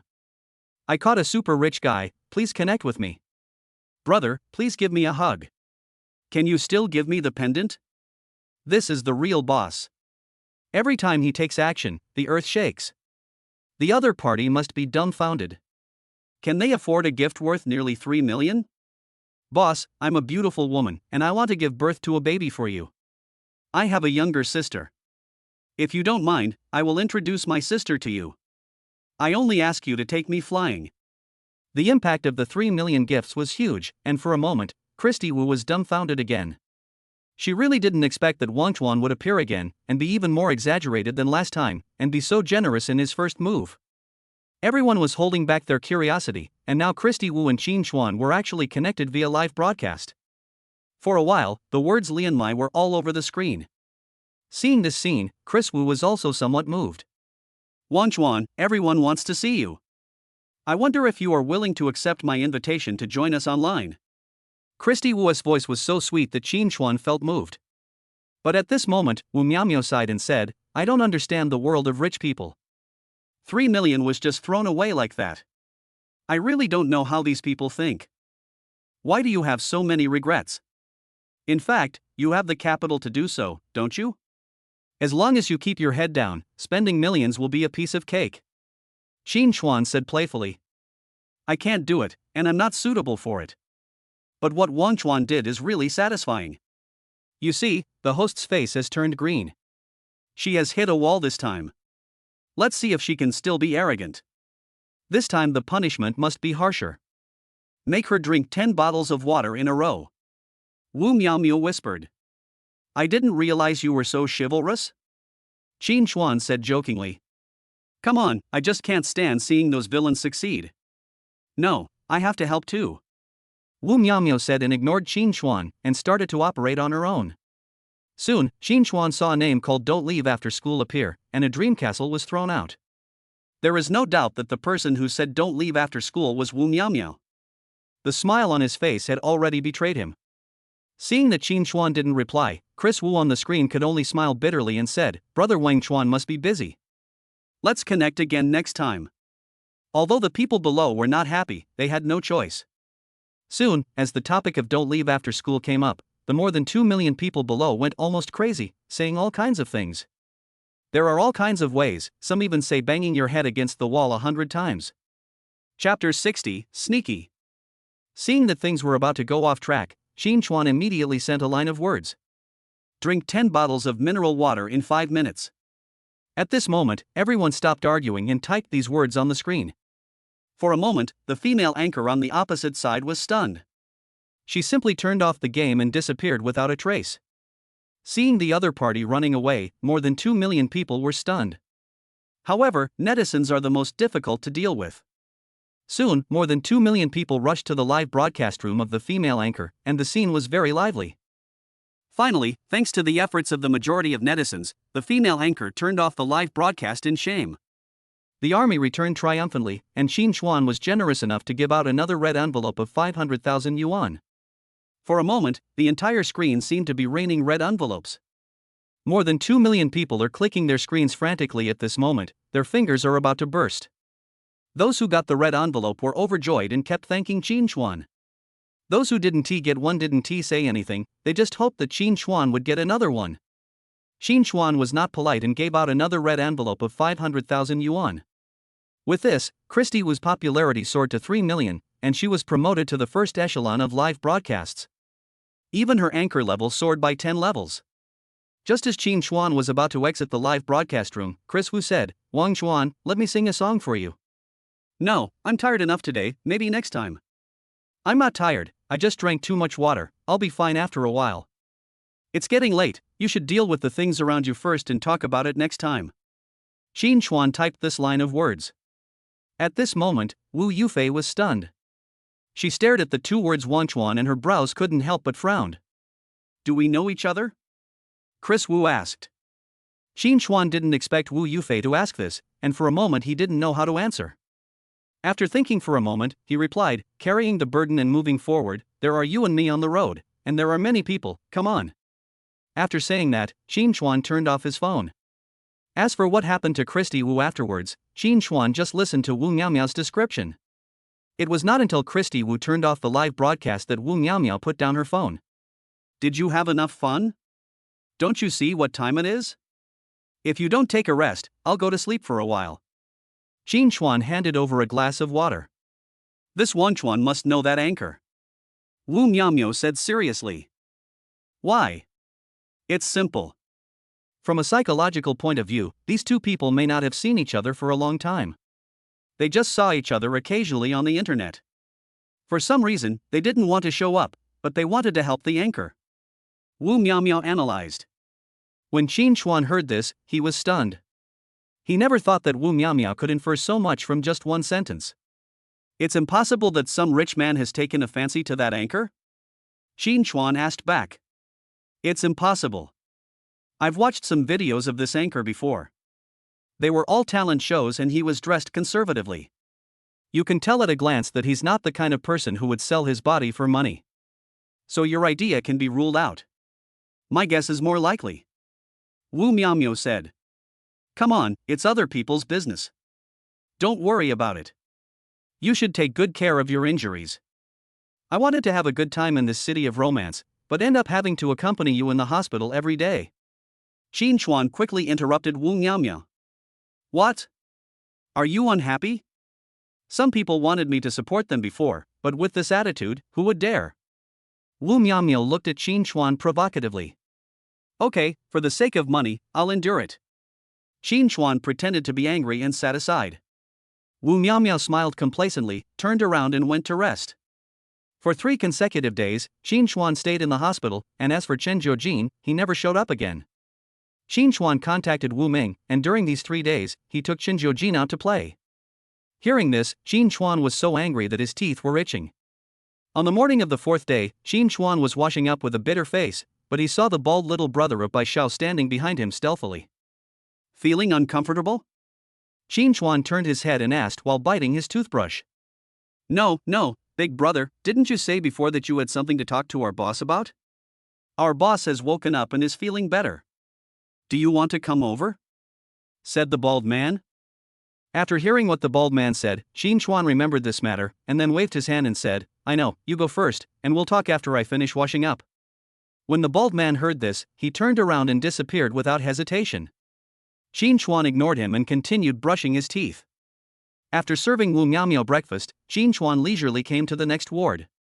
But there was no one here, and Qin Chuan became furious. Just as I was about to go to the nurse's station to ask, I saw the bald man walking out from another room. Qin Chuan went up and grabbed the bald man without saying a word, then slapped the bald head. Are you playing with me? Where are the people? It's here? That's the intensive care unit.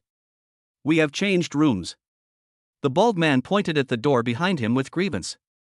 Qin Chuan pushed the door open, and the 2 younger brothers inside glared at him subconsciously.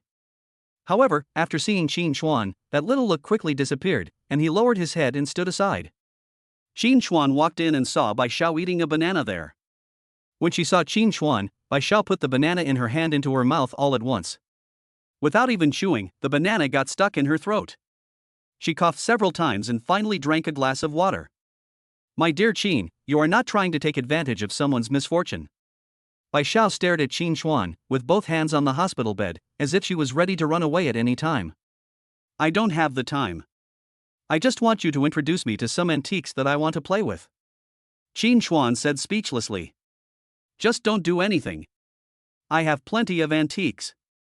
If you like them, Mr. Qin, I can give them to you. Bai Xiao said hurriedly. No need. If I like you, I will give you money.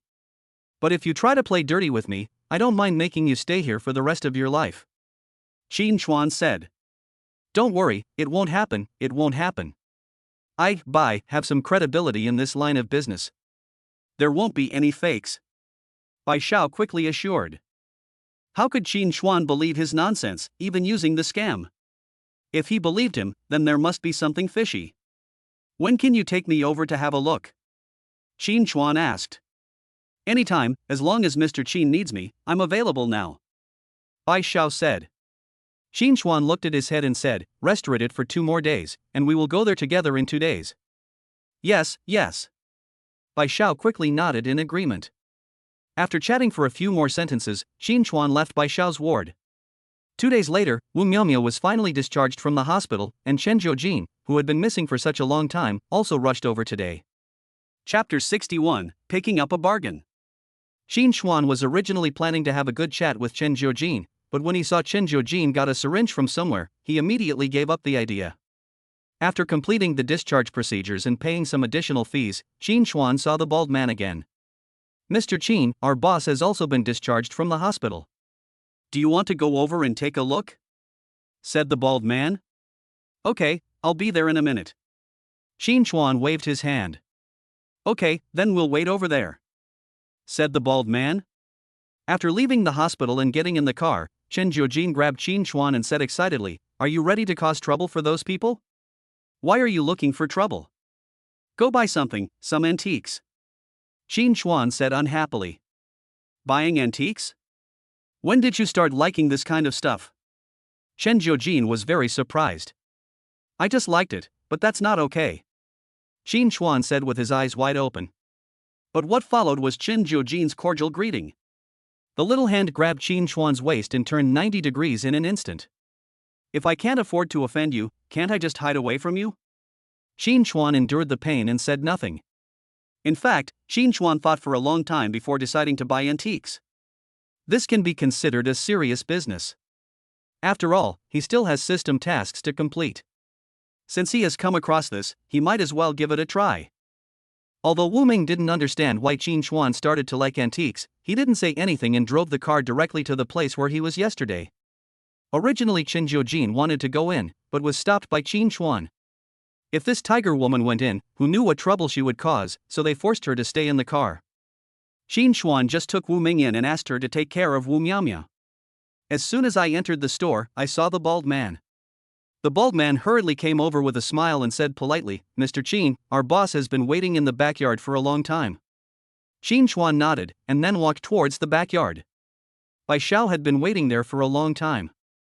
When she saw Qin Chuan, she immediately came over. My dear Qin, you are finally here. Please take a seat. Qin Chuan was not polite and sat directly on the stone bench. There were already quite a few small boxes on the table, neatly arranged there. My dear Qin, you said before that you wanted some small toys. Here are all the toys in my store. You can take whichever one you like. I will consider this as a gift for you. Bai Xiao chuckled. Qin Chuan was not polite and directly opened the front box. Inside were 2 red walnuts, which were bright red and obviously good stuff. This is a lion's head that has been polished for 7 years. Both its appearance and patina are excellent. Bai Xiao introduced on the side. Holding those 2 pointed lion heads in your hands, it does feel different. How much? Qin Chuan asked casually. No need to pay, I'll give it to Mr. Qin, Bai Xiao said hurriedly. No need, just name a price. Qin Chuan looked at the pointed lion head and said. I have to say that Bai Xiao really came up with something good. The shape of this pair of dull lion heads is really good, especially the patterns, which have a lot of variations in thickness and direction. It can be considered a good thing. 100,000, take it. Bai Xiao immediately gave a price. 100,000? Do you think I'm stupid? This pair of dull lion head single wheels is worth 100,000, not to mention that it is played with so well and has no cracks. So, I'll give you 200,000. Qin Chuan said. Bai Xiao originally thought that Qin Chuan thought the price was high, but she didn't expect that Qin Chuan would actually pay more. Not only Bai Xiao, but also Wu Ming next to her was confused. They didn't understand what Qin Chuan was doing and why he gave so much more. Qin Chuan had no way to explain it. He couldn't say that the more he spent, the more rebates he would get. This was his biggest secret. How about it? Give me a straight answer. Qin Chuan said. Yes, of course. Bai Xiao would definitely agree. He even looked up to Qin Chuan in his heart. He was originally planning to give it away for free, but Qin Chuan actually gave a market price, which made him surprised. Just for this courage, he deserves to be looked at differently. Anything else? Qin Chuan asked while playing with the pointed lion head in his hand. Yes, but I'm afraid you may not like it. Bai Xiao then opened the box, only to see some walnuts and some bracelets inside. After all, these are just for playing with in the hands, you can't just carve them one by one. Qin Chuan took a rough look, then asked about the price and lost interest because they were all worth tens of thousands of dollars. After paying, Qin Chuan waited for the system prompt. Ding, system prompt, consumption of 200,000 yuan. Ding, system prompt, rebate 2 million yuan. Hearing this, Qin Chuan was immediately happy. It seemed that what he thought was right. This antique was also worth something. Bai Xiao had already put away all the boxes. Seeing that Qin Chuan still had desire, she said, if you are not in a hurry, there will be a small party tomorrow night. I will accompany you to have a look. They are all good things. Qin Chuan nodded quickly. This was a good opportunity to get rebates and he would not miss it. After chatting for a while, Qin Chuan took Wu Ming away. Boss, what does this guy mean? You just gave him a discount but he refused to take it and insisted on paying so much money. Is it too much money? A waiter next to him asked in a low voice. What do you know? This is a real rich kid. He bullied us before because we were wrong. But now he doesn't bully others when buying things. How many people like him have you seen? Tell them that from now on, Xin Xiaoyu is my guest of honor. Whoever dares to neglect him will be punished. Bai Xiao said in a deep voice. Yes. Who would dare to refute Bai Xiao? After all, they all depended on Bai Xiao for their livelihood. Back in the car, Shen Jiujin looked at the pointed lion head in Qin Chuan's hand and reached out to grab it. Sure, we've already started playing this kind of thing. Who's going to pay for it? No, I bought it. How much money? 200,000. Qin Chuan said this lightly, and the pointed lion head in Shen Jiujin's hand had already fallen on the seat. How much? Shen Jiujin looked at Qin Chuan in a daze. 200,000. Did you get kicked in the head by a donkey? Are you so proud of yourself just because you won the lottery? Shen Jiujin said with a look of disappointment. 200,000 is not a lot. We can sell this thing for at least several 100,000. So we still make a profit. Qin Chuan said deliberately. Hurry, take this thing away. If you break it, I can't afford to pay for it. Shen Jiujin hurriedly handed over the pair of pointed lion heads. Wu Miaomiao reached out to take it, looked at it carefully and said, "It's okay, it's a bargain, it's more than enough to sell it for 300,000. It's okay, it's okay." Qin Chuan was very humble. A bargain? Can this thing be sold for so much? Chapter 62, Dealing in Antiques. Of course, dealing in antiques depends on one's eyesight. Qin Chuan can see the value of this thing, which shows that he is indeed capable. He made 100,000 just by resell it. Shouldn't you express your appreciation? Wu Miaomiao said to Qin Chuan. To express, of course. Let's go to the store and buy each person a pair of black stockings. Qin Chuan said generously. Get lost. Shen Jiujin then rolled his eyes at him. Wu Miaomiao also looked at Qin Chuan with a frown on her face. Most people couldn't follow his train of thought. I'm just kidding. Black stockings are given as a gift. Buy clothes. Buy clothes. Qin Chuan immediately laughed awkwardly. That's good enough. Let's go and spend some big money today. Shen Jiujin called to Wu Ming. The car drove to the famous shopping mall next to Lijiang Square. Looking at the crowds of people, Qin Chuan swallowed his saliva and said, "How about we do it another day?" No. Impossible. The two women shouted at the same time, as if Qin Chuan would be in trouble if he dared to change his mind. Okay, I'll listen to you and go in, go in. Qin Chuan said with a stiff face. Shopping with a woman is already a torture, and now it's so crowded, it's basically a form of punishment. But there was no other way. Since he had agreed, Qin Chuan really went with him. After blending into the crowd, Qin Chuan thoroughly felt what it meant to live a life worse than death. There are people everywhere, and when you look up, there are still people. Half an hour later, Qin Chuan grabbed a seat in the mall, and then waved his hands and said, "Two beauties, take your time to choose. Buy them directly after you choose, and I will reimburse you. I really can't walk anymore." Wu Ming was not much better off. He had a lot of bags hanging on his body and was holding his waist with his hands, as if he had suffered a heavy blow. That won't do. Some people said they would treat us to clothes. What do you mean by reimbursement? Shen Jiujin didn't buy it and got up, pulling Qin Chuan. And Wu Ming followed miserably, and was obviously affected. After walking around for another hour, Qin Chuan felt as if his legs were filled with lead and he could no longer walk. On the other hand, Shen Jiujin and Wu Miaomiao didn't seem to feel tired at all and were still watching over there. Brother Wu, next time I say something stupid like this, please stop me. If it happens again, I feel like I'll live a few years less. Qin Chuan murmured. But when he turned around, Wu Ming's hard penis was nowhere to be found. I stood on a chair and watched for a long time, and saw Wu Ming arguing with someone in a shop in the distance. Two ladies, something has happened to Angkor Wu. Let's go over and take a look. Qin Chuan hurriedly called out. When the two girls heard this, they immediately looked in the direction Qin Chuan pointed. Wu Ming put the things in his hands on the ground and protected a girl behind him. He was arguing with the salesperson at the moment. Make way, make way. Qin Chuan said this, but he didn't stop his hands. Using that kind of cleverness, he forcibly cut a path through the crowd of onlookers. The three of them came to Wu Ming, only to see Wu Ming's face darken as he asked, "Is this your service attitude?" That's right, this is our service attitude. If you have money, come in. If you don't have money, get out. And if you touch the clothes and damage them, whose responsibility is it?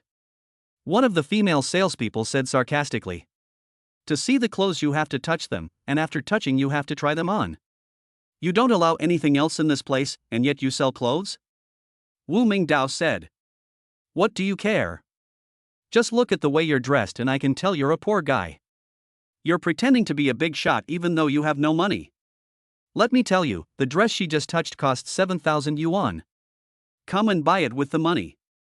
Otherwise, we won't be able to sell it. The salesperson shouted with his hands on his hips.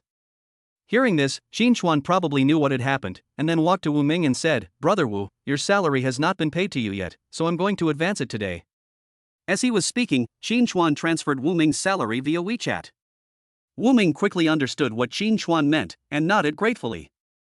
I'll buy it for 7,000 yuan. Wu Ming now felt confident and said in a deep voice. Don't come in if you can't afford it. The salesperson continued to chatter. Are you deaf? I bought the things. Xinchuan said impatiently. The salesperson was stunned, then looked at Wu Ming. I bought all the clothes she touched. Remember, all of them, said Wu Mingdao. The salesperson was still a little skeptical until Wu Ming went to pay. Then he came to his senses and hurried to pack up the clothes. But just after Wu Ming paid the bill, Xinchuan sneered and said, Who told you to touch those clothes? I don't want them anymore. Give me your money back. How can I pack your clothes if I don't touch them? The salesperson shouted with his neck stiff. I don't care. I don't want it if you touch it. Either give me a new one or refund my money. Xinchuan was not in a good mood and scolded coldly. The salesperson didn't know what to do for a moment and just stood there motionless. That's right, refund, you can't even touch the clothes you bought. You touched the clothes yourself, so it's normal for them not to touch them. You didn't even check if your hands were clean. If you get bacteria on them, that would be bad. That's how it should be. It makes me feel better. I will not come to this place again. I will also tell my friends about it in the future. I must not let anyone cheat me. The people watching the fun nearby didn't expect Xinchuan to do this, and they all stood over him. They shouted two words in unison, return the money. The sound became louder and louder, and more people gathered here. It quickly spread throughout the entire floor, and security rushed over. But faced with so many people, the security guards couldn't squeeze in. Perhaps seeing the situation getting out of control, the cashier next to him immediately called the store manager. Soon, a neatly dressed middle-aged woman came over. Manager, these people are here to cause trouble on purpose. The salesperson immediately started to complain. Afterwards, he told the story and concealed what he had done. The store manager frowned after hearing this, then looked at the indignant customers in front of him and said in a deep voice, I understand. After saying that, he came to Xinchuan. Sir, I wonder why you want a refund? The store manager was very polite. He did not believe the salesperson's one-sided story, but instead asked Xinchuan. Finally, there's someone sensible. I thought this huge store was full of shrews. Xinchuan said jokingly. Sir, if you are not satisfied with anything, you can tell me. The manager said again. What? I think you should put up a sign in your store that says dogs and poor people are not allowed in. It will also make your store more famous, right? Chapter 63 Apologize Again. In the end, Wu Ming told the store manager about the incident. After hearing it, the manager quickly apologized again. I'm sorry, I didn't expect something like this to happen. Don't worry, I will definitely take care of it. After saying that, the store manager looked at the salesperson. Do you have anything else to say? Faced with the store manager's questioning, the salesperson immediately changed his attitude. Manager, I know I was wrong and I didn't mean it. My child was sick today and I was in a bad mood. I apologize. I apologize now and I will never do it again. The salesperson shouted hurriedly. No need to apologize. We don't need people like you in our store. Go to the finance department to settle your salary for this month, and then you can leave, said the store manager. No, manager, my child is still in the hospital, I need money, I can't lose this job, I beg you, don't fire me, I was wrong, I kneel down to them. As he said that, the salesperson knelt down in front of Wu Ming. Wu Ming felt a little reluctant and wanted to speak, but was stopped by Qin Chuan. There must be something hateful about a pitiful person. She brought this upon herself. No one is her parent, so there is naturally no reason for them to spoil her. Qin Chuan said. But, Brother Wu, there's no need to say anything more. Do you want the clothes? If you do, we'll take them away. If not, we'll refund your money and leave. Qin Chuan reminded. Wu Ming hesitated for a moment, but finally took everything away. As for the saleswoman, he ignored her, and it was obvious that she couldn't make it in this store. In order to acknowledge what happened before, the store manager gave Wu Ming a 50% discount, which saved him a lot of money. Qin Chuan took all the things with a bitter face, just because Wu Ming wanted to take care of that girl. After leaving the store, Qin Chuan looked at the girl that Wu Ming was protecting behind him. She has a trademark look and it's obvious that she is not wearing any makeup. He was dressed very simply and was very thin. However, Qin Chuan discovered one thing, that is, the girl's belly seemed to be bulging. He wanted to remind him, but Wu Miao grabbed Qin Chuan and said, "Don't talk, tell him after it's over." Although Qin Chuan didn't know what it meant, he couldn't bear to ruin the scene, so he could only shut up. After walking around for a few more rounds, perhaps because they saw that Qin Chuan was tired, or to take care of the girl next to Wu Ming, the two girls decided to find a place to eat. There is everything in the shopping mall, and dining places are essential. They arrived at a snack bar and sat down. There are too many people coming and going in this snack bar. After finally finding a place, Qin Chuan put the bags in his hands on the ground without any hesitation. After moving his arms, Qin Chuan murmured, "Next time, I will definitely not come out next time." The two women looked at him at the same time, and Qin Chuan immediately shut up and said nothing. What would you like to eat? Qin Chuan asked, holding the menu. Just something to eat, but is it really appropriate for us to arrange them there? Chen Jiujin drank the water in the glass and looked at Wu Ming and Li Yuan sitting opposite him. The girl's name is Li Yuan.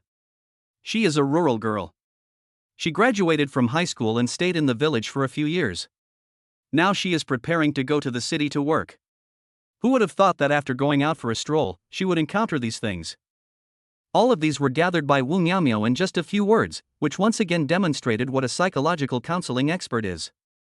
What's wrong with it? I think it's great. A hero saving a beauty, this is something that only happens in textbooks. Wu Miao said with a chuckle. Okay, buy one get one free. Qin Chuan gestured and said. Shut up, no one thinks you are dumb. It's a nice scene, but you insist on ruining it. Chen Jiujin rolled his eyes at Qin Chuan. Isn't it? It is obvious that Li Yuan is pregnant. Otherwise, how could she have a bulging belly on her thin body? Qin Chuan said. What's wrong with being pregnant? Pregnancy is what we should be more concerned about. If you have the guts, tell your wife not to have children in the future. Chen Jiujin immediately said again. Then I have to ask others. I can't decide by myself. Qin Chuan looked at Chen Jiujin and Wu Miao with interest. The meaning was self-evident. Get out of here. What are you thinking about? Chen Jiujin reacted immediately, grabbed the quilt and prepared to throw it to Qin Chuan. Stop making a fuss. But we have to talk to Wu Ming about this. If he really likes Li Yuan and doesn't mind the child, we might as well help him. If he does mind, we can only persuade him not to do anything rash. Wu Miao said. Qin Chuan agreed very much. Now it seemed that Wu Ming obviously had a good impression of Li Yuan. Soon, the wontons ordered by the three were served. Qin Chuan picked up the spoon and started eating without saying a word. 10 minutes later, Qin Chuan was full and burped. Just as he was about to light a cigarette, he was stopped by Chen Jiujin's look. Go outside and smoke. Can't you see we're still eating? Seeing that the two of them still had half a bowl of food left, Qin Chuan became even more suspicious that the woman was made of iron. She didn't feel tired or hungry after walking around for so long. This skill was irreplaceable. After going out, Qin Chuan found a smoking area. Just as he was about to smoke, he saw Wu Ming rushing over. Brother Wu, you don't want to accompany the girl anymore?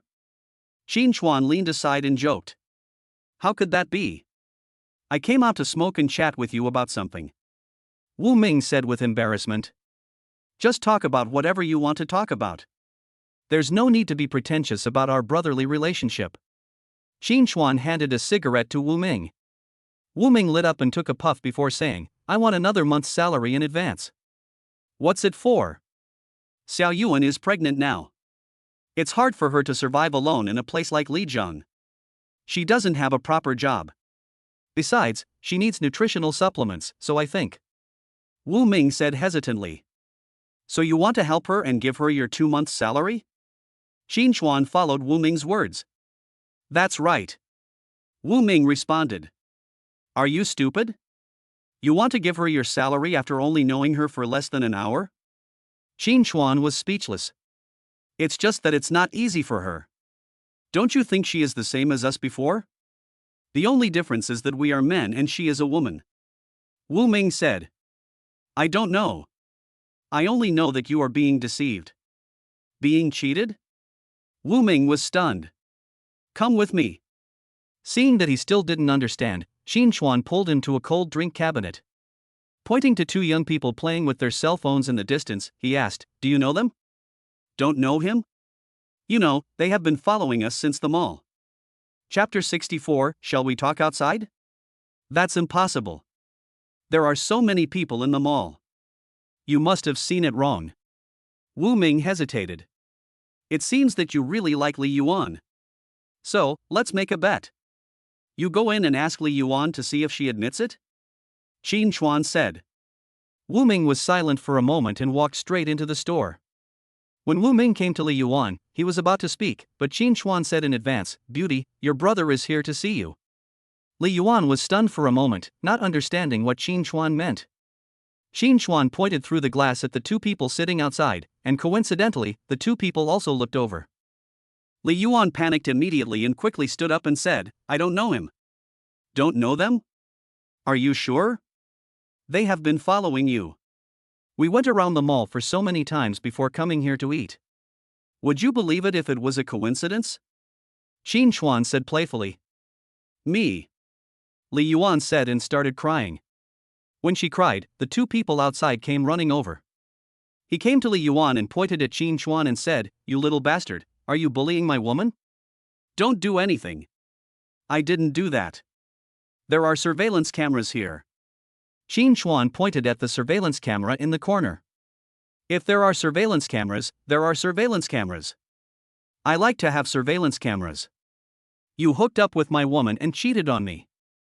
If you don't give me an explanation today, I'll see how you get out of here. The man snorted coldly. When the people nearby saw this, they gathered around curiously. What are you looking at? Are you looking for death? Just eat your food. Another man said in a pretended fierce manner. Chen Jiujin on the side was obviously confused by this scene. Just as he was about to stand up, Wu Miaomiao pulled him back and said, No need to go over there, let him handle it. I didn't expect Wu Ming's gentleness to disappear so quickly. What's going on? Chen Jiujin whispered. Wu Miaomiao didn't say anything, just sipped her soup. Why don't we go outside and talk? It would be bad to disturb them while they are eating. Qin Chuan said. Walk. The man grabbed Qin Chuan and Wu Ming and walked outside without saying a word. Li Yuan was pulled by another man to the parking lot. There was no one in the parking lot at the moment. In a corner, the man sneered and said, Tell me, you played with my woman, how are you going to give me an explanation? Playing with your woman? Setting a trap for me?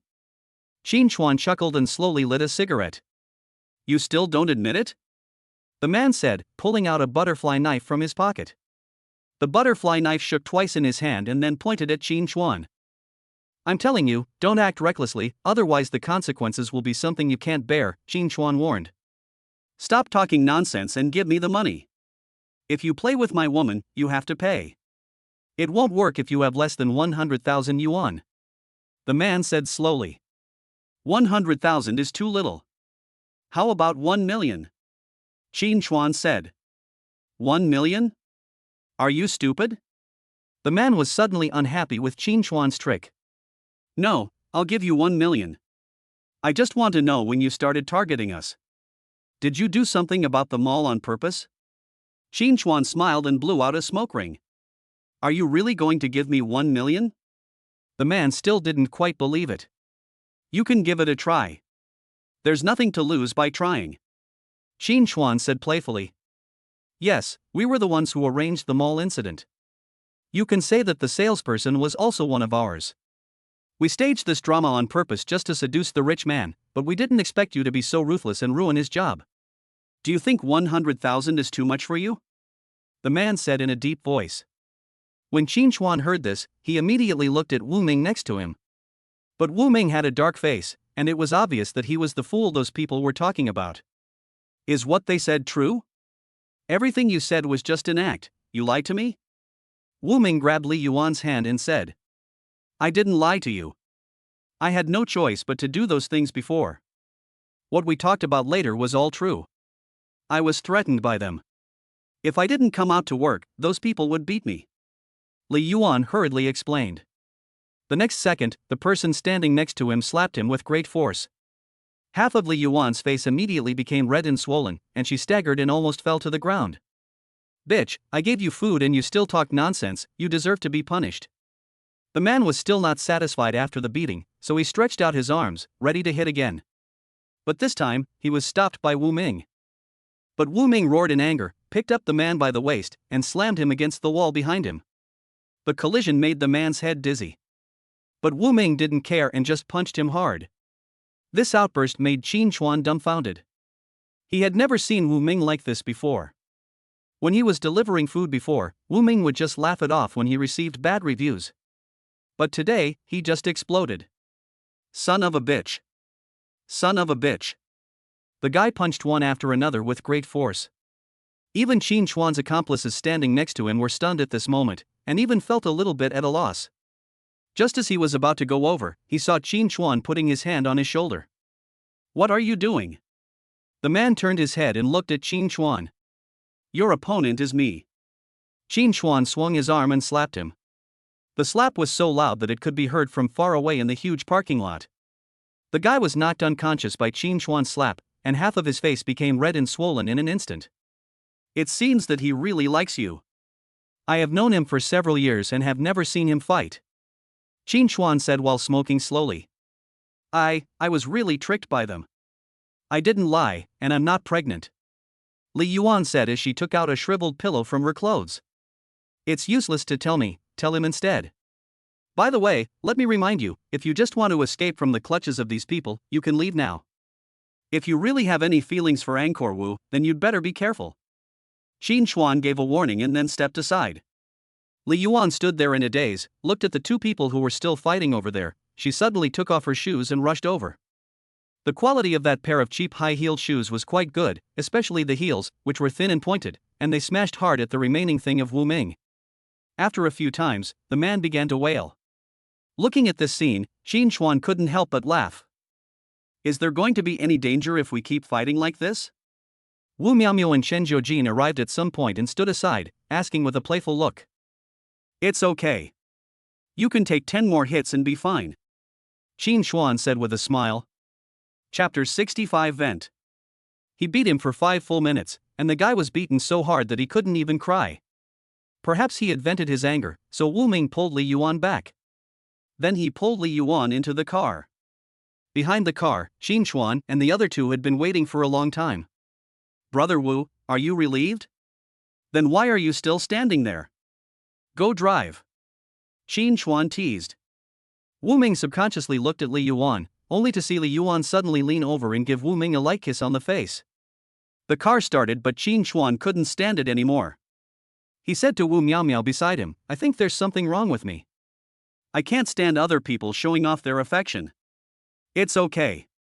You'll get used to it over time. Wu Miaomiao replied calmly. Speechless, several people left here. As for those two guys, no one wanted to care about them. Qin Chuan was not afraid that they would call the police. Just kidding. Unless these people were tired of living, they would never dare to go to the police station. After returning to the BB, Qin Chuan could only book another room. After all, with Li Yuan already there, it would be inappropriate for him and Wu Ming to live together again.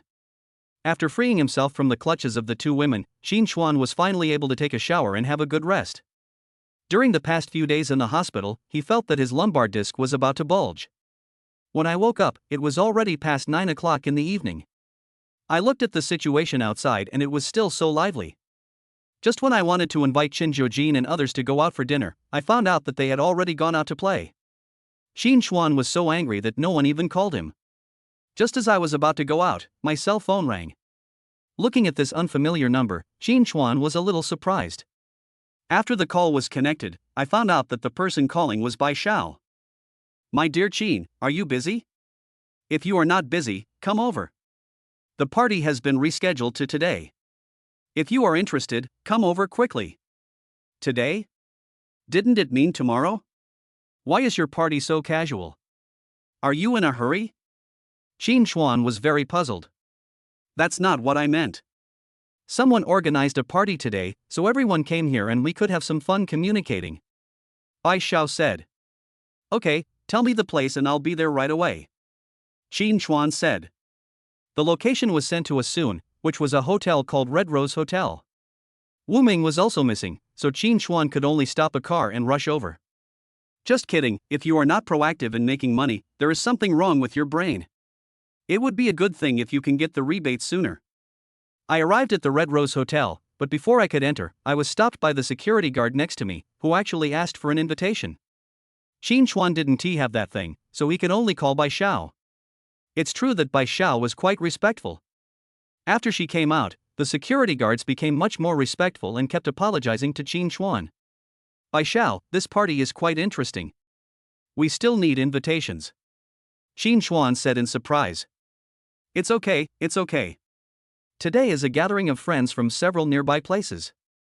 They all have some spare money, otherwise they wouldn't play this kind of thing.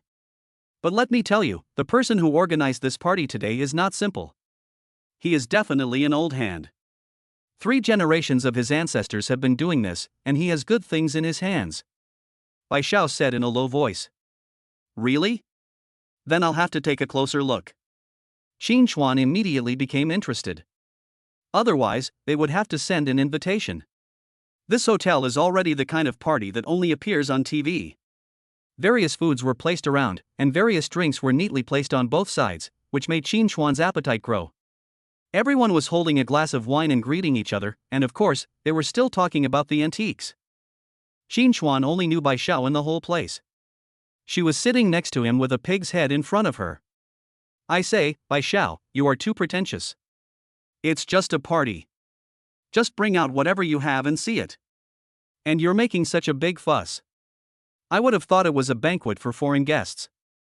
Qin Chuan bit the pig's nose and tore off a large piece of meat. It's okay. I think this kind of party is okay.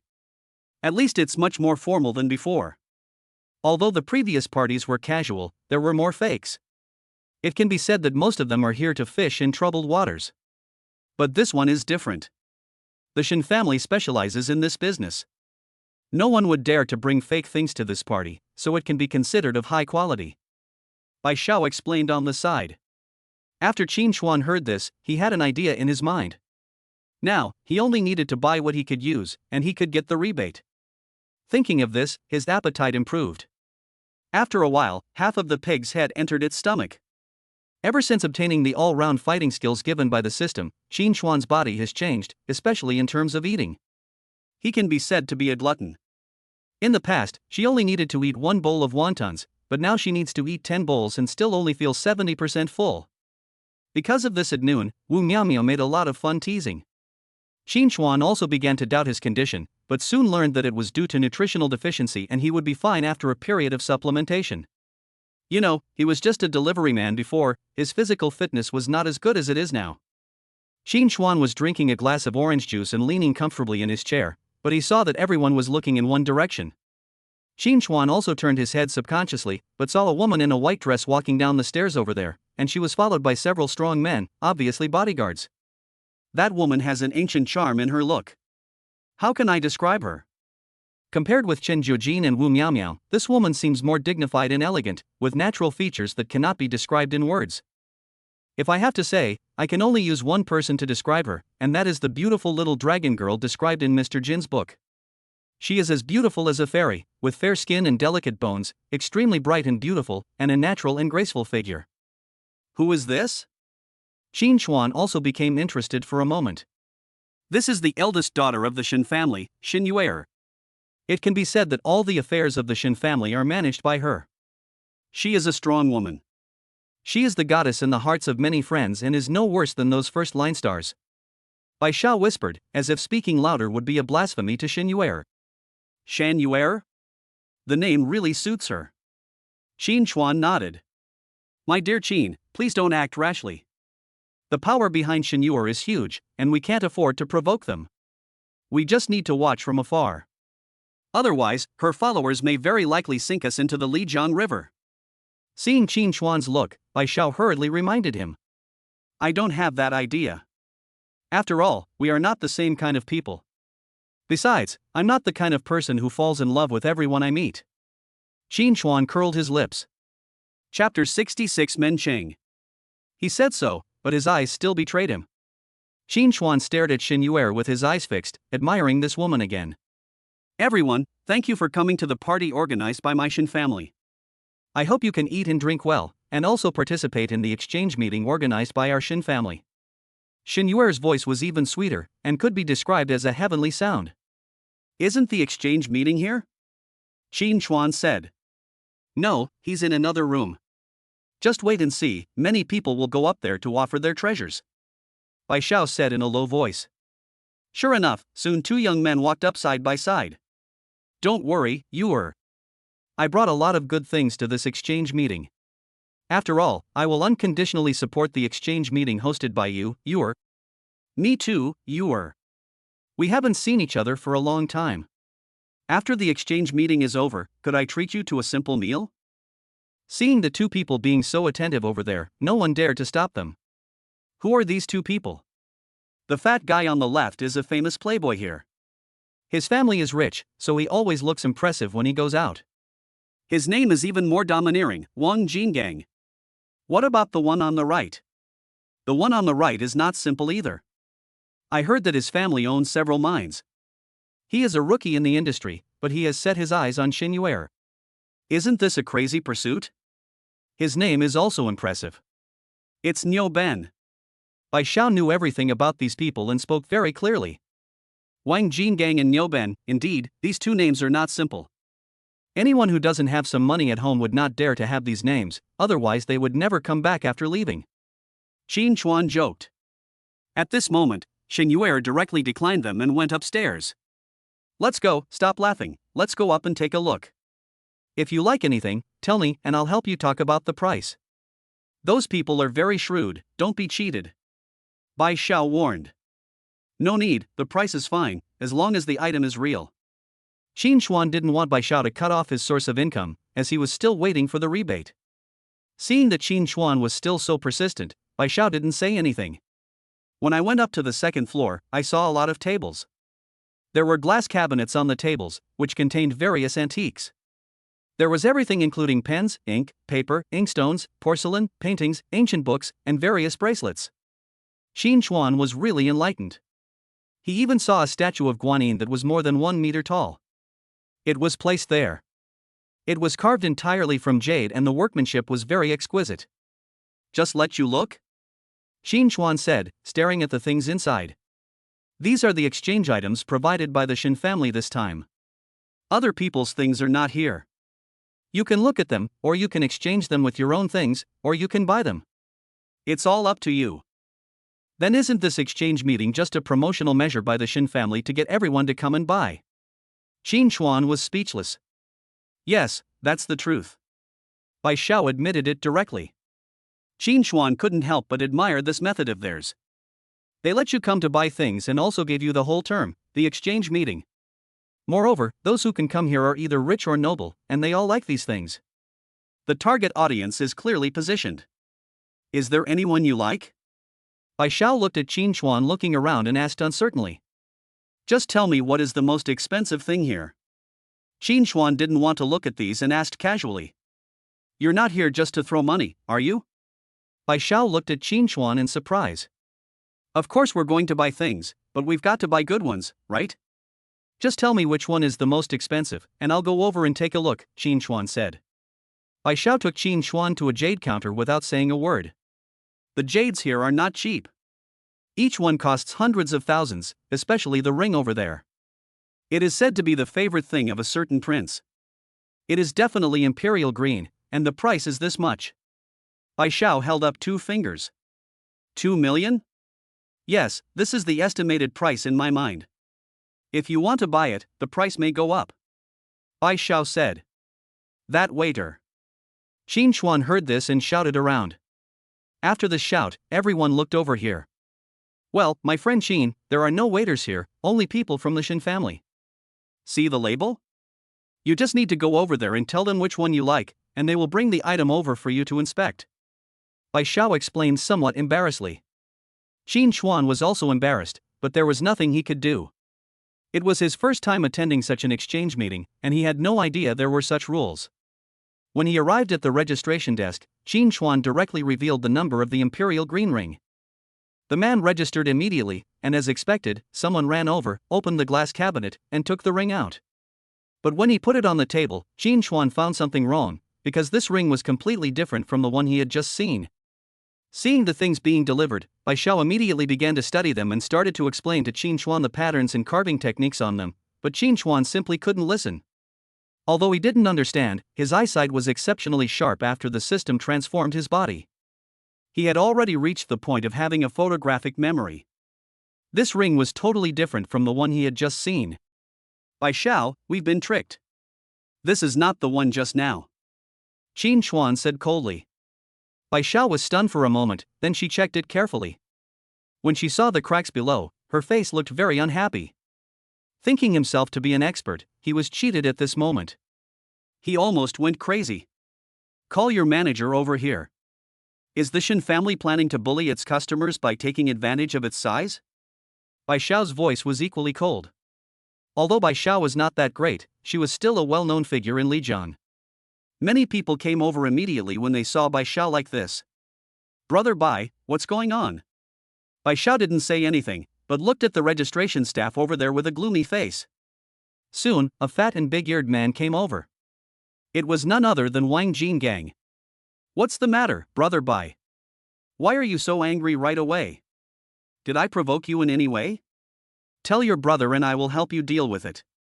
Wang Jingang grinned, and his squinting eyes became a slit at this moment. Wang Jingang, are you in charge here? Bai Xiao asked with a frown. Of course. I'm the future son-in-law of the Shin family. There's nothing wrong with me coming here to help. Just tell me what's the problem and I'll help you solve it. Wang Jingang said proudly. Qin Chuan was stunned for a moment. He didn't expect that Xin Yuer would actually look at such a person. It was really like a flower stuck in cow dung. Chapter 67, Don't expose someone's shortcomings when scolding them, and don't hit someone in the face when hitting them. Okay, then I'll show you. Bai Xiao said as she placed the jade ring on the table. Hey, Brother Bai, when did you start playing with this kind of jade ring, and it's the most expensive imperial green jade? This thing is precious, can Brother Bai afford it? Wang Jingang said as he picked it up, but he couldn't help but make a few sarcastic remarks. This jade ring is completely different from the one we just saw. The Shin family is such a big business, but they actually play this kind of trick. Do they think we are all fools? Bai Xiao was also very impolite and questioned in a cold voice. The Shin family has never had such a thing. I think it was you, Brother Bai, who broke it. What's the matter? Have you been involved in so many frauds that you come here to try this trick? Wang Jingang's tone also changed, becoming very sharp. Wang Jingang, who do you really think you are? To put it bluntly, if it weren't for your father protecting you, do you think you could still be showing off here? A hint of coldness flashed in Bai Xiao's eyes. As the saying goes, don't expose someone's weaknesses when you scold them, and don't hit someone in the face. Wang Jingang exposed Bai Xiao's secrets right away, which was simply offending him to death. Bai Xiao, you are wrong. It's a good thing that they have their own old man to protect them. Besides, there's nothing wrong with old men. They have minimum living allowance and can spend it as they please. Qin Chuan teased. As soon as these words were spoken, everyone laughed. Wang Jingang was embarrassed and looked at Qin Chuan fiercely. Boy, who do you think you are? Do you have the right to speak here? Wang Jingang threatened. What do you care about me? Is it true that there is no one left in the Shin family, so they let you, a dog, come out to bark? Qin Chuan looked at Wang Jingang teasingly. Wang Jin was just about to take action when he saw several security guards coming out and stopping him. What are you doing? He is the one causing trouble. Wang Jingang struggled. Wang Jingang, when did you become the son-in-law of Meishan family? Also, this is an exchange meeting of Meishan family. If you don't want to stay, just leave. Shen Yuer appeared behind him at some point. These people are setting a trap for you, don't be fooled. Wang Jingang shouted hurriedly. But Shen Yuer ignored Wang Jingang and looked at Bai Xiao. Mr. Bai, if there is anything wrong, you can tell me. Shen Yuer said very politely. Look at this jade ring. Is it something from your Shen family? Bai Xiao pointed at the jade ring on the table. Shen Yuer immediately checked it, and a hint of solemnity appeared in her beautiful eyes. Who is doing this? Shen Yuer said to the registration staff over there. The registrar shuddered and slowly pointed his finger at Wang Jingang.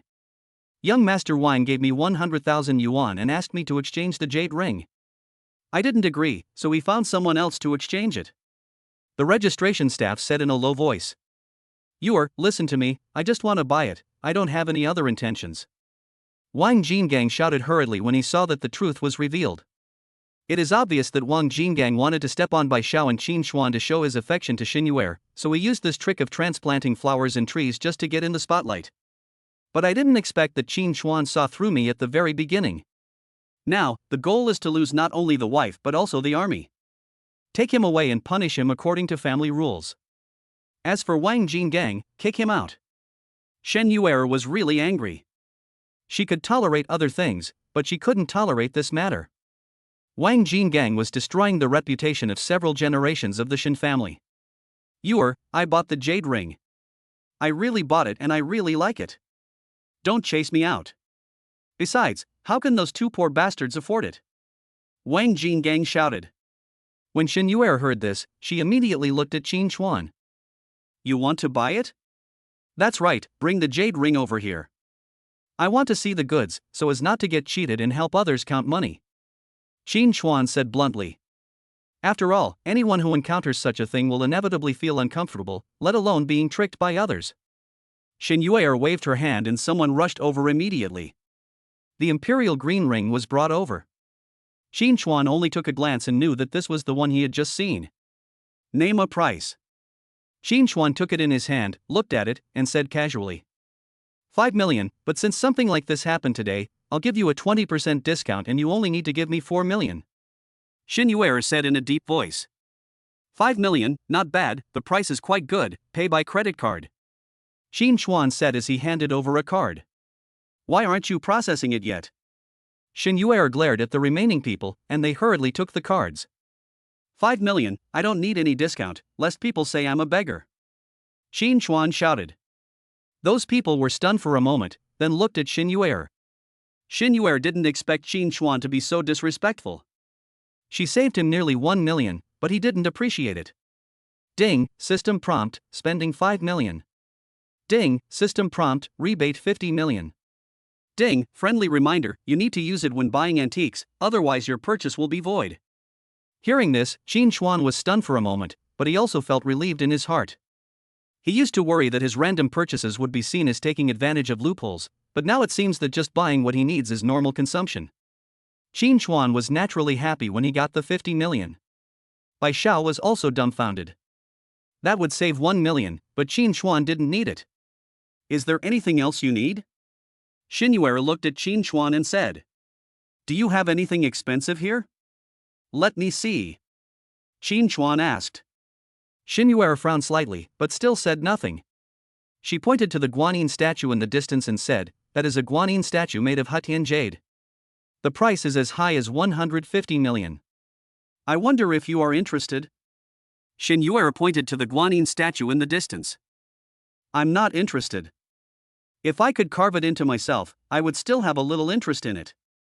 Qin Xuan said. When these words came out, Shen Yuer was confused.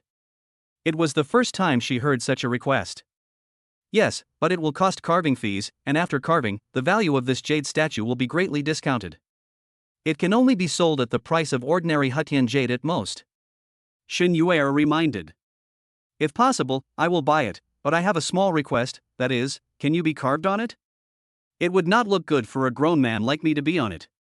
Qin Chuan looked at Xin Yuer with interest. As soon as these words were spoken, a hint of anger appeared on Xin Yuer's face, but it disappeared in an instant. Okay, as long as you buy it, I agree to engrave myself on it. Perhaps out of revenge, Xin Yuer actually agreed to Qin Chuan's absurd request. Swipe the card. Chapter 68 I'm happy. This time, the system did not issue a prompt sound, but Qin Chuan was willing to spend 150 million. Seeing Qin Chuan pay the money so readily, Xin Yuer next to him was a little confused. She didn't understand what kind of background this unremarkable man standing in front of her had. Not only Xin Yuer, but also Bai Xiao and others beside her were stunned. Just to carve Xin Yuer on that huge piece of Hetian jade, he actually spent 150 million to buy the Guanyin statue directly. You know, if the Guanyin statue above is really erased, the jade will have to pay at least 100 million yuan in compensation. Only at this moment did Bai Xiao realize that Qin Chuan was indeed not the same kind of person as her. Mission, I have bought the things. When will you carve them? Qin Chuan looked at Xin Yuer with interest. Any time. Xin Yuer was very happy and did not refuse. And she didn't dare to refuse. She had only met a few people who could spend 150 million to play, and the Xin family couldn't afford to offend any of them. That's good. I hope it can be done as soon as possible. Once it's done, send it to me. This is my phone number. Qin Chuan said as he left his phone number on a piece of paper on the side. After doing all this, Qin Chuan didn't say a word to Xin Yuer, but pulled Bai Xiao and continued to walk around. After all, he didn't make any money tonight. He only got tens of millions in rebates, but he spent 150 million, so he had to make up for it here. Mr. Qin, what else do you need? Bai Xiao asked. Hearing this name, Qin Chuan suddenly stopped. He looked at Bai Xiao, then shook his head and said, I feel like you're afraid of me? Bai Xiao smiled bitterly, with words in her heart that she couldn't say. Anyone with a discerning eye could see that Xin Yuer was deliberately provoking Qin Chuan with those words. But for just such a sentence, Qin Chuan was willing to spend 150 million. How could he dare to maintain the same attitude as before? Bai Xiao, do you know why I don't continue to bother you? Qin Chuan lit a cigarette and sat on the chair next to him. I don't know, maybe I'm just an insignificant little person. Bai Xiao said. No, although you are in the business of hitting cars and claiming credit for something, I don't look down on you. People have to survive in this world, and that's just a means of making a living. I don't discriminate. When you ambushed me, you didn't abandon those brothers and leave. This is what I value, and it shows that you are a man of some loyalty. So, I didn't cause trouble for you. Qin Chuan said slowly. Don't belittle yourself. Some people do honest business, but behind the scenes they are extremely dirty and disgusting. You are different. You just put this dirtiness out in the open. You are honest enough. Besides, you never care what others think of you, and I am the same. That's why I am willing to contact you. Do you understand what I mean? Qin Chuan flicked the ash from his cigarette. Bai Xiao hesitated for a moment, then nodded. So, I don't want anything to affect our relationship. Although we just met, I already consider you as half a friend. Qin Chuan patted Bai Xiao's shoulder, stood up and walked to the side. Watching people coming and going, Bai Xiao fell silent. But just over 10 seconds later, he caught up again. Mr. Qin. It was the same two words, but at this moment Bai Xiao lacked the awe and fear. Come on, take me for a walk. I don't understand anything. As a veteran in this industry, you can't let anyone cheat me, otherwise, you will be embarrassed. Qin Chuan teased. That's definitely not possible. Although I don't have the ability to help young Master Qin make money here, I will definitely not be cheated. I am confident about this. Bai Xiao said confidently. Then take a stroll and let me broaden my horizons. Qin Chuan said with a smile. The two of them then went from the porcelain to the ancient paintings. What Qin Chuan didn't notice was that Xin Yuer had been paying attention to him. Things like calligraphy and paintings have always been very valuable. After all, ancient books and paintings with collectible value are unique. However, calligraphy and paintings are also the ones that test one's eyesight the most, and the methods of counterfeiting are endless. Bai Xiao introduced. Wang Shixi's Lanting Preface? Qin Chuan was very surprised when he looked at the calligraphy in front of him. Although he did not understand ancient books and paintings, he knew Wang Shiji, especially the Lanting Preface, which is the most famous and is known as the best running script in the world. This is fake. Look at the red ribbon next to it. This red ribbon actually represents a fake or a copy made by later generations. Judging from the font, this copy of running script is very successful, and it has some of the style of Wang Shiji. It's a pity that this thing is not a good thing and is not worth the price. Bai Xiao looked at it carefully for a while before appreciating it. Is it worth spending 30 million to buy an imitation? Xin Yuer's voice suddenly came from behind Qin Chuan.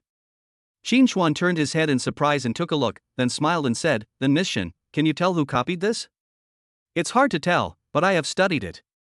After all, the Lanting Preface is so famous. According to my inference, this copy was written by the master Tang Yin. It can be said that only with his unrestrained style can one copy that artistic conception. Xin Yuer said slowly. Tang Yin? Indeed, he can be considered a bohemian talent. However, compared with a great master like Wang Shiji, he is still a little bit inferior. Qin Chuan chuckled. What do you think, Mr. Qin? Who do you think copied this piece of calligraphy? Xin Yuer looked at Qin Chuan curiously. I can't tell you this. It involves business secrets. Qin Chuan said as he took out the card. Bai Xiao didn't expect Qin Chuan to buy it again without saying anything, but she was already used to it, so she took her card and went there to register for the purchase. Soon, the staff member took out the calligraphy, respectfully put it in a wooden box, and handed it to Qin Chuan. Qin Chuan opened it, took a look, and then closed it. Make way, make way. At this moment, a noisy sound was heard from a distance. Turning my head, I saw a young man leading the way, followed by an old man. The old man looked very old, with a head full of white hair and a tangled mustache on his chin, looking a bit cynical. But it was this person who, wherever he went, people couldn't help but greet him. Hello, Mr. Li. Each one of them was very respectful, and all followed Mr. Li. But the young man came to Qin Chuan and was looking for something on the counter next to him. Chapter 69, Wang Shiji's Authentic Work Lanting Preface. Mr. Li. Xin Yuer stood beside the old man very respectfully and asked a question, and Mr. Li also stopped. So it's the girl from the Xin family. Your Xin family really made a big contribution to this exchange meeting. Not bad, not bad. Old Li said, stroking his white beard. A big deal? What do you mean? Xin Yuer was confused by Mr. Li's question. It's not possible to say. It's not possible to say. Let's talk later. Mr. Li pretended to be mysterious and then came to the young man. Xin Yuer's face was full of confusion. She didn't know what Mr. Li was looking for. Mr. Li, what are you looking for? Xin Yuer asked in a low voice. But Mr. Li still didn't say anything. He went to the cabinet with calligraphy and paintings and started looking at them. Who is this old man? He is so arrogant that he even ignores Xin Yuer. Qin Chuan said in surprise. Li Wuming is a true treasure appraiser, one of the best in the country. When this old man shows up, there must be something very precious. It seems that the Xin family might get a bargain this time. Bai Xiao said in a low voice. The nameless one who plays the arrow with full health and wanders around the map with low health? Qin Chuan teased. Hearing Qin Chuan's words, Bai Xiao's eyes suddenly showed a look of helplessness. Where is the calligraphy? Where is the calligraphy placed here? Old Master Li pointed at the counter over there and turned to ask Xin Yuer. The calligraphy has been bought by someone. Although Xin Yuer didn't know what Mr. Li meant, she could only tell him the truth. Who bought it? Who bought it? Old Master Li had a dark face, and he looked as if he had lost something precious. I. Qin Chuan stood up directly at this time. After all, he had just paid the money. Give it here. Mr. Li stretched out his hand without saying a word. Why?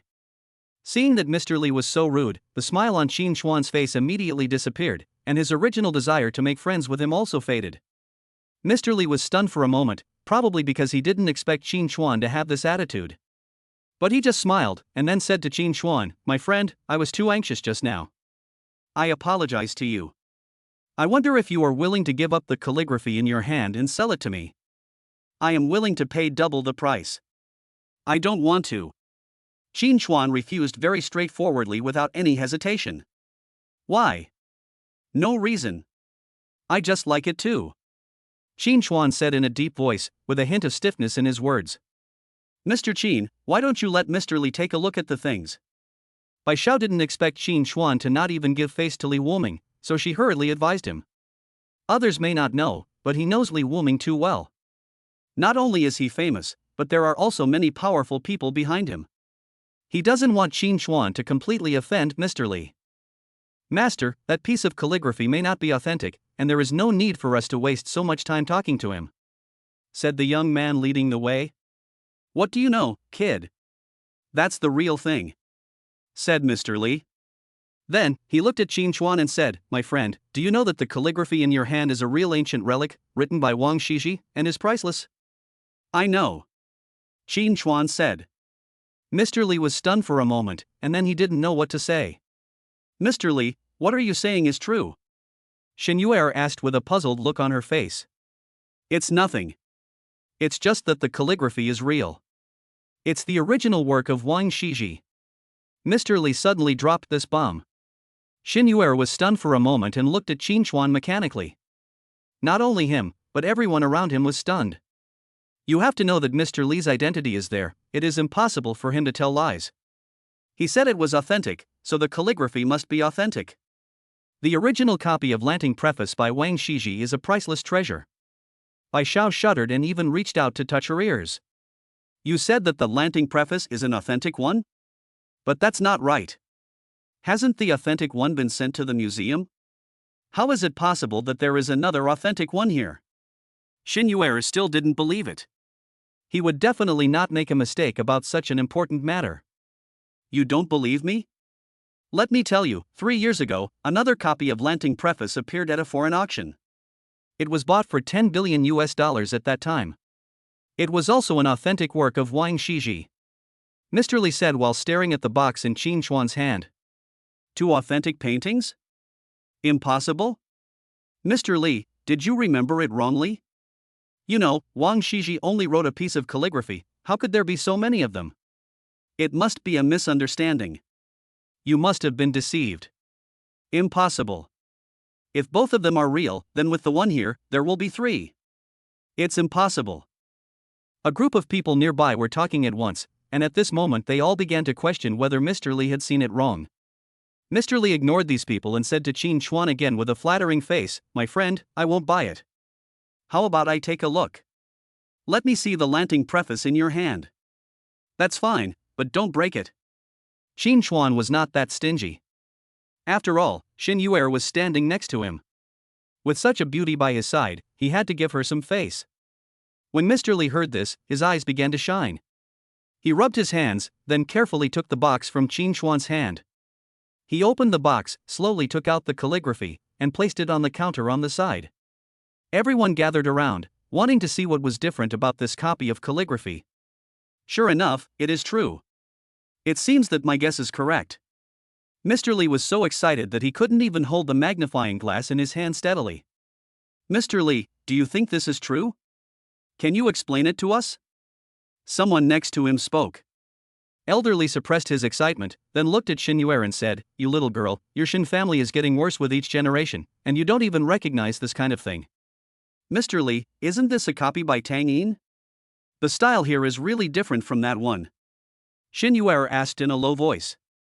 Tang Yin, what is Tang Yin? He is just a dissolute person. What kind of person is Wang Shiji? How can he imitate his style? This is the authentic work of Wang Shiji, Old Li said with certainty. Shen Yuer still couldn't tell what was wrong, which showed that Mr. Li felt extremely regretful when he said that. You youngsters still haven't studied it thoroughly. If you understand paper, you will never say such things. Old Li shook his head inside, seeming to have a bit of an attitude of being disappointed in others. Paper? Is there something wrong with the paper? Yes, that's the problem with the paper, said Mr. Li. Chapter 70, Puzzle. My friend, why did you buy this piece of calligraphy? Do you also see the mystery in it? Old Li then turned his head and looked at Qin Chuan. Qin Chuan shook his head and said slowly, I guess so. I am just a novice in calligraphy research and cannot be considered proficient. But when I looked at the paper, it was much thinner than the papers next to it, so I wanted to give it a try. give it a try? That's right. Even if I'm wrong, Miss Shin said that this is Tang Yin's handwriting, so it's not a loss. Qin Chuan explained slowly. He was not being modest, because after acquiring the all-around fighting skill, his physical fitness improved, and his eyesight naturally became sharper. Amazing, really amazing. The old man is right. Luck is sometimes a part of success. Mr. Li exclaimed. Mr. Li, please stop playing tricks and tell us the mystery here. Xin Yuer said hurriedly. Mr. Li sighed, then stroked the calligraphy reluctantly and said, "When did papermaking appear?" Eastern Han Dynasty. Yes, it had just appeared and was still in the development stage. The paper at that time was very brittle and not convenient for writing or drawing. As time went on, people began to improve the technology, so some people tried to improve the thickness of the paper. Gradually, people found that by sandwiching 3 pieces of paper together, the paper would be convenient for writing and drawing. In Wang Shiji's time, this technology had already been used, and the Lanting preface was written on this kind of paper. The reason why Wang Shiji is called the saint of calligraphy is because of his unique running script and the strength of his writing that can penetrate the back of the paper. The person who found Wang Shiji's authentic calligraphy divided the calligraphy into 3 pieces in order to make money, so all 3 pieces are authentic. Mr. Li paused when he said this. Everyone around was dumbfounded. No one had expected such an operation to happen. The one in the museum is the top layer, so the words on it are very clear and the signature is authentic. The second one that appeared abroad is the one in the middle. The words are still fine, but the signature is blurred. The last piece of paper is this one. The words are still clearly visible, but the mark is not visible at all, so you all overlooked it. After finishing all these words in one breath, Mr. Li went back to studying the calligraphy. The rest of the people looked at the calligraphy with greed in their eyes. Qin Chuan did not put it away either. After all, he believed that the Shin family would never let anything happen to him. As for the outside world, Qin Chuan really wanted them to come over and have some fun with them. Mr. Qin, hit me. Bai Xiao murmured. Qin Chuan was puzzled, but he still pinched Bai Xiao's shoulder. The force was so strong that Bai Xiao couldn't help but tremble. This is not a dream, Mr. Qin, you really own the authentic work of Wang Shiji. Bai Xiao was very excited. Qin Chuan didn't have so many thoughts on this.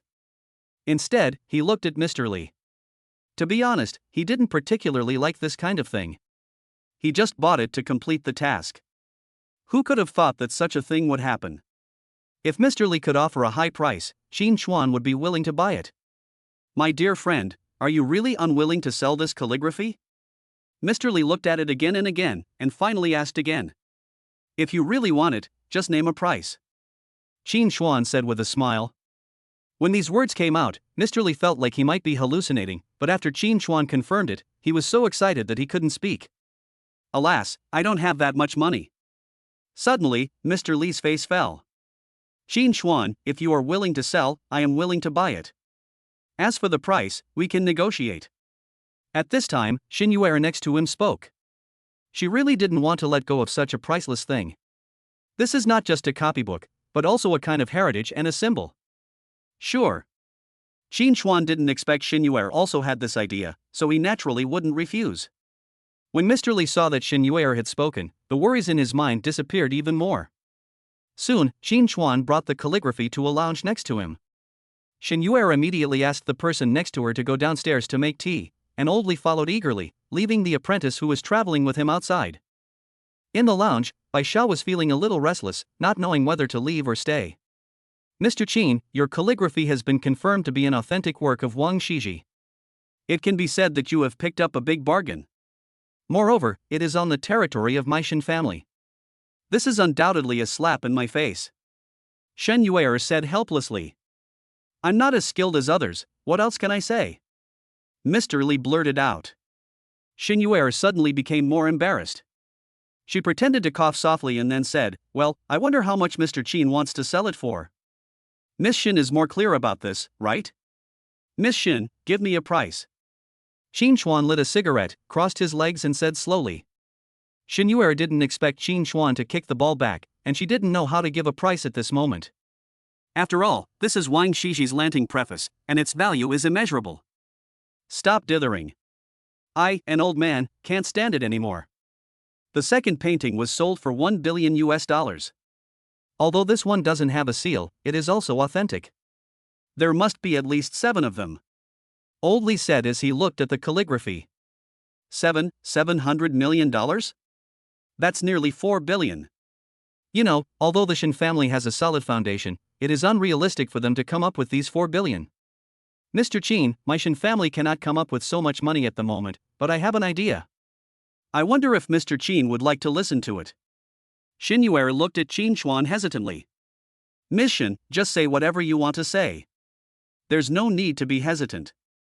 Qin Chuan blew out a smoke ring and said, My Shin family can only take out $1 billion in cash right now, but don't worry, Mr. Chin. My Shin family has its own company.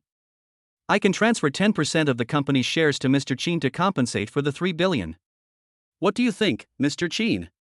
Shin Yuer expressed her thoughts. Shares? Is your Shin family's company very famous? Qin Chuan asked. Bai Xiao next to him was stunned. She felt that Qin Chuan was joking and didn't even know what kind of company the Shin family had. Even Mr. Li, who was concentrating on reading the calligraphy, raised his head and asked subconsciously, Don't you know the Shin family's company? Are you so surprised? Why should I know? Qin Chuan was very surprised. Shin Yuer didn't know what to say, but she still patiently told Qin Chuan about the Shin family's business, as a way of giving Qin Chuan some knowledge. Chapter 71 One-Stop Industry. As a giant in the antique industry, the Shin family naturally has its own one-stop industry. From purchase, mortgage, to sale and auction, each has its own operating model. The Shin family has only one company, and that is the Shin Family Auction House. The Shin Family Auction House is spread all over the country and has been listed on the stock market, with a market value of tens of billions. Moreover, the Shin family is not short of money. The reason they accepted the financing was just for better operation. Therefore, the company is still under the control of the Shin family. Shin Yuer owns 20% of the shares, and the 10% promised to Qin Chuan is to be transferred from her hands. Shin Family Auction House? I seem to have heard of it, but I don't quite understand it. Mr. Li, what do you think? Qin Chuan looked at Mr. Li next to him. I think it's good. After all, men become bad when they have money, right? Mr. Li said casually. Okay, it's settled. Qin Chuan didn't hesitate. If Shin Yuer dared to play other tricks, Qin Chuan wouldn't mind making the Shin Family Auction House worthless. Compared to money, he is not afraid of anyone now. Seeing Qin Chuan agreed, Shin Yuer couldn't help but breathe a sigh of relief. After all, this was her greatest authority. Girl from the Shin family, you don't want to take this thing back now, do you? Old Li suddenly came to his senses and turned to look at Shin Yuer and said, Mr. Li, my Shin family has spent so much money, so it's natural for us to take it away. If you are interested, you can come to my Shin family and be an honorary director. Then, you can take this Lanting preface back and study it carefully. Shin Yuer said with a smile. You little girl, you are starting to plot against me, but for the sake of studying the Lanting preface I agreed. Mr. Li was very happy. Of course, these things have nothing to do with Qin Chuan. Soon, the equity transfer document was delivered. After signing his name, Qin Chuan became one of the shareholders of the Shin Family Auction House. After the exchange meeting, Bai Xiao still didn't believe it was true. Drink something? Qin Chuan looked at Bai Xiao in a daze and patted his shoulder. Mr. Qin, I feel like I have lived my life in vain. Such a precious thing was placed in front of me, but I didn't cherish it. I have lived so many years in vain. Bai Xiao regretted it to death. Thinking of how he had confidently described to Qin Chuan what the calligraphy looked like, he wished he could burrow into the ground. Qin Chuan smiled and didn't say anything, but pulled him into the car. Let's find a place and I'll treat you to a meal to make up for your young heart. I want to eat lobster, Australian lobster, big one, and 2 of them. Bai Xiao said stubbornly. Good. Qin Chuan found a seafood restaurant and asked for a private room. Looking at Bai Xiao who was busy eating, Qin Chuan took a sip of wine and said, Bai Xiao, do something for me.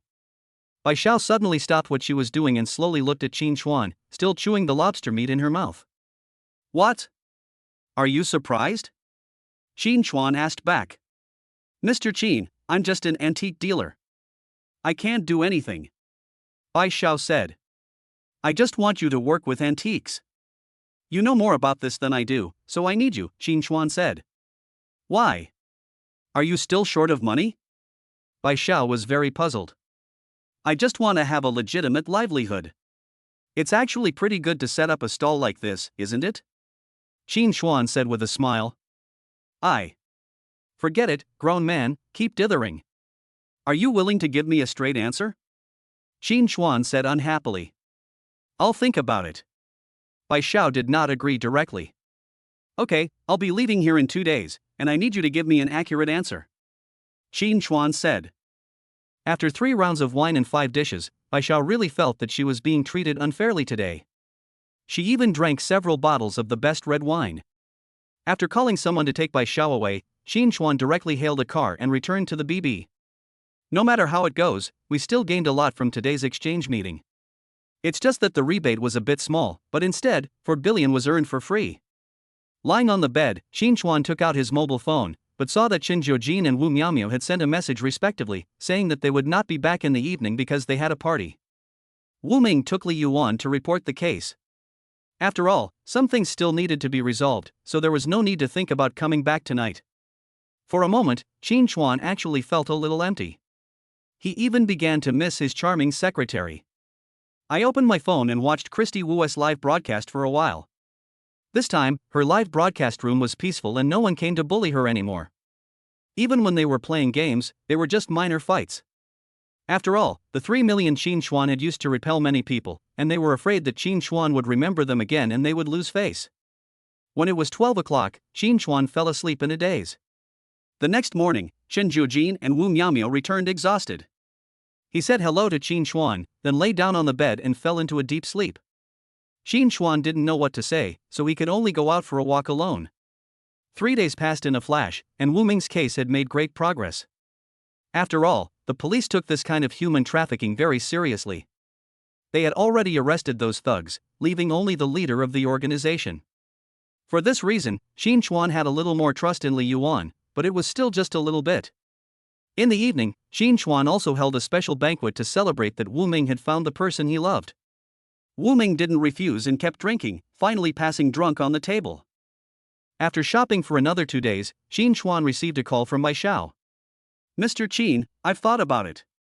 Do you want to do this? Bai Xiao asked on the other end of the phone. You decide whether to open a pawn shop or an antique shop. I'm only responsible for the investment. Qin Chuan didn't have so many ideas. I see. How big do you want it to be, Mr. Qin? No matter how big you can make it, I support you, said Qin Chuan. Bai Xiao said he understood, and he decided to open this antique shop in Lijiang. After all, this was his base and he was familiar with the rules of all walks of life. It would take a lot of time to change to another place and fully integrate into it. Qin Chuan had no objection to this. I have transferred 300 million to Bai Xiao first as initial capital. If it is not enough, please feel free to contact me. Bai Xiao didn't expect Qin Chuan to be so straightforward and trust her so much. She immediately said that she would make the store the best in Lijiang. After hanging up the phone, Wu Miaomiao came over. It's time to go back tomorrow. Go back and accompany me. Let's go for a trip? Do you want me to buy some toys? Qin Chuan asked playfully. What are you thinking about? You want me to attend a wedding, my best friend's wedding. I can't go alone. Wu Miaomiao rolled her eyes and said unhappily. Chapter 72 Nostalgia. There were 3 when we went out, and 4 when we came back. Wu Miaomiao drove here by herself, so she had to drive back by herself. After walking for more than 10 hours, I finally returned to my own territory. Looking at the vehicles around him, Qin Chuan felt indescribably nostalgic. Although he had only been away for a few days, Qin Chuan still couldn't bear to leave anything here. Because this city carries too much sorrow and pain for him. After resting for 3 hours, Qin Chuan was called away by Wu Miaomiao. After waiting at the door for nearly 20 minutes, I saw Wu Miaomiao driving over in her Beetle. Get in the car. Qin Chuan was not polite and just opened the car door and sat in. Beauty, do you need any service? Qin Chuan said with blinking eyes. I need you to shut up. Wu Miaomiao said. Qin Chuan quickly covered her mouth and acted like a little woman. Come on, your actions make me sick. Let me tell you, the wedding is tomorrow. Now I'm going to take you to buy clothes and then have a meal as a reward for your help. Wu Miaomiao said. Does this mean I'm being kept by you? Qin Chuan whispered. What do you think? You have to be obedient from now on.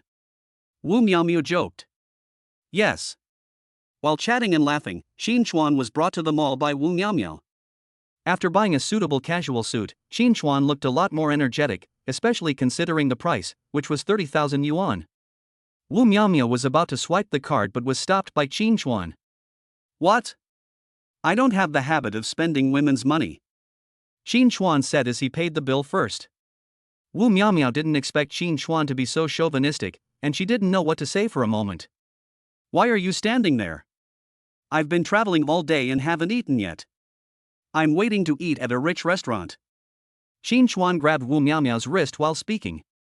Wu Miaomiao was pulled out by him, turning left and right, and came to a food stall. Boss, 30 lamb skewers and 4 bottles of beer. Xin Chuan called out. Aren't you planning to eat at a wealthy restaurant?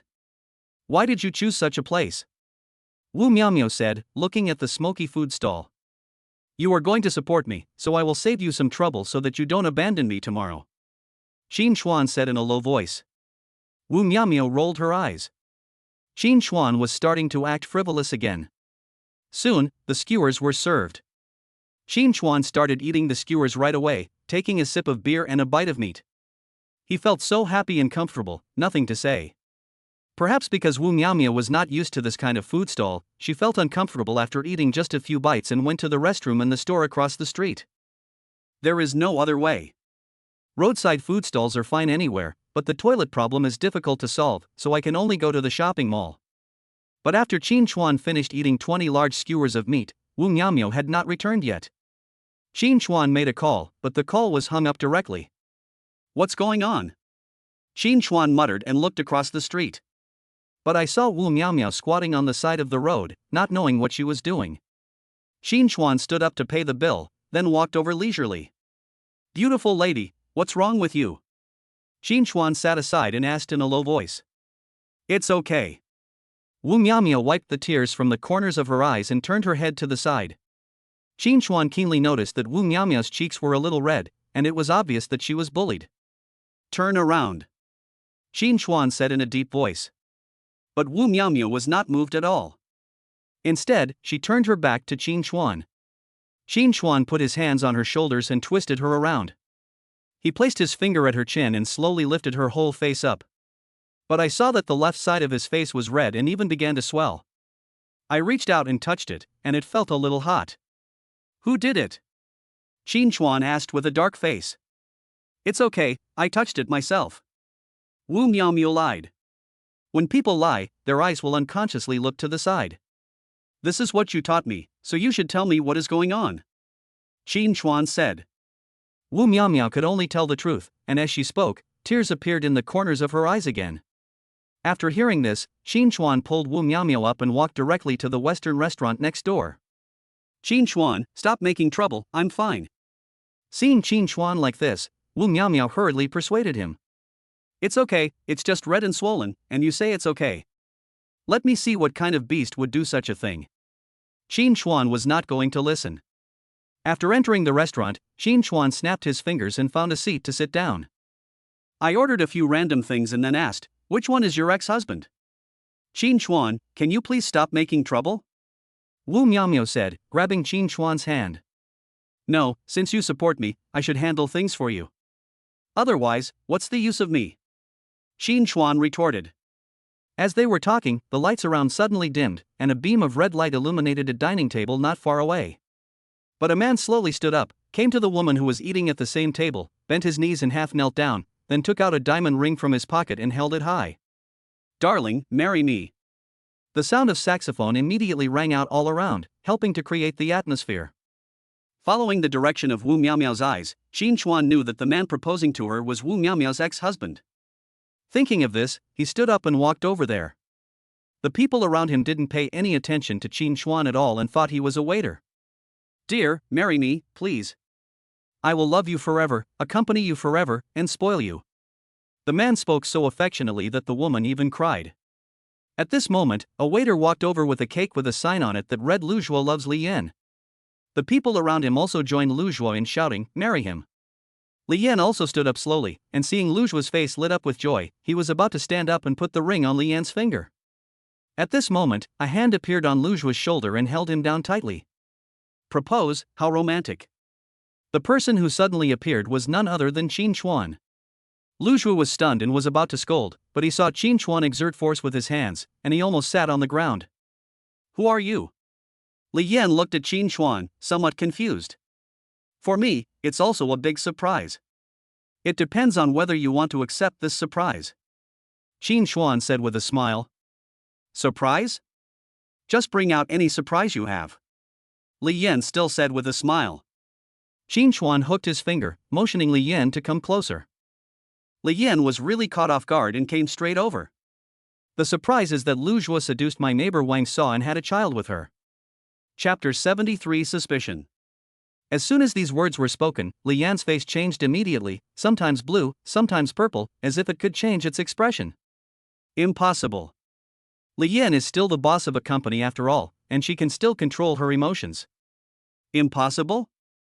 You don't believe it? Actually, I don't believe it either. But do you know what he just did? He beat up his ex-wife just because his ex-wife wanted to tell you the secret, but he treated her like that. What kind of person do you think he is? Who are you? Li Yan looked at Qin Chuan and asked. Me? I said, I'm Mrs. Wang's neighbor. I can't stand someone bullying a woman like that, especially when she has a child. I also can't stand someone playing both sides and harming one person after another. Qin Chuan said. Why should I believe you?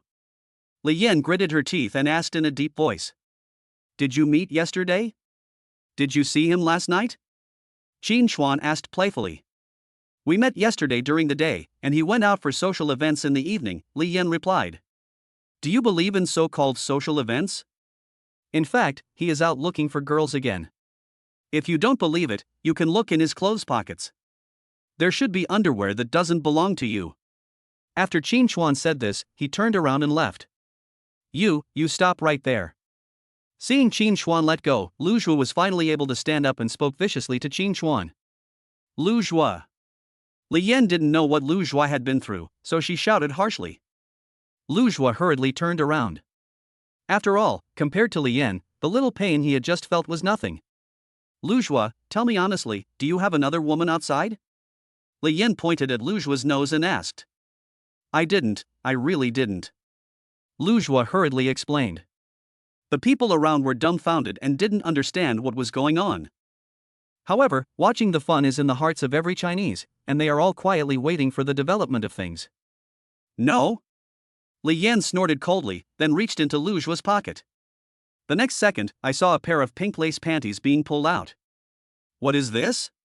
It's lace, Lu Zhuo. You really know how to have fun. You're dating me while you're fooling around outside. You're good at it. I just misjudged you. When Li Yan saw the pink lace panties, she almost unconditionally believed what Qin Chuan had just said. He shook off his hand and slapped Lu Zhuo hard in the face. Lu Zhuo never expected Li Yan to take action, so he naturally did not dodge. Baji. The slap made Lu Zhuo spin 3 times on the spot. The strength of the slap shocked everyone around him. Now no one thinks that women are powerless. Their strength is just as good as that of men. What was even more surprising was yet to come. Li Yan used the most ruthless of the 3 defensive moves, a crotch kick. As he stepped back, Lu Zhuo almost fell to his knees.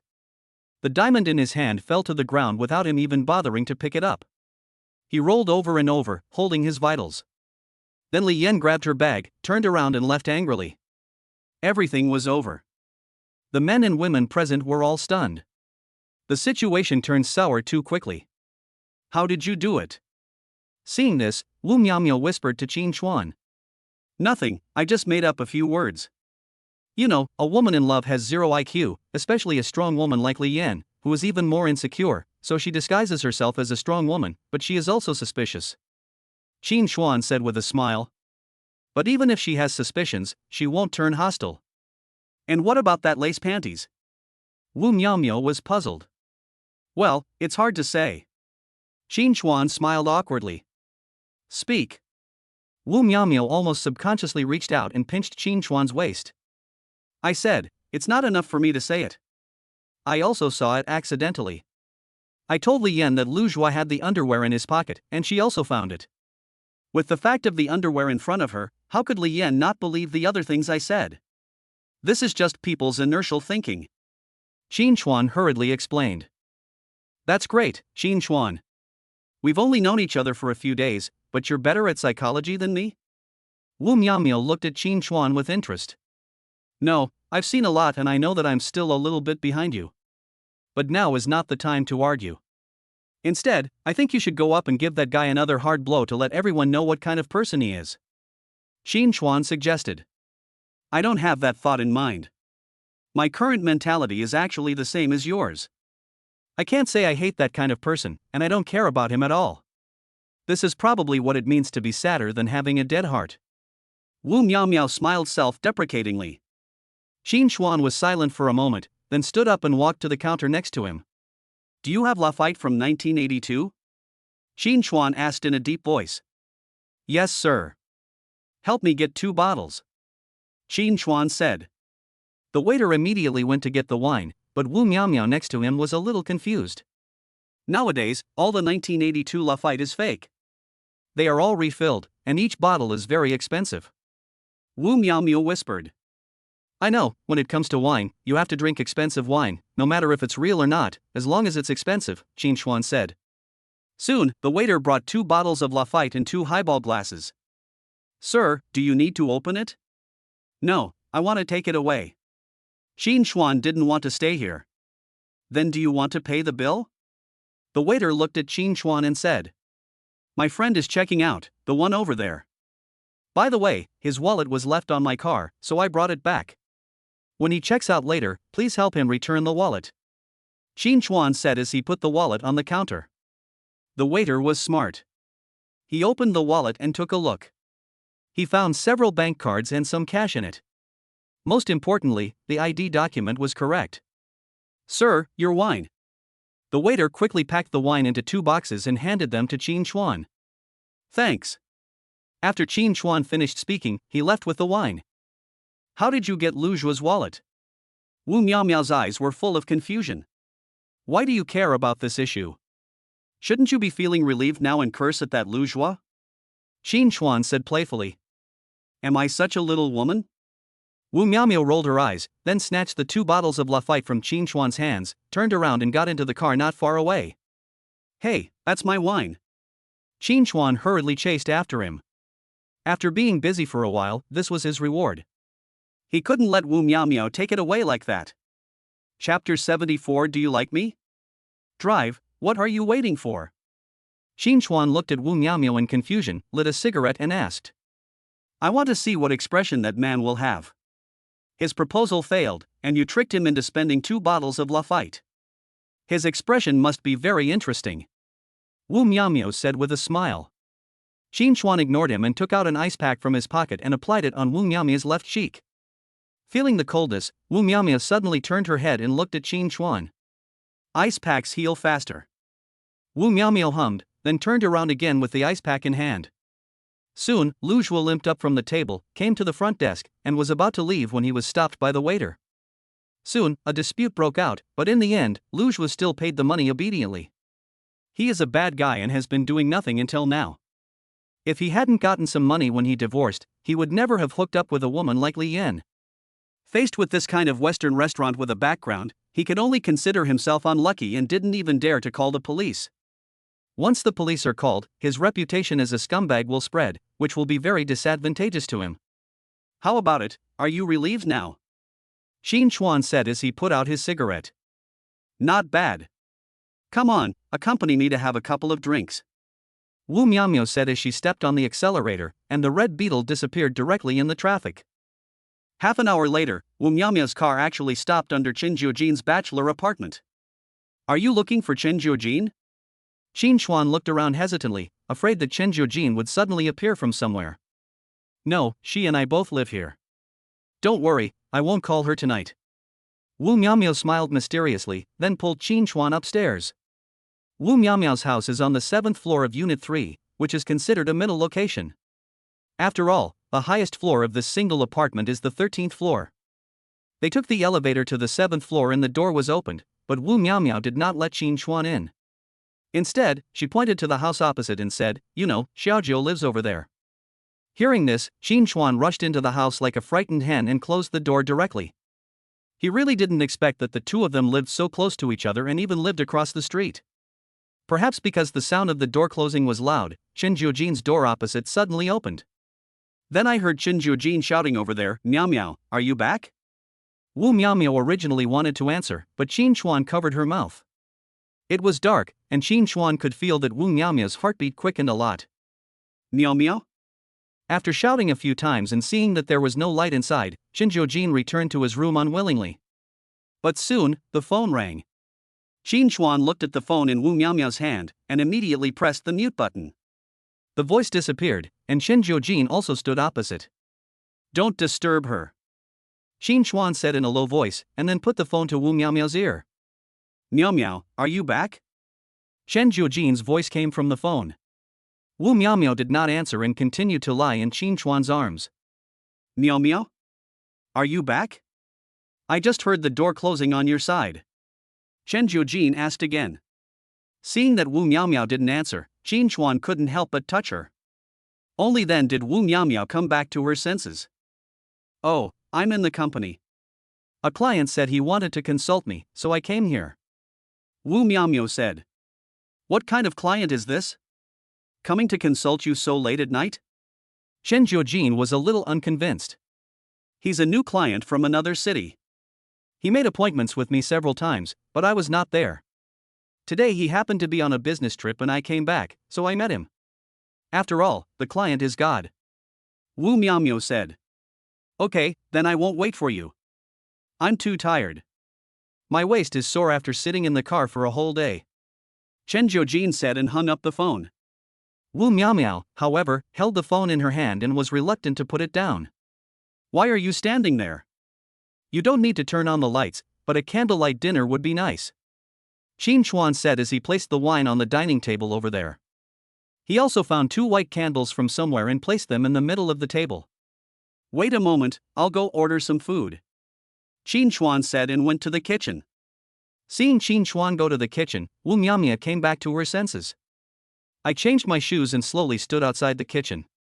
In the kitchen, Qin Chuan was preparing some snacks to go with his wine. After a while, Qin Chuan came out with 2 side dishes. But he saw that the white candle on the table had turned into a red candle. Under the candlelight, he saw Wu Miaomiao sitting opposite him in pajamas. Putting the dishes on the table, Qin Chuan took off his apron and pointed at the dishes, saying, "I don't know what flavor you like. Can you try it first? If not, I'll make it." Wu Miaomiao didn't say anything, nor did she taste the food. Instead, she just picked up the red wine and started drinking. He drank it all in one gulp, as if it was not Lafite at all, but just ordinary red wine. Qin Chuan was confused. What was going on? Where was the candlelight dinner? Where was the romance? But Wu Miaomiao seemed to want to get herself drunk, so she poured another half cup and drank it down again. For 3 consecutive times, Wu Miaomiao's whole face turned red. He stood up shakily, came to Qin Chuan, and then hugged Qin Chuan's waist. "Qin Chuan, do you like me?" Wu Miaomiao muttered in a low voice.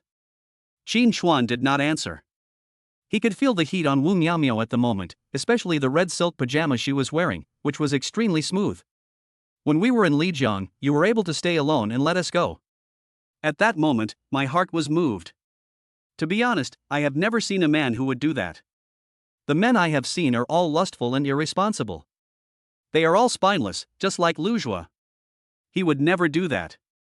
Qin Chuan, I know that Xiaojiu has started to like you. You are right. When a woman becomes curious about a man, it means that the woman has fallen in love with the man. Xiaojiu likes you, but I like you too, Wu Miaomiao murmured. How could Qin Chuan answer these questions at this moment?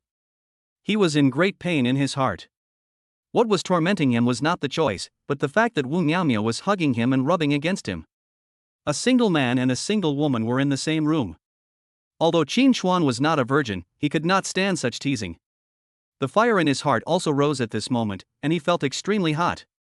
No, I have to stay calm. I have to stay calm, Qin Chuan told himself over and over again in his heart. Chapter 75, Back to Sleep. But the next second, Qin Chuan knew that he was wrong, so wrong. Then, Wu Miaomia's hand touched him, and Qin Chuan shuddered all over. Slowly, Qin Chuan's mind began to become confused. A night in silence. At around 7 o'clock the next morning, Qin Chuan suddenly woke up under the influence of his biological clock. Just as I was about to stand up, I saw a beautiful arm hanging around my waist. He slowly turned his head and saw Wu Miaomio lying next to him. Qin Chuan instantly remembered what happened last night, and he remembered everything. Slowly putting his hands aside, he quietly stood up, put on his pants, and went straight to the living room. Sitting there and lighting a cigarette, Qin Chuan didn't know how to face Wu Miaomio. You said it was drunken sex? But I only drank those beers last night, and I didn't even drink a single sip of red wine. But that is not the case, he was pushed back last night. Rubbing his head, Qin Chuan took another deep puff of cigarette. To be honest, he was very panicked at the moment. You know, he didn't even accept Lin Yan who came to his door before, but he took Wu Miaomio in a daze. It's not that he looked down on Wu Miaomio. On the contrary, he felt that Wu Miaomio was an extremely strong person. Wu Miaomio's appearance and figure were no worse than Lin Yan's, and even better. After finishing a cigarette, just when Qin Chuan was about to light another one, the doorbell rang. Qin Chuan stood up instantly without even lighting the cigarette in his hand. You haven't gotten up yet. Does that mean you haven't come back all night? Chen Jiujin's voice came from outside the door. Qin Chuan quickly held his breath, not daring to breathe. You're really busy. Chen Jiujin didn't call this time, he turned around and left. Qin Chuan finally breathed a sigh of relief when he heard the sound of the elevator door opening. Are you scared? Suddenly, a voice came from the bedroom door. When I turned around, I saw it was Wu Miaomio. Wu Miaomio was still wearing that casual outfit, looking at Qin Chuan lazily. Are you awake? Of course I'm awake, otherwise you would have run away. Wu Miaomio joked. No, I'm not that kind of scumbag. Qin Chuan said while pretending to be calm. Really? Wu Miaomio looked at Qin Chuan hesitantly, then walked towards him step by step. Suddenly, he put his hand on Qin Chuan's neck and said, Your heart is beating fast? I was scared by Chen Jiujin. Qin Chuan made an excuse. Men's words are lies, it's true. Don't worry, I really like you, but I won't interfere with your life. But don't think about abandoning me. I want to be your lover. Wu Miaomio suddenly hung on Qin Chuan's neck. Lover? That's right, I want to be your lover, a secret lover. In this way, I will be the only one to dump you, and you won't dump me. After saying this, Wu Miaomio bit Qin Chuan's shoulder hard. As soon as he took a bite, blood flowed out instantly. Wu Miaomio slowly raised her head, licked the blood from the corner of her mouth, and then asked seriously, Does it hurt? It doesn't hurt. Stop talking nonsense. Now that I've become your woman, I'm going to leave my mark so that you'll never forget me. Wu Miaomio said in a deep voice. Qin Chuan hugged her tightly, and then said viciously, I will also make sure you will never forget me for the rest of your life. It was not until noon that Qin Chuan finally walked out of the bedroom. At this moment, he walked lightly, and even his lips were a little pale. After drinking a cup of hot water, he felt a little better. Leaning on the sofa, looking at Wu Miaomio who was still sleeping soundly inside, Qin Chuan shook his head helplessly. As expected, this kind of woman is the most difficult to deal with. He now understands why those powerful people in ancient times died so early. If this continues, no one can bear it. After doing a set of boxing in the living room, Qin Chuan felt much more energetic. After making a few side dishes, Qin Chuan went into the bedroom and carried Wu Miaomio out. After coaxing Wu Miaomio to finish her meal, Qin Chuan was just about to accompany her for a nap when his cell phone rang. Looking at the unfamiliar number, Qin Chuan answered the call in confusion. Who? It's me, Xinyuer, Qin Chuan. I need your help now. Where are you? Xinyuer's voice was very anxious. Do you need my help? What can I do for you? Qin Chuan was a little confused. Tell me where you are and I'll send someone to pick you up. There's something important happening here. Xinyuer still looked anxious. Qin Chuan could only tell Xinyuer his location, and she hung up the phone after that.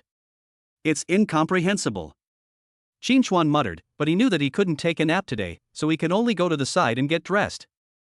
Who is this confidant? Wu Miaomio suddenly appeared behind Qin Chuan, leaned on his shoulder and asked. A partner, I don't know what happened, he said he came to find me. Qin Chuan said. She must be very beautiful. I can tell from her voice. Wu Miaomio said with a hint of jealousy. Why, you can't bear to leave me? Qin Chuan joked. Who doesn't want to let you go? I just want to tell you that if you go out at this time, it's easy to run into Xiaojiu. She usually goes home at noon, so it's very dangerous for you to go out now. Wu Miaomio reminded. Just kidding, I'm not afraid.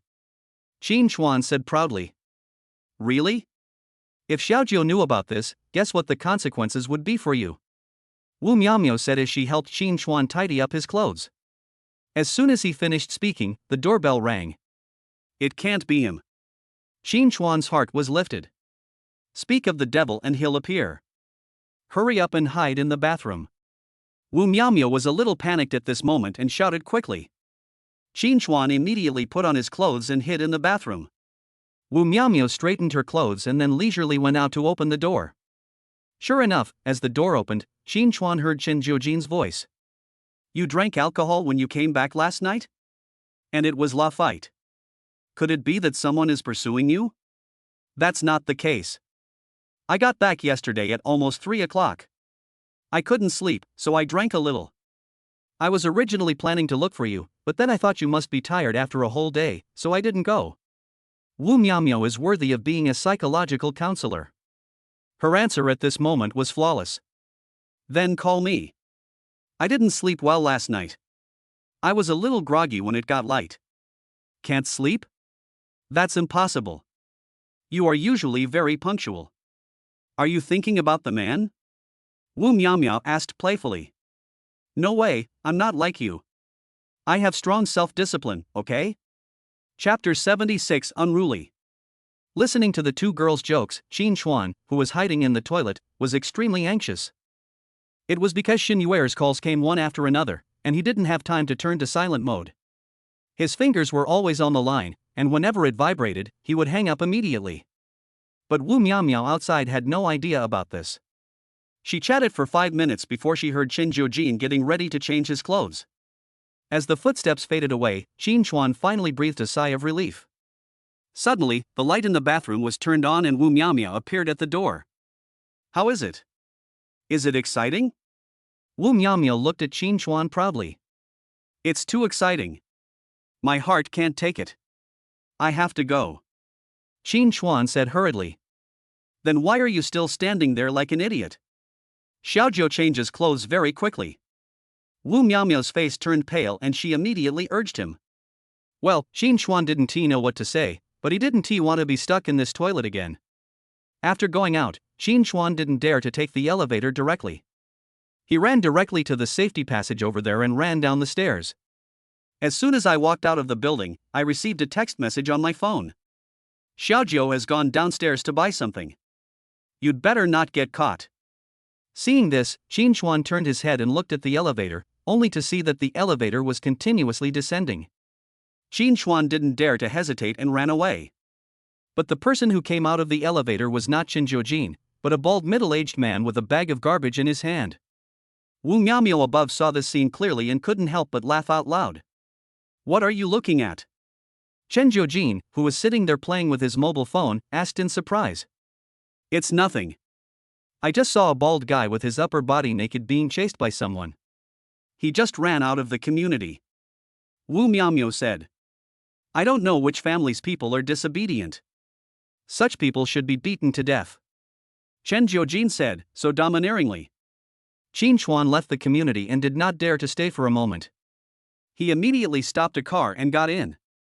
I unbuttoned the top buttons of my shirt and felt a lot cooler. The phone rang again. It was Xin Yuer again. Qin Chuan, my people have been waiting at your door for a long time. Where are you? I'll be there in 10 minutes. Qin Chuan said and hung up the phone. Then Qin Chuan took out 500 yuan and handed it to the driver. Master, Yushinfang, 10 minutes. Okay. The driver grabbed the money, then stepped on the accelerator and rushed out. 10 minutes later, the car stopped at Luna House. I have to say, this taxi driver is obviously an experienced driver. He did a drift for exactly 10 minutes. After getting off the car, Qin Chuan saw several people in suits standing there. After seeing Qin Chuan, those people immediately came forward. Mr. Qin, the car is ready. It will arrive at the airport in half an hour. There is a private plane waiting there for a long time. Qin Chuan didn't hesitate and got into the Lincoln business car directly. Half an hour later, they arrived at the airport and Qin Chuan boarded a private plane directly through a special channel. I have to say that the Shin family's spending is really big, even including a private jet. Sitting on it and enjoying the individual service, Qin Chuan was considering whether he should get one himself. Qin Chuan did what he said and started looking for information about private jets and the qualifications to purchase them. When Qin Chuan saw that he needed to purchase the route, he immediately lost interest. Private planes are good, but the routes are fixed and there is still air traffic control after all. However, Qin Chuan still kept this matter in mind. Regardless of whether it was useful or not, the rebate was the most important thing. 2 hours later, the plane landed at the airport in Shanghai. As soon as he got off the plane, Qin Chuan received a call from Shin Yuer again. Are you here? Are you here? What's the hurry? Qin Chuan was puzzled. I'm in big trouble and need a large sum of money. After much thought, I can only come to you. Shin Yuer said. Can your Shin family still run into trouble? Qin Chuan asked in surprise.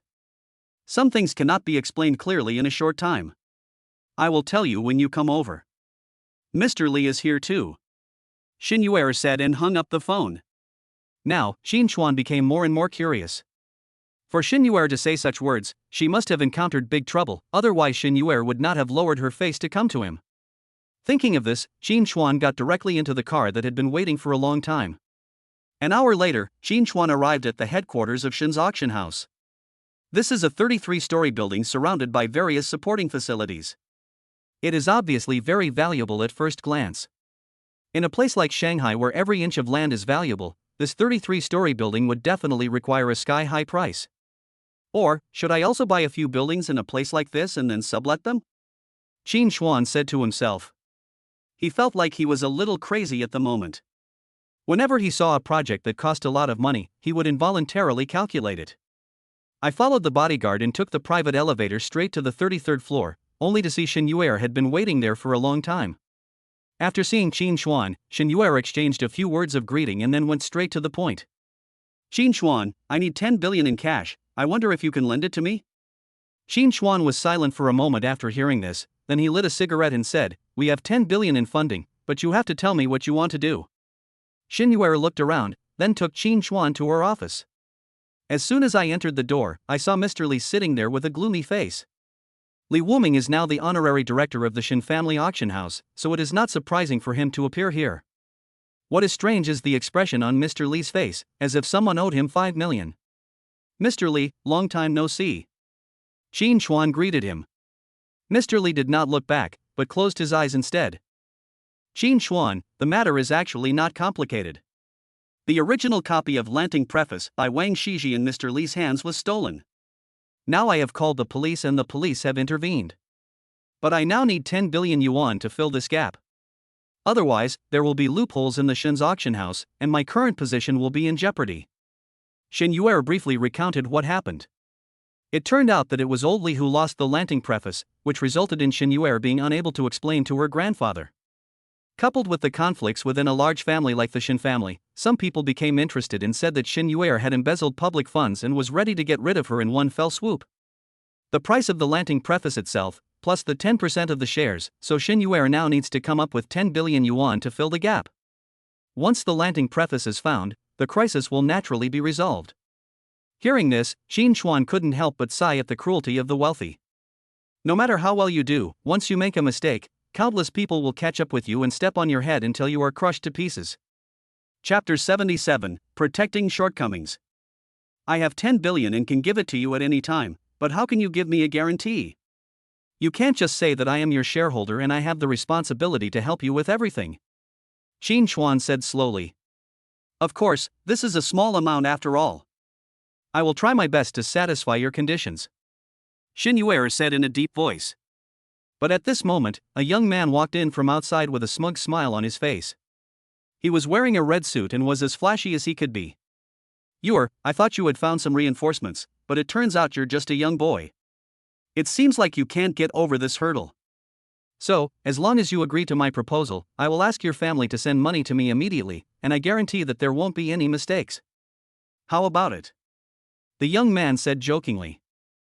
Xinyuer snorted coldly, and then said, Zhao Fei, I told you, I have no feelings for you, and it is impossible for me to marry you, so forget it. Also, I am entertaining guests here, please leave, otherwise I will call the security guard. Dear guest, are you crazy about this young boy? Zhao Fei looked at Qin Chuan with a hint of contempt in his eyes. Zhao Fei, right? Is your mother okay? Qin Chuan looked at Zhao Fei playfully. Of course my mother is fine, but is this something someone like you can care about? Zhao Fei didn't have a good face towards Qin Chuan at all. That's good. Last time she said I was too hairy, and I was ready to clean it up. But I didn't expect her to be so outspoken and tell you all about it. So, you go back and tell your mother that next time, I will shave it clean and give her a different experience. Qin Chuan continued speaking. As soon as these words were spoken, Zhao Fei's face suddenly turned dark. Xinyuer next to her was also dumbfounded. She didn't expect Qin Chuan's counterattack to be so fierce. Even the sulking Mr. Li was amused by Qin Chuan and gave him a thumbs up. Boy, you're looking for death. Zhao Fei couldn't bear it any longer and punched Qin Chuan. Stop. Xinyuer roared, but Zhao Fei had already pounced over. But the next second, Zhao Fei flew backwards, hit the wall heavily, and then knelt on the ground. Qin Chuan shook his fist, then said in a deep voice, Go back and tell your mother to take good care of herself. If she gets old and ugly, I won't have the appetite to eat her. You. Zhao Fei gritted his teeth, pointed his finger at Qin Chuan, his eyes full of hostility. What's wrong? I'm talking to you, can't you hear me? Qin Chuan walked to Zhao Fei and bent down. You're dead, I'm sure. Before he finished speaking, Qin Chuan picked up the ashtray next to him and smashed it hard on Zhao Fei's head. Blood flowed out instantly, covering that handsome face. Qin Chuan, don't do anything rash. Everything happened in a flash, and by the time Xinyuer reacted, Zhao Fei had already fainted. Okay, it's finally quiet now. Qin Chuan wiped his hands on Zhao Fei's clothes and said. Xinyuer had no choice but to ask the security guard to send Zhao Fei to the infirmary to avoid any mistakes. When she came back, Qin Chuan had already started chatting with Mr. Li. Qin Chuan, you are too impulsive. Do you know how powerful the Zhao family is in the Magic City? Even my Shen family has to give them some face. You have caused big trouble. Xinyuer said with a frown. It's just the Zhao family. Besides, they beat up a junior. Are those old guys going to jump out? If that's the case, I'm willing to fight a few moves with the Zhao family. Qin Chuan said nonchalantly. Forget it, I'll suppress the news, and we'll talk about it after Zhao Fei wakes up. Xinyuer sighed. She didn't expect that troubles would come one after another. My dear Qin, how about I guarantee the 10 billion? I think with my reputation as an old man, I can guarantee the 10 billion. What do you think? Old Li looked at Qin Chuan seriously. Mr. Li, what use are you to me? To put it bluntly, I am just playing around in the antique business and have no other thoughts. Besides, it was Miss Shen who asked for the 10 billion, so let Miss Shen do it. Qin Chuan refused with a smile. Are you kidding? Li Wuming is already 80 years old this year and may die in a year or two. Who can Qin Chuan turn to for justice then? Although he is not short of money, he can't act so recklessly. Qin Chuan, just tell me what your conditions are. Let's just say what I said before. As long as I can do it, I will definitely not refuse it. Xinyuer asked again. It's nothing, actually. You and I sign an agreement. I'll give you 10 billion. If you can't pay it back, you'll be my maid for 10 years, taking care of my food, drink and daily life. After 10 years, I won't interfere with what you want to do. How about it? Qin Chuan stated his conditions. After hearing this, Xinyuer fell silent instantly. Qin Chuan was not in a hurry either. He sat there, crossed his legs and drank tea. Mr. Li wanted to say something, but he didn't say it in the end. Qin Chuan's request is really nothing. 10 billion in exchange for 10 years of care is a good deal no matter how you calculate it. Okay, I promise you, but when will the money arrive? Xinyuer asked back. Any time. Qin Chuan said. I want it now. Xinyuer said as she took out her computer and asked Qin Chuan to transfer the money. Qin Xuan did not hesitate and transferred 10 billion directly to the account designated by Xin Yuer. Afterwards, the two of them signed the contract. Xin Yuer quickly signed her name on it and pressed her fingerprints on it. 10 billion, this time Qin Xuan was completely emptied. According to the system prompt, he now has only tens of millions left in his account. I have to plan another wave of rebates. Qin Xuan said to himself. Ah. Xin Yuer heard this and turned to look at Qin Xuan. It's okay. I mean, I don't know whether I made a profit or a loss this time. Xin Yuer didn't say anything, and immediately left the office with her notebook. My dear Qin, putting aside the contract, you did a good job in dealing with that second-generation rich kid just now. But I have to remind you that the Zhao family is not easy to talk to and they are very protective of their people. If you need anything, I, an old man, am willing to help. After all, this matter was caused by me. I can't help with the money, but I still have some people behind me," said Old Li. Qin Xuan didn't expect Li Wuming to say such a thing, but he still shook his head and refused. The younger generation's affairs should be resolved by the younger generation. If the Zhao family is aggressive, there will be no Zhao family in the Demon City anymore. When these words came out, Mr. Li was completely shocked. Chapter 78: The Power Behind the Scenes. He now increasingly doubts the power behind Qin Xuan. They can casually take out 10 billion yuan of funds and abandon the priceless Lanting preface. What kind of family can cultivate such a person? But he misunderstood Qin Xuan's meaning. The reason why Qin Xuan dared to say that was because he knew that this would be an era where money was supreme. As long as one had money, all family names were fake. Moreover, he understood the most fundamental truth, which was that those with bare feet were not afraid of those wearing shoes. He has a system, so to speak, and there will be a steady flow of money. In the economic era, if you have money, you have capital. Of course, Li Wuming would not know these. After chatting for a while, Xin Yuer came back with less sadness on her face. "Qin Xuan, I'll take you away now. Zhao Fei is definitely not someone you can easily mess with. If you leave the Magic City, Zhao Fei won't send anyone to chase you out." Qin Xuan shook his head, then leisurely lit a cigarette and said, "I have no plans to leave for the time being. I want to stay here for a few days. By the way, your family's private jet is pretty good. Can you help me contact one? Private plane? No, I'm talking to you about serious matters. Zhao Fei is arrogant and domineering, and he is very narrow-minded. I'm afraid something might happen to you."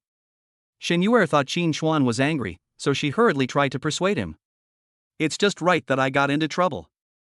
You don't have to pay back the money. It's killing two birds with one stone. So why are you in such a hurry to send me away? You should keep me and let Zhao Fei deal with me. This is the best of both worlds," Qin Xuan teased. "You." Xin Yuer was so angry at Qin Xuan that she didn't know what to say for a moment. "Okay, some things can't be avoided. If Zhao Fei is willing to come, I will take over. You should help me contact the private plane first." "I'm going to take a good look," Qin Xuan urged. "Okay, I'll help you contact them, but you have to stay by my side for the next 2 days. I don't want anything to happen to you. I, Xin Yuer, don't like to take advantage of others," Xin Yuer said in a deep voice. "That's right, shall we stay together tonight?" Qin Xuan said with a grin. "We live in one house, but there are 2 bedrooms." Xin Yuer emphasized unhappily. Yes, a house." Qin Xuan didn't argue and just followed Xin Yuer's lead. After chatting for a while, Qin Xuan felt a little hungry. After all, he had been fighting with Wu Miaomiao for so long that his body was already empty. Although he ate something, he didn't eat much because of Chen Jiujin. "After that I rushed here and haven't had a single drop of water yet. Of course, that cup of tea doesn't count." "Now that we're in the Magic City, shouldn't you treat me to a meal? I'm unfamiliar with this place," Qin Xuan hurriedly said when he saw Xin Yuer getting ready to work again. "I'll order takeout for you." Xin Yuer picked up the phone. "No, can't we eat something else? Besides, how can you treat guests like you? When I needed money before, the phone calls kept coming, as if you were afraid that I wouldn't come. If I came, you would just give me takeout. I am your creditor after all, and you treat me like this?" Qin Xuan raised his voice to express his dissatisfaction. Hearing this, Xin Yuer was also stunned. Then she packed up the documents in her hands and locked them in the cabinet. "You're right. It's true that I didn't entertain you well enough.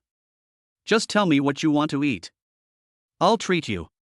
Xin Yuer felt a little embarrassed. However, what I did seemed to be like destroying the bridge after crossing it. This is your plate. You decide what to eat. The guest should follow the host's wishes. I only have one request, and that is that I must eat my fill. Qin Chuan reminded. Are you full? Shen Yuer was confused. That's right, I've been in a good mood recently, so my appetite naturally increased. Qin Chuan said with a smile. Guaranteed to eat. Shen Yuer left these two words and walked out gracefully in her high heels. When passing by the infirmary, Qin Chuan saw Zhao Fei lying on the bed, and there was someone there serving him. That's right, he is a young master, this is what he should do. Zhao Fei also saw Qin Chuan and struggled to stand up. However, his head started to hurt as he tried. In the end, he could only lie there with gritted teeth and hatred. Shen Yuer was driving a red Ferrari, which looked very beautiful and low-key. In a city like Shanghai where luxury cars are everywhere, this was really nothing. Sure, Miss Shen, why are you so low-key? Why don't you change to something more expensive? Qin Chuan sat in the co-pilot seat and looked around. Don't you like my car? How about I help you call someone to drive a high-end business car over and take you to dinner? Shen Yuer put on sunglasses and turned to Qin Chuan. Come on, let's just leave it this way. It's pretty good and perfect for a ride. Qin Chuan said.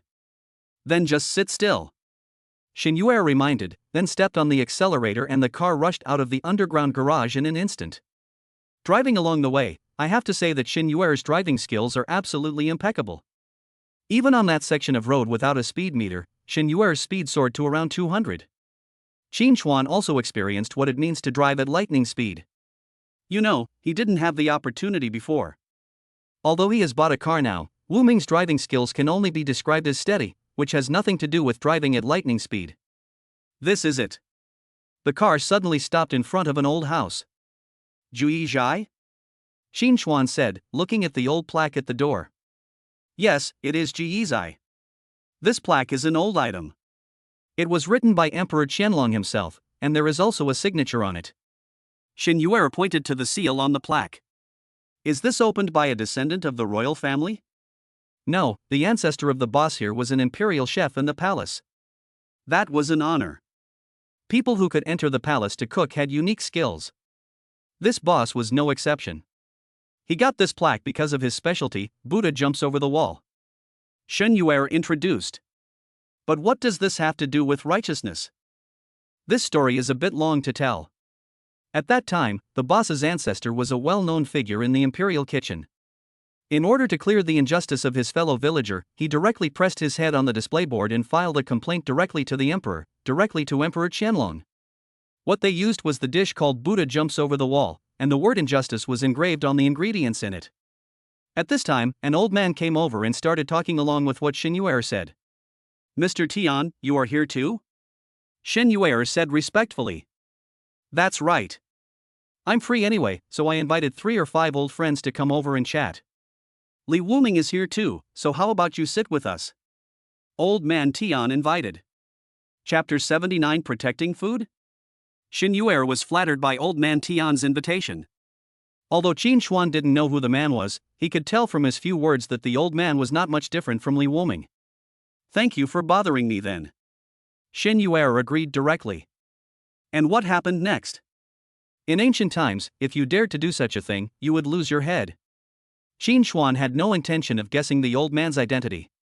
Instead, he was very interested in this story. When Shen Yuer heard Qin Chuan's words, she gave him a look, signaling him not to ask any more questions. But the old man Tian seemed to have opened up his mouth, pointing at the plaque again and saying, Emperor Qianlong is not a fool, that talent is real, so he called the ancestor of Juyi Zhai and asked him about the matter. Emperor Qianlong asked him if he was not afraid of losing his head? But the ancestor of Juyi Zhai said that people live for a lifetime, and plants and trees die in autumn. There are things that should be done, and they must be done. Otherwise, they will feel guilty. Moreover, the person who was wronged had done a favor to the ancestor of Juyi Zhai. Therefore, he could only file a complaint with the emperor in this way. Later, Emperor Qianlong was very happy and said that he had a sense of justice. He pardoned his crime of disrespect and awarded this plaque to the ancestor of Juyi Zhai when he retired. The meaning is very simple, that is, a square table is used to welcome guests from all directions, and morality should be the basis. Having said that, Old Man Tian looked at the plaque again. As for morality, nothing can go against morality. Emperor Qianlong is really interesting, Qin Xuan said with a smile. That's right. Doing things, being a person, and even cooking, all require corresponding moral principles. This is also a wake-up call, Old Man Tian said as he stepped into the gate. Xin Yuer followed closely behind, and Qin Xuan also went in. The furnishings inside are very simple and quaint, all of which are wooden furniture. The overall layout is exactly the same as what is shown on TV. There is a counter at the entrance, followed by a lobby, and the private rooms are on the second floor. Moreover, the waiters inside were dressed in the clothes of ancient waiters, with a rag hanging on their shoulders, and they had to shout out the dishes from time to time. Girl from the Shen family, you've come to the right place this time. I have already arranged Buddha jumps over the wall for our gathering, Old Master Tian said with a smile. Do we need to arrange Buddha jumps over the wall in advance? Qin Xuan asked in surprise. Of course, Buddha jumps over the wall is a dish that requires effort. The ingredients are not very particular, but the heat must be high or low. It takes 49 hours, nearly 2 days, to make the best Buddha jumps over the wall. It is said that it is better to be in time than to be early, Old Man Tian said proudly and went straight to the second floor. The decoration on the second floor is the same, with wooden doors and windows. There is no glass on the windows, but they are covered with white paper, giving people a different feeling. When he pushed the door open, he saw 3 old men already sitting in the room. Li Wuming was among them, chatting there. When he saw Qin Xuan and Xin Yuer, a hint of surprise flashed across Mr. Li's eyes, and then he joked, "Are you following me, kid?" No, it's just a coincidence. I just came here to get a free meal. Qin Xuan laughed and sat directly next to Mr. Li. After some introduction, Qin Xuan realized that the 3 old men in front of him were not simple. Mr. Li can be regarded as a giant in the world of treasure appraisal, and the other 3 can also be called big guys. Moreover, each of these 4 people has different expertise. Li Wuming specializes in ancient calligraphy and paintings. It can be said that he is the best in this field. Old Man Tian has a unique understanding of porcelain and is also the king of that field. The remaining 2 old men are Mr. Wang and Mr. Li, both of whom have their own expertise in jade. When Old Man Li told the story of how Qin Xuan discovered the authentic works of Wang Shiji, the 3 old men became more curious about Qin Xuan. After all, someone who can see such subtle details must be extraordinary. Qin Xuan was a newbie in the antique department, so how could he understand these things? He just said that he was talking nonsense. After chatting for a while, I heard a knock on the door. The door was pushed open, and 2 waiters were seen carrying a plate with a black porcelain vase on the plate. The porcelain vase was very large, more than 50 centimeters in size. The 2 men then walked in cautiously. It tastes good. Qin Xuan had already smelled the fragrance in the porcelain bottle. He knew without thinking that this was the so-called Buddha jumps over the wall. The Buddha jumped over the wall and shared the food. The last time we ate together was 10 years ago. We haven't seen each other for 10 years. I really miss it. Old Man Tian sighed. The 2 waiters had just put the Buddha jumps over the wall on the table when a middle-aged man with a big belly ran in. "Gentlemen, I'm sorry, someone insisted on buying this dish and I had no choice." The middle-aged man was obviously a chef and he still had his apron on. Old Lu, this is what we decided 2 days ago. Do you want to embarrass me in front of these old guys? Old Master Tian said with a dark face. Mr. Tian, I have no other choice. Don't worry, after tonight, I will do it again personally and then send it to your mansion. How about it? The middle-aged man almost cried at this moment. At this moment, a young man walked out of the door. If you can help me with anything, I'll owe you a favor. Upon seeing this situation, Xin Yuer hurriedly said to Qin Xuan. You said you owed me a favor. Qin Xuan said in a low voice. Well, don't let these old men suffer any loss. I'll call someone over right away. Xin Yuer said as she took out her cell phone and started editing a message. Hey guys, the guy delivered the wrong item. Our young master has already paid for this Buddha jumps over the wall. After saying that, 2 burly men in suits walked out from behind him and reached out to take away the Buddha jumps over the wall. Take away the dishes on the table? Is that absolutely appropriate for you? Qin Xuan said, putting one hand on the plate. There's nothing inappropriate. Our master has already paid. The young man repeated. Do you know? The things taken off the table are usually either thrown into the slop bucket or fed to the dogs. Your young master is a dog, he can take whatever he likes? Qin Chuan sneered. What did you say? The young man was furious and walked towards Qin Chuan. I said, is your young master a dog? He is so protective of his food. I have a pair of shoes here, why don't you let him taste it first? Qin Chuan sneered. You're looking for death. The young man said as he was about to reach out and grab Qin Chuan's collar, while his other hand was already waving a fist. Chapter 80, Beating. But the next second, the young man was in misery. Qin Chuan grabbed his wrist and threw him over his shoulder, and the young man fell to the ground. The wooden floor made a creaking sound because of this. Qin Chuan's action frightened the 4 old men, but soon, the 4 old men said with relief, Go and call your young master. I want to see who dares to steal our things. The young man was stunned by the fall, but the 2 bodyguards felt something was wrong and ran out quickly. After just a few minutes, I heard someone shouting outside the door, Who stole my Buddha jumps over the wall? Are you tired of living? The voice was particularly arrogant, and then the arrogant man appeared, wearing a pair of slippers, a pair of shorts with big flowers, and his chest was bare. More importantly, he even had a ring on his nose. But as soon as he showed up, he saw old man Tian suddenly stand up and rush over and slap him in the face.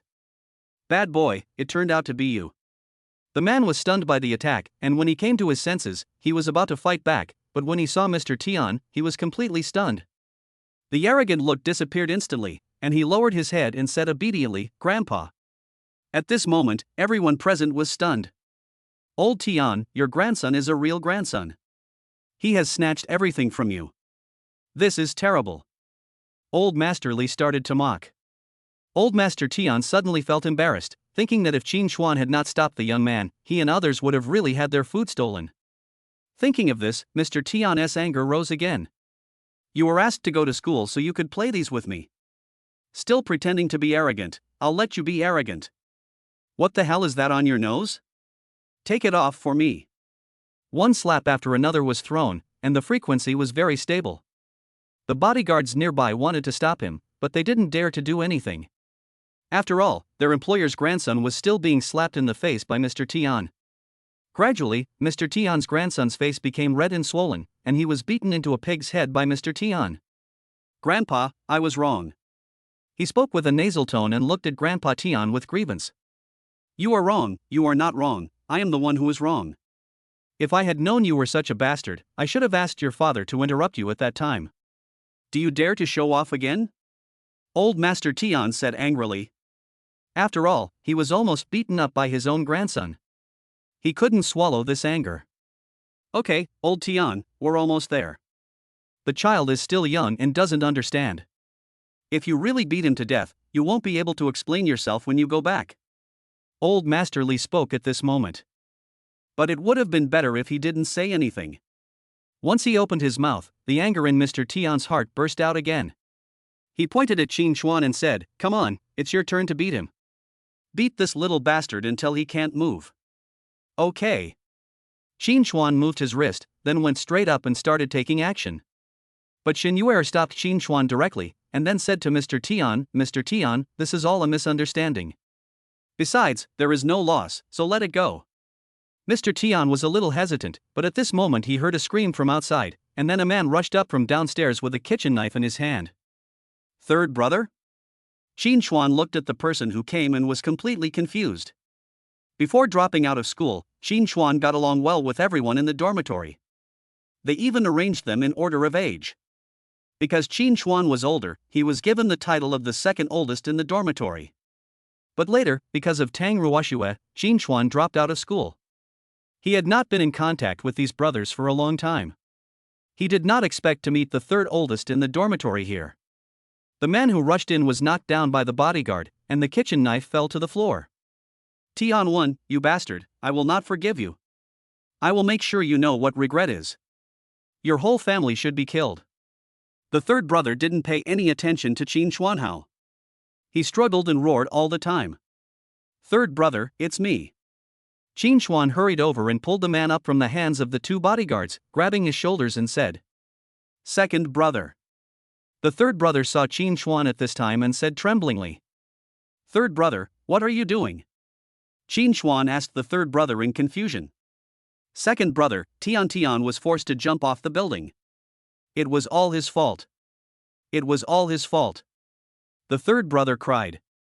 It is said that men don't shed tears easily, but the third child now is just like a child. Qin Chuan was stunned for a moment, then turned his head to look at Tianwen. Second brother, it's him, it's him. The third brother pointed at Tianwen Dao with tears in his eyes. Qin Chuan's face instantly turned gloomy. When he first entered school, the third brother fell in love with a girl in the same class named Fan Tian. Fan Tian has a baby face and a baby voice.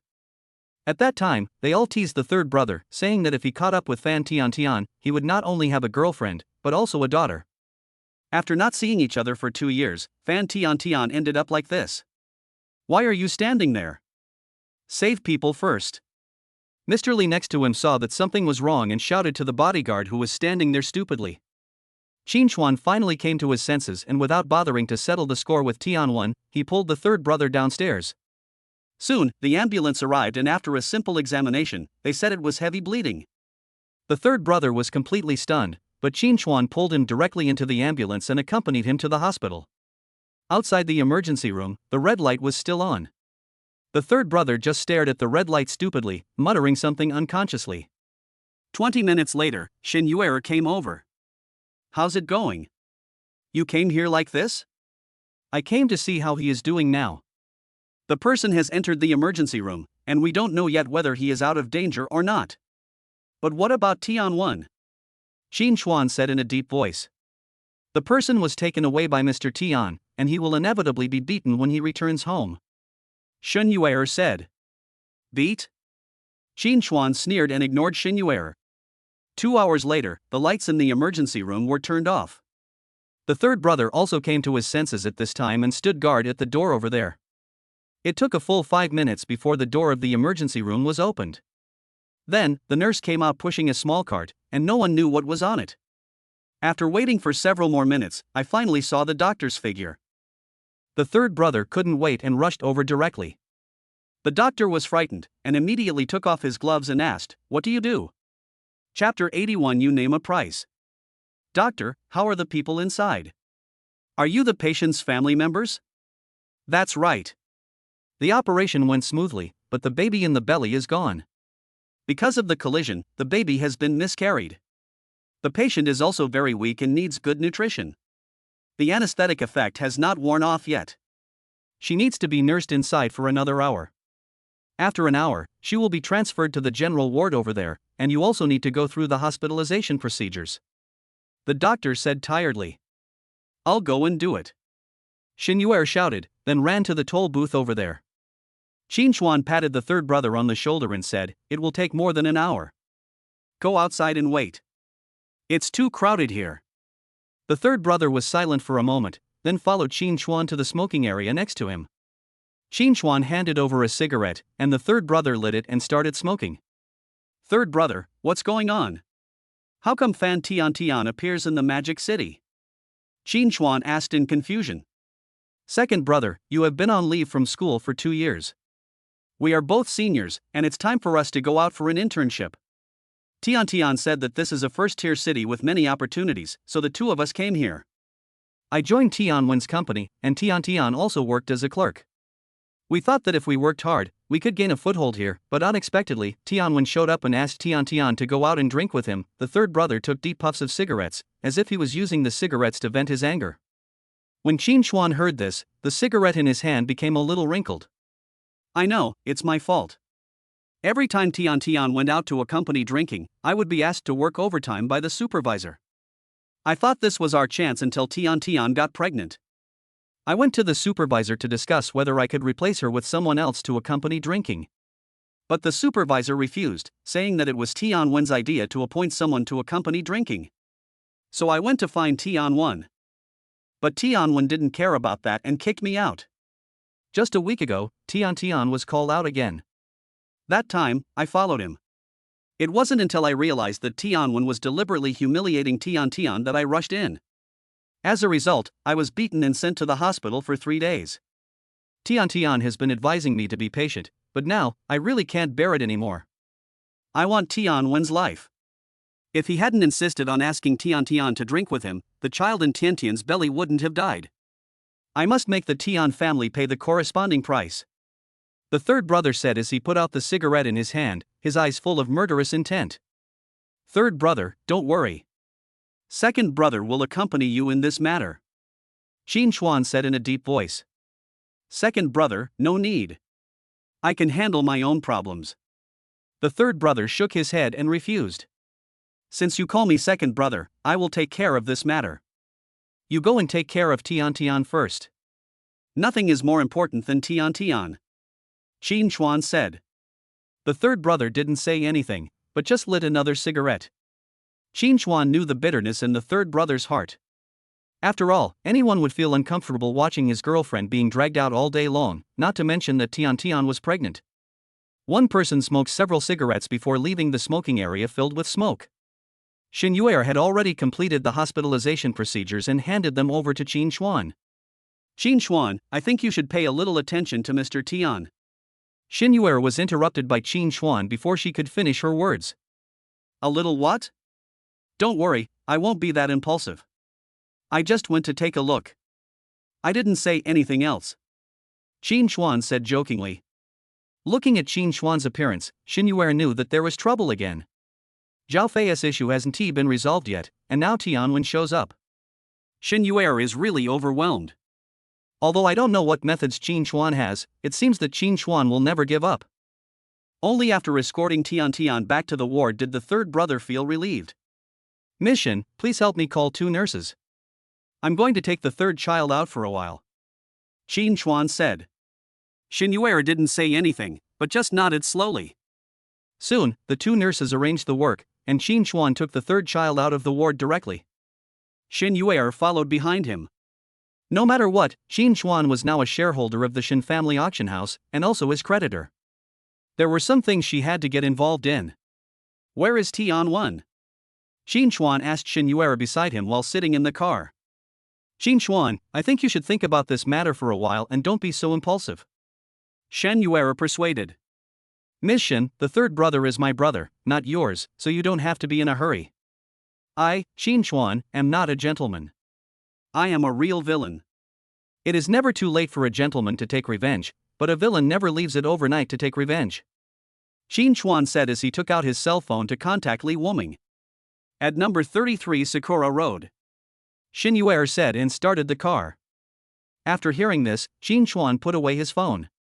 The hospital is not far from the Nada family, only half an hour away at most. Half an hour later, the car stopped at number 33 Sakura Road. This is a century-old house with an old style, and can be considered one of the earliest villas. The gate is made of iron fence and there is a small garden inside. After getting out of the car, Qin Chuan rang the doorbell.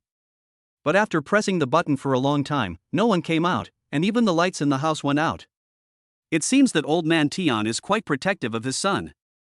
Qin Chuan sneered. As soon as he finished speaking, Qin Chuan kicked the door. This old-style door could not withstand Qin Chuan's kick, and the door lock was kicked off immediately. When I pushed the door open and walked in, I saw that the third brother had a brick in his hand. Passing through the small garden and coming straight to the door, Qin Chuan shouted in a hoarse voice, "Grandpa Tian, the junior Qin Chuan comes to pay his respects to you." But he called out several times and no one answered.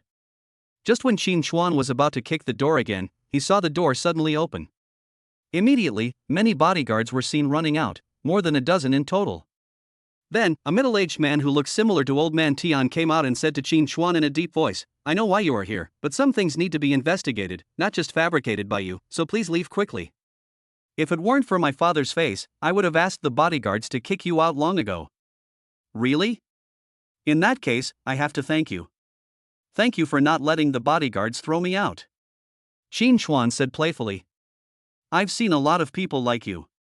You just want money, so just name a price. There's no need to go through all this trouble. The middle-aged man sneered, his face full of contempt. Money can solve everything? Can't be solved? The middle-aged man stared at Qin Chuan and said. Chapter 82 I have plenty of money. Fuck you. The third old man behind him suddenly jumped up and smashed the middle-aged man with the brick in his hand. The bodyguard next to him had been prepared for this moment. He stretched out his hand to block it and then pounced on him. Qin Chuan did not expect the accident to happen so quickly. Just as he stopped one bodyguard, the other bodyguard directly hugged the third brother and suddenly gave him a knee strike, sending the third brother flying backwards. Qin Chuan quickly abandoned the person in front of him and went down to help the third brother up, only to see that the third brother had been knocked unconscious by a knee strike. You still want to take action? Don't you realize what you are? Take the money and leave. As he said that, the middle-aged man threw out a handbag. Qin Chuan didn't look at the thing, but picked up the third child and said, "You will regret it." After saying that, he turned around and left the yard without paying any attention to the middle-aged man. Shen Yuer didn't expect things to develop to this point, nor did she expect Tian Wen's father to have this attitude. Just as she was about to take out her cell phone to contact Mr. Tian, she saw Qin Chuan reaching out to stop him. Don't get involved in this matter. I can handle it myself, Qin Chuan said and got into the car. Looking at the unconscious third brother, Qin Chuan couldn't suppress the anger in his eyes, but he didn't explode. After returning to the hospital, there was now a third child in Tiantian's ward. For this purpose, Qin Chuan specially hired another nurse.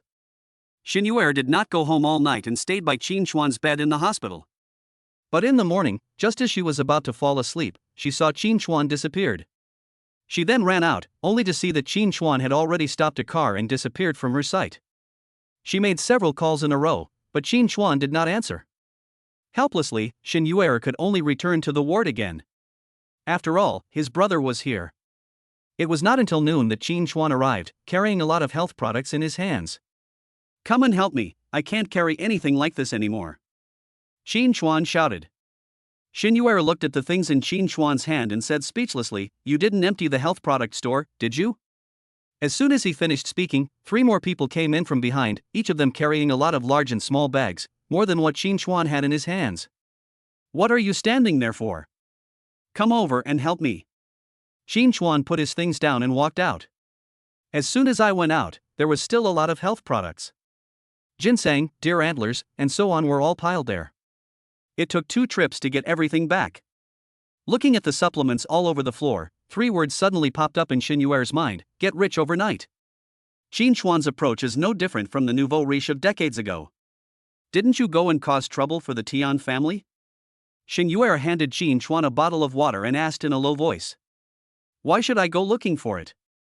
I told you I will make the Tian family regret it. Just watch, Qin Chuan said as he picked up the bottle of water and took several gulps. By the way, do you remember that I asked you to contact someone to buy a plane?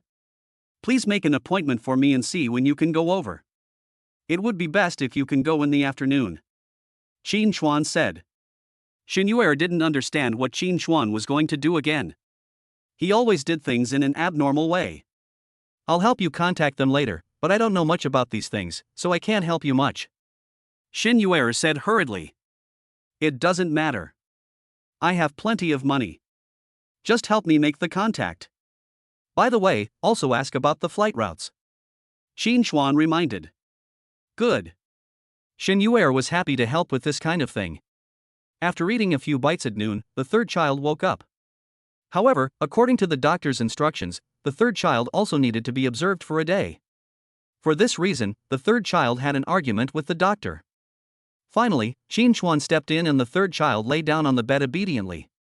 Second brother, I was fine in the first place. That person attacked me by surprise, otherwise I wouldn't have been knocked down so easily, the third brother muttered. Yes, you are not easily knocked down, but listen to the doctor now. I have to go out for a while in the afternoon. You better lie on the bed obediently. If I find out that you run away, you should know the consequences. My insoles don't recognize people, Qin Chuan threatened. When the third brother heard Qin Chuan talking about insoles, he nodded immediately. During that 1 year in college, Qin Chuan's insoles entertained several of them many times. The insole of the shoe could be poked lightly with a stick to remove a thick layer of black mud. The most important thing was the smell, which no one could stand. It was also from that time that Qin Chuan had his own trump card. At about 2 o'clock in the afternoon, Shen Yuer said, we have contacted the person. Shall we go over now? Walk, Qin Chuan got into Xin Yuer's car without any hesitation. There is only one place that sells private jets in Shanghai, and that is China Eastern Airlines. The car stopped outside Oriental Airport, and a middle-aged man in exquisite clothes came towards us with a smile. Ms. Xin, Mr. Qin. Manager Liao, there's no need for pleasantries. Let's go take a look at the private jet. Xin Yuer regained her coolness. Manager Liao hurriedly led the way and continued to introduce things on the side. 5 minutes later, we arrived at an office where several people were already waiting, standing in an orderly manner. Ms. Xin, Mr. Qin, please have some tea. Manager Liao, we are here to see the planes, not to drink tea. Just take me over to have a look. If I am satisfied, I will pay directly. Qin Chuan was also a little impatient and lit a cigarette. A young man next to him saw this and hurriedly took an ashtray and placed it on Qin Chuan's right-hand side. Mr. Qin, you may not know that the planes we have are all customized and there are almost no ready-made ones. So, we are providing the relevant information now, and then you just need to state your request. The private jet will be delivered within 3 months. Manager Liao said. 3 months, such a long time? Xin Yuer looked at Manager Liao suspiciously. Ms. Xin, this is the fastest time. After all, customizing a private jet requires very strict inspection, including all parts, so the most stringent procedures are required. Manager Liao introduced while turning on the projector over there. There are all kinds of private jets of various types and styles. No need to look at so many, just choose the most expensive one and get the quote. Qin Chuan said while blowing out a smoke ring. When Manager Liao heard this, he was completely stunned and looked at Qin Chuan in disbelief. Xin Yuer was already used to Qin Chuan's efficiency. She coughed softly and said, Manager Liao, Mr. Qin is like this. Just give me a quote. No matter the style, we need the best for everything. Chapter 83 How to Deal with It. Otherwise, Manager Liao would not be able to take this position. Upon hearing this, he immediately called people down to prepare. In less than 10 minutes, various expense bills were brought up. Mr. Qin, I've done some calculations. If what you need are top-notch and the most expensive, it will cost at least 500 million. However, my power is limited, so I can only give you a 98% discount. Manager Liao whispered. No need for a discount, just 500 million. By the way, please help me with the flight routes as well. Qin Chuan waved his hand and said. When Manager Liao heard that Qin Chuan didn't need to be hit, he was confused again. Mr. Qin, the route issue needs to be reported, and various documents need to be provided, but don't worry, I will get it done for you. As for the price, the routes are purchased on an annual basis, so you can just pay directly when the time comes.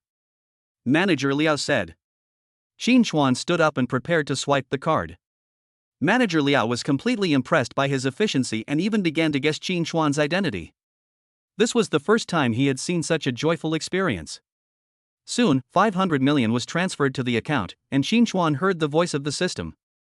Ding, system prompt, the total cost is 500 million yuan. Ding, system prompt, rebate 5 billion. Hearing the prompt tone, Qin Chuan smiled, left a cell phone number, and left with Xin Yuer. After they went out, Manager Liao accompanied Qin Chuan to the car. Even after the car drove away, he kept waving at him. Qin Chuan, I see that you don't seem to be thinking about buying a private jet. What exactly are you going to do? Xin Yuer asked puzzledly while driving. I also said that I bought the plane just to crash into the Tian family. Do you believe it? Qin Chuan said playfully. I don't believe it. You are not that kind of person. Although the Tian family has gone too far, you will definitely not be that crazy. Xin Yuer shook her head. That's because you don't understand me. Who knows, I might really use this private plane to cause an accident. Qin Chuan looked very serious. But the more Qin Chuan said this, the more Xin Yuer didn't believe it. When we returned to the hospital, the sky was already dark.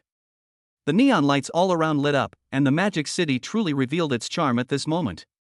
Leaning against the window, the third brother lay on the bed, still looking at Fan Tian Tian over there. Fan Tian Tian still looked the same and was in a coma. Third brother, how are the eldest brother and the others? Qin Chuan suddenly asked. What about the eldest brother? He went home. In his 4th year of college, he had a fight for the 4th brother and was persuaded to drop out right after the school started. He took a year off. The eldest brother didn't want to waste time, so he went home to help with the work. The third brother sighed. The boss is fighting? Are you kidding me? How could such an honest man as the boss be fighting? And the fourth brother's family conditions, there are things that he can't handle? Qin Chuan was very puzzled. Second brother, you don't know that the fourth brother's family was framed. His father owed a lot of debts and then jumped off the building to commit suicide. His mother was also traumatized by this incident and is still in the hospital for treatment. The fourth brother has to bear so much by himself, and he has long lost his previous carefree attitude. Because of this incident, the fourth child didn't come to school for several days. The eldest child was worried and prepared to go out to look for him. But when he just left the dormitory, he saw the fourth child being pinned down and beaten, and being cursed at severely. The eldest child got angry and rushed over. As a result, he accidentally gave someone a concussion and was persuaded to drop out of school. Of course, there must be something fishy going on, but the eldest child didn't want to pursue it. The third child briefly explained what happened. Qin Chuan didn't expect that so many things would happen after he left school. Second brother, how have you been these years? Asked the third brother. Not bad, otherwise I wouldn't buy so many supplements for you. Qin Chuan half-jokingly tried to cover up. Second brother, did you break up with Tang Ruoxue? When school started, I saw Tang Ruoxue. She got into an old man's car. The classmates all said that Tang Ruoxue did that. The third brother said while looking at Qin Chuan carefully. Everyone says that she was someone else's mistress. Yes, she was indeed someone else's mistress, and we have broken up for some time. Qin Chuan said calmly. Brother, I am not. Okay, third brother, I know what you mean, but it doesn't matter. I have let it go a long time ago. She is just a woman. Now that I have money, I can have any woman. Why should I keep someone who has already deteriorated? Qin Chuan said with a smile. The more Qin Chuan said this, the more uncomfortable the third brother felt. Okay, after we finish things here, we will go find the fourth brother and see how he is, and then go find the eldest brother. We brothers haven't been together for a long time. Qin Chuan said with a smile. The third brother nodded, and then told Qin Chuan some interesting things about school. Qin Chuan also listened with great interest. After all, although some things cannot be experienced, listening to them can still be savored. At this moment, at the Tian family, when old man Tian learned that Qin Chuan was coming, he became extremely solemn. Dad, don't worry. I asked someone to follow the kid. He stayed in the hospital all day and didn't go anywhere. You don't have to worry. If it weren't for the girl from the Shen family, I would have asked someone to settle the matter long ago, said Mr. Tian's son. Tian Zhong, are you stupid? Li Wuming told me that Qin Chuan is a shareholder of the Shen's auction house with 10% of the shares. Moreover, he lent 10 billion to the girl from the Shen's family yesterday.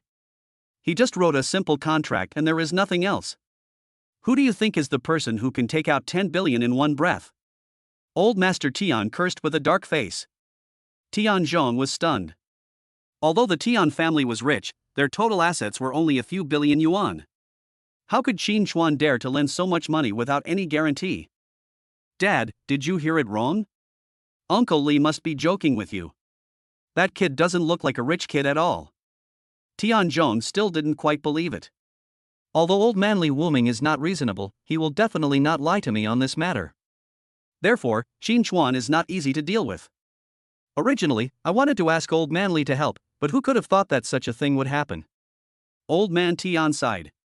Dad, then why don't you call Uncle Li and see how this matter can be resolved? Tian Zhong is a businessman, an out-and-out businessman, otherwise he wouldn't have that attitude towards Qin Chuan.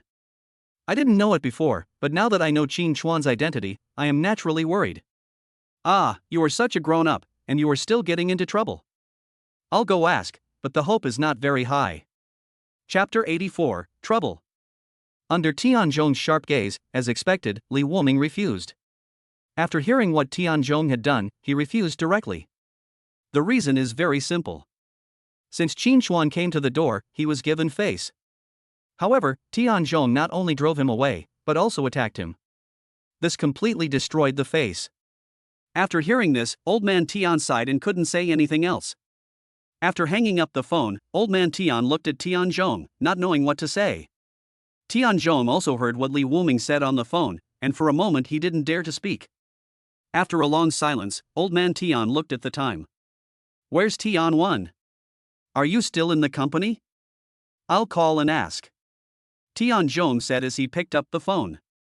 But after calling several times, the phone was always busy. The last time I called, the phone was turned off. The phone must be out of battery. I'll go look for it right away. Dad, you take a rest. I'll go check on the girl from the Shin family as Qin Chuan is over there. Tian-Zhong said and left. Old man Tian didn't know what to do, so he just made a cup of strong tea and went to the study. What Tian-Zhong didn't know was that Tian-Wen was in the nightclub at the moment, and sitting next to him was Zhao Fei with a bandage on his head. Brother Zhao, what's wrong with your hair? What new style? I'll get one someday. Tian-Wen asked in confusion, thinking it was some new style. When Zhao Fei heard this, a hint of coldness flashed across his eyes, and then the coldness disappeared without a trace. He pushed the girl sitting in his arms away, then leaned next to Zhao Fei, poured a glass of wine and said, "Brother, your luck is not good. I went to see Xin Yuer yesterday, but one of her friends showed up out of nowhere and threw an ashtray at my head. Brother was going to deal with him, but Xin Yuer disagreed, so I could only endure it. After all, brother, I still want to pursue Xin Yuer, so I can't do such a thing. I can only pretend to be magnanimous." Hearing this, Tian-Wen stood up immediately. "Brother Zhao, why don't you tell your brother? I will help you solve it. This way you don't have to hold your breath, and Xin Yuer won't know about it. It's the best of both worlds." Tian-Wen patted his chest, as if he could stab Zhao Fei in the back at any time. Zhao Fei smiled, then took the wine and drank with Tian-Wen. Then he said, "Brother, I also know what happened to you in Zhuyi. The person who beat me was the guy who had a conflict with you." "What? It's that thing. Brother Zhao, leave this matter to me. I will definitely handle it properly. I have disliked that little thing for a long time. If my grandfather hadn't been here, I would have taken action long ago." "It's nothing," Tian-Wen said, gritting his teeth. "Brother, it seems that you are also very angry. I just got the news that the guy is in the first hospital of Magic City. There are not many people around him. Even Xin Yuer has gone back," Zhao Fei said in a low voice. When Tian-Wen heard this, he shouted, "Brother Zhao, let me accompany you back to drink later. I will go find that guy first, and then I will come back to find you after I have dealt with him. This will be regarded as the younger brother's revenge for his elder brother. Goodbye," Zhao Fei said hypocritically. "Brother Zhao, you and I are both from the Magic City. Although we don't have much interaction in normal times, since the elder brother invited the younger brother to drink, the younger brother should show some expression." "Just wait, I'll be there soon," Tian-Wen said and left the box. Seeing this, Zhao Fei didn't even stand up to refuse, but instead had a sneer on his face. "Brother Fei, this kid is not really going, is he?" The lackey beside Zhao Fei ran over and asked in a low voice. "You ask me? I also want to ask you, you go and take a look. If he goes, then there will be really good show to watch." Zhao Fei smoked jokingly. "Brother Fei, why don't you let me take the brothers over? I'm familiar with the first hospital, and they'll definitely be very efficient. What are you going to do? Everyone in the whole Magic City knows that you are following me. If you go, won't you tell everyone that it was me who did it? I also tell you that Qin Chuan is not a simple person. I investigated his identity, but didn't gain anything. Since Tian-Wen is willing to help me wade through the water, why should I refuse? If Qin Chuan is really capable, we will change our strategy. If he is not capable, then let Tian-Wen educate him. It's the best of both worlds. Why not do it?" Zhao Fei chuckled. "Great, Brother Zhao, it's really great." The younger brother next to him hurriedly flattered him. "Send someone out to follow and tell me what's going on at any time," Zhao Fei said. Qin Chuan was ready to rest at this time. He looked at the third brother and said, "Go to sleep. There is someone to accompany you. Why are you worrying about it?" "I just can't sleep." "Second brother, you go to sleep first." The third brother leaned aside and played with his mobile phone. Qin Chuan ignored him and just laid down on the accompanying chair over there and fell asleep. It is said that single rooms are good because you can use the accompanying chair at will, which is much more comfortable than getting up from bed.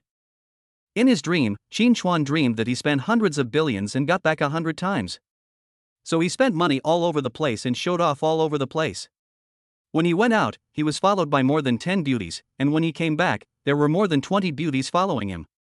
Just as I was about to get a deeper understanding, I heard a loud bang next to my ear. When I opened my eyes, I saw a group of people rushing in, and the smell of alcohol on them was almost overwhelming. The third brother was also very puzzled at this moment, as so many people came in the middle of the night. Qin Chuan. Tianwen shouted and walked in with a baton in his hand. Tianwen. When the third brother saw Tianwen, he couldn't control himself in an instant. He pulled out the needle on the back of his hand, jumped off the bed, and rushed over grabbing the stool. Qin Chuan stopped the third brother and said softly, "Don't mess around. This is a hospital, and there's a police station next to it." The third brother didn't move, but his eyes were fixed on Tianwen. "Tianwen, are you really tired of living? Why do you come to the hospital to cause trouble?" Qin Chuan lit a cigarette and looked at Tianwen playfully. "Who said I'm here to cause trouble? I just came to say something to you. If you want the two of them to stay here, well, come out with me. Otherwise, my brothers have been drinking, and if they come in and make a noise, they will be fined at most." Tianwen sneered. It's true that Tianwen still has some brains. At least he didn't act so foolishly. If word gets out that there's a commotion in the hospital next to the police station, even the Tian family may not be able to calm it down immediately. "You know, this is the Magic City. You want me to go out with you?" Qin Chuan asked back. "Bingo, you got it right. It depends on whether you dare to come out. It doesn't matter if you don't come out. These more than 30 people are knocking on your door one after another. What do you think?" Tianwen stared at Qin Chuan jokingly. "Okay, I'll go out with you." Qin Chuan flicked the ash off his cigarette and said. Chapter 85, Leaving in Disgrace. "Second brother, this is not possible," the third brother said, holding Qin Chuan's hand. It goes without saying that if Qin Chuan followed him out today, the result would be obvious. "It's okay. Don't forget, there's a police station next to us." Qin Chuan patted the third brother's shoulder.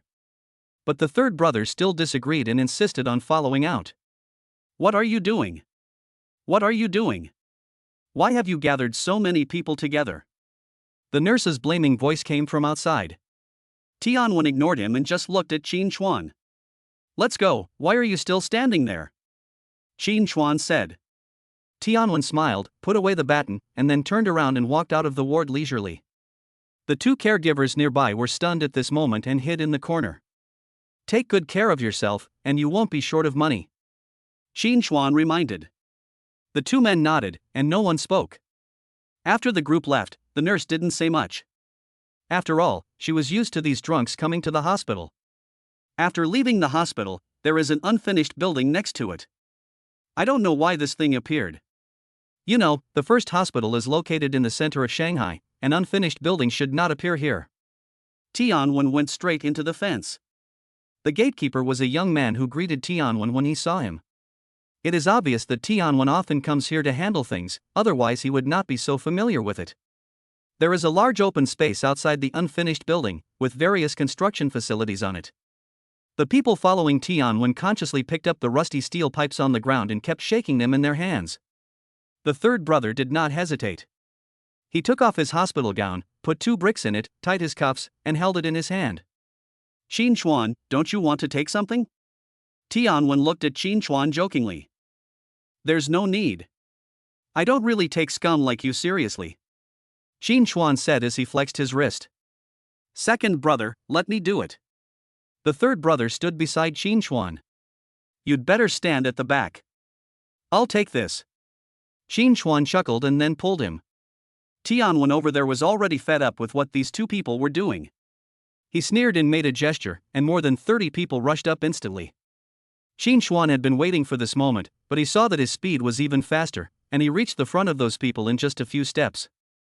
He raised his head and punched out, knocking a man down directly. A lot of blood flowed from his nose and he lay on the ground wailing. Then he jumped into the air and gave the other guy a side kick in the head. After knocking down another one, Qin Chuan became excited. When the third brother saw Qin Chuan being so crazy, he roared and rushed up directly. He swung the brick in his hospital gown so vigorously that for a moment those people didn't dare to come near him. The bricks created a sound of wind under the influence of gravity, and anyone who was hit by them would wail and withdraw from the melee. It was a pity that the third brother only had those 3 axes, and soon he was hit on the arm by a steel pipe, and the brick also fell to the ground. A group of people pounced on the third brother like hungry wolves, punching and kicking him. Qin Chuan had already knocked down 7 or 8 people. Seeing that everyone was rushing towards the third brother, he didn't bother to go over to help. Instead, he grabbed the dazed Tianwen and punched him in the face. That somewhat handsome face instantly became red and swollen, and then he was kicked in the face. There was a shoe sole mark on Tianwen's face, and blood flowed out of his nose involuntarily. Tianwen was a young man and had never suffered such a blow. Tears had already flowed down his face. Qin Chuan didn't care about that. He grabbed him and flew towards those people. This collision directly hit several people. By the time they reacted, they saw Qin Chuan rushing over. I don't know when he got a steel pipe in his hand, and he beat the 20-odd people so hard that they ran away in panic. In the end, Tianwen was left lying there alone. Looking at Qin Chuan's face, Tianwen tried hard to support himself with both hands and began to move backwards. No, I was wrong, please don't hit me. Tianwen begged for mercy. I originally thought that with more than 30 people I could deal with Qin Chuan and the other 2, it would be an easy task. But now it seems that I was just a fool. A big fool, facing someone like Qin Chuan, having more people would actually be a hindrance. But it was too late. Qin Chuan suddenly grabbed the steel pipe and smashed it hard on Tianwen's thigh. At the moment of falling, Tianwen suddenly sat up, and his screams became louder. The younger brothers standing over there were all startled and slowly took half a step back. Qin Chuan looked at these people, then grabbed Tianwen and said, "See? These are your men, your brothers." Tianwen had no time to think about these things.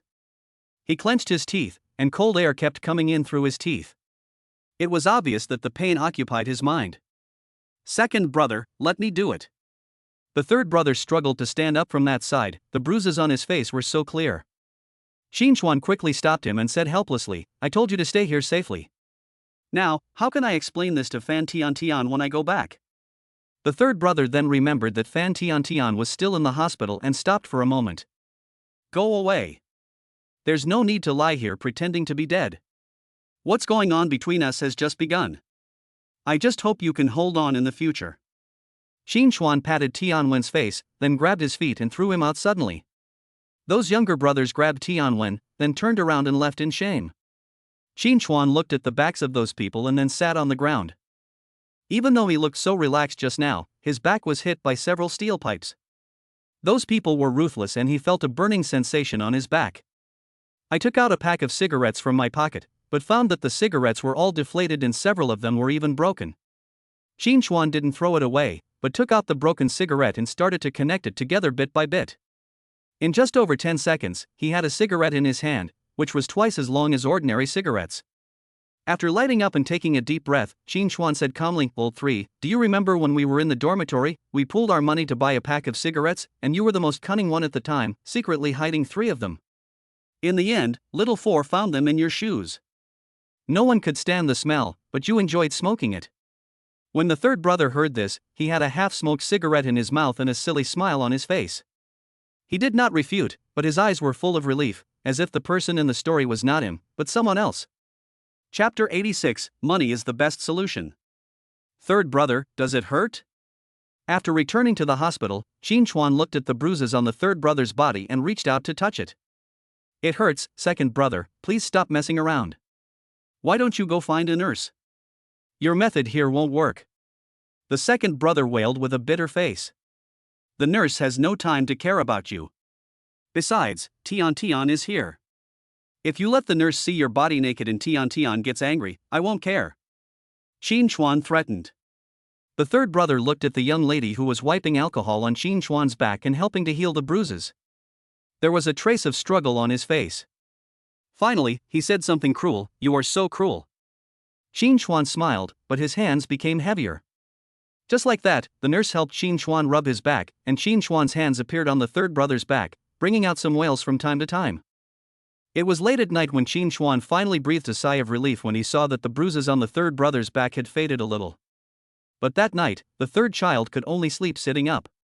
There was silence all night, and Xin Yue rushed over early the next morning.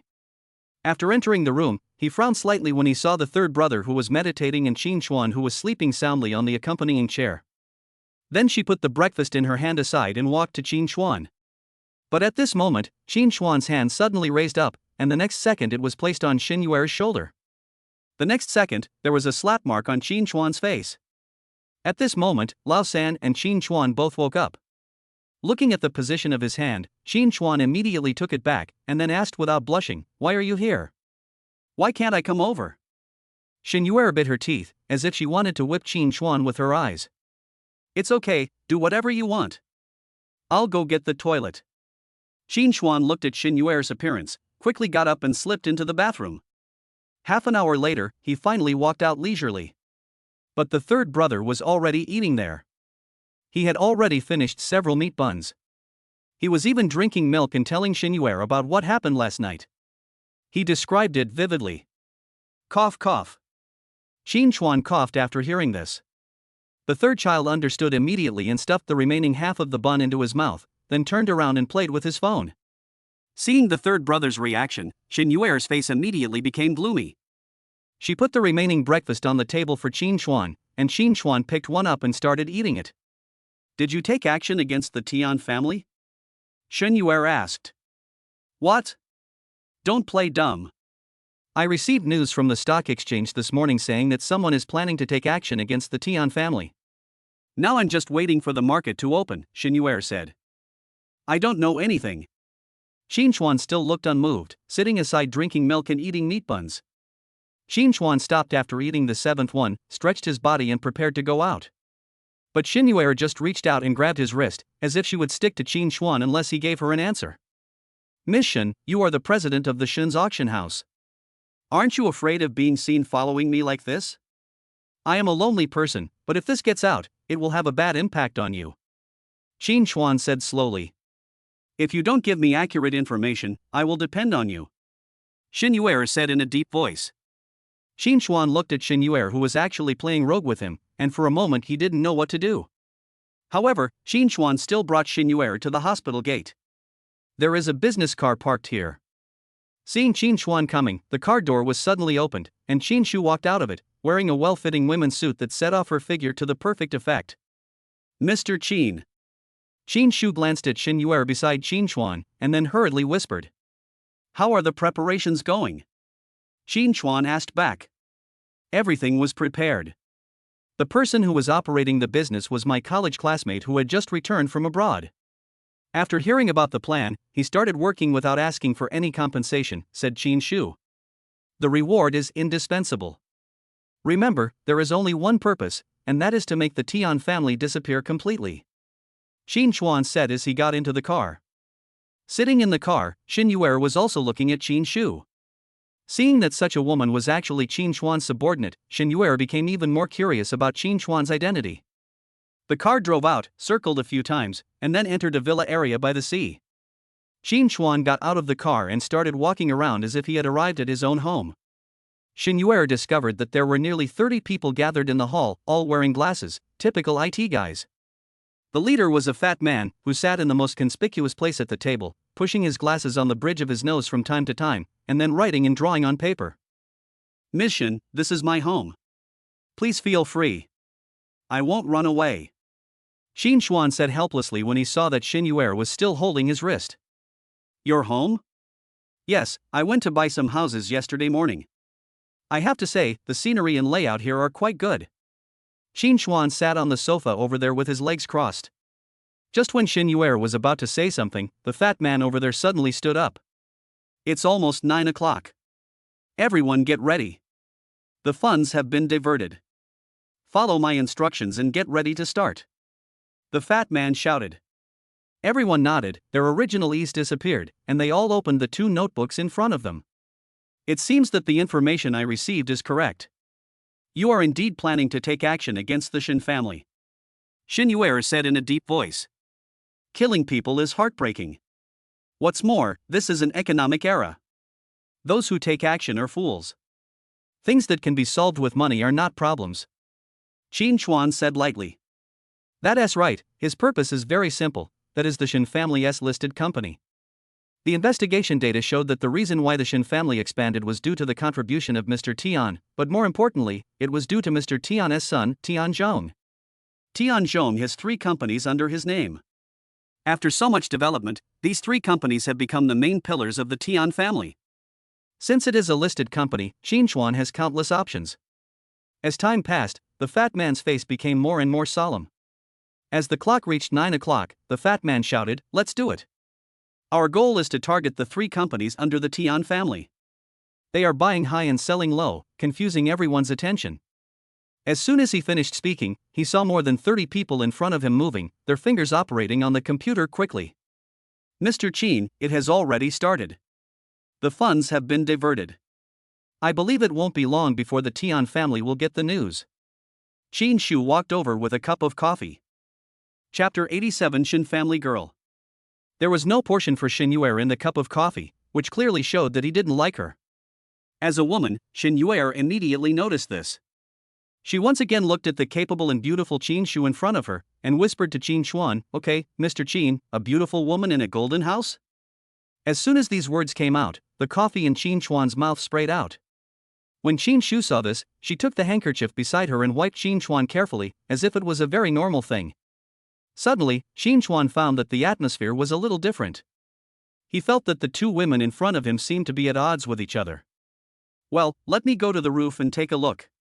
Is there a small garden there?" Qin Xuan said as he prepared to retreat. "That's right, I've asked someone to clean it up, and someone will come to clean everything here in the future," Qin Shu said as she led the way. When Xin Yuer saw this, she felt uncomfortable and grabbed Qin Xuan's hand, obviously wanting to follow him. The rooftop is indeed a small garden, and the flowers are blooming brightly at this moment. There are some resting areas nearby, with various tables, chairs, and benches. What surprised Qin Xuan the most is that there is a glass swimming pool nearby. "Not bad. This is the first time I see a swimming pool on the roof."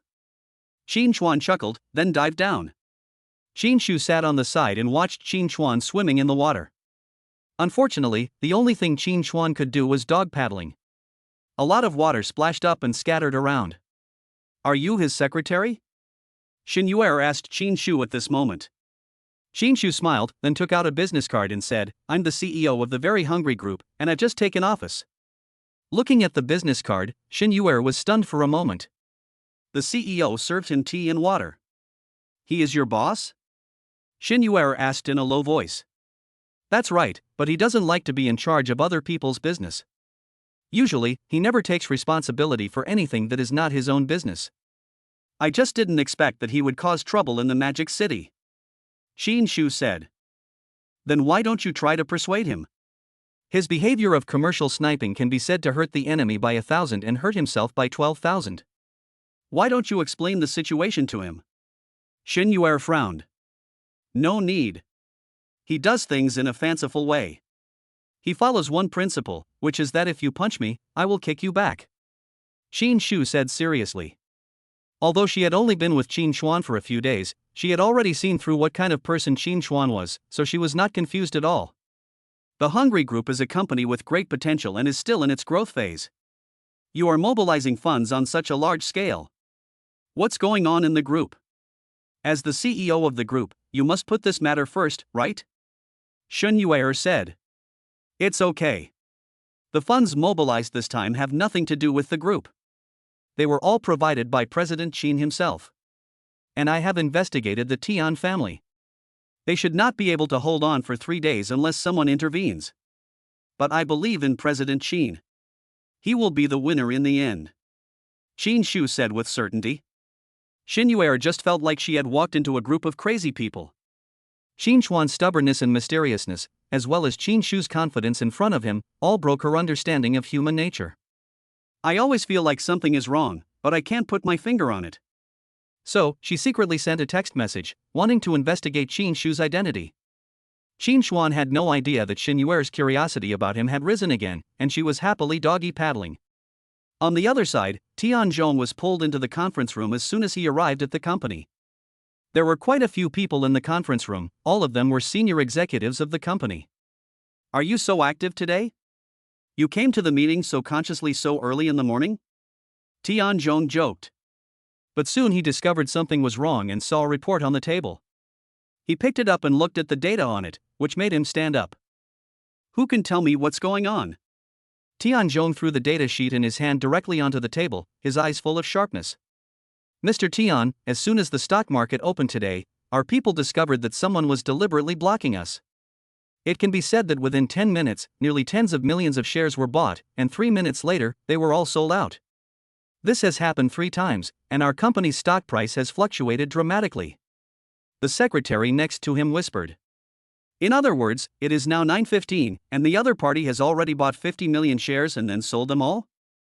Tianzhong said with a dark face. That's right. When our people found out, they quickly stopped it by repatriating the funds, but it was too late. Our stock price fell by nearly 1%. The secretary whispered. 1%. For a company worth tens of billions, 1% means hundreds of millions. In just a few minutes, hundreds of millions evaporated. Can you find out who the other party is? Tianzhong asked back. The other party did not hide the fact that it was Qin Chuan. We don't have any information about this person in our database. We suspect that it was a foreign venture capitalist, but we can't be sure yet. Hearing the name Qin Chuan, Tianzhong immediately thought of what Grandpa Tian said last night. He really didn't expect that Qin Chuan's revenge would come so quickly. It's not a venture capitalist, but a person, a mysterious person. You should quickly mobilize the reserve funds of other companies and stabilize the stock price. I'm going to be out for a while. Before I come back, you must keep it stable and don't do anything rash. Tianzhong said and left the company. Sitting in his car, he hesitated for a moment, but still called Li Wuming. Uncle Li, my name is Tianzhong. I want to know where Qin Chuan is? Tianzhong asked politely. But Li Wuming said he didn't know, after all, he had never contacted him. After a few more words of nagging, Tianzhong finally put down his phone. Help me check which hospital the ambulance outside Juyizai took the person to. Buy some supplements and come with me later. Tianzhong ordered. The secretary nodded and went to prepare immediately. Tianzhong, who was sitting in the car, still couldn't believe that Qin Chuan could be so cruel as to attack his company at this moment. After thinking for a moment, he made a phone call. Meanwhile, Shen Yuer's cell phone rang on the roof of the Sea View Villa. Looking at the phone number on it, she was silent. Then she answered the phone anyway. Shen family girl, where are you? Do you know where Qin Chuan is? I have something I want to explain. Hearing this, Shen Yuer understood that Tianzhong must know who did it, and it seemed that he wanted to come over and negotiate. Chapter 88 Price. Looking at Qin Shu next to her, Shen Yuer hesitated for a moment, then left with the phone. Qin Shu didn't follow him, but just sat there waiting for Qin Chuan to swim. A quarter of an hour later, Qin Chuan climbed out of the swimming pool comfortably. Lying beside the swimming pool, he wiped the water off his face and asked, "How is that girl Zhanlan doing in the company?" "Not bad. She studies very seriously and picks up things quickly. I plan to train her for 2 months and then let her go out to inspect the stores below," Qin Shu said. "That's good. I also have an explanation to Lao Zhang. Boss Qin, what extent do we need to achieve this time? Fatty wants to know your bottom line so that we can make reasonable allocations and ensure that the goal can be achieved accurately," Qin Shu asked. "Didn't I tell you that there is no bottom line? Just do whatever you can and don't think about making a profit." "I didn't think about those things this time," Qin Chuan said with a grin. "But is this really a good idea?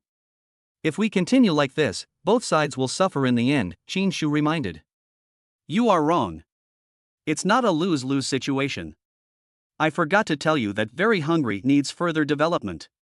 This time, it is also to pave the way for Very Hungry." Qin Chuan lit a cigarette and enjoyed the sun. Paving the way for Very Hungry? Qin Shu was stunned. That's right.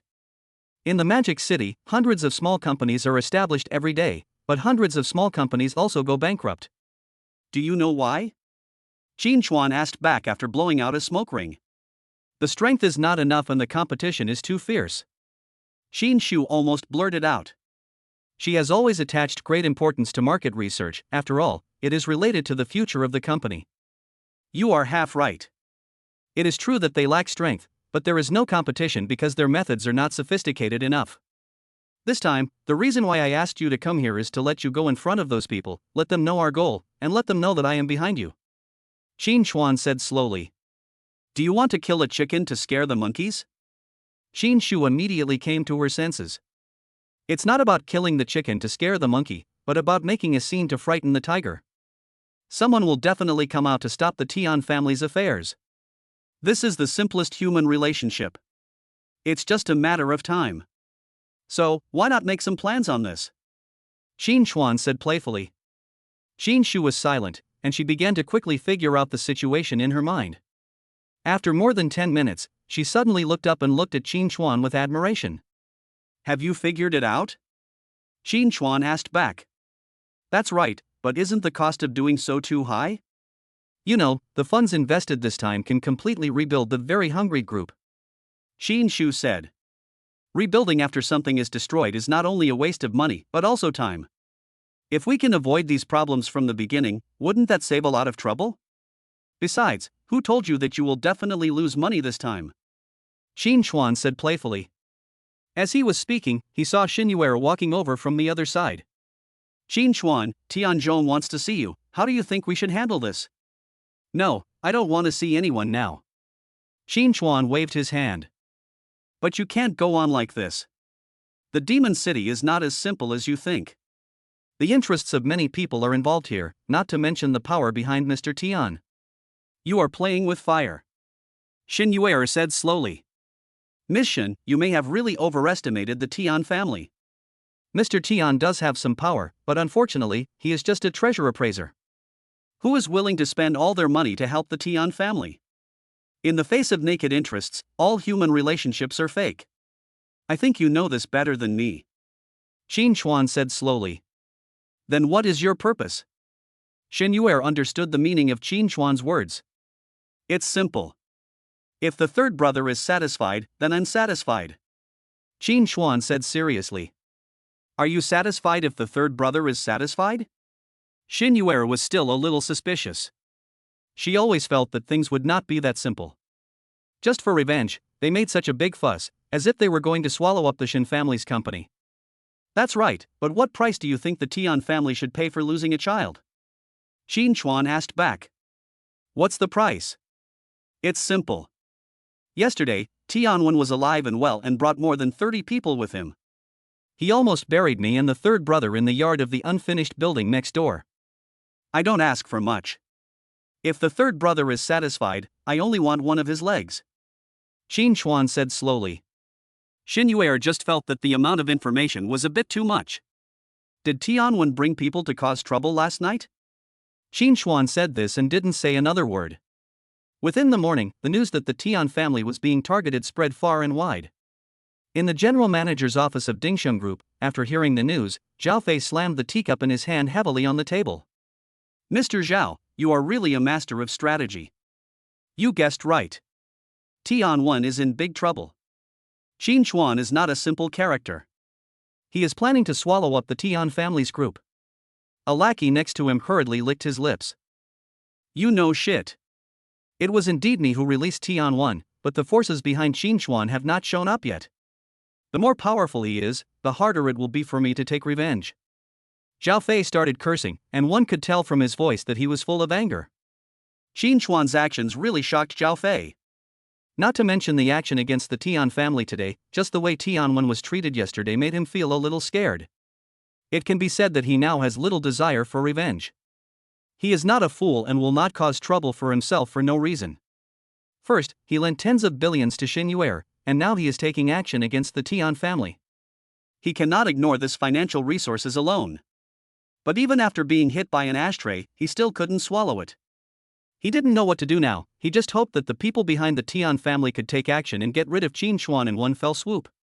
Not only Zhao Fei, there were many people waiting to watch Xin Chuan's competition. At the same time, Xin Chuan also appeared in the eyes of more people. At noon, Xin Chuan planned to keep Xin Yuer for lunch, but Xin Yuer made an excuse that she had something to do and drove away.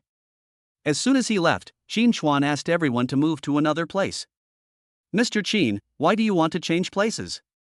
The fat man was very puzzled. The stock market is changing rapidly, and he really doesn't want to move. We must move. If people discover your location, the value of our work will be greatly reduced. Don't worry, it won't take long. The villa next door is also mine. You can move to it. Qin Chuan said. The fat man's eyes lit up, and then he looked outside through the window. Chapter 89 Conditions. There is a villa 500 meters away, which is even bigger than this one. No need to look. As long as you help me get things done, that thing is not a dream. Qin Chuan seemed to see the fat man's greed, and then smiled. The fat man nodded, then began to divide the more than 30 people into 2 groups, and then began to move to the side. It only took a few minutes to move everything to another place. Qin Chuan finally breathed a sigh of relief after watching everyone leave. After lunch, Qin Chuan called the third brother. After learning that Fan Tian had woken up, he reminded him of many things. After all, it was a miscarriage, which was very harmful to the body. Especially those supplements. Qin Chuan made a list, which was written by the boss, and asked the third brother to give supplements to Fan Tian according to the list. The third brother just hummed and hung up the phone. Qin Chuan listened to the blind tone and already understood why the third brother was like that. We are brothers, Qin Chuan said secretly. Mr. Qin, there are 2 old men outside looking for you. One is called Li Wuming and the other is called Tian Feng, Qin Shu said. Finally here. Qin Chuan smiled. Qin Chuan may not be clear about other things, but he is very familiar with people's hearts after so many years. Otherwise, people always say that those who deliver food are talented. This statement is not derogatory but a compliment. Delivering food during those years allowed Qin Chuan to meet all kinds of people and to face all kinds of difficulties. These were all acquired through practice. Should we let them in? Qin Shu asked carefully. Let them in and make a pot of tea later, Qin Chuan said while crossing his legs.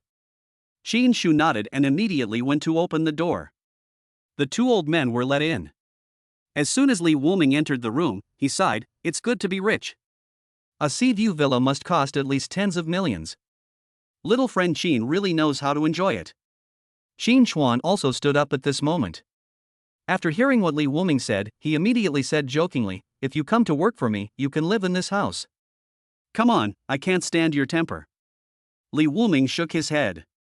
Seeing that the 2 were still praising each other, Mr. Tian interrupted and said, my dear Qin, you don't come to my temple for no reason. I'm here to apologize to you for my stupid grandson. Qin Chuan still had a smile on his face as he just looked at Grandpa Tian quietly. My dear Qin, I know that idiot has done a lot of embarrassing things. I am here to apologize to you.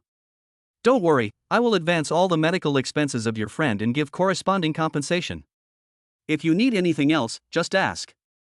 Old man Tian seemed really anxious and stated his purpose directly. Mr. Tian, don't be in a hurry, let's sit down first, Qin Chuan said, pointing to the sofa on the side. Seeing that Qin Chuan didn't respond, Mr. Tian could only sit down obediently. Mr. Tian, don't be in a hurry. Drink your tea first. Qin Chuan pointed to the teacup. How could Mr. Tian drink? He didn't want to come here in the first place, but his son said that in just one morning, nearly 1 billion yuan had been lost by Qin Chuan's men. This scared him. He knew very well that his son had such a big business, and a lot of the money belonged to other people.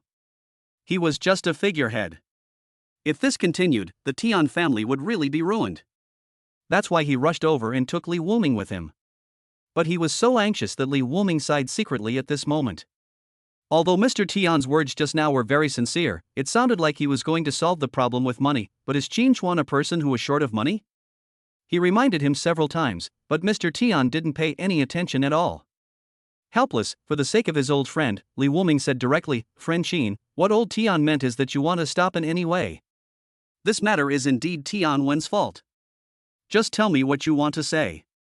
I don't need an apology, I just need the third brother's forgiveness and I will stop. Qin Chuan picked up the teacup and repeated his answer to Shen Yuer again. As long as your friend is willing to forgive that little beast, will you be willing to stop? Old Master Tian was stunned. That's right, but Mr. Tian, since you've come to my house, I won't hide anything. Last night, Tian Wen brought more than 30 people to find me and almost killed me. How do you think this problem should be resolved? Qin Chuan said, slowly turning the teacup in his hand. What? Mr. Tian couldn't sit still anymore. You can go to the hospital to investigate the surveillance. If I didn't still have some energy, I might be lying in the ward now. Qin Chuan said playfully, but everyone could hear the dissatisfaction in his tone. Don't worry, I will break the little beast's legs and let him come out to cause trouble every day. Old man Tian said angrily. Okay, let's do it. I want both of his legs, and the minimum requirement is that he can't get out of bed for 3 years. Qin Chuan suddenly put the teacup on the table. When Li Wuming heard this, he subconsciously took a deep breath. Friend Qin, isn't this a bit too much? Li Wuming tried to persuade him. Is it too much? I don't think it's too much. I think it's just right. You two still remember Zhu Yizhai, right? I remember clearly the story that Mr. Tian told at that time, so it's not too much for me to ask for 2 legs for my brother. Qin Chuan looked up at Mr. Tian at this moment. Mr. Tian remained silent, just staring at the table. It's not the same these days. It's no longer popular for adults to pay for children's fights. Instead, it's more about admitting one's mistakes. Blindly helping them to settle the matter will only leave a bigger source of trouble. Qin Chuan said this and didn't say anything else. Li Wuming didn't know what to say anymore and just drank his tea. Okay, I promise you, 3 years. I will make sure he can't get out of bed for 3 years. Old man Tian suddenly raised his head. Qin Chuan looked at Grandpa Tian and could see the tenacity and a hint of heartache in the old man's eyes. Unless jade is carved, it cannot be made into a useful object. Mr. Tian, I am doing this for Tian Wen's own good. With his personality, he might end up dead on the street in the next second. Qin Chuan deliberately pretended to be very regretful. Yes, I was negligent in disciplining him. I will fix it. I will bring him here in the afternoon. Please show mercy, Mr. Qin. Old man Tian said in a deep voice. Qin Chuan nodded, indicating his agreement. After leaving the villa, Mr. Tian looked much older. Old Tian, actually he is right. You can't protect him for his whole life. A young eagle cannot grow up without going through wind and rain. Young friend Qin has already given you face. It's only 3 years. Just consider it as a period of reflection.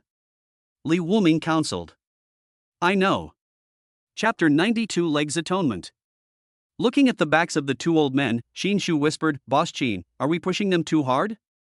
Cruel? I don't think so. The attitude of the Tian family has not changed. Haven't you noticed that although Mr. Tian doesn't have that intention, he still can't escape the compensation? I don't like this feeling.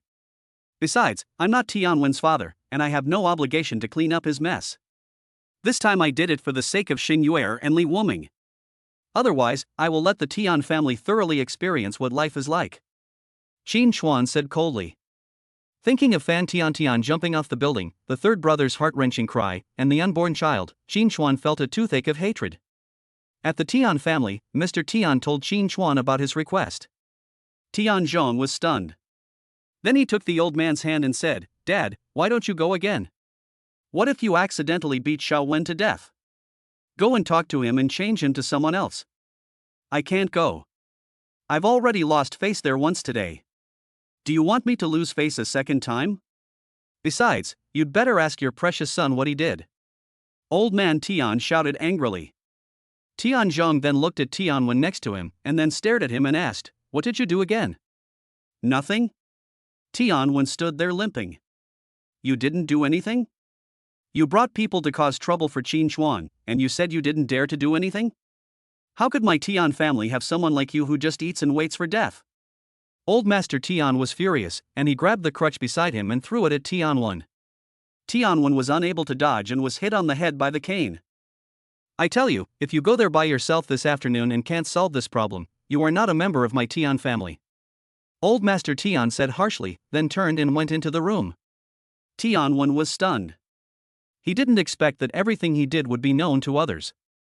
But he felt aggrieved.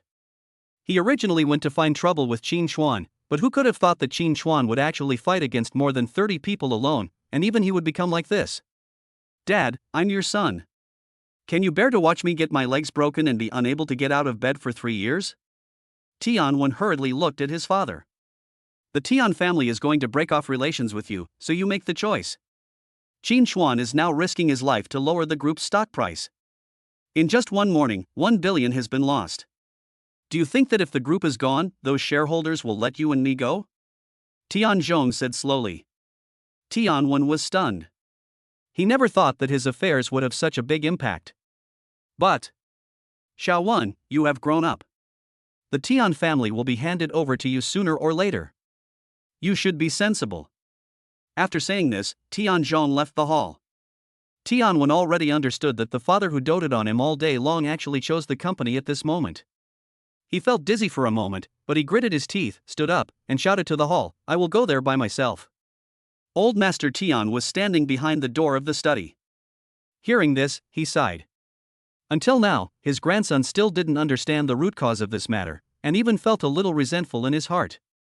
At about 3 o'clock in the afternoon, Qin Chuan had just woken up when he saw Qin Shu saying, "Boss Qin, there's a young man outside.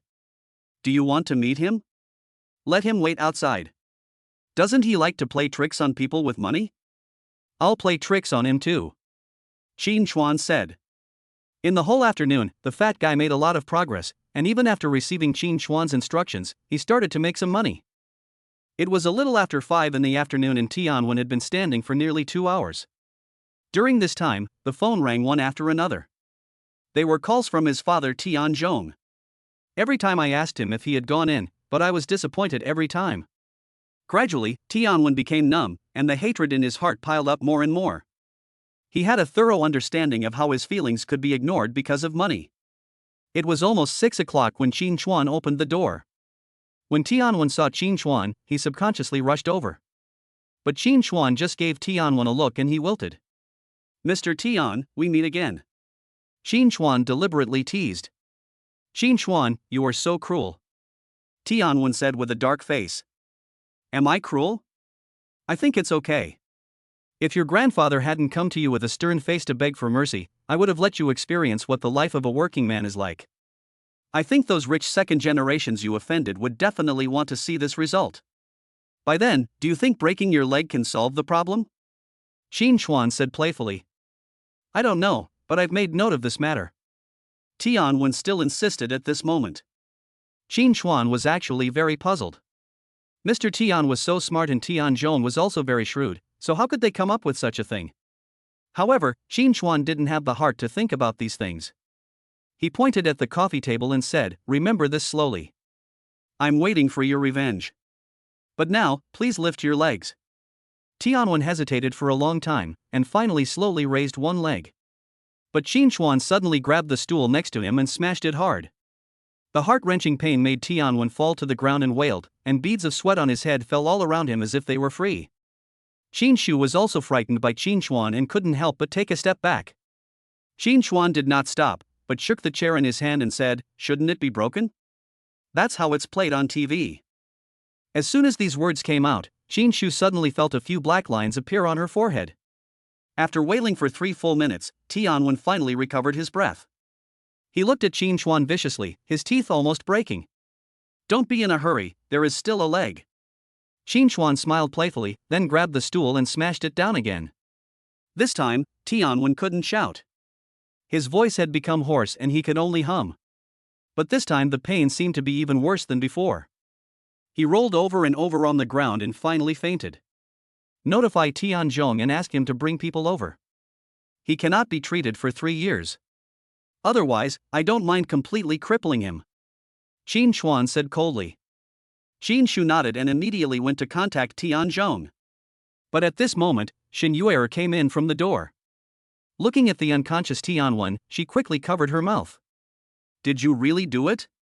Shen Yuer asked subconsciously. "What else?" Qin Chuan said playfully. You've gotten into big trouble. Tianzhong's wife is a tigress. She loves her son the most. She holds him in her hands for fear of dropping him, and holds him in her mouth for fear of him melting.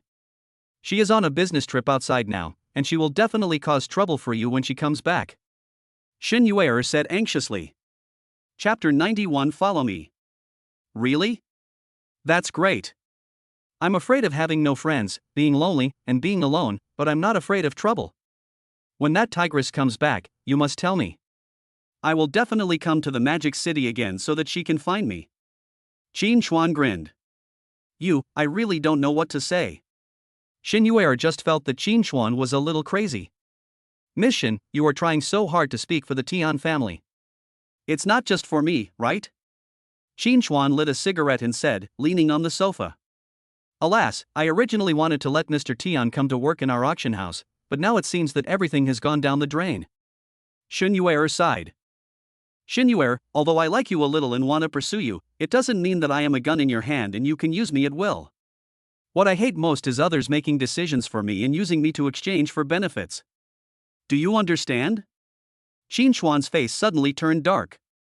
No, I'm doing this for your own good. You're also a shareholder of the Shen's auction house. With Mr. Tian joining us, our business will only expand. Shen Yuer explained. Do you think I'm doing this for money? Qin Chuan snorted coldly. Shen Yuer was stunned, then she thought of what Qin Chuan had done. Indeed, from beginning to end, Qin Chuan did not care about the money at all. Qin Chuan ignored him and rushed to the villa next door. The fat man had been busy all day, and it was time to reward them.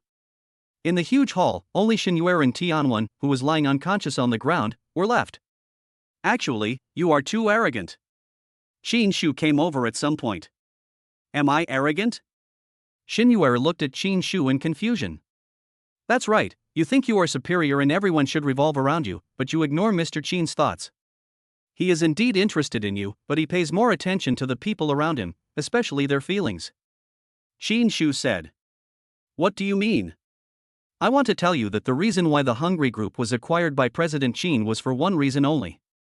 That was because his previous delivery manager was bullied and dismissed. So, he acquired Hungry just to get her back in office.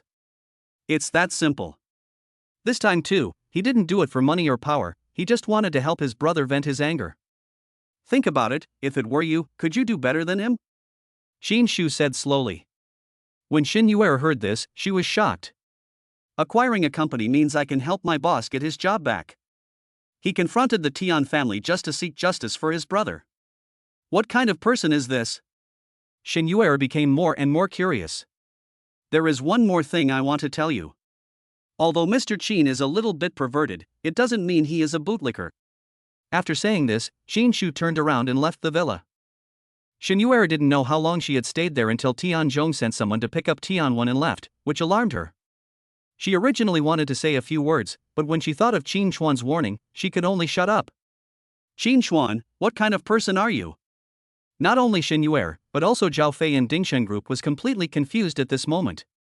He didn't expect that the Tian family would compromise so quickly, and Tianwen's legs were broken and he couldn't walk for 3 years.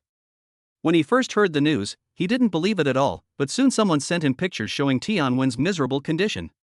Qin Chuan. Zhao Fei gritted his teeth, and the phone in his hand was already clicking. Mr. Zhao, there is actually another way. The lackey next to him hurried forward. Explain. You still remember Tianwen's mother, although she is divorced from Tianwen's father, that woman is a strong woman. She visits Tianwen every once in a while. She is just on a business trip abroad during this period and is not in Shanghai. That's why it turned out like this. When Tianwen's mother comes back, she will definitely avenge her son, and Qin Chuan will not be able to escape. The lackey said on the side. Can it be done? Can that woman get revenge? Of course she can. That woman is not simple. According to my investigation, there are several men standing behind her. It is still uncertain whether Tianwen is a child of the Tian family. Besides, women are narrow-minded and will definitely try their best to make trouble for Qin Chuan. The lackey whispered. Okay, let's do this. When she comes back, you go to her house and exaggerate everything. If it doesn't work, I will find someone to completely destroy Tianwen and add fuel to the fire. Zhao Feiyin said with a smile. Don't worry, according to the news, it will take more than a month for her to come back, so Qin Chuan won't be able to escape, said the lackey. Zhao Fei's mood suddenly improved. He patted the lackey's head and said, not bad. Let's go out and play tonight. I'll give you 2 big butt girls. Thank you, Mr. Zhao. Qin Chuan didn't know that Zhao Fei had been plotting against him behind his back. At this moment, he was listening to the fat guys reporting on what had happened that day. Mr. Qin, there was originally 13.5 billion in the account. According to your request, half of it was spent. But later you told us to play freely, so we took 500 million from the Tian Group and sold all the remaining stocks. Xian has 14 billion on the books, the fat man said as he took the computer. That's amazing. Not only did we not lose money, but we made money instead. It turns out that knowledge is money. This statement is absolutely true. Qin Chuan exclaimed. Thank you for the compliment, Mr. Qin. If Mr. Qin hadn't provided us with such a large capital, even if more than 30 of us had great abilities, it would be useless," said the fat man. Come on, I'm not used to people praising me like this. Fatty, what's your real name? Qin Chuan said modestly, and then changed the subject. My name is Wang Dehua, said the fat man. Wang Dehua, what a good name. In this way, 500 million yuan can be regarded as your bonus. After running so far and working for so long, you should get something in return, Qin Chuan said with a smile. Mr. Qin, you are not kidding us, are you? Wang Dehua was stunned for a moment and looked at Qin Chuan in disbelief. Why do you think I'm joking? Qin Chuan asked back. There are 33 people here, including me. With a compensation of 500 million, each of US can get more than 15 million. This is not the market price at all. Even Wall Street can't give so much. Wang Dehua shook his head. How much? I don't think so. I think it's still not enough. This money is yours, but you are mine. How about following me? Qin Chuan actually tried to recruit Wang Dehua at this moment. Wang Dehua was silent for a moment and turned to look at the people behind him. Chapter 92, leaving without saying goodbye. They are all a team. Wang Dehua is just one of them, but his skills are higher. What do you think? Wang Dehua said, looking at the 32 people in front of him. Brother Wang, I'll just listen to you. That's right, don't discuss it with us. We only understand these things and won't get involved in anything else. Of course I agree. This is such a good thing. It's like pie in the sky, Brother Wang. Listening to these people talking at once, Wang Dehua's eyes turned slightly red. From the time he returned to China to the time he formed this team, he paid a lot, and these people suffered a lot following him. Sometimes they even had no business at all and had to live off their savings. So when his old classmate asked, Wang Dehua didn't even ask how much it cost and just rushed over. Now it seems that I have succeeded. He took a deep breath, tried to control his emotions, then turned to look at Qin Chuan and said, Mr. Qin, I don't know what you do, but don't worry, since we have become your subordinates, we will never have second thoughts. As long as you need us, we will definitely go through fire and water. Qin Chuan was stunned for a moment. He didn't expect Wang Dehua to be so sentimental all of a sudden. However, looking at what those people were wearing, Qin Chuan became more clear. Including Fatty Wang, these people were all wearing black suits. He hadn't noticed it at first, but now he saw that there seemed to be something strange about those men's suits. Some people's suits were so short that their socks were showing. Some people's suits were so gray that it was obvious that it was caused by frequent washing. Some people didn't even wear a shirt underneath, just a coat. Okay, since everyone is willing to follow me, I will temporarily arrange for you to take up positions at the Very Hungry Group. Of course, you will be paid wages, bonuses, and other such remunerations. I, Qin Chuan, dare not promise anything else. I can only say that if you work under me for a day, I, Qin Chuan, will definitely not treat you unfairly. Why are you still standing there?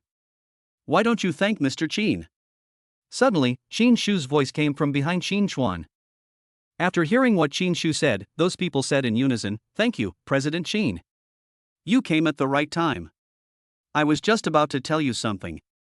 When Qin Chuan saw Qin Shu coming over, he wanted to talk about these people entering the Very Hungry Group. After all, Qin Chuan was just a hands-off boss, and Qin Shu was the operating CEO. I heard you, and I agree with your decision. After all, the company needs such people, and I want to take Very Hungry to a further step. Qin Shu said with a smile. Now that he knew it, Qin Chuan didn't waste so much time talking. Everyone, although President Qin has made so many promises to you, you are still employees of the Very Hungry Group after all. So, I hope you can be strict with yourselves and not do anything out of line. Otherwise, I will definitely fire you. By then, I don't want anyone to plead for you. Qin Shu has already started to play the good cop. But those people were very convinced and no one objected. In this way, Qin Chuan subdued the first batch of thugs. Especially Wang Dehua, who has completely become Qin Chuan's gold medal fighter. After dealing with things here, Qin Chuan returned to the hospital. But as soon as I entered the ward, I saw that there was no one on the bed. Lao San and Fan Tian Tian were gone. Nurse, nurse, where are the people inside? Qin Chuan hurriedly stopped a passing nurse. The people here have left.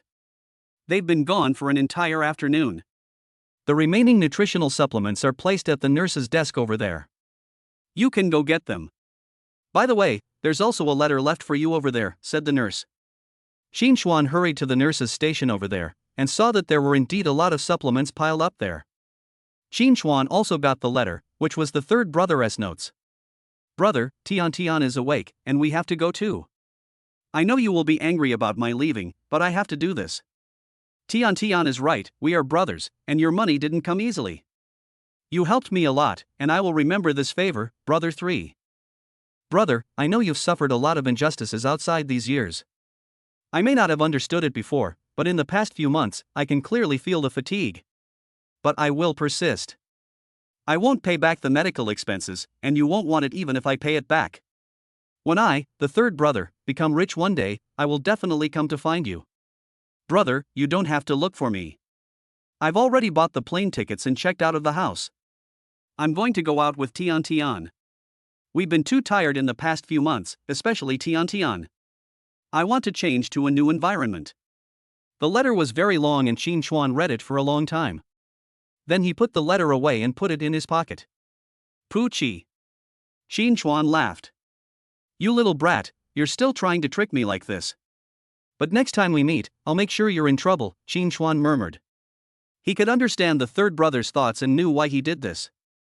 In front of life, everyone bows their heads, and the third brother is no exception. He is no longer the big talking guy he used to be. He clearly understands what life is.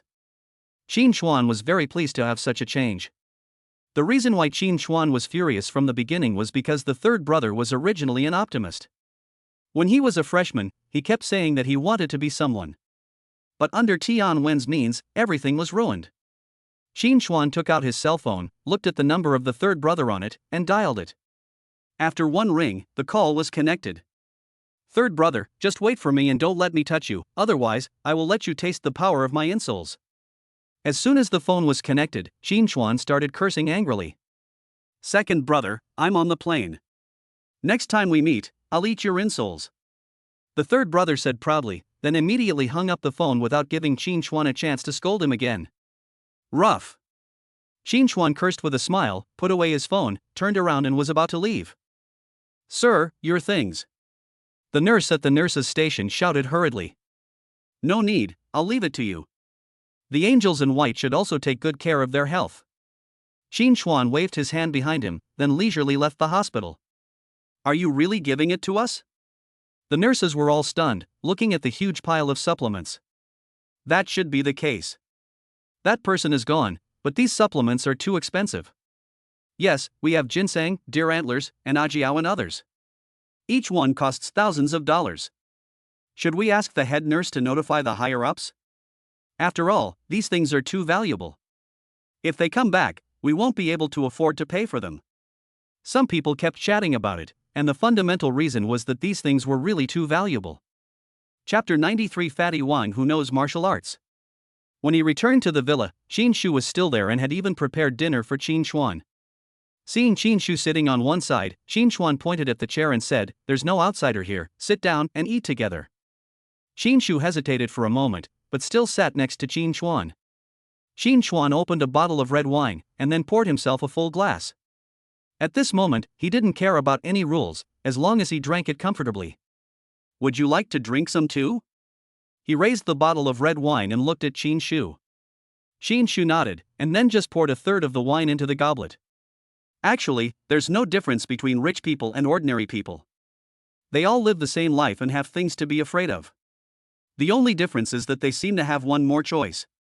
Qin Chuan said after taking a big sip of red wine. Yes, fighting exists from top to bottom and will never disappear. It's just that the rich and powerful play it on a bigger scale. Qin Shu said. Are you afraid? Qin Chuan asked Qin Shu. I've been afraid before. When I was in the group, I knew all kinds of problems. So after I took office, I have been making drastic changes to make myself more confident. Qin Shu was silent for a moment and gave such an answer. Fear is human instinct, everyone has it. You did the right thing. If you want to not be afraid, you must have strength stronger than anyone else. So, do you dare to come over to the demon city? Qin Chuan said. Mr. Qin, it's not that I don't want to come, but there are too many things involved here. I think it's better to stabilize the situation. Qin Shu said rationally. Do you really think so? Qin Chuan didn't believe what Qin Shu said. Yes, that's what I think. After all, very hungry is just a small group. In a place like Magic City, it can't even be ranked in the middle. Although President Qin has established his prestige this time, it is still too single-minded. All large companies control various resources, and it is difficult for a single company to develop. Single? Multiple? If I give you a chance, would you dare to come over?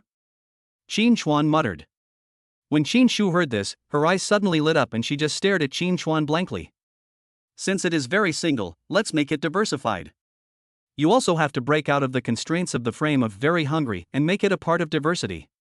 Qin Chuan said. I can. Qin Shu understood what Qin Chuan said, which was that he wanted to make a name for himself in the Magic City again, even if it meant changing his career. That's good. I'll give you 1 month. You organize and summarize your plan and report it to me. I'll ask someone to investigate. If it's feasible, let's make Magic City our first stop. Qin Chuan raised the wine glass in his hand and said. Yes. Qin Shu was very excited at this moment. It was a blessing in her life to have such a person supporting her. Which woman who chooses the financial management industry is not ambitious and does not want to be a leader? And she was very fortunate to have met Qin Chuan. After more than an hour of dinner, Qin Shu seemed to open up. She had never spoken so much in front of Qin Chuan. From her childhood dream of becoming an actress, to her dream of playing games in middle school, and then to the business world after college, she had always had dreams. She dreamed of having her own company and everything of her own. This was her dream in the first half of her life. In the second half of her life, she wanted to realize her dream with her own hands. I originally thought that my dream was out of reach, but now it seems that it is not the case. Qin Chuan did not interrupt her, but just listened to her story quietly while drinking. Qin Chuan naturally understood what she said. After all, Qin Chuan's experience was even more difficult. That night, Qin Chuan fell asleep without knowing when. A night in silence. Early the next morning, when Qin Chuan woke up, he saw Qin Shu also lying on the table, and there were 3 bottles of red wine on the table. No one expected that the two of them drank 3 bottles. Looking at Qin Shu, who was still sleeping soundly, Qin Chuan took a blanket from the room and covered her with it. After pushing open the door and letting in the air from outside, Qin Chuan felt a lot more energetic. Coming to the small courtyard outside the house, Qin Chuan stretched his body and then started boxing. After a set of boxing techniques, the alcohol in his body was completely eliminated. The comfort is just like drinking a bowl of steaming soup. Mr. Qin, can you also box? At some point, Wang Dehua appeared at the door with some breakfast in his hand. Come in, the door is not locked. Qin Chuan said with a smile. Wang Dehua smiled, and saw him put the breakfast directly on the wall over there, and with one hand, he directly passed through the door and landed steadily on the ground. Not bad, you flexible fat guy. Qin Chuan teased. I learned it from my grandfather. Fatty Wang grinned. Did you learn this from your grandfather? You can't tell. You're so fat. Your grandfather must have beaten you a lot. Qin Chuan teased. Young Master Qin, you are right. My grandfather told me at that time that if you are poor, you can learn literature, while if you are rich, you can learn martial arts, so he let me practice boxing. As you know, boxing makes you eat more, so I have had a big appetite since I was a child. But after I entered high school, I found that this era is different. Boxing may allow you to protect yourself temporarily, but it cannot protect everyone. Only power and money can make you a superior person. So I stopped practicing boxing, but my stomach kept eating more and more, and I became like this. Fatty Wang said. Qin Chuan did not dislike Fatty Wang's truthfulness. Instead, he was very optimistic about him. After all, what he said was the most realistic thing. It seems that you have experienced a lot. Tell me about it? Qin Chuan said with a smile. It's nothing. When I was in high school, we encountered a few foreign students bullying our classmates. I couldn't stand it, so I fought back, but in the end I was punished. That's when I started to think clearly about all this. Fatty Wang just said briefly. But Qin Chuan could almost imagine the arrogance of those people. After all, he had also seen those people's arrogance when he was in college. Okay, it's all over. Accompany me for a few moves, Qin Chuan said as he stretched his wrist. Forget it. I haven't practiced for a long time, and my hands and feet are not under my control. If something goes wrong, it will be really bad, Fatty Wang said. Come on, you can't hurt me. Qin Chuan hooked his finger. Seeing that Qin Chuan was so persistent, Fatty Wang did not refuse. He took off his coat and wore only the white shirt. I'm coming, Fatty Wang said as he rushed forward. Qin Chuan saw through Fatty Wang's background almost at a glance. After all, he was now proficient in fighting and familiar with various boxing styles. Chapter 94, A Short Separation Makes You Happy. After more than 10 moves, Qin Chuan blocked Fatty Wang's swinging punch and pushed Fatty Wang's waist, causing Fatty Wang to retreat several steps. Yes, the Dahongquan does have some skills. It has big openings and closings, and is hard yet gentle. You have really got the true skills. Qin Chuan moved his wrist and said. Each of Fatty Wang's blows was very powerful. Qin Chuan also wanted to try out the power of Hungar, so he took them all. His arms felt numb now.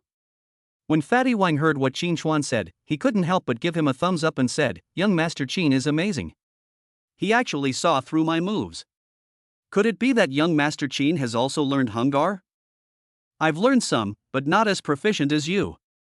After all, only someone with a physique like you can unleash the domineering power of Hungar. So let it go," Qin Chuan said modestly. What are you doing? At this time, Qin Shu walked out of the room. Nothing, the fat guy just brought me breakfast and we chatted. Qin Chuan immediately changed the subject. But Qin Shu seemed not to believe it and just looked at Fatty Wang. Fatty Wang quickly lowered his head, looking as if he had seen his parents. Seeing this, Qin Chuan just shook his head helplessly, then took breakfast and went into the house. But Qin Shu took the milk away, saying that she was going to heat it up over there because it was already cold. Why are you so afraid of her? Could it be that you have fallen in love with Qin Shu? Qin Chuan teased. Mr. Qin, please don't talk nonsense. How could I? I'm afraid of her because she is too powerful. When she was abroad, she could beat 2 people when she got angry. Once, if it weren't for her help, I would have been tricked by those people, Fatty Wang whispered.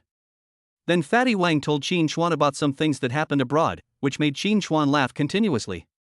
Master Miju? Qin Chuan didn't know what was wrong with him and blurted out these 4 words. At this moment, Qin Shu's face suddenly turned unhappy. Mr. Qin, you sold me out. When Fatty Wang heard these 4 words, he turned around and ran away, still shouting in grievance.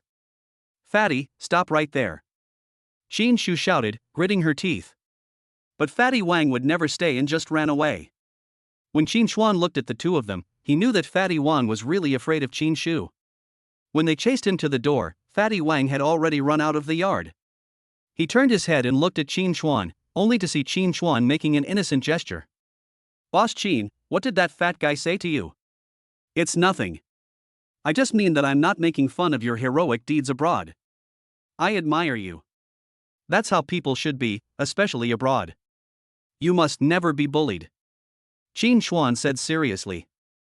Really? Qin Shu still didn't quite believe it. Of course it's true, but the name Nun Miju is not a good one. Who gave it to you? Qin Chuan was like a curious baby at this moment. It's still that fat guy. Qin Shu became furious when she thought of this. Next time I'll ask him to change one for you, Qin Chuan teased. Qin Shu didn't answer this time, but just sat there and ate breakfast. After breakfast, Qin Chuan and Qin Shu came to the Shin family auction house. Just as they were about to enter, they saw Xin Yue rushing out, as if she was in a hurry about something. Qin Chuan, what are you doing here? Xin Yue looked at Qin Chuan and said. I'm a shareholder, let me take a look, Qin Chuan said helplessly. I have something to do now and I need to go abroad for a few days. If you have any questions, please find Mr. Li. Xin Yue said this, then got into the car that had been waiting for a long time and drove straight to the airport. Well, we came here in vain. As time goes by, people forget us. Let's go back. Qin Chuan curled his lips, feeling bored.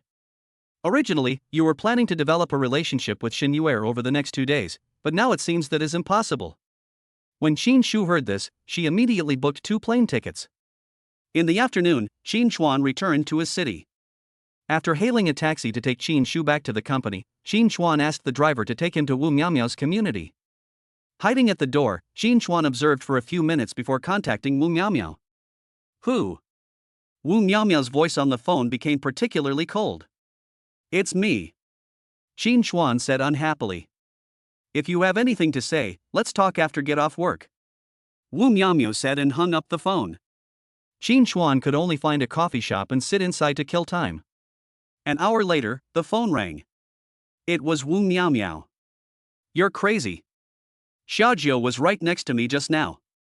If she figures out it was you, I'll be finished. Wu Miaomiao said cautiously in a low voice. Why did she go to your place? Qin Chuan asked puzzledly. I brought a friend here with psychological problems. I helped him deal with it. But you have disappeared for 2 days. Where have you been? Wu Miaomiao asked. I have something to tell you after I finish it. Okay, wait for me at the door and we'll talk when we get home. Wu Miaomiao said and hung up the phone. More than 10 minutes later, Wu Miaomiao appeared in the coffee shop. Qin Chuan immediately paid the bill and ran out. As soon as he got on the beetle, he saw Wu Miaomiao leaning towards Qin Chuan, sniffing carefully and said, Fortunately, there is no smell of perfume. That's not right. Am I that kind of dissolute person? Qin Chuan said speechlessly. It's hard to say. Wu Miaomiao deliberately showed a different expression. I'll train you well when we get back. Qin Chuan pretended to be fierce. Who are you trying to scare? Do you really think you are Superman? Wu Miaomiao was not going to suffer any loss. The car was parked in the garage and they took the elevator back home. Qin Chuan almost immediately picked up Wu Miaomiao and went into the bedroom. Isn't it dark yet? No, I have to teach you a lesson, little girl. Are you crazy? Crazy, just crazy. Along with the noise, the house was filled with springtime joy. Fortunately, the curtains were thick enough, making the room as dark as night. It was past 8 o'clock in the evening, the sky was completely dark, and the neon lights outside were on. Qin Chuan leaned aside and lit a cigarette, with Wu Miaomiao lying in his arms. Are you crazy? We haven't seen each other for just 2 days. Wu Miaomiao bit Qin Chuan's shoulder. I miss you, but does Chen Jiujin have other friends here? Qin Chuan was very curious. Well, come to think of it, he's also a poor man. When he said this, Wu Miaomiao's face looked a little ugly. What's the meaning? That girl wasn't as lucky as Xiaojiu. She had a disease and couldn't have children. After she got married, she was abandoned by her husband and wasn't allowed to go home. In general, she was just unlucky. And that man wasn't a good guy either. He was a complete scumbag. He said all kinds of nice things to her when she was pursuing her, but he turned against her just because of this one thing. Wu Miaomiao's words revealed her indignation. Chapter 95 Trouble. It turned out that Chen Jiujin's friend was her comrade in arms. When they retired together, Chen Jiujin chose to work first, while the girl chose to get married. It is conceivable that due to the high-intensity training, she had health problems, which led to these things happening. Every family has its own problems, but it's not appropriate for you to get involved in such matters, right? Qin Chuan said in a deep voice. I know, but there is no other way. Xiaojiu brought her here, and I can't refuse to accept her. There is something wrong with that girl's mind. She even has the idea of having a secret relationship with him. Have you told her? Qin Chuan said while smoking. No, I don't know how to say it. I just hinted at it vaguely. Saying it out loud would only make her worry. I hope to cheer up the girl through psychological communication. Wu Miaomiao said. But at this moment, Wu Miaomiao's cell phone rang. Miaomiao, where are you? Shall we jump off the building? Chen Jiujin, such a strong man, actually spoke with tears in his voice. Hearing this, Wu Miaomiao sat up immediately. Where are you? I'll be there right now. Chen Jiujin reported a point and then hung up the phone. Did he really jump off the building? Qin Chuan still couldn't believe it. You have such a bad mouth, why are you still standing there? Let's go and take a look. Wu Miaomiao said and went to the bathroom. More than 10 minutes later, the two of them went out. I really have a connection with hospitals. I went to the hospital in Lijiang and in Shanghai. Now that I have finally returned, I have to go to the hospital again. From now on, the hospital will be my second home. Qin Chuan complained. Indeed, I seem to have an inextricable bond with hospitals. When we arrived at the second hospital, there were already quite a few people gathered at the entrance of the emergency room. Qin Chuan even saw reporters inside, surrounding Chen Jiujin with cameras and asking questions. There are several people nearby who are swearing in the street, and their curses are very ugly. Seeing this, Wu Miaomia rushed in without saying a word and pulled Chen Jiujin out. Qin Chuan, help us block the people behind us. Wu Miaomia shouted, and then pulled Chen Jiujin and ran out of the hospital. Qin Chuan looked at so many people and immediately had an idea. But he tripped over the legs of one of the reporters, and that guy fell directly to the ground. At this time, Qin Chuan shouted loudly, "Don't step on him. If you really hurt him, he will blackmail you and you won't even be able to afford to wear pants." At this moment, everyone couldn't help but stop. The reporter was dazed by the fall and sat there staring around in a daze. "Brother, are you okay?" Qin Chuan said. "I'm fine." The guy said this, but reached out and grabbed Qin Chuan's wrist. "What are you doing? Are you planning to blackmail me? Let me tell you, this is a hospital and there are surveillance cameras there?" Qin Chuan said hurriedly. The reporter looked in that direction, then stood up, grabbed the microphone and rushed out. As soon as he moved, the people behind him rushed out. But Wu Miaomia took advantage of this opportunity and took Chen Jiujin to a safe passage on the side. Qin Chuan saw that everyone rushed out of the yard, and then he quickly went to the safe passage. The two women ran directly to the exit of the third floor and then stopped. "No, what's going on? Why are there reporters?" Qin Chuan asked while sitting on the stairs. "I don't know either." It should be the people from Xiaohui's husband's family. After the hospital notified them, they rushed over and made trouble with me directly, saying that I harmed their daughter-in-law, that I like women, and that I destroyed their marriage and forced her to go down this path. Chen Jiujin said helplessly. "It seems like he wants to blackmail you." Qin Chuan said. "That's right, these people cannot be spoiled." Wu Miaomia said. "I know they are blackmailing me, but I don't understand how they can be so shameless. They have already divorced Xiaohui, but they still act like victims. And those reporters are all on their side. No matter how I explain, no one believes me." Chen Jiujin's face was full of grievance. "Should we call the police?" Wu Miaomia asked in a deep voice. "It's not necessary for now. It hasn't gotten to that point. Those reporters need news hype, so let's give them an excuse. By the way, we can't let those guys in my husband's family get away with it. If we call the police, it will only make a big thing small, and in the end we won't give Xiaohui a fair explanation." Qin Chuan said. "What are you going to do?" Wu Miaomia looked at Qin Chuan. "That depends on what manager Chen has. Are all Xiaohui's things with you, especially the divorce certificate?" "And Miao, you can't sit idle either. "Didn't Xiaohui register with you? Prepare everything for me, and then you just wait and watch the show." Qin Chuan grinned. "What should we do now?" "Xiaohui's death notice has been issued, and it needs the signatures of family members, but none of them are willing to sign." "Xiaohui doesn't have any family and has been an orphan since childhood. Are we going to leave her body here?" Chen Jiujin looked at Qin Chuan and said. "Don't worry, I will send someone to handle it. You go and pack these things first. Remember, don't let others find out. After you've sorted them, follow my instructions." Qin Chuan said. Chen Jiujin had no idea what to do at this moment, so he just did whatever Qin Chuan said. And Wu Miaomia also believed in Qin Chuan.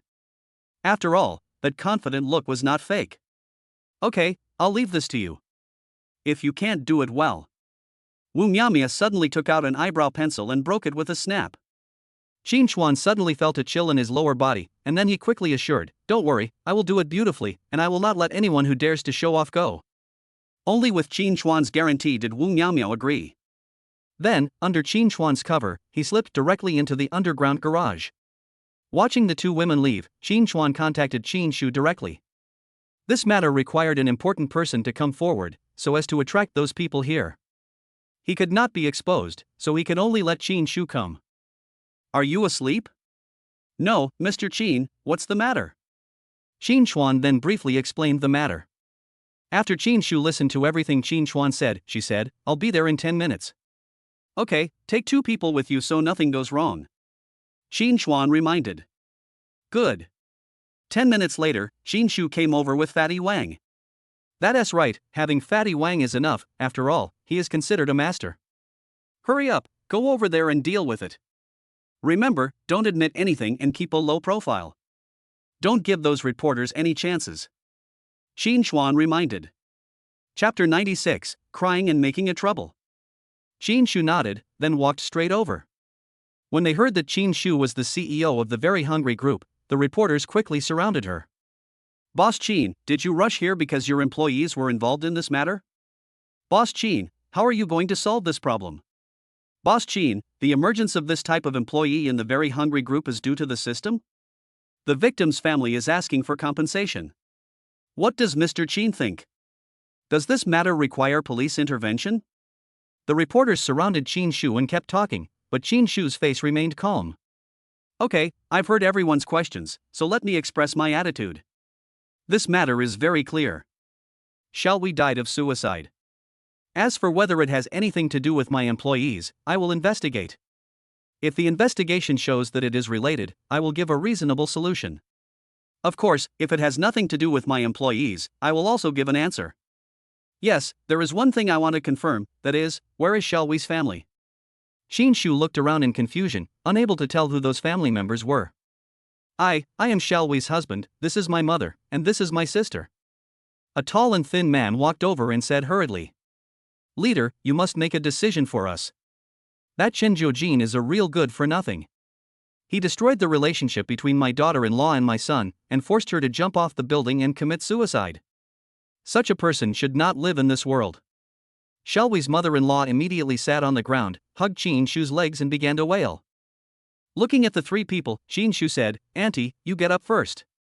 Since I came here, I want to clarify this matter. But now Xiaowei's body is still in there. Let's put the body in the morgue first and then discuss other things." "No, you can't let her go. If you let her go, we won't care about her anymore. She must stay here," the man who called himself Xiaowei's husband said viciously. That's right, you guys are like this, bullying ordinary people like us. Reporters are all here, you absolutely cannot do that unless you give a reasonable explanation. The more noise these 3 made, the more excited the reporters over there became. Photos were taken one after another, and some people even started recording videos. Everyone, as the CEO of the Very Hungry Group, I will definitely give you an explanation for this matter. However, I also need time to investigate. Besides, everyone gathering here affects the normal work of the hospital, so let's go to another place to talk, Qin Shu said and looked at Xiaowei's husband. When the husband heard this, his eyes lit up, and then he said a few words directly to his mother and younger sister. After hearing this, the old woman let go of her hand and cooperated with Qin Shu to leave. The reporters immediately chased after them. Of course, there were also people squatting here, after all, the little sister was still here.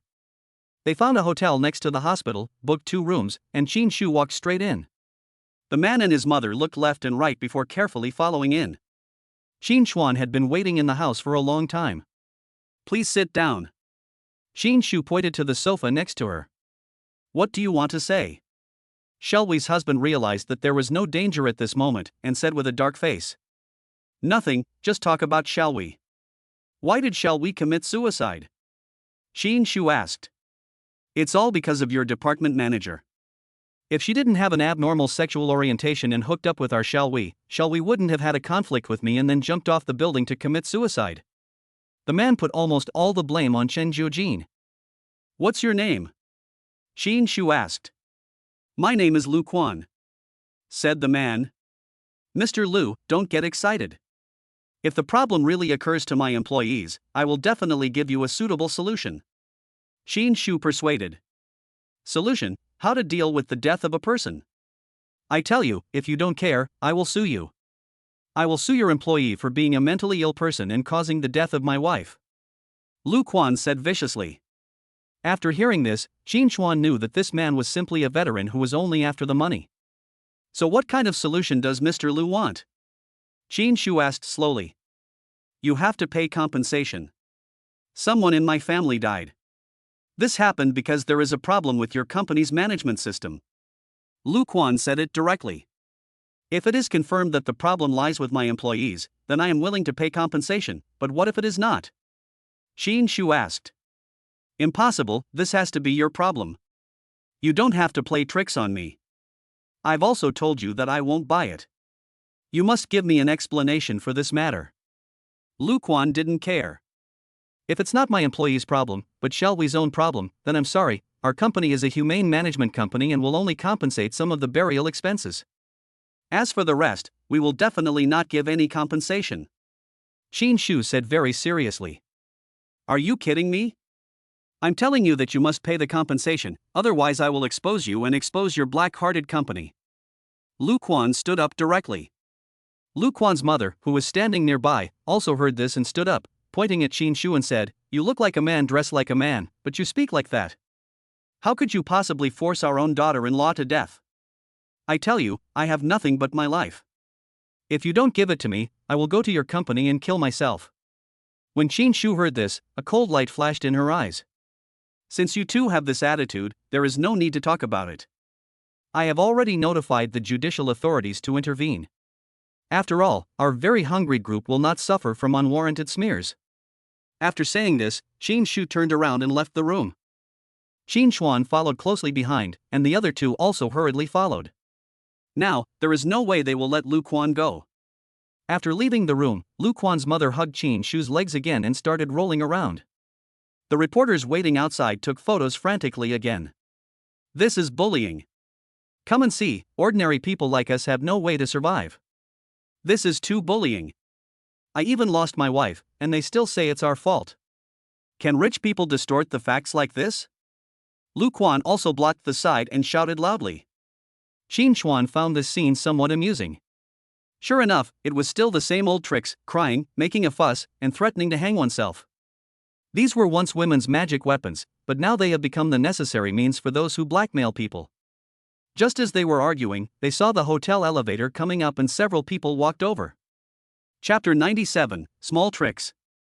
Wu Miaomio and Chen Jiujin were also among them, and even several police officers were seen. Seeing the police intervene, the reporters did not dare to act too recklessly, but still stood aside. Who is Lu Quan? The policeman asked in a deep voice. It's me, police comrade. You came at the right time. These people killed my wife and now they don't care about anything. You have to stand up for us. Lu Quan immediately burst into tears out of grievance. He looked so pitiful. But the police did not answer, instead they took out an investigation order and said, Someone reported that you are provoking trouble, destroying other people's fertility, and trying to extort money from others. Please come with us and assist us in the investigation. This time, Lu Quan was confused. Then, he stared at Chen Jiujin over there and said, It's you. You must have falsely accused me. I won't let you go. But the policeman didn't say so much and directly took Lu Quan and his mother away. Although the two of them acted like scoundrels, it was useless. When the reporters nearby saw this, they immediately chased after him excitedly. Didn't I tell you not to call the police? Qin Chuan was speechless when he saw two people coming with the police. There's no other way. I've asked someone, and this matter must be handled through the police. Wu Miaomio said. Okay, now that the thing has happened, let's talk about it. Do you have everything in your hands? Qin Chuan asked back. Everything has been sorted out. Xiaohui's bag contains not only the divorce certificate, but also several hospital reports. One of them is about infertility, and the rest are reports of scars. Lu Quan also has a tendency to domestic violence. Xiaohui has been there 7 times. Chen Jiujin said, gritting his teeth. Qin Chuan was stunned. He didn't expect to have an unexpected gain. I have also prepared everything here. We consulted with various registration forms issued by the Institute at that time. Of course, there is also a video. In the video, Xiaohui also talked about her situation, which can be used as evidence. Wu Miaomio said. That's easy. If we want to deal with Lu Quan, the first thing we have to do is to get everyone on our side. So, these things can be provided to the reporters. After all, they need this kind of news so much. Qin Chuan said with a smile. What about the second one? The second thing is of course to provide it to the police. Since the police have been notified, it should be the police who should resolve the matter. With these things, it will be impossible for Lu Quan to blackmail, and he will have to be punished. Qin Chuan said. That's all? The third one? Actually, it's right here at the company. President Qin is here too. He should pay for the funeral expenses. We can't just let Shall We lie there like this. Hearing this, the two women nodded, agreeing with what Qin Chuan said. As soon as we got back to the hospital, the reporters who were waiting there rushed over immediately. Boss Qin, have you come up with a solution? Has the police been informed of this matter? Xin Shu naturally knew what to say, but as soon as she stretched out her hand, Shen Jiujin next to her handed over the divorce certificate and report. Everyone, I believe that you are not the kind of newspaper that seeks to attract attention. My employee and Shall We are comrades who retired together. So, she has been living in my employee's home for the past 2 days. Just now, she found out that Shall We was divorced, and the reason for the divorce was that Shall We was kicked out of the house because of infertility. My employee took her in because she was homeless. Xin Shu said slowly. No, there is no divorce, they forged it. At this time Lu Quan's younger sister hurriedly shouted. You can take a look to see whether it is forged or not. You can even go to the relevant unit for some discussion.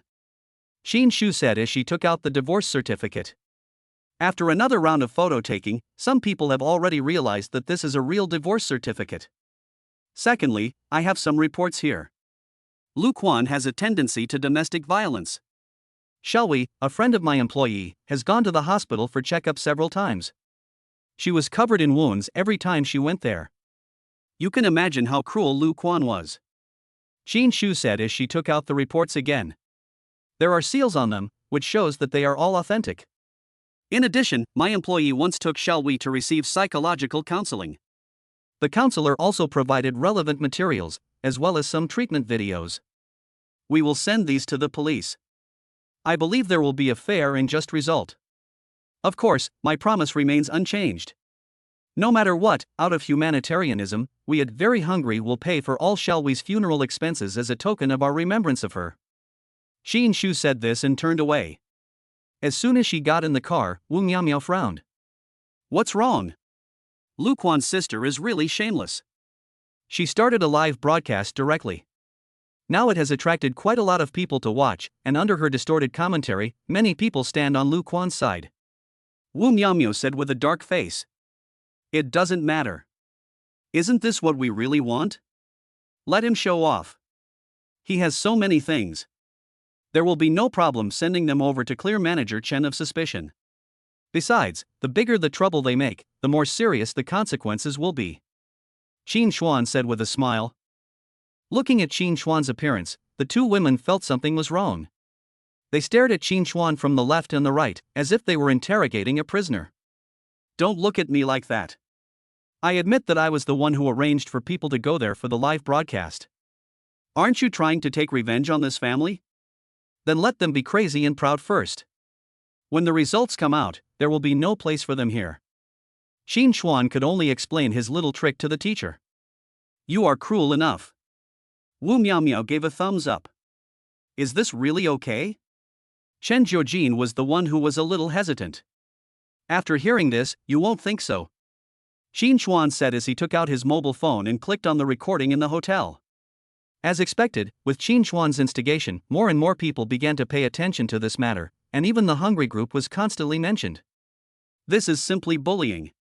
A group boss shows up. What kind of background does that employee have? This is reality. A woman was forced to jump off a building by another woman. These people who destroy other people's families should be punished. A good girl died now. Is this the sadness of the times or the indifference of human nature? The police have also intervened. I believe they will give Shall We justice. There are all kinds of things said on the internet, and Qin Chuan laughed a little when he read them. However, the majority of people were those who just wanted to watch the fun and not mind the trouble, so they started forwarding the message. In just a few hours, 100,000 people have participated in this topic. Moreover, more and more people began to pay attention. As usual, under the influence of hatred towards the rich, these people stood on Lu Quan's side without any hesitation. Chapter 98 Slippery Tongue. Is it really okay to continue like this? Wu Miao lay on Qin Chuan's body, looking through the comments on the internet. What's wrong with that? Just let it ferment slowly. Qin Chuan suddenly snatched Wu Miaomiao's phone with a sly smile on his face. You dare? Xiaojiu is still on the other side. She is emotionally unstable now. She may come over at any time. Letting you stay here is already a great favor to you. Wu Miaomia threatened. I'm not afraid.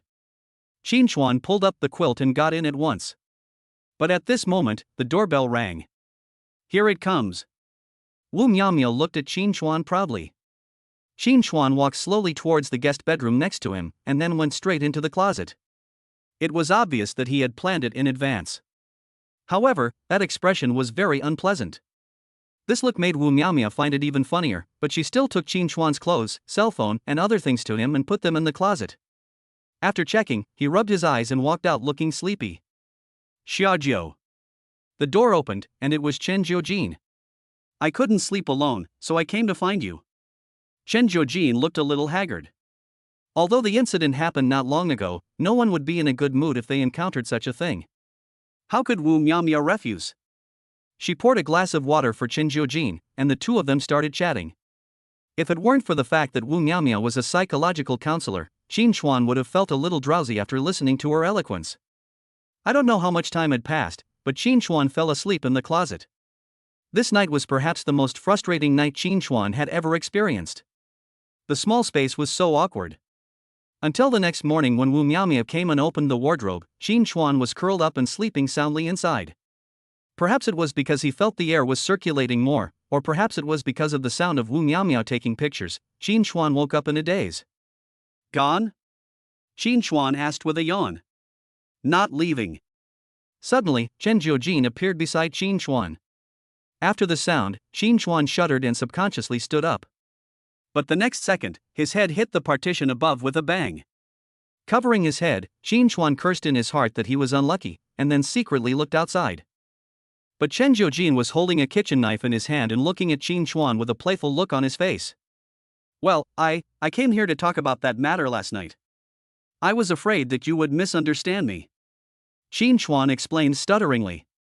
You hid in the closet because you were afraid that I would misunderstand. You really know how to chat, and all you have left after chatting is a pair of shorts? Chen Jiujin reached out and touched the sharp kitchen knife, but this action made Qin Chuan shudder. I'll give you 10 seconds. I'll wait for you outside. Chen Jiujin said in a deep voice. Oh. Qin Chuan responded, and then he saw Chen Jiujin walking out in pajamas. What's going on? Why didn't she leave? How did she know I was here? Qin Chuan hurriedly put on his pants, then grabbed the t-shirt next to him and put it directly on his head. Some people didn't keep quiet all night. Their snoring was so deafening that I thought it was an earthquake. How could they not be noticed? Wu Miaomia said playfully. I snore. Isn't it because this space is too small? It would be a lie if I didn't snore if I were a grown-up like me and stayed in here. Qin Chuan said. Don't yell at me, just think about how to explain to her. Wu Miaomia stood up and left twisting her body. Spendthrift woman. Qin Chuan said secretly, and then he could only bite the bullet and walk out. In the living room, Chen Jiujin was sitting on the sofa, while Wu Miaomia was sitting on a small stool opposite. There was an empty seat, which was obviously reserved for Qin Chuan. Qin Chuan sat on the small stool hesitantly. As soon as he sat down, he saw the kitchen knife suddenly thrown on the coffee table, making a loud noise. This time, Qin Chuan was so scared that he almost fell to his knees. Sure, Qin Chuan. I originally had good intentions in introducing my best friend to help you treat your mental problems, but you turned around and got my best friend into your hands. You are so awesome. Chen Jiujin said sarcastically. It was an accident, purely an accident. Qin Chuan said subconsciously. When he said this, Wu Miaomia next to him burst out laughing. But Chen Jiujin turned his head and glared at Wu Miaomia, then scolded, still laughing, you are also an accomplice. When Wu Miaomia heard this, she quickly shut up and pretended to be serious. Tell me, when did it start and how do you plan to treat my best friend? Chen Jiujin asked word by word. This really stumped Qin Chuan. What was his current relationship with Wu Miaomia like? Boyfriend or girlfriend? Lovers? Are you still hesitating? Chen Jiujin suddenly grabbed the kitchen knife and swung it towards Qin Chuan. Qin Chuan almost subconsciously took a step back, but the small stool was too weak and the plastic legs broke instantly, and Qin Chuan crashed into the wall. Bang! There was another collision, and Qin Chuan felt that his already confused head became even more dizzy. It's over, things have gotten out of hand. Wu Miaomia hurried over and helped Qin Chuan up. Chen Jiujin didn't expect Qin Chuan to have such a big reaction. He stood there stupidly for a while, not knowing what to say. It took Qin Chuan a long time to come back to his senses.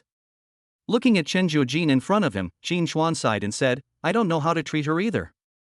No one expected that Qin Chuan would still be troubled by this issue. In an instant, embarrassment filled the entire room. The three of us just looked at each other. After a long time, Chen Jiujin took the kitchen knife and went out to make breakfast. However, the noise was too loud.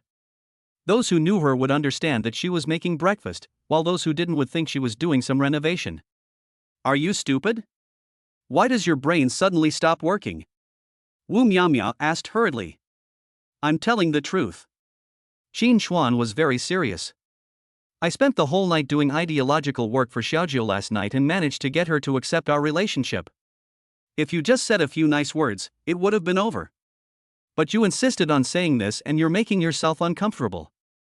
Wu Miaomia said unhappily. But this is the fact. Qin Chuan still said with his neck stiff. He may be smooth talking sometimes, but he is definitely not the kind of romantic man who speaks sweet words. Instead, he is a little bit old-fashioned. Wu Miaomia also had no temper with Qin Chuan. She shook her head helplessly, then turned and went into the kitchen. With her joining, at least this breakfast no longer has that decorative feeling. Chapter 99 Live Broadcast. Qin Chuan didn't even eat breakfast. He turned around and left Wu Miaomia's room. Walking on the road in the community, Qin Chuan was also feeling very irritated. I passed by a small stall, ordered a bowl of tofu pudding and 2 fried dough sticks, and just started eating. Qin Chuan ate almost half of the meal with just a small amount of food, which made him hate the boss so much. There were already many people here early in the morning, but Qin Chuan had been occupying that position for so long that he had already delayed several orders. However, he still didn't come up to urge. Qin Chuan didn't come back to his senses until his cell phone rang. I looked at the phone number and it was Qin Shu calling. Boss Qin, after one night of fermentation, more and more people are paying attention to this matter. Do we need to deal with it? Qin Shu asked. The time is almost right. Send the things I gave you to the police station. It's time to end this farce. Qin Chuan said. Good. After hanging up the phone, Qin Chuan paid his boss and slipped out the door. Looking at the slowly rising sun, Qin Chuan didn't know where to go for a moment and was a little confused. I knew you were here. You won't starve to death. Wu Miaomia suddenly appeared beside Qin Chuan and put her arm around Qin Chuan's arm. Why are you here? Why can't I come? I said I would support you. What's the matter with you now? Do you want to run away? Wu Miaomia glared at Qin Chuan. But what? I don't have so many requirements. I said, I won't delay anything for you, but you must leave a place for me in your heart. If Xiaojiu likes you, let her pursue you, and I won't stop her. Wu Miaomia said confidently. As soon as these words were spoken, many people nearby stopped to watch. Qin Chuan hurriedly pulled Wu Miaomia and walked to the side. He didn't want to be regarded as a gigolo. What are you afraid of? This is what I think and what I do. Besides, can that little book really restrain a person and give people a sense of security? That's nonsense. It's all fake. So, you don't have to think so much. Wu Miaomia looked at Qin Chuan seriously. By the way, I forgot to tell you that Xiaojiu is also the type that does not believe in marriage. So don't even think about marrying her. Otherwise, that knife she stabbed you with today will really make you childless. Wu Miaomia said in a low voice. Ah? This time, Qin Chuan was completely confused. What do you think? Otherwise, with Xiaojiu's conditions, she would have been married long ago. Why would a toad like you have to be thinking about her? Besides, Xiaoyi's problem has not been resolved yet. Some people have vowed that this matter will be handed over to him. Do you want to escape now? Wu Miaomia retorted. No, I definitely don't have that idea. I have already asked someone to do it. Qin Chuan said. Hearing this, Wu Miaomiao smiled. I knew you were not that kind of person. Let's go. I'm still waiting to see the faces of those people. Wu Miaomiao leaned on Qin Chuan's shoulder and smiled sweetly. After leaving the community, Wu Miaomiao saw Chen Jiujin looking at his mobile phone in his red Beetle. When he saw Qin Chuan coming up, he greeted him as if nothing had happened in the morning. At this point, Qin Chuan also breathed a sigh of relief. The car drove to the second hospital, where there were more reporters surrounding it, and Qin Chuan also saw the presence of many police officers. As for Lu Quan, he was wearing a shiny bracelet on his hand and was squatting in the corner with his head down and sighing.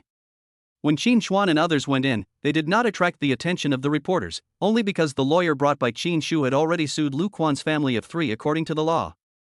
Faced with all the evidence, Lu Quan could no longer pretend and had to admit all the facts. At this moment, everyone was completely stunned. And this scene is also being broadcast live. Damn, things really took a turn. He is simply a scumbag and he is also a domestic abuser. He was kicked out of the house because he couldn't have children, and they divorced him. In the end, he wanted to come back for compensation after he died. Where in the world can there be such a shameless man? This family of 3 is really shameless. They are blackmailing other people's friends with flattering faces. Their skins are really thicker than the corners of the city wall. People like this should be punished, because they fooled all of us. The CEO of the Very Hungry Group is thoughtful. This is the way it should be. We can't let these villains take advantage of this and exploit a poor woman who has already died. Justice may be late, but it will never be absent. Everyone was in an uproar, some even went so far as to rush directly to the hospital and scold Lu Quan's family of 3, especially the old man and the old woman, who scolded them even more harshly. After all, people are all made of flesh and blood, but this family of 3 has never seen such stuff before. Qin Chuan was even worried that if the police hadn't been guarding him, Lu Quan might have been drowned by these people's saliva. After everything that happened last night, the reporters were naturally not very satisfied, and then they discovered Chen Jiujin. Perhaps because the problem was solved, the burden in Chen Jiujin's heart was completely lifted. All the answers were so appropriate, and the funeral ended with Qin Shu taking charge of Xiaohui's funeral. However, this matter is not over yet. After all, Chen Jiujin and Xiaohui are both veterans. When something like this happens, the relevant authorities will naturally not sit idly by. This makes Lu Quan even more sad. After leaving the hospital, Chen Jiujin suddenly took out a military medal from his pocket and handed it to Qin Chuan. This is Xiaohui's only honor, and she has been keeping it. I give this thing to you as a token of my gratitude to you on behalf of Xiaohui, Chen Jiujin said in a deep voice. Qin Chuan touched the badge in his hand, on which were written 3 words, third-class merit. I can't take it. This is hers, and it belongs to her alone. No one has the right to give this honor away, not even you. So, you should give this thing to President Qin and let her handle it properly. Qin Chuan finally refused. Chen Jiujin was stunned for a moment, then he thought of something and ran straight into the hospital. In fact, it's hard to meet the right person, and it's even harder to meet someone who is willing to fight for you. Wu Miaomiao murmured, and her hand climbed onto the back of Qin Chuan's hand without her knowing when, with their fingers interlocked. Qin Chuan didn't say anything, but just tightened his grip and held Wu Miaomiao tightly. Although he couldn't promise anything, he could guarantee that he would never let anyone down. A few minutes later, Chen Jiujin came out with a slight smile on her face. At this moment, she had finally returned to normal. When he saw Qin Chuan and Wu Miaomiao holding hands, he immediately came up and punched Qin Chuan. You're asking for a fight by flirting with her instead of me. Chapter 100 I do. This time, Qin Chuan was stunned and had no time to react. He got a black eye from the punch. It took 3 days for the dark circles to disappear. However, Chen Jiujin became more and more targeted at Qin Chuan, and Qin Chuan was so angry that he wanted to pin Chen Jiujin to the ground and whip him. But these are just thoughts, how can I dare to really do it? Because of this incident, Chen Jiujin was punished by Qin Shu, who asked her to take Zhang Lan to various branches to investigate the situation. In Qin Shu's words, there is no order without rules. Qin Chuan didn't say anything about this. After all, Qin Shu had her own ways and methods, and Qin Chuan didn't want to destroy them casually. Wu Miaomiao was also pushed to the forefront. It was because Xiaohui's influence was so great that her psychological counseling room was known to many people.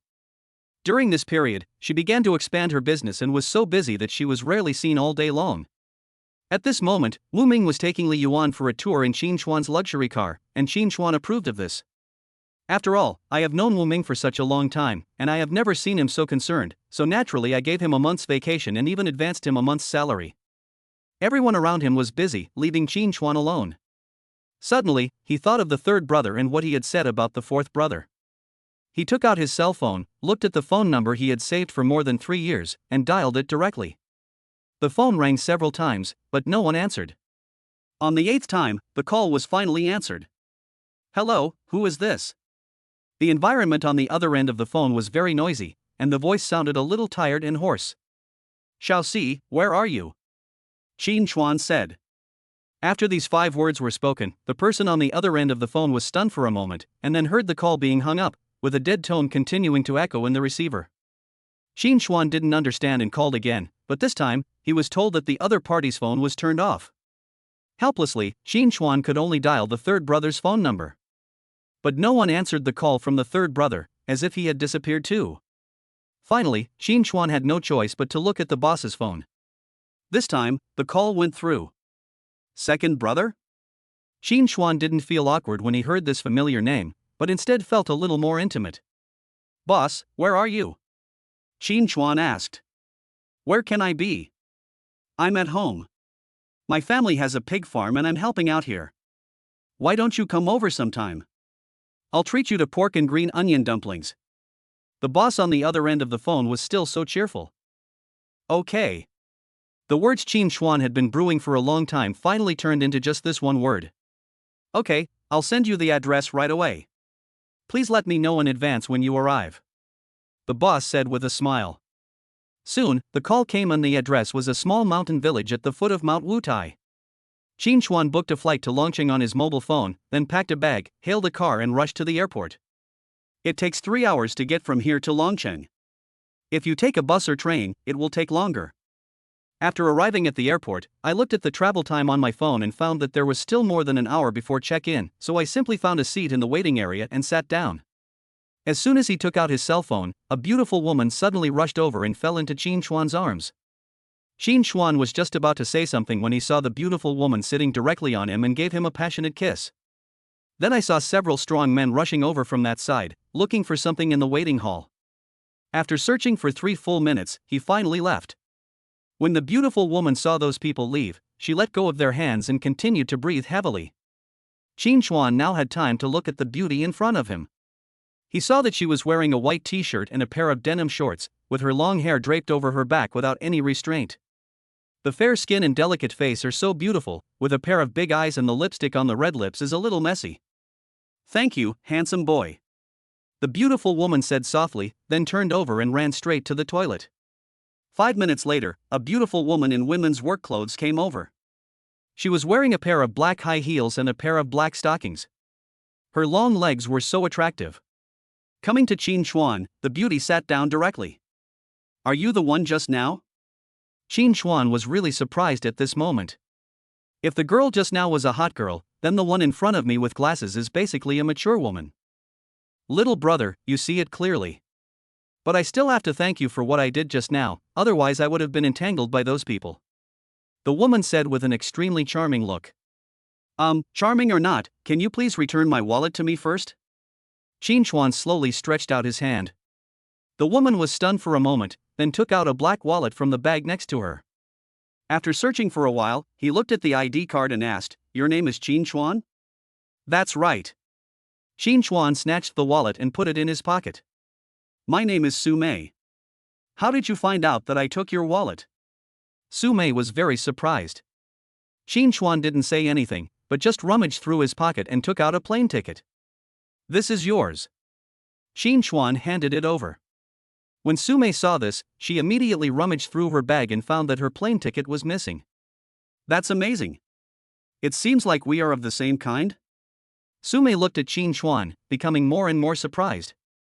We are not people of the same mind. I just don't want to suffer any loss. Qin Chuan said slowly. Do you know who I am?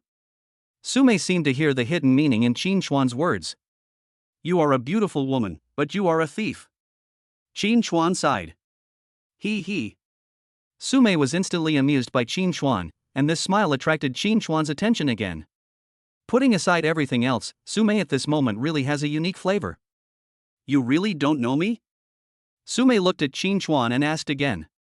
I didn't know him, but now we know each other, don't we? Interesting, are you going to Longcheng too? Sumei asked back.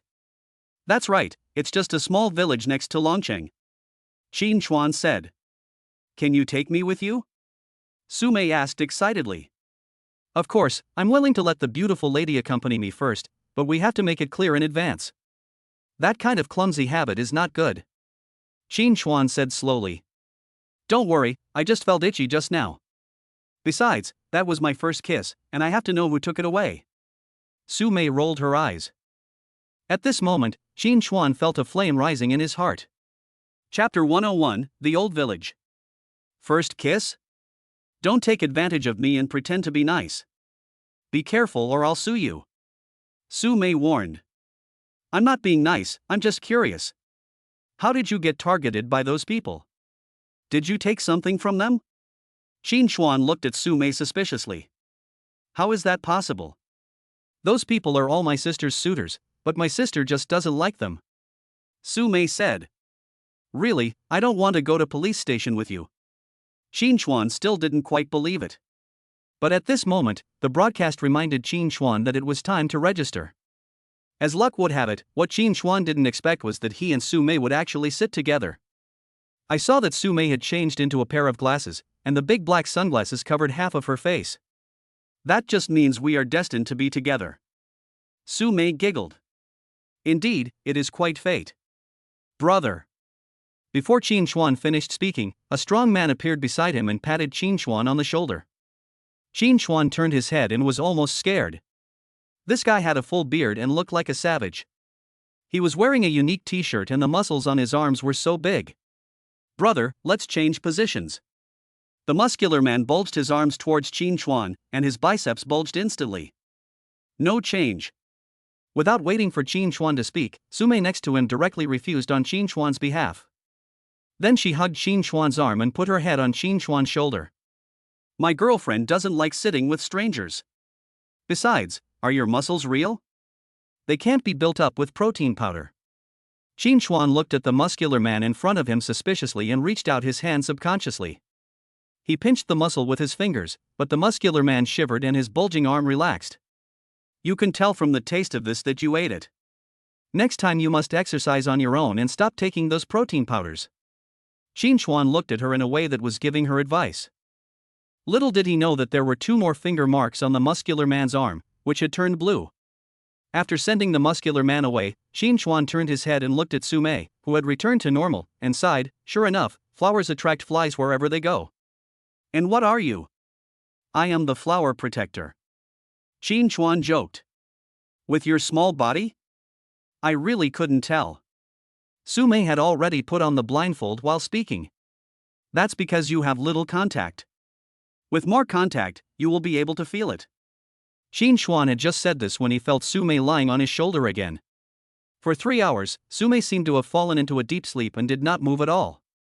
Qin Chuan sniffed the fragrance of her hair and looked proudly at the muscular man over there.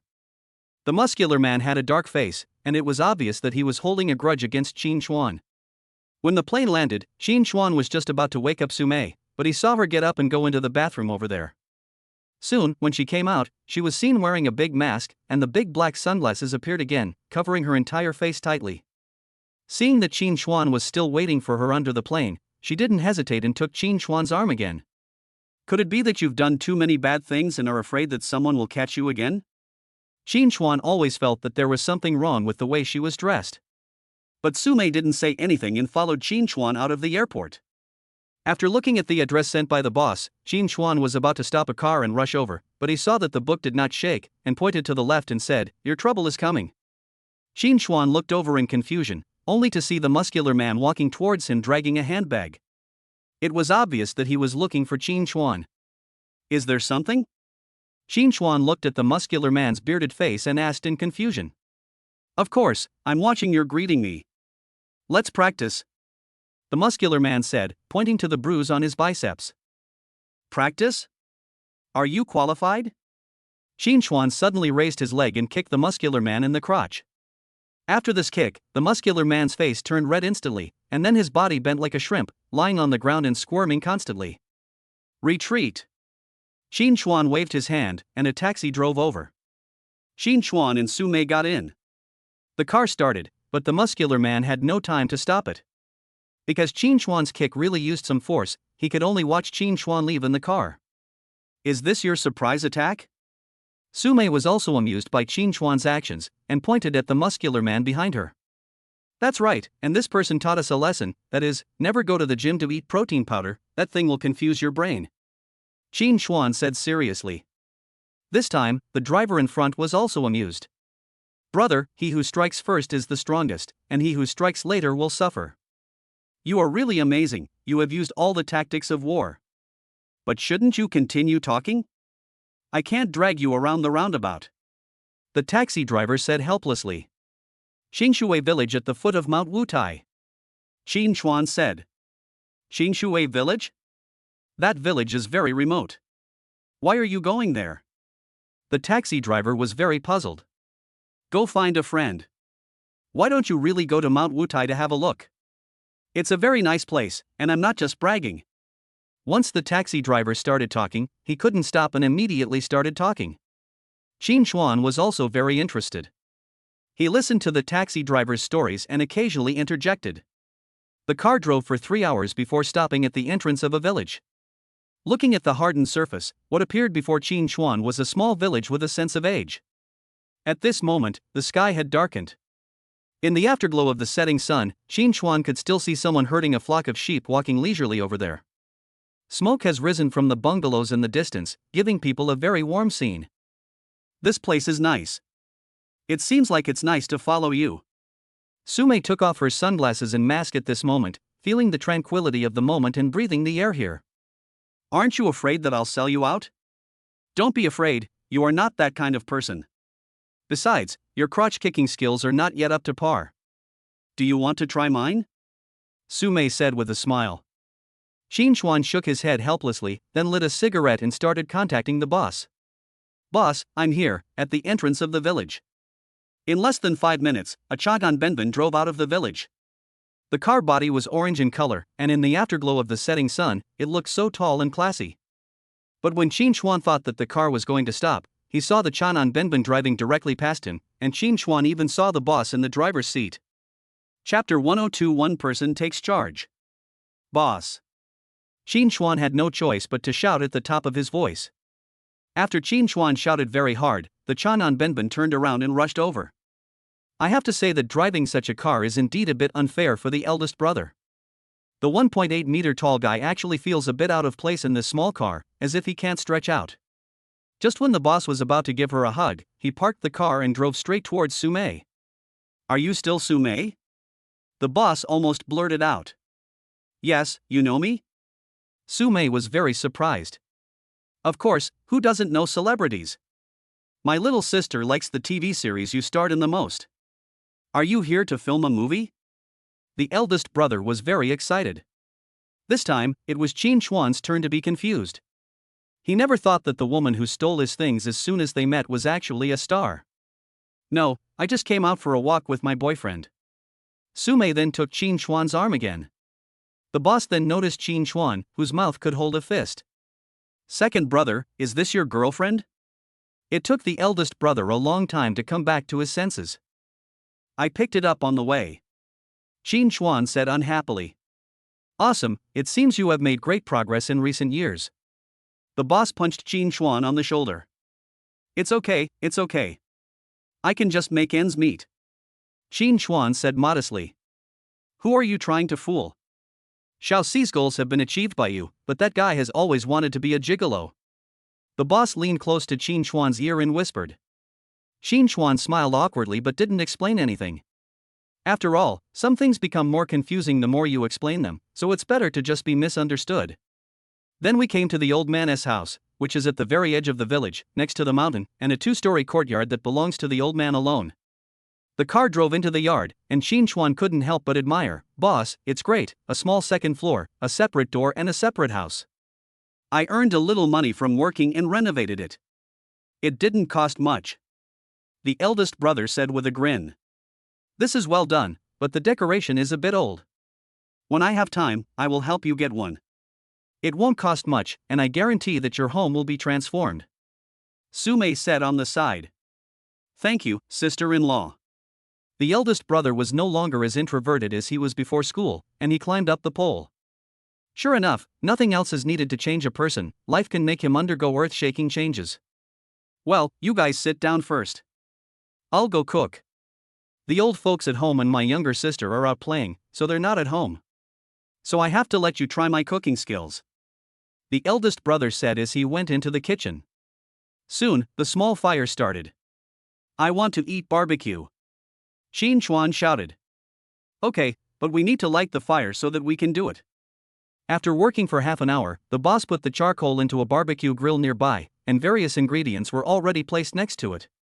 Even while Qin Chuan was flipping the chicken, the boss grabbed a chicken and cleaned it up.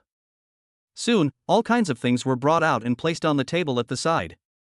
Sume was already enjoying herself at this moment, while Qin Chuan and the boss were drinking and grilling skewers. Boss, how is Xiaoxi?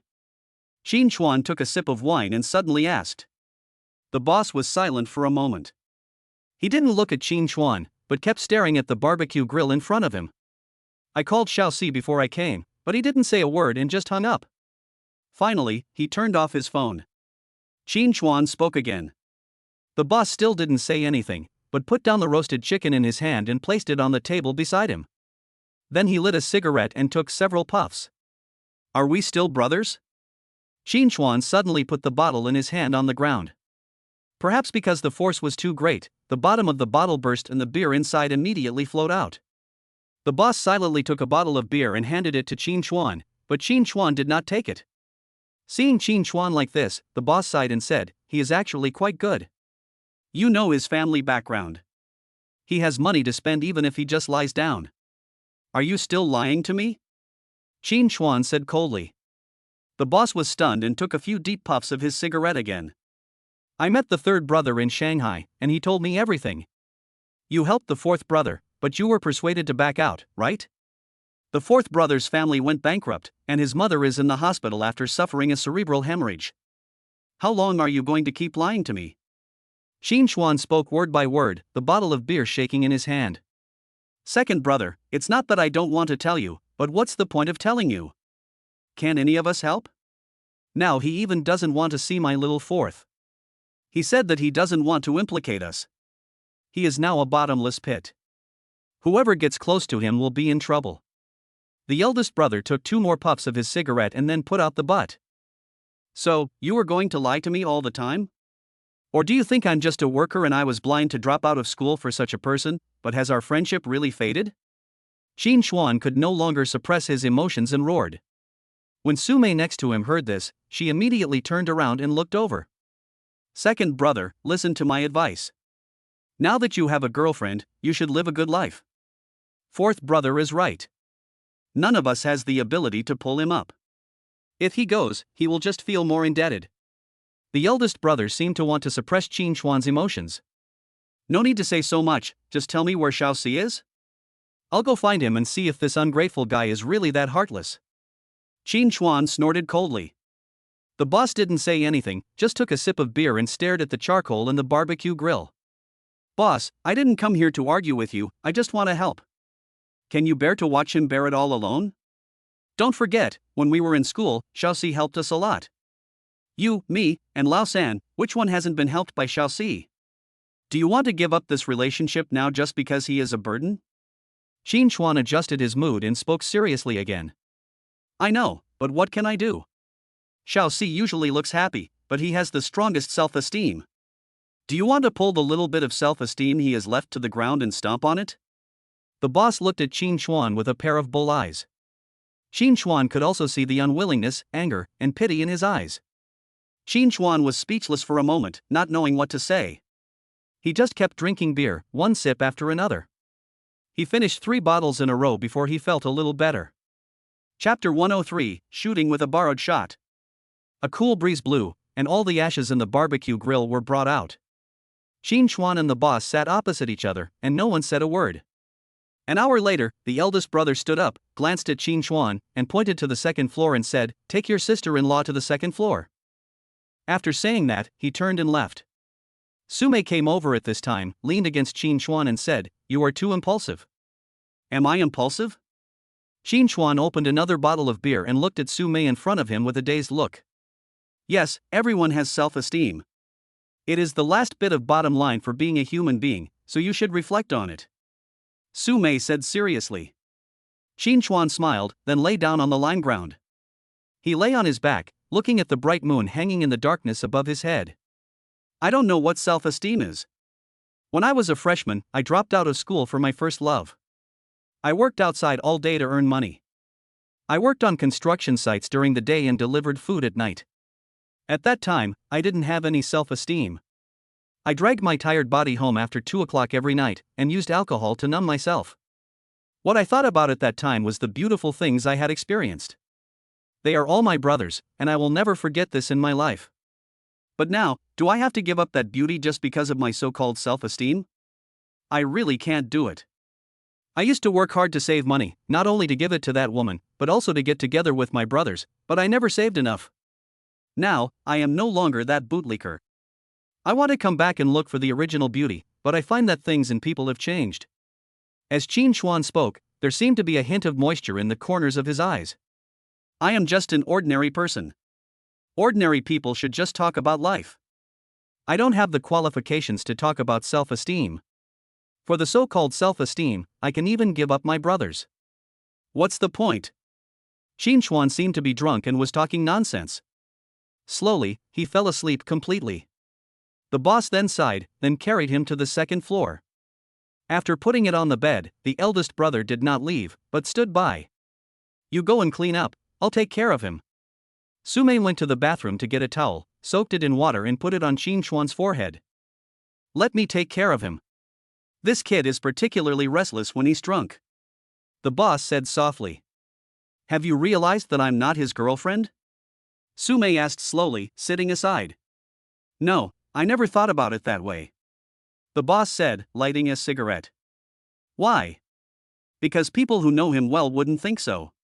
Who would have the courage to drop out of school just because of a girlfriend and go through the hardships that ordinary people can endure? Working 3 part-time jobs a day, that's working hard," the boss murmured. "Desperately?" "That's right.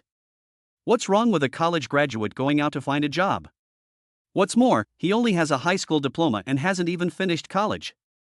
But he gave that woman the best life, all kinds of luxury goods, all kinds of famous brands. As long as others have them, he tried hard to get them for that woman. Now it seems that everything is in vain. Otherwise, he wouldn't have found you." The boss sneered, as if he was speaking unfairly for Qin Chuanming. Although it was only a year, it was enough time for them to understand each other's temperament. Sumei just listened as the boss spoke in vivid detail. Qin Chuan had already gone to play chess with Zhou Gong and knew nothing about what was happening. It was late at night and it was extremely quiet outside. The fire in the barbecue grill was completely extinguished and the ashes had no residual heat. Early the next morning, Qin Chuan was awakened by his biological clock. "As soon as I stood up, I felt a slight headache." He rubbed it for a while, then began to look around. But I saw the boss leaning against the opposite corner and snoring, while Sumei was lying on the sofa, sleeping soundly. It was already dawn outside. Qin Chuan got up cautiously and wanted to go out, but he saw Sumei suddenly open her almond-shaped eyes and just look at Qin Chuan. "Woke up? Well, speak softly, don't disturb the boss," Qin Chuan whispered. Sumei nodded, then sat up straight and stretched towards Qin Chuan. Her curvy figure is even more eye-catching against the backdrop of that dress. "What are you looking at?" Sumei seemed to have noticed Qin Chuan's actions and looked at him teasingly. "Nothing, I'm going to wash my face," Qin Chuan said and slipped away. Looking at Qin Chuan running away, Sumei smiled. When Qin Chuan finished washing up, he saw Sumei had been waiting downstairs for a long time. The clothes were still the same, but with more wrinkles. There is no makeup on her face, just her natural look. "You are more beautiful without makeup than with it," Qin Chuan couldn't help but admire. "Really? Compared to your little girlfriend?" Sumei giggled and blinked her big eyes. How did you know?" Qin Chuan asked, puzzled. How should I know? He shouted all night last night, how could I not know? He is so infatuated. Sumei took a step towards Qin Chuan while speaking. Impossible, absolutely impossible, you are lying to me. Qin Chuan didn't believe it at all. Okay, I won't tease you anymore. It's your boss who said that. But I'm curious, what kind of woman is worthy of you doing that, even if it means risking your life? Sumei was very curious. She's just an ordinary woman. I had never seen the world before. Later I realized that it's not that she is not good enough, but that I live too miserably and can't give others what they need, even after fighting for my life. Qin Chuan lit a cigarette and sat on the stone at the door to smoke. An ordinary woman would not be satisfied if she had a man like this. Otherwise, why don't you fight for me? Sumei said half-jokingly. Forget it, I'm just an ordinary person and you're a big star. We're not on the same path at all. Your followers can line up from here to Longcheng. You don't need someone like me at all. Qin Chuan said self-deprecatingly. But what if I give you this chance? Sumei walked over slowly, put her right index finger on Qin Chuan's chin, and then slowly lifted his face up. Good acting. I've decided. I will join your fan club and become your most powerful supporter. Qin Chuan said with a grin. You really don't want to consider it? Don't worry, I'm the original one, I haven't had any plastic surgery, I haven't done anything. Besides, you took away my first kiss, don't you want to give me an explanation? Sumei asked back.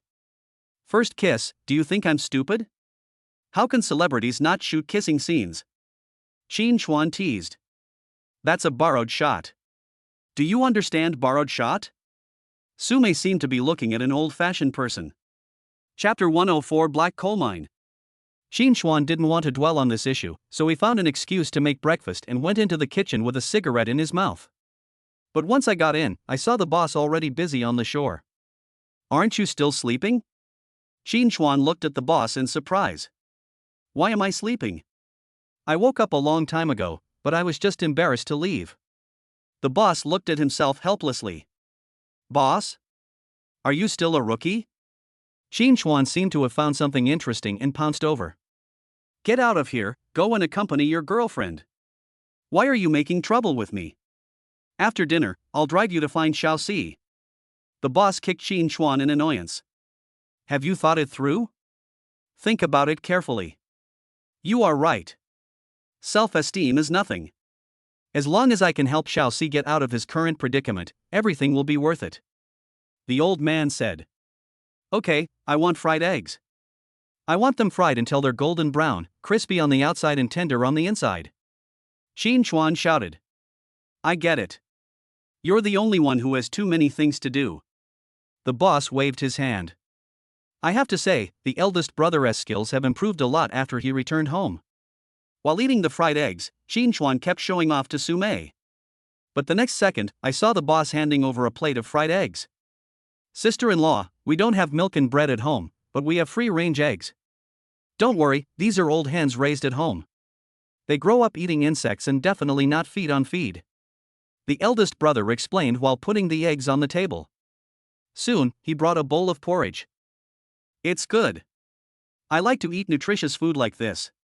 Sumei was very polite, but her provocative eyes were always staring at Qin Chuan.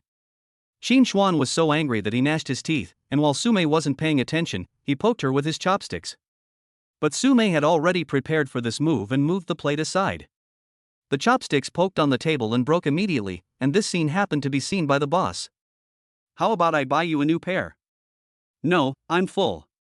Qin Chuan ate the remaining half of the egg in one bite, then picked up the porridge and started drinking it. He didn't even look at the pickles. After eating and drinking, Qin Chuan just stood up and saw Sumei holding Qin Chuan's hand and said, Dear, should you accompany me to buy 2 pieces of clothes? Buying clothes? Qin Chuan looked at Sumei, who was wearing a professional suit, with some confusion. It shouldn't be like this. I don't have any clothes to change into. Are you reluctant to spend money? Sumei held Qin Chuan's hand, and her tone became even more annoying. Go? Why go? This place is so far from Longcheng. It takes 3 hours by car, and 6 hours to go back and forth, not to mention the time you spend shopping in the mall. Based on this calculation, it will take you a whole day to buy clothes. Qin Chuan said speechlessly. What's wrong with one day? Didn't some people work hard for others for 3 years? Can't they give me a little bit now? Su Mei pouted, showing an aggrieved expression. Seeing the boss looking over here again, Qin Chuan begged for mercy. Okay, I'm afraid of you. Buy it, but I have to wait for the boss to finish. Can you drive there? It's settled, thank you, dear. Su Mei pouted and blew Qin Chuan a kiss in the air. Qin Chuan was completely helpless. He took out his cell phone and started looking for the nearest town. Just kidding, he still had to go find Shaoxi today. He wanted to see what was nearby and just buy 2 sets. But the next second, Qin Chuan was confused. The network signal here was so bad that he could only make a phone call. It was impossible to browse the web. He had no choice but to ask the boss for help. Buying clothes? This really stumps me. I usually buy more than 10 pieces of clothes at a time and then never go out. So, I'll be done with it and I'll go out with you guys. Anyway, there's no clothes for sale in the village. Okay, let's hurry up. We have to go find Shaoxi later. Qin Chuan said. Okay. As the eldest brother spoke, he started to get busy, feeding the pigs and chickens. When he finished these things, it was already past 10 o'clock in the morning. Qin Chuan really didn't expect that the boss really raised so many pigs. However, I have been busy serving these ancestors since morning breakfast until now, and this is not an easy job. After getting some clean water in the sink, the eldest brother said, "Wait for me a moment. I'll go change my clothes." Changing clothes was quick and easy, and it was done in just a few minutes. However, the eldest brother went to find someone from the neighbor's house and asked them to help look after the pigs. He said that he had prepared all kinds of pig feed and they just needed to help pour it in when the time came. The neighbor did not refuse, but expressed relief. After finishing everything, they went out and sat in the Chang'an Benben. Qin Chuan asked, "Boss, where is Shaoxi?" "It's not here, it's in a hilly area southwest of Longcheng. There's an illegal coal mine there. The daily wage is 1,000 yuan, and it's paid on a daily basis," the boss said in a deep voice. Illegal coal mine? Qin Chuan was stunned. He had some understanding of the illegal coal mines. They were unlicensed coal mines, very dangerous inside, with no safety measures at all. Landslides could occur at any time, and it was common for one to happen every day. If you were lucky, you could escape, but if you couldn't, you would remain inside. Did you find it for him? Qin Chuan asked back. How could I help him find that kind of job? He found it himself. When I was in school before, I told him about the evil deeds of the black coal mine boss. He remembered it and then ran away. I also saw it when I was delivering meat. The boss's tone was a little low. Let's not buy clothes. Let's go find Shaoxi first, Qin Chuan said. Su Mei didn't say anything at this moment. She was not a stupid woman. Regardless of the situation, she knew something about the illegal coal mines and was aware that they were the most dangerous. After driving for more than 2 hours, the boss had changed route via a small road and headed southwest. The road became harder and harder to walk on, with small potholes all over the ground. Fortunately, the boss's Chang'an Benben was powerful enough and did not stop and stall in the middle of the road. After nearly an hour and a half of bumpy ride, there was no so-called asphalt road ahead, only a dirt road. The thick dust directly submerged half of the tires, as if we were walking in the desert. After passing the big bend in front, we can only walk, the eldest brother said, pointing to the big bend in front. Su Mei was stunned for a moment. You know, she was wearing high heels at the moment. In a place like this, there is no way to go anywhere. The car stopped over there. Qin Chuan looked at a figure flashing in the distance and pointed at that place and asked, "Where is it?" "Yes, that's the place, but how are our sister-in-law going to get there?" The eldest brother also noticed this embarrassing situation. "He carried me." Su Mei pointed at Qin Chuan. Chapter 105, Breaking into the Door. Qin Chuan was about to refuse, but when he saw Su Mei starting to act coquettishly again, he immediately nodded and agreed. Acting like a spoiled child isn't scary, what's scary is the boss's chattering mouth. Qin Chuan was completely convinced. "Come up." Qin Chuan patted his shoulder and said. Su Mei climbed up without saying a word. It's true, Su Mei isn't that heavy, probably just over 100 pounds at most. "Is it okay?" The boss looked at Qin Chuan's body and asked worriedly. "Don't worry. A man has to say no. but the distance is a bit far. Qin Chuan said, looking at the black dot in the distance.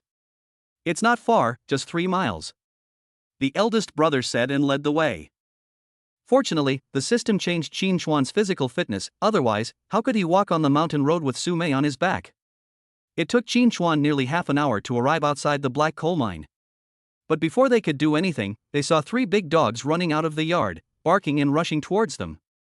The boss slowly half squatted down, his fingers sinking into the yellow earth, and then the big dog stopped barking. Then, 7 or 8 people came out, wearing security uniforms and holding rubber sticks, saying, "This is not a place to play, get out of here, or we'll let the dogs bite you." We are here to look for someone. Is Yang Jigang here? The boss stood up and quickly handed over a cigarette. There's nothing, Yang Jigang, let's go. The leader looked at the boss taking out a box of Hontishan cigarettes, then waved his hand, took out a box of Zhonghua from his pocket, shared it with a few people next to him, and said unhappily while holding it in his mouth, "That's my brother. I'm Wang Chang who delivered the meat to you before.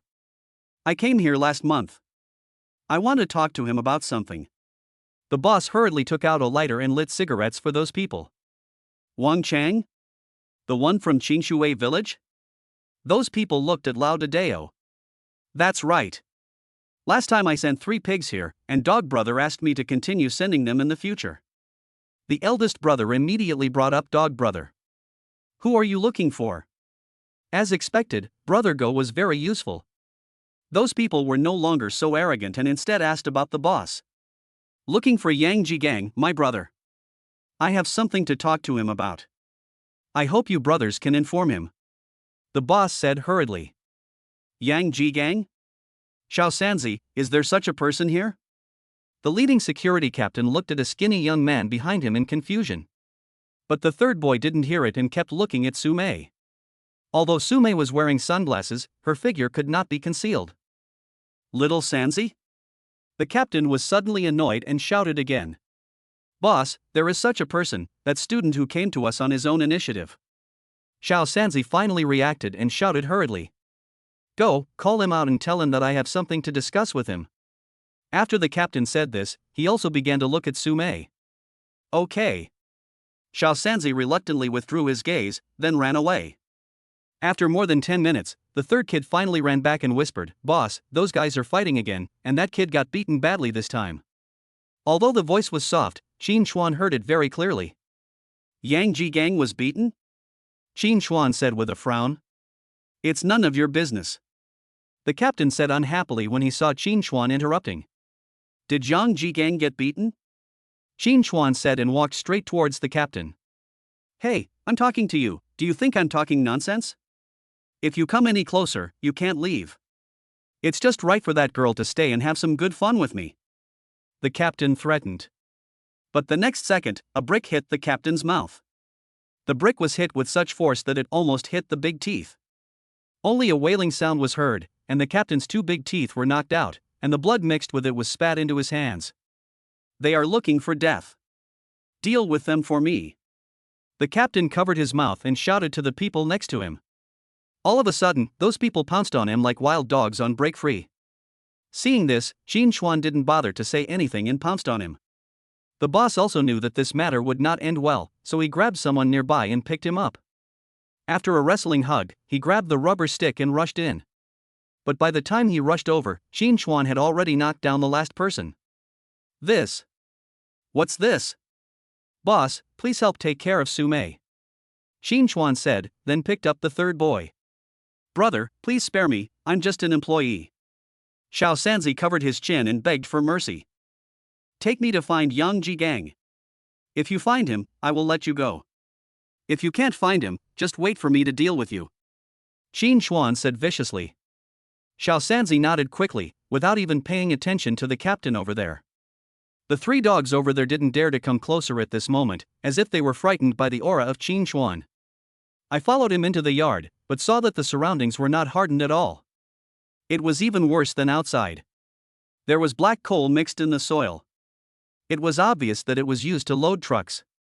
After walking a little further inside, I saw more than a dozen people in security uniforms rushing towards me. Brother, it wasn't me. I didn't notify them. Xiao Sanzi explained after seeing the situation. I'm not talking about you. Qin Chuan flexed his wrist and then walked straight towards those people. No one could get in front of Qin Chuan, not even the fat man who was over 2 meters tall. He was knocked away by Qin Chuan's punch. No one dared to get close to him anymore. This way, go this way. The third child hardly dared to speak loudly, for fear of causing Qin Chuan's dissatisfaction. Then I came to the backyard, and saw a hole on the mountain wall in front. The hole was about 2 meters high and 1 meter wide. It was obvious that this was the entrance to the coal mining. There were more than 20 people surrounding a person and running around. They were all wearing clothes covered in coal dust and had safety helmets on their heads. The one who was beaten is the one you are looking for, Xiao Sanzi said, pointing at the crowd over there. Qin Chuan grabbed a shovel from the side without saying a word and rushed over. The shovel cleared the way and those people were knocked to the ground one after another. Looking at the big man sitting on Yang Jigang and waving his fists, Qin Chuan suddenly kicked him, and the big man was thrown out and hit the elevator on the side. Looking at Yang Jigang at the bottom, he is now protecting his head with his arms and curled up his body. Shall see.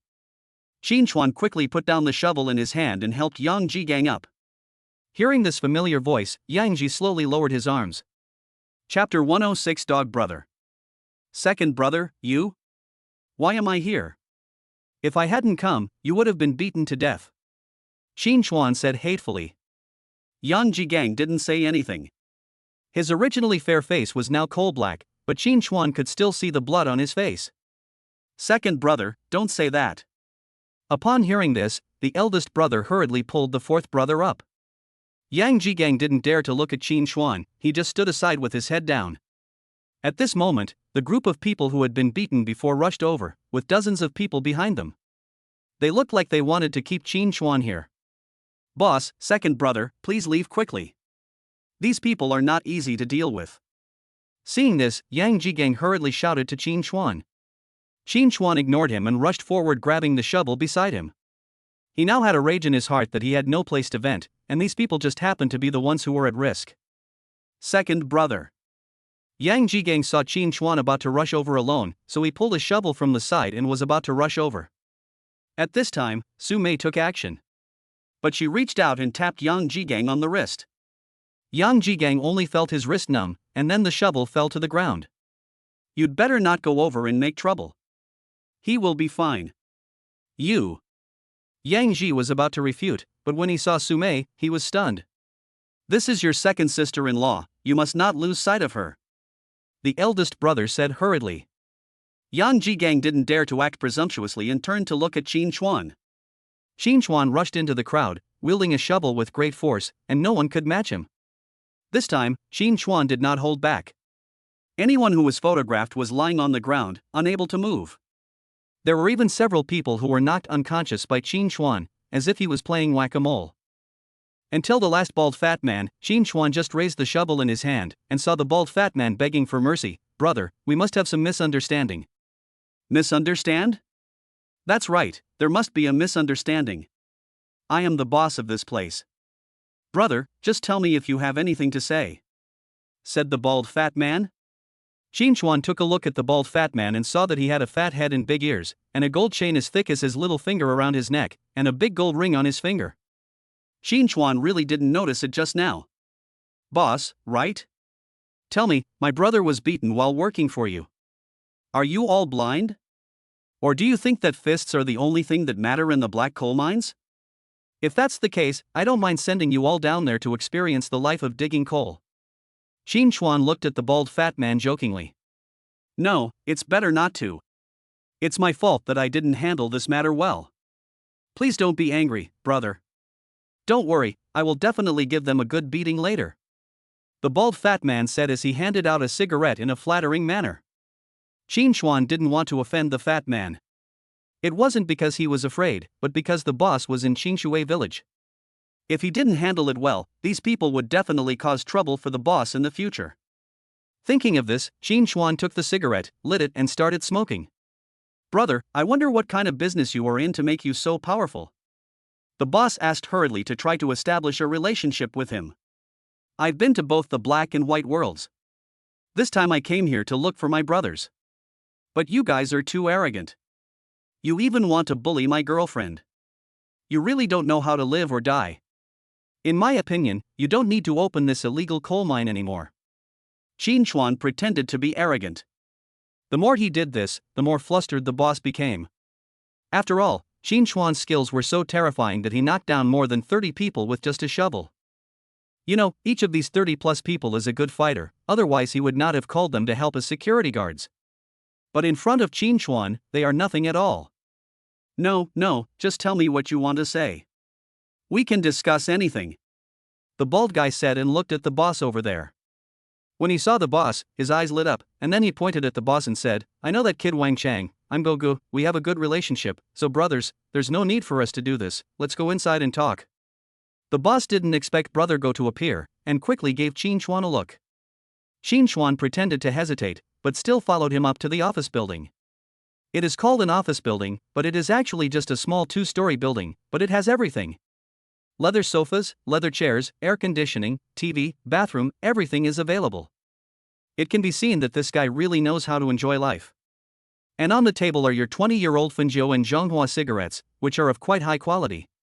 Brother, let me apologize to you for what happened today. As Gogu spoke, he took out a bunch of coins and took out 20,000 yuan from the safe over there and handed it to Qin Chuan. What does this mean? Qin Chuan flicked the ash off his cigarette. It's nothing. I just wanted to calm my brother down. The flood has flushed the Dragon King temple. Family is fighting family, Dog Brother said with a smile. No need for money. You have to help settle my brother's salary. I will take him away today. Qin Chuan pointed at the fourth boy Yang Jigang over there. I won't leave, Yang Jigang shouted with his neck stiff. When the boss heard this, he immediately covered his mouth to prevent him from making any sound. Okay. I'll ask the accountant to come and settle the accounts, and include these 20,000 yuan in the account. Dog Brother was very tactful and changed his expression. Consider it as salary. Give the 20,000 yuan to those people I beat up, and buy them some food. It's a compensation, right? Qin Chuan said. This. Brother Go, I'm telling you the truth. I really don't mind this little money. Just listen to me, Qin Chuan said without question. That Dog Brother could only give up, but he became more alert about Qin Chuan's identity. Don't take to heart what those bastards did to my sister-in-law. I'm here to apologize to you again, Dog Brother said apologetically. It's okay, it's all over. But Brother Go, you can't mess around in this place. It's dark. If something happens, no one can cover it up, Qin Chuan reminded. Brother, it's hard to do business these days. I have no choice. So many people need to eat, so I can only do this. But don't worry, my side is more formal, and I will definitely not delay wages. And if any accidents occur, I will compensate you, said Brother Go. I'm just giving you a reminder, Qin Chuan said slowly. As he was speaking, the accountant came over. He was an old man in his 60s. He came to Brother Go with an account book and a pair of reading glasses. Soon, Yang Jigang's money was settled, a total of 25,000 yuan. Well, now that I've figured it out, I won't bother you anymore. I'm leaving now. Chapter 107. Are you afraid that I will rely on you? When Gogo heard this, he quickly grabbed Qin Chuan's hand and said, No, stay and have dinner. I have something else to do. Let's go back to launching to buy some things next time, Qin Chuan said and left with Yang Jigang. The Dog Brother kept seeing the four people out of the door. Looking at their backs, the Dog Brother's expression immediately changed. Brother Go, are you just going to let them go like this? The third kid next to him limped over to Brother Go. What? You still want them to turn around and beat you up? More than 30 people can't handle one person, and you still have the nerve to talk? Dog Brother scolded with a dark face. Brother Go, that guy is so powerful. With one punch, he can knock someone several meters away. And the woman I just saw seemed to be a celebrity, Xiao Sanzi immediately defended. Star? Yes, I'm not mistaken, it looks like a star, Brother Go, these people are not people we can afford to offend, Xiao Sanzi said in a low voice. Okay, I'll go investigate. You take the workers over their back and have a good rest. Damn it, they don't work properly every day and just fight. I'll teach them a lesson, Dog Brother said, gritting his teeth. Yes. Xiao Sanzi responded and then hurried back. But Gogo was extremely worried. If what Xiao Sanzi said was true, and if that guy really had a celebrity girlfriend, he really couldn't afford to offend him. Qin Chuan pulled Xiao Si into the car, and Qin Chuan sat in the back with him. Second brother, what are you doing here? My things are still over there. Xiao Si had a dark face and only his 2 rows of teeth could be seen when he spoke. What do you have? Your things are all at the old house. Don't think I don't know. As for the remaining rags, just go to Longqing and buy them. Qin Chuan said unhappily. Second brother, I know you mean well, but I need money right now, I really need it, and I don't want to implicate you. After all, it's not easy for you all. Xiao Si was still defending himself. Haven't you seen your sister-in-law? She's rich. At worst, your second brother, can just be a gigolo for 2 more years to pay off my debts. Qin Chuan said, pointing at Su Mei in front of him. That's right, your second sister-in-law is a big star. The eldest brother joked while driving in front. The fourth brother looked at her in confusion. After all, Su Mei was wearing sunglasses and he couldn't see anything at all. Hello, Xiao Si, I'm Su Mei, Qin Chuan's girlfriend. Su Mei took off her glasses and said with a smile. Su Mei. Xiao Si obviously knew Su Mei and was so excited that he couldn't speak. It seems that you know him, so your sister-in-law will help you pay for it. Qin Chuan said. Xiao Si suddenly fell silent and didn't say a word. The car drove all the way to Longqing, and they checked into 2 rooms. The eldest brother took Xiao Si to the next room to wash up. Qin Chuan held Su Mei and whispered, since you said you are my girlfriend, you should do what my girlfriend should do. As he spoke, Qin Chuan took out a card and handed it over. Here is a card. No matter how much money Xiao Si owes, there is enough money in it to pay off his debts. But you need to say that this is yours. I don't want Xiao Si to make trouble with me because of money. Qin Chuan said. How much is in it? Su Mei took the card and asked playfully. I don't know, but it's enough. Then why don't you give it to him in person? You have such a good relationship and you are so rich. Su Mei asked, puzzled. I wanted to, but do you think I look like a rich man? If you give it to him, he will be more likely to accept it. After all, you are his second sister-in-law, and that guy won't dare to argue. Qin Chuan made up an excuse. Okay, but since I helped you, shouldn't you also help me a little? Su Mei said. If you can use me, just tell me and I will never refuse. Qin Chuan said seriously. Okay, it's settled. Su Mei smiled and went out. Qin Chuan still felt a little uneasy, so he had to follow. After gathering at the door, Su Mei took the responsibility of taking Xiao Si to buy clothes. Xiao Si wanted to refuse, but Su Mei turned her head and glared at him. Why, do you look down on my second sister-in-law? At this point, Xiao Si had no choice but to follow. But it was Qin Chuan and the boss who suffered. They followed behind happily, watching Xiao Si who kept changing clothes like a wooden man under Su Mei's command. This feeling brought Qin Chuan back to the days when he accompanied Qin Jiujin and the other 2 girls shopping in the mall. In one word, it was bitter. After paying the bill, Su Mei came to Qin Chuan and whispered, sure, big shot, there's still a 9-digit deposit in it. Qin Chuan had a gloomy face but couldn't get angry, so he could only drink the water in his hand to vent his anger. 3 hours, a full 3 hours, before I finally felt relieved.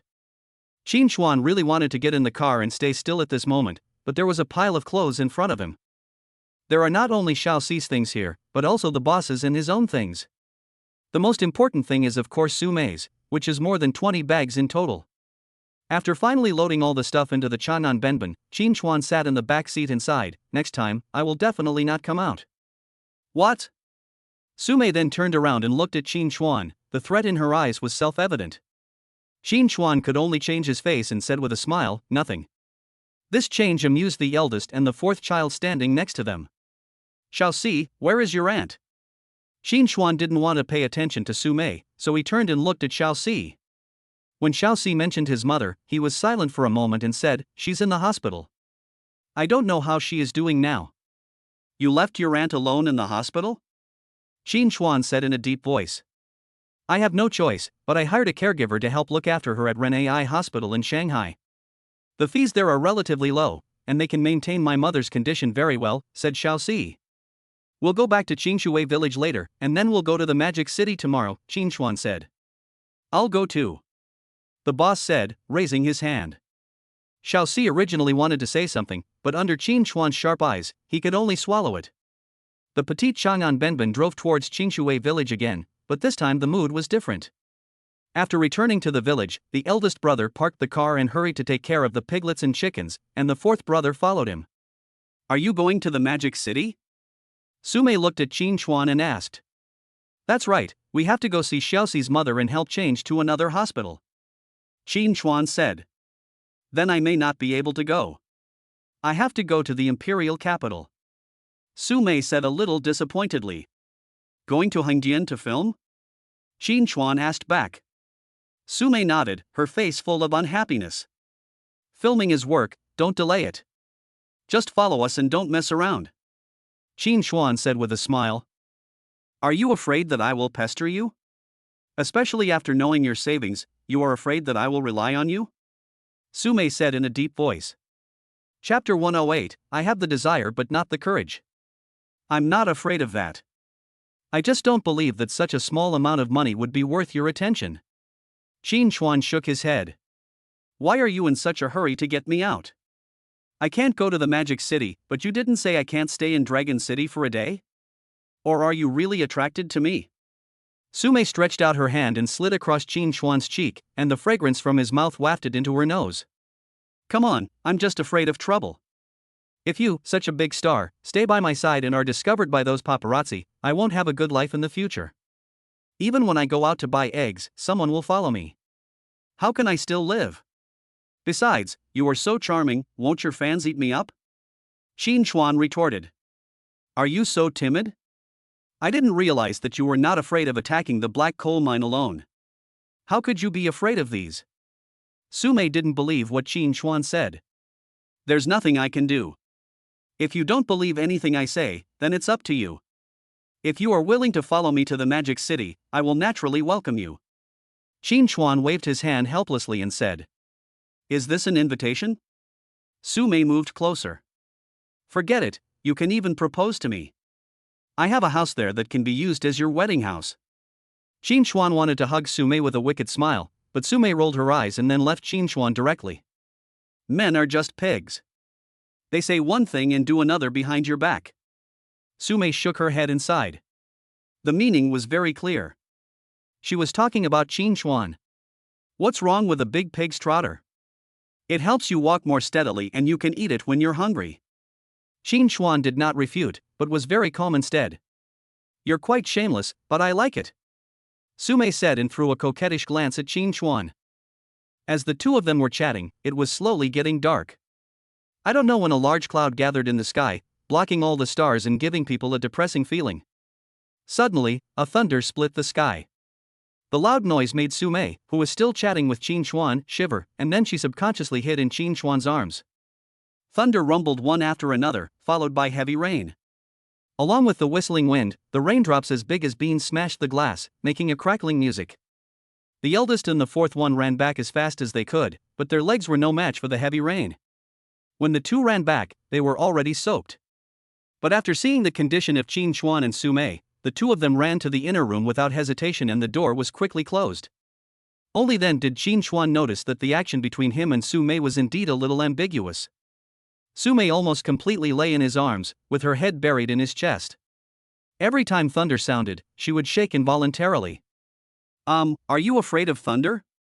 Qin Chuan didn't want to be misunderstood by the boss and Xiaoxi, so he whispered to Sumei. But Sumei didn't say anything and still lay in Qin Chuan's arms. This time, Qin Chuan was really at a loss. Sure enough, the eldest brother and the fourth brother had been hiding in the inner room and had not shown up for a full hour, as if they did not exist in the room. The rain was still falling. In the huge living room, only Qin Chuan was holding Sumei, and Sumei seemed to have fallen asleep. I wanted to smoke, but my arms were pinned down and I couldn't move. I wanted to chat, but the eldest and the fourth were hiding inside and wouldn't come out. The rain was getting heavier, and the water in the yard had gathered in the drainage ditch and flowed out through the gate. After another hour, the muffled thunder finally disappeared and the rain slowly stopped. The strange thing was that after the thunder, Sumei actually woke up and stretched out in Qin Chuan's arms. Then he turned his head to look at the small raindrops still dripping outside, and then he said, "Has the rain stopped?" Stop. why don't you let me down? How long are you going to take advantage of me? Su Mei asked with a squint. Qin Chuan was stunned, and then he felt dissatisfied. I have no feeling in my arms, I want to put you down. No feeling? Su Mei suddenly curled up the corners of her mouth into a strange smile, and then her fingers began to touch Qin Chuan's arm gently. After a few seconds, goosebumps instantly appeared on Qin Chuan's arms. Do you feel it now? Su Mei whispered, her voice full of temptation. Get up. Qin Chuan cursed suddenly and tried to push Su Mei away. But he couldn't do it at all, because his two arms were suffering from the aftereffects of the disease. The tingling and numb feeling made Qin Chuan unable to use any strength at all. Su Mei seemed to have noticed these things as well, and then slowly climbed down from Qin Chuan. He stood aside and yawned, then pinched Qin Chuan's nose and said, Wait a moment, I will compensate you. As he was speaking, he saw Su Mei turn around and pick up a pair of scissors on the coffee table over there. Qin Chuan immediately had a bad premonition and almost subconsciously wanted to stand up. But it didn't matter that he stood there. He just felt his legs a little numb, and then he knelt down beside Su Mei. The sound of his kneeling was so loud that the ground moved. This scene was seen clearly by the eldest brother and the fourth brother who had just left the house. The kneeling action seemed as if it had been rehearsed thousands of times. It was heartbreaking to watch. It was so decisive and neat that most people could not do it. Well, excuse me for disturbing you, you guys continue. The boss said in a low voice, and then immediately retracted the foot that had stepped out of the door. Xiao Si was even faster. He entered the inner room almost the moment the door was closed. Su Mei was also confused by Qin Chuan. Looking at this scene, she didn't know where to put the scissors in her hand. Which one? What are you doing? I said my legs are numb, do you believe me? Qin Chuan really wanted to cry but had no tears at this moment. What did I do to deserve this? Moreover, the eldest brother and the fourth brother saw it, which made them extremely embarrassed. But Su Mei would never believe it, because Qin Chuan's two hands were on her shorts, one on the left and one on the right, so symmetrical. Does it feel good to touch? Su Mei whispered. It's numb and I can't feel anything. Qin Chuan said subconsciously. But when she came to her senses, she saw Su Mei grab the pillow next to her and smash it on Qin Chuan's head. After more than 10 minutes of beating, Qin Chuan's arms and legs were no longer numb and sore. He turned around and rushed out of the yard. Su Mei originally wanted to chase him out, but when she saw Qin Chuan running away in such a panic, she suddenly laughed and muttered, He has the desire but not the courage. Chapter 109 3 Men, 1 Show. During dinner, the atmosphere became even more eerie. Originally, the boss prepared 7 dishes in order to liven up the atmosphere, but he saw Qin Chuan and Xiao Si were concentrating on eating, waving their chopsticks so fast that they almost poked through the bottom of the bowl. Well, I'm done eating. Xiao Si put down his chopsticks first and prepared to slip away. This scene was too embarrassing. Qin Chuan was about to leave, but he saw Su Mei suddenly slam the chopsticks on the table, and they were both startled. Even the boss, who had been relatively calm, didn't dare to eat at this moment. He just held the bowl and used it to block his face. Little 4. Hey, second sister-in-law. Xiao Si quickly put on a smile and stood aside obediently. Take this and use it to pay off your debts first. Su Mei's aura was so strong at the moment, as if she was a strong woman. Her tone left no room for doubt, and she put the card in her hand on the table. Yes. Xiao Si didn't dare to say anything and just picked up the card. Don't play tricks on me. I can check the accounts here. If you don't settle them within 3 days, don't blame your sister-in-law for being nosy. Su Mei spoke slowly, and every word carried weight. Okay. Xiao Si said obediently, and that look made Qin Chuan confused. He didn't understand how Xiao Si, who had such a strong sense of self-esteem, could become like this. Qin Chuan. Su Mei suddenly turned around and looked at Qin Chuan again. Qin Chuan was about to answer when Su Mei spoke again, You supervise. If something goes wrong, you handle it. After saying that, without waiting for Qin Chuan to answer, he stood up and walked into the house leisurely. He looked as if the 3 brothers in front of him were just employees working for this female boss. Seeing Su Mei enter the house, Xiao Si finally breathed a sigh of relief. Just as he was about to hand the bank card in his hand to Qin Chuan, he was frightened by a gesture from Qin Chuan. Turning his head, he saw Su Mei standing at the window. Although she didn't look over here, he didn't dare to hand over his bank card. Second brother, second sister-in-law's aura is so strong, I am convinced. Xiaoxi covered his mouth with his hand and muttered softly. That's right, second brother, fourth brother, and I saw it all. You can't do this. You still have to kneel down. The eldest brother also said cautiously. When Qin Xuan heard this, he was at a loss whether to laugh or cry. I want to explain, but I don't know how to start. Especially his own two hands, they were placed in the perfect place. Come on, let's eat. When you're full, have a drink. Qin Xuan didn't want to dwell on this topic any longer. He was already very upset. But what surprised Qin Xuan was that the eldest brother and the fourth brother seemed to have not heard his suggestion at all, and just turned around and left. Second brother, wash the dishes. The eldest brother left this message and took the fourth brother out for a walk. The air after the rain was particularly fresh, but Qin Xuan was forced into the kitchen with a cigarette in his mouth. What a disloyal man. I was actually scared by a woman. Qin Xuan muttered to himself. You weren't scared? No, how could I be scared? If it weren't for that misunderstanding, I would have cured her completely. Qin Xuan replied subconsciously. But when he came to his senses and turned his head to look back, he was completely stunned. But Sumei appeared beside Qin Xuan at some point, and her smile seemed a little strange no matter how you looked at it. Are you hungry? I have some food here. Qin Xuan quickly changed the subject. Am I that scary? Sumei slowly approached Qin Xuan. Well, keep your distance, keep your distance. I don't want to cause any more trouble. Qin Xuan grabbed the rag in his hand and held it in front of his chest and said, Keep your distance? Now you know to keep your distance, but weren't you ready to take action before? Sumei said playfully. It was a misunderstanding, really, a misunderstanding. Qin Xuan explained as he stepped back. It kept hitting the table and then stopped. However, Sumei continued to press forward, and in the end, the tips of their noses almost touched each other, with only a gap of 1 or 2 centimeters. Qin Xuan, tell me honestly, do you have feelings for me? Sumei asked in a low voice. No, absolutely not. You are the swan, you are the lotus. You can be admired from afar but not played with. Qin Xuan hurriedly expressed his attitude. I'm so beautiful and you're not interested in me. Tell me, are you insulting me? Sumei's eyes were as sharp as those of the old Buddha, and they were indescribable. Qin Xuan couldn't help swallowing his saliva. It wasn't that he didn't know how to answer, but he just noticed that the kitchen knife that was originally placed on the chopping board was missing. At this moment, Sumei had her hands behind her back. If he didn't know that Sumei was holding a kitchen knife, he would be a real fool. I'm tempted. You're so stunningly beautiful, how can I not be tempted? Qin Xuan hesitated for a moment, then quickly changed his tone. Real? It's true, absolutely true, more real than pearls. Qin Xuan said quickly. I'll wait for you in the room tonight. Remember to take a shower. Sumei changed the subject and left. When I went out, the kitchen knife miraculously appeared on the chopping board again. Qin Xuan finally breathed a sigh of relief. Just as he was about to smoke, he found that the cigarette had been burned out without him noticing.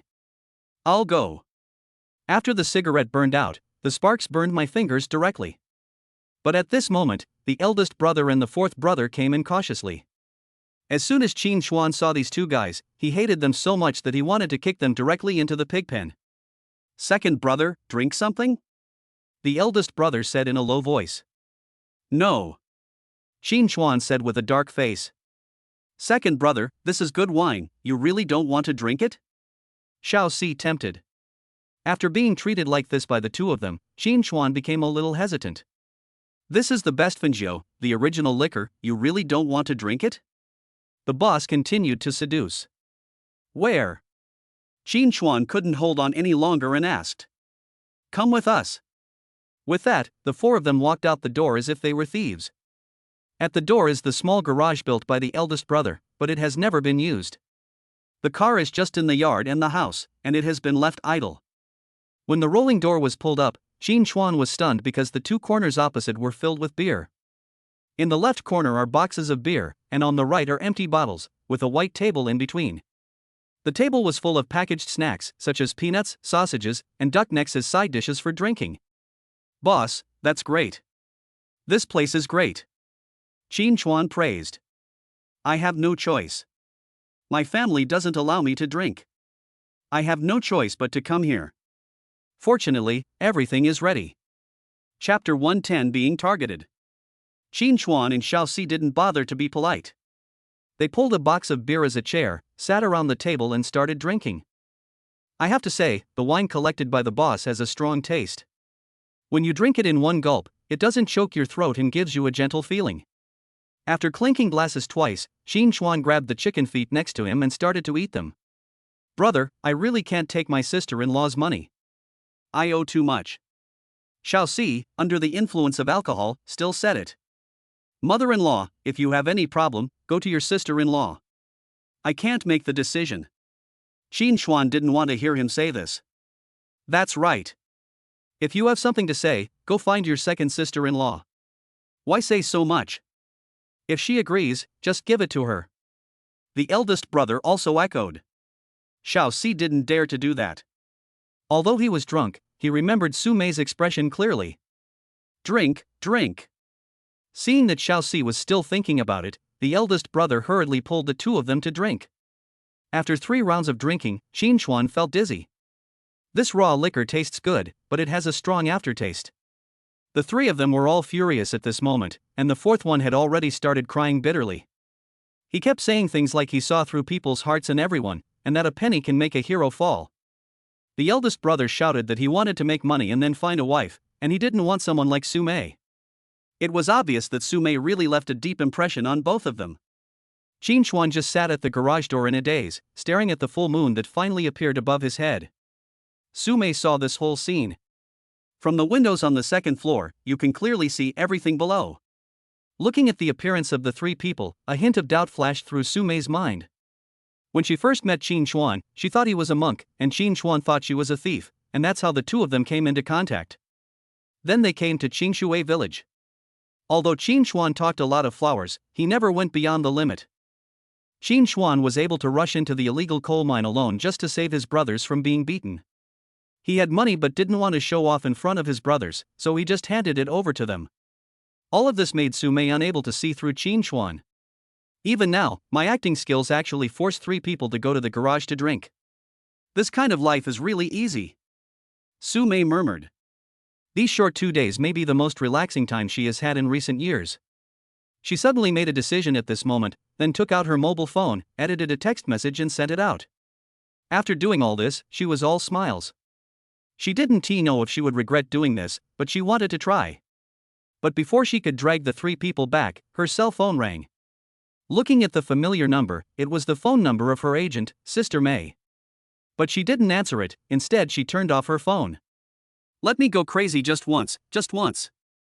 Su Mei seemed to be talking to Sister Mei. Qin Chuan didn't know that the big star he met by chance was actually thinking about him at this moment. A night in silence. When I woke up the next day, it was already past 10 in the morning. Qin Chuan rubbed his heavy head and looked around.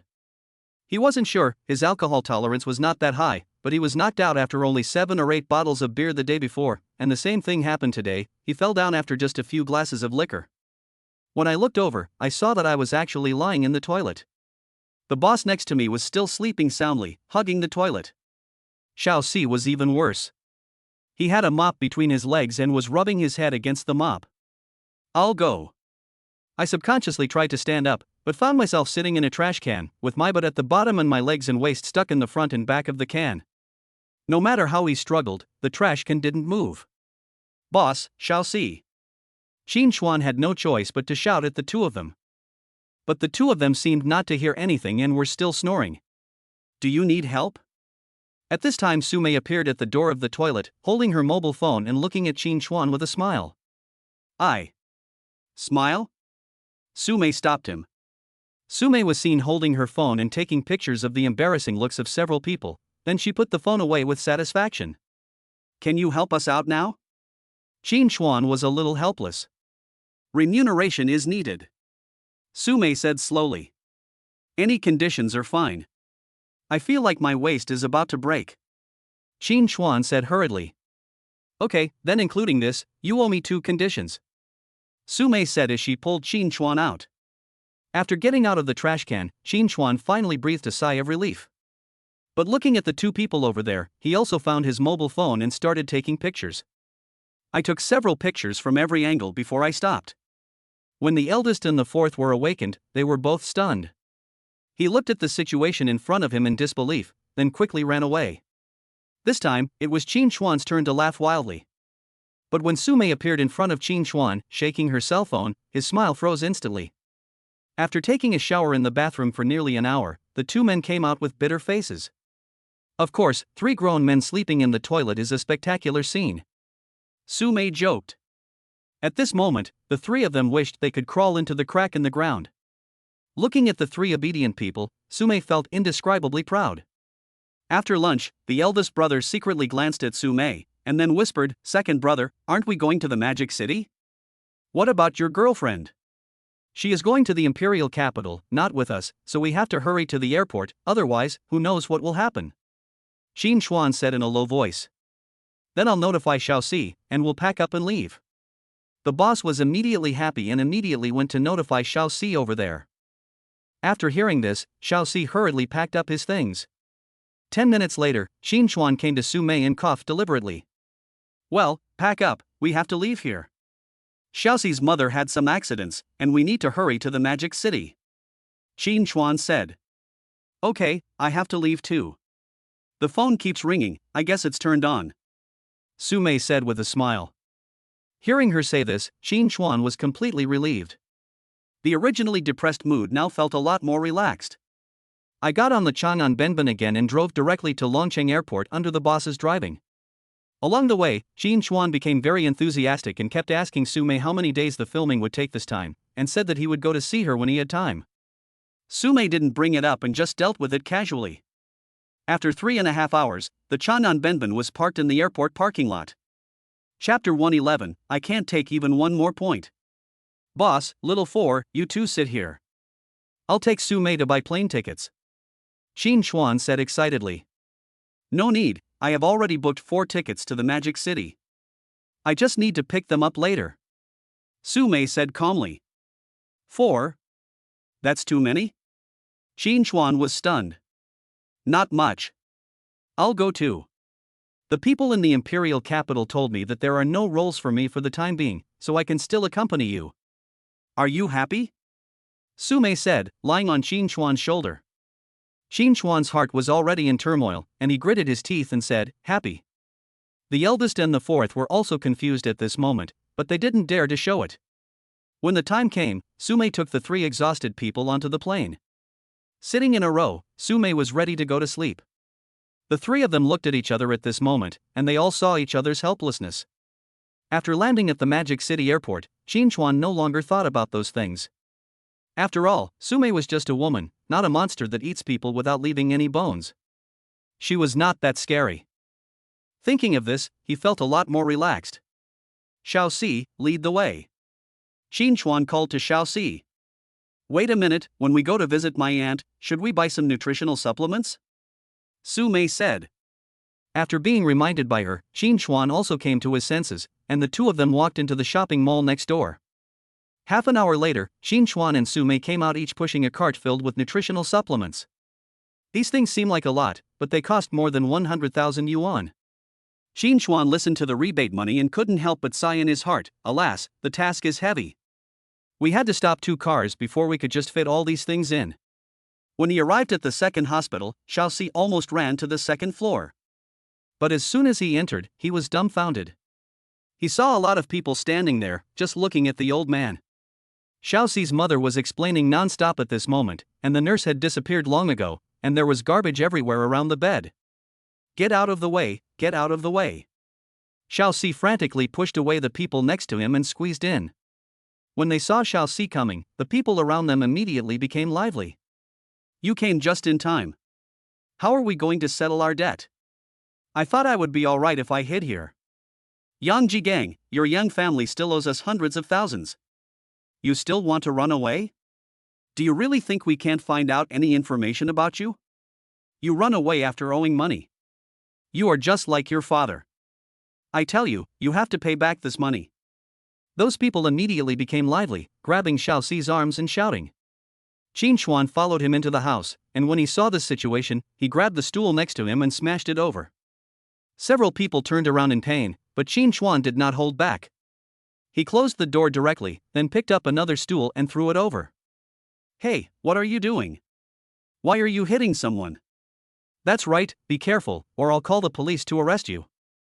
I'm telling you, if you dare to touch me again, be careful of me. Before he could finish his words, Qin Chuan grabbed the stool and smashed it over again. At this moment, everyone was scared and hid aside. However, there were still a few people who insisted on talking stubbornly. But when Qin Chuan's eyes swept over them, they immediately shut up. Can we be quiet now? Qin Chuan looked at these people with a dark face. The boss's face was also full of anger. After all, no one could stand so many people surrounding an old man. What do you want to do? It's only natural to pay back debts. We're here to ask for money. A middle-aged man in front said courageously. How many days have you been here? Qin Chuan lit a cigarette and looked at the middle-aged man.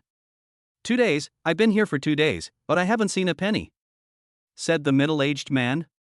2 days? We've been arguing for 2 days, right? Qin Chuan said as he blew out a smoke ring. We weren't arguing, we were just communicating normally, the middle-aged man hurriedly explained. Normal communication? Then I will also communicate with you normally, Qin Chuan said as he grabbed the man's shoulder and pulled him to the toilet. This time, everyone was scared. A few minutes later, Qin Chuan came out pulling the man. The man was seen to be limp and wet all over, with water coming out of his mouth. It was obvious that Qin Chuan had pressed him into the pool to talk. Throwing the man aside, Qin Chuan wiped his hands on the man and said, "If you want money, just be good and I'll call someone to settle the accounts with you." This time, those people didn't dare to make trouble anymore. Qin Chuan then contacted Li Wuming.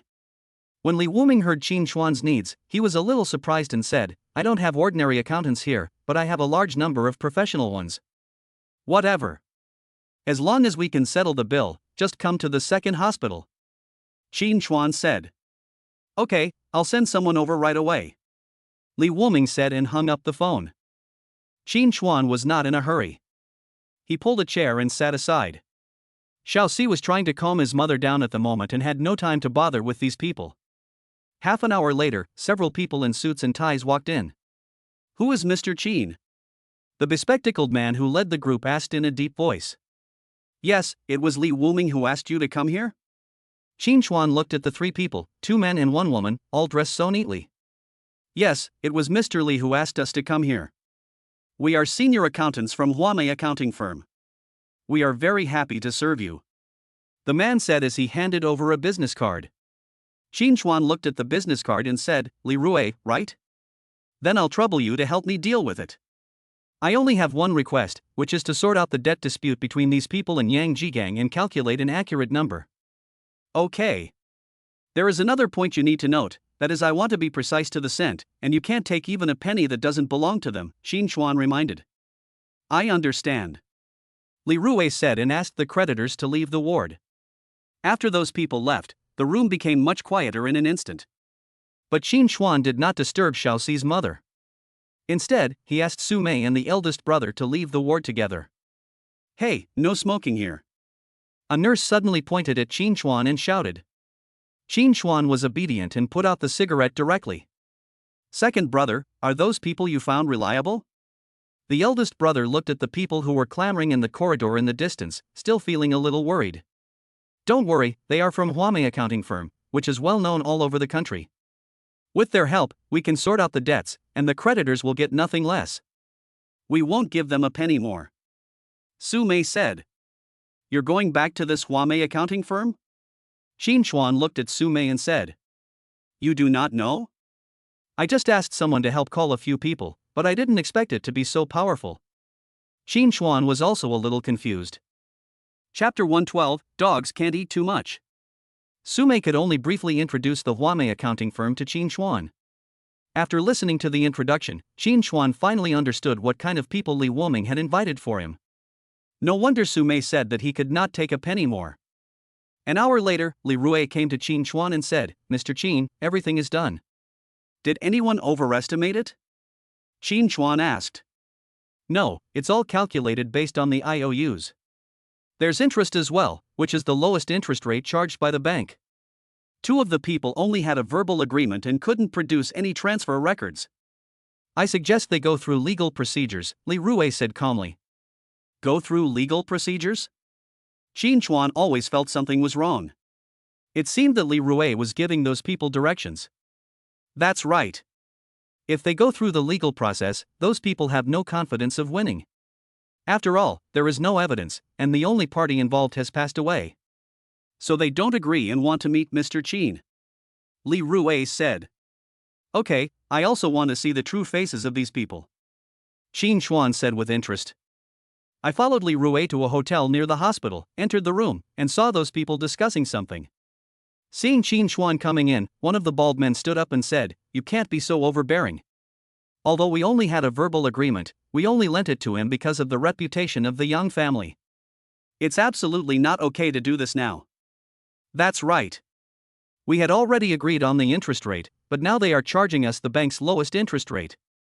This is totally unacceptable. Don't think you can scare us by hiring an accounting firm. We don't agree with that. The group of people started arguing again, and this time, Li Rui looked very unhappy. You have to know that Qin Chuan is the employer. He had vowed before that he had it done, but now he has turned against him. Qin Chuan did not blame Li Rui. Li Rui's ability to get things done had been demonstrated within half an hour. The reason these people disagreed was simply because of greed. Everyone, if you continue to make trouble like this, my client may choose to refuse to pay you any interest, and may not even pay the principal in one lump sum. You'd better think about it carefully. Li Rui pushed his glasses and his tone became more threatening. Who do you think you are? You are just a hired dog. You are trying to scare us. Let me tell you, the world is big, but the creditor is the biggest. You must pay your debts.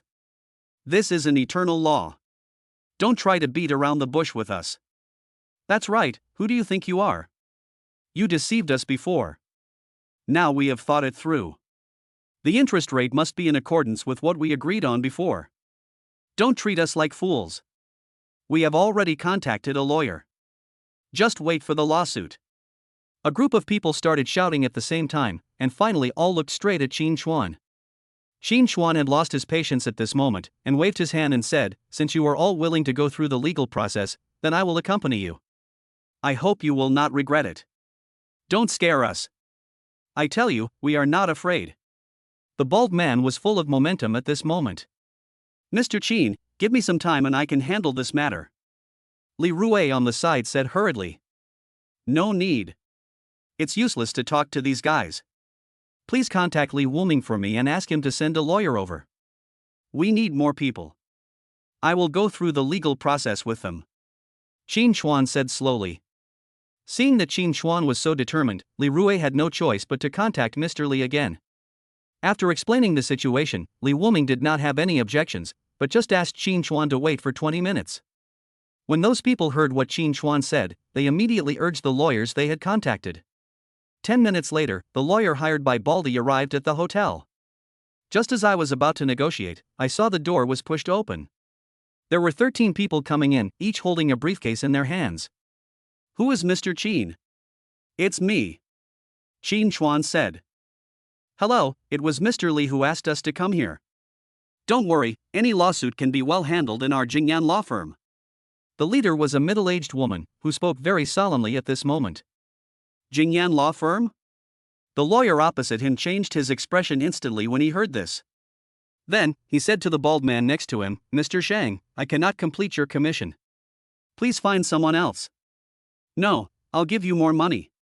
The bald man quickly grabbed the lawyer. "Don't joke with me. You should learn more about Jingyan law firm first." After saying that, he quickly slipped away. For a moment, the bald man was stunned and watched the lawyer slip away stupidly. The people next to him also started looking up this so-called Jingyan law firm, and when they saw the introduction above, their faces turned dark. Jingyan law firm is the top law firm in Shanghai. Their 100% complaint rate has made their value infinitely high. A rough calculation shows that the legal fees of so many lawyers are enough to pay off all their debts. Seeing this, many people were dumbfounded.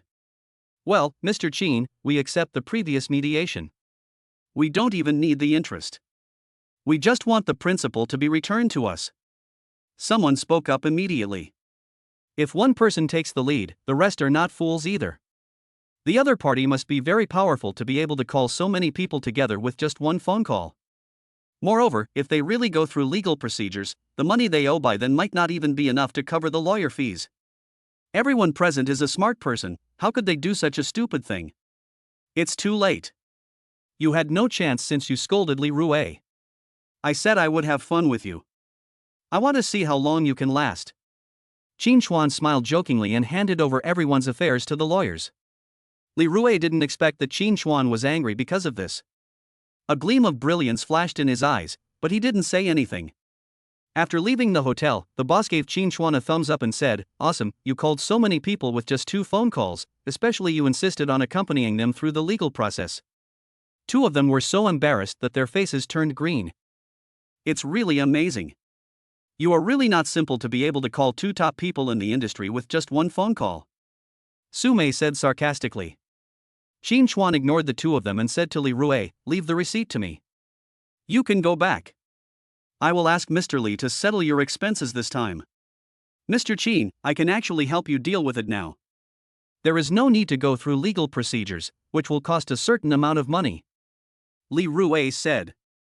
"I appreciate your kindness, but some dogs can't eat too much. If they are full, they will bark. The best way is to cripple them so that they will be obedient." Qin Chuan said half-jokingly. Chapter 113, Failure? Seeing Qin Chuan so persistent, Li Rue had no choice but to stop persuading him. Then he left a private phone number and turned around and left with his men. "Let's go. I believe those lawyers will make them feel extremely happy," Qin Chuan said jokingly.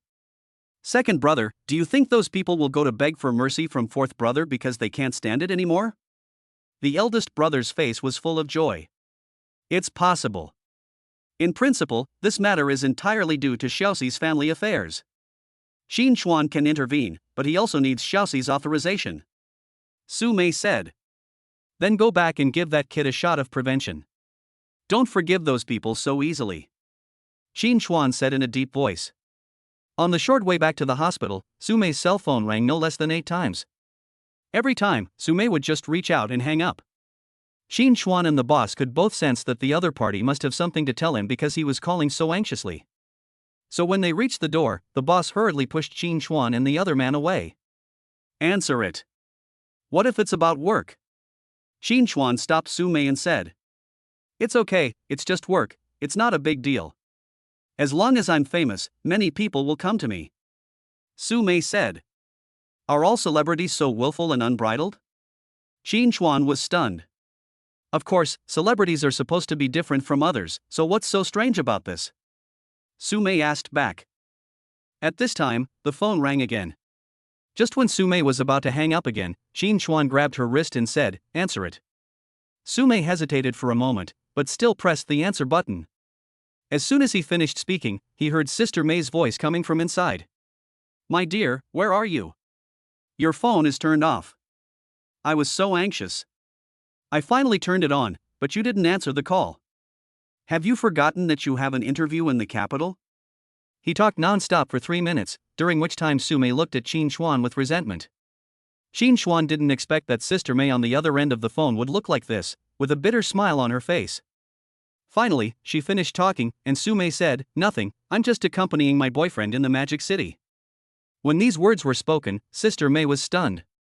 After being silent for half a minute, he shouted again, "Little ancestor, you are kidding your future. Your career has just reached its rising stage, and you want to find me a boyfriend? What stage is it at? Have you kissed?" After another round of nagging, Qin Chuan was speechless and found a quiet place. But Su Mei would not let him escape from the nagging so easily, so she followed him. "My aunt, please wait for me in Shanghai. I'll be there soon. Send me a location," Sister Mei shouted anxiously. Su Mei hesitated for a moment, but still sent an address. Sister Mei then hung up the phone, and it was obvious that she was going to buy a plane ticket. "Now I understand why you want to stick with me and why you want to hide at the airport. This is something that ordinary people cannot tolerate. You're just a fly, and it's a fly that's for your own good," Qin Chuan teased. "That's right. So sometimes, even though you know the other person is doing it for your own good, you just can't stand it. This time Sister May is here, you'd better hold on well and don't be scared by her. Su Mei reminded. That's right. Didn't you hear me say on the phone that you are my boyfriend? So Sister May came here this time, 100% for you, so you have to be careful. Su Mei said. You can't play it like this. You're setting a trap for me. Qin Chuan's face was full of black lines. You're not going to admit it after taking everything away? Su Mei suddenly grabbed Qin Chuan's ear and asked coldly. I haven't eaten yet, okay? In front of you, I have always been at the low end of the food chain. Qin Chuan said aggrievedly. Oh, you dare to talk back? Su Mei said as she put a little more force. Qin Chuan immediately pretended to be in great pain and grimaced in an instant. Suddenly, Su Mei approached Qin Chuan and then tapped his face. Now you can't run away, Su Mei said proudly. Enjoying the warmth and tenderness of this moment, Qin Chuan nodded subconsciously. When he returned to the ward, Xiaoxi's mother was already resting and he stayed by her side. The dirty quilt has been changed and the surroundings have been cleaned up. Seeing Qin Chuan coming in, Xiaoxi immediately stood up and knelt down in front of Qin Chuan. Fuck, are you planning to kill me? And you're kneeling down in front of me. Do you think I've lived too long? Qin Chuan said with a dark face. After saying that, without further ado, he forcibly helped Xiaoxi Fei up. Although Xiaoxi wanted to struggle, he couldn't kneel down in front of Qin Chuan's absolute strength. Second brother, I know everything. The eldest brother told me everything before. Thank you for helping me deal with those things. Xiaoxi was very grateful. Okay, I also hired people. They are all your sister-in-law's schoolmates. I asked them to come here temporarily to make a cameo appearance. After all, they all graduated from professional colleges, and their acting skills are pretty good. They directly scared those people. Qin Chuan said with a smile. Really? Xiaoxi still couldn't believe it. After all, when the boss just talked to him, he specifically checked there, and the prices of those two clubs were not bad. It was not an exaggeration to say that they were sky-high prices. Of course, it would be great to have that money to pay off debts, and you don't have to go through that whole process. But you have to cover for me. Don't just forgive them because of a few words from them and pretend that I'm arrogant. Qin Chuan reminded. Looking very arrogant? What does that look like? Xiaoxi was confused. Qin Chuan was a little speechless, but saw that he started to teach in an orderly manner. His left hand was on his waist, and a cigarette was pinched between the index and middle fingers of his right hand. The left leg is behind and the right leg is stretched out to the right front. He was swaying upright, with an extremely arrogant look on his face. What are you looking at? Flop on the street. As soon as this action was made, Su Mei next to him couldn't help but burst into laughter. Where did you see this? Is there anything wrong? I think he's quite arrogant. Generally, we don't dare to offend such people. It's better to get a tattoo and look like a dragon crossing the river. Qin Chuan pointed to his chest. You're still a dragon crossing the river? Have you watched too many young and dangerous movies? You still failed. Su Mei was speechless. Is it that funny? Qin Chuan turned his head and looked at Xiaoxi and Lauda. It's not funny, but it still lacks something. Xiaoxi rubbed his chin and looked around Qin Chuan. A big gold chain, a big gold ring, and that beautiful secretary. Then, they both shouted in unison. This time, Su Mei couldn't hold it in anymore and she bent over with laughter. Chapter 114 Trouble at the Door. You guys really watch too many TV dramas. That's stupid. As soon as these words came out, Qin Chuan's face suddenly turned ugly. Not only him, but also the boss and the fourth child were dumbfounded. Isn't it? Go and see, which rich person would look like this? Stop teasing me. Su Mei laughed so hard that she couldn't straighten her back. As they were talking, they saw the door of the ward was pushed open. I saw a woman in her 50s walking in, sweating profusely, and reaching out to the wall next to her as soon as she entered the door. But he missed, and only then did he see everyone. Mr. Yang, you're here. Seeing Xiaoxi, the old lady immediately smiled and walked over quickly. Of course I came. If I hadn't come, I wouldn't know that you would take care of my mother so casually. Nearly 5,000 yuan a month, you are really capable. Xiaoxi immediately became a little cold. Mr. Yang, this is not right.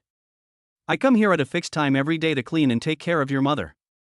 You see, it's very clean here, and your mother is recovering well. The middle-aged woman hurriedly explained. Really? Then I have to thank you. Okay, you don't have to say so much here.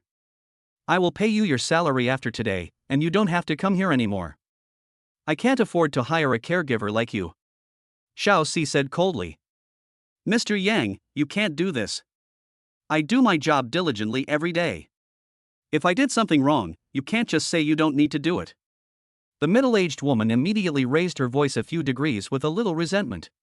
You do everything well, but I've decided to give the 5,000 yuan to someone else instead of giving it to you. Do you have any objections? Xiao Si showed no mercy at all. After all, when he rushed over, this was not a ward at all, but simply a storage room. The dust on the floor was so thick, and the bedding was almost rotten. Moreover, he also asked the nurses and found out that this woman came almost twice a week, and each time she came would never exceed half an hour. Mr. Yang, you are such a mean person. There is nothing I did wrong, but you can't fire me. You must use me. The old lady couldn't accept this and shouted at the top of her voice. The sound became louder and louder, and the nurse outside was finally attracted in. As soon as she saw the nurse, the old lady started to throw a tantrum. Look at this, the Yang family has no credibility.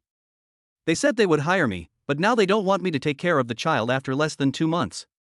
I turned down several jobs just for this salary, but now they say they don't want me anymore.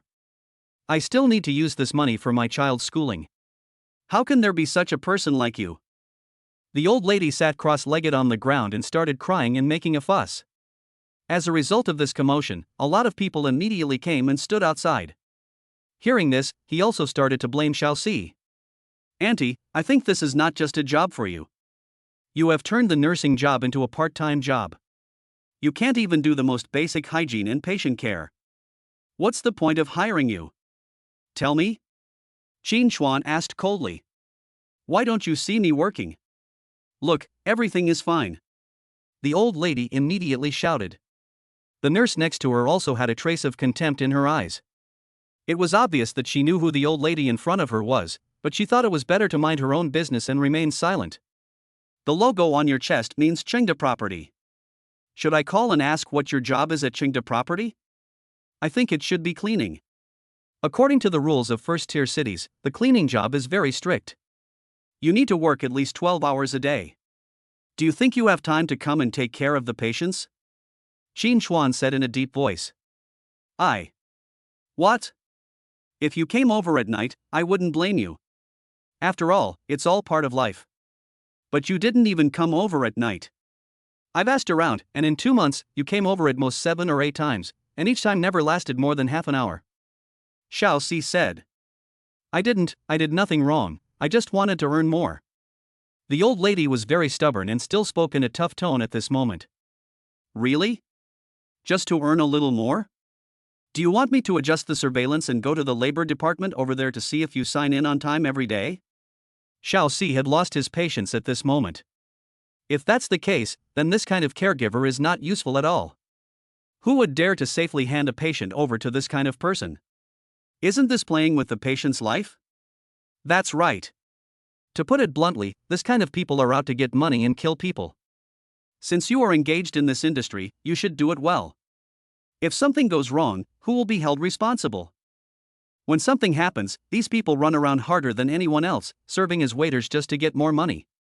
The family of a friend of mine is like this, they have to pay.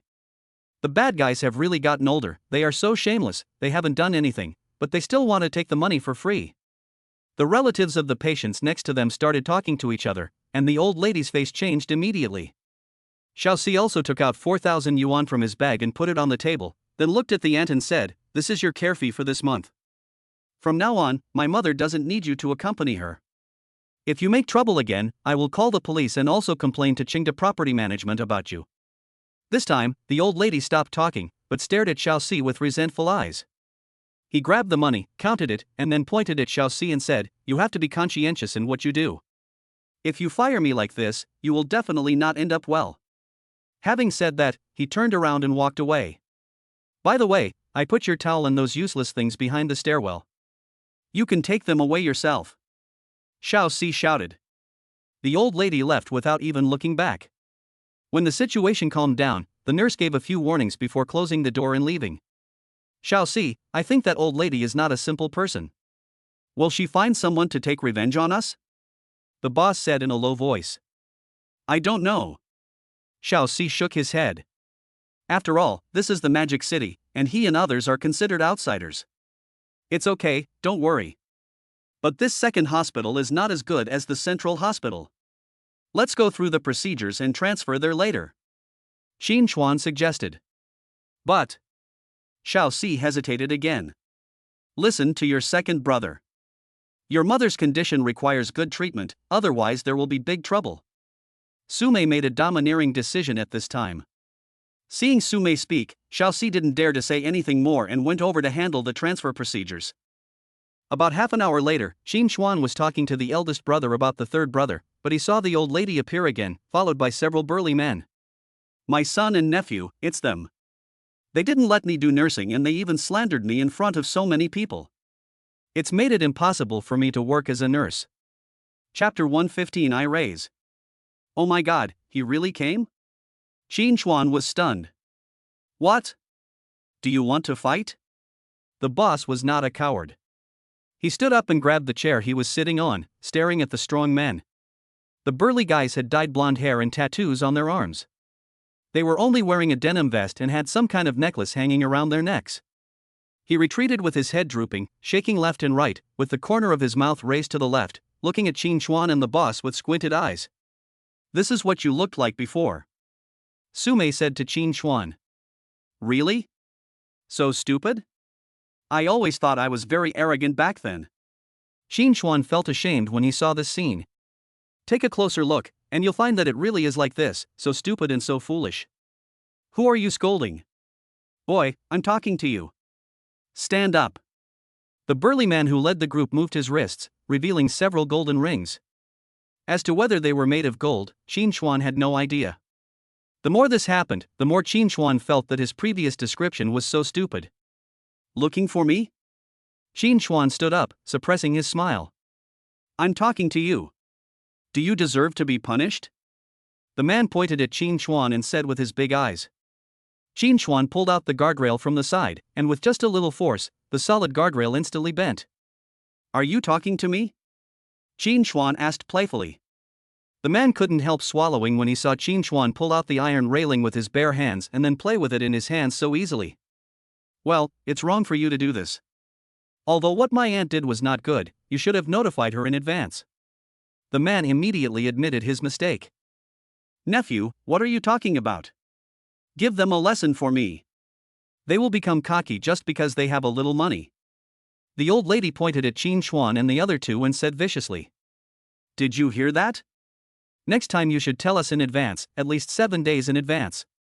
Also, you will have to pay for damaging the hospital facilities.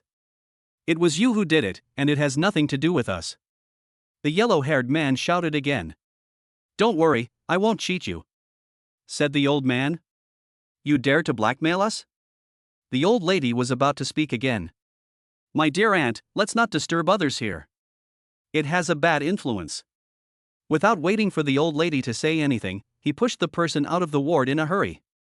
After closing the door, the old lady wanted to say something, but she heard the yellow-haired nephew say, "Aunt, don't you see who the other party is?"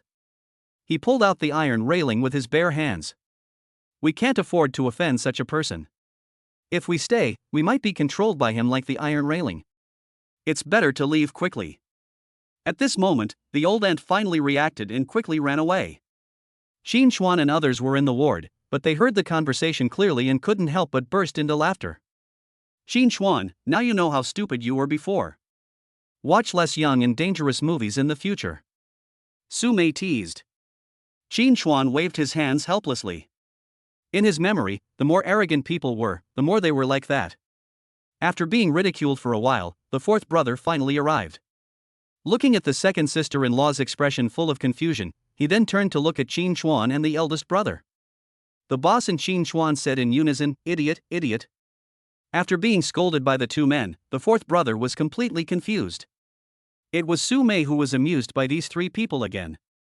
It was not until after 6 o'clock in the evening that the fourth child's mother came to her senses and introduced them one by one. The old lady just smiled and praised the three of them. The process of transferring hospitals is much simpler, and it is easier if you have money. It only took an hour to arrive at the central hospital, and the admission procedures were completed smoothly. I paid the hospitalization fee and moved to a single room. The environment was completely different. Just as the four of them were discussing where to eat in the evening, Sumei's cell phone rang again. Looking at the notes above, Sumei handed the phone directly to Qin Chuan. You tell me. What did I say? This is your agent, not mine, and I don't pay her. Qin Chuan was speechless. Will you answer it? Sumei waited for that pair of beautiful eyes to become threatening in an instant. When Xiaoxi and Lao De saw this, they immediately hid through the window. Xiaoxi, it gets dark late in this magic city. It's beautiful at night, with all the neon lights showing and all the handsome men and beautiful women coming out to play. The two of them chatted idly, ignoring Qin Chuan and Sumei. In the end, Qin Chuan answered the phone reluctantly. This time, he did not turn on the speaker and even held the phone out to the side, quite far away. But even so, I can still hear Sister May's voice. An hour later, in a hotel box outside, Qin Chuan saw Sister May for the first time. Although Sister May is old, her figure and face are well maintained, and she looks so decent in a cheongsam. As soon as she entered the door, Sister May's big eyes noticed Qin Chuan. Qin Chuan was just about to stand up and say hello, but he saw that Sister May ignored him and went straight to Sumei. My little ancestor, don't you know about the interview in the imperial capital? Once you pass the interview, you can join that big crew.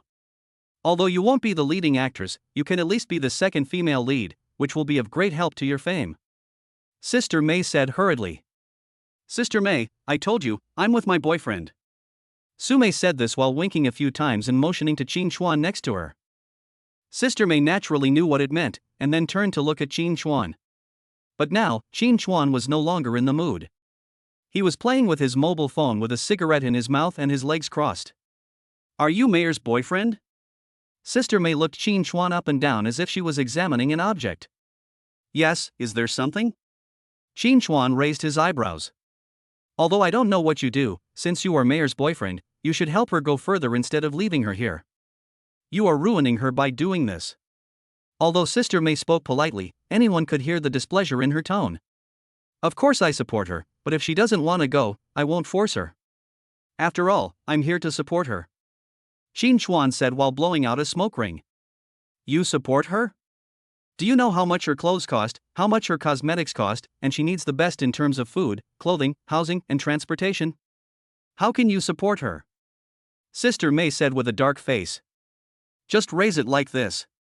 Qin Chuan patted his legs and gestured to Sumei. Sumei cooperated and came to Qin Chuan obediently and sat on his lap. Chapter 116, A Turn of Events.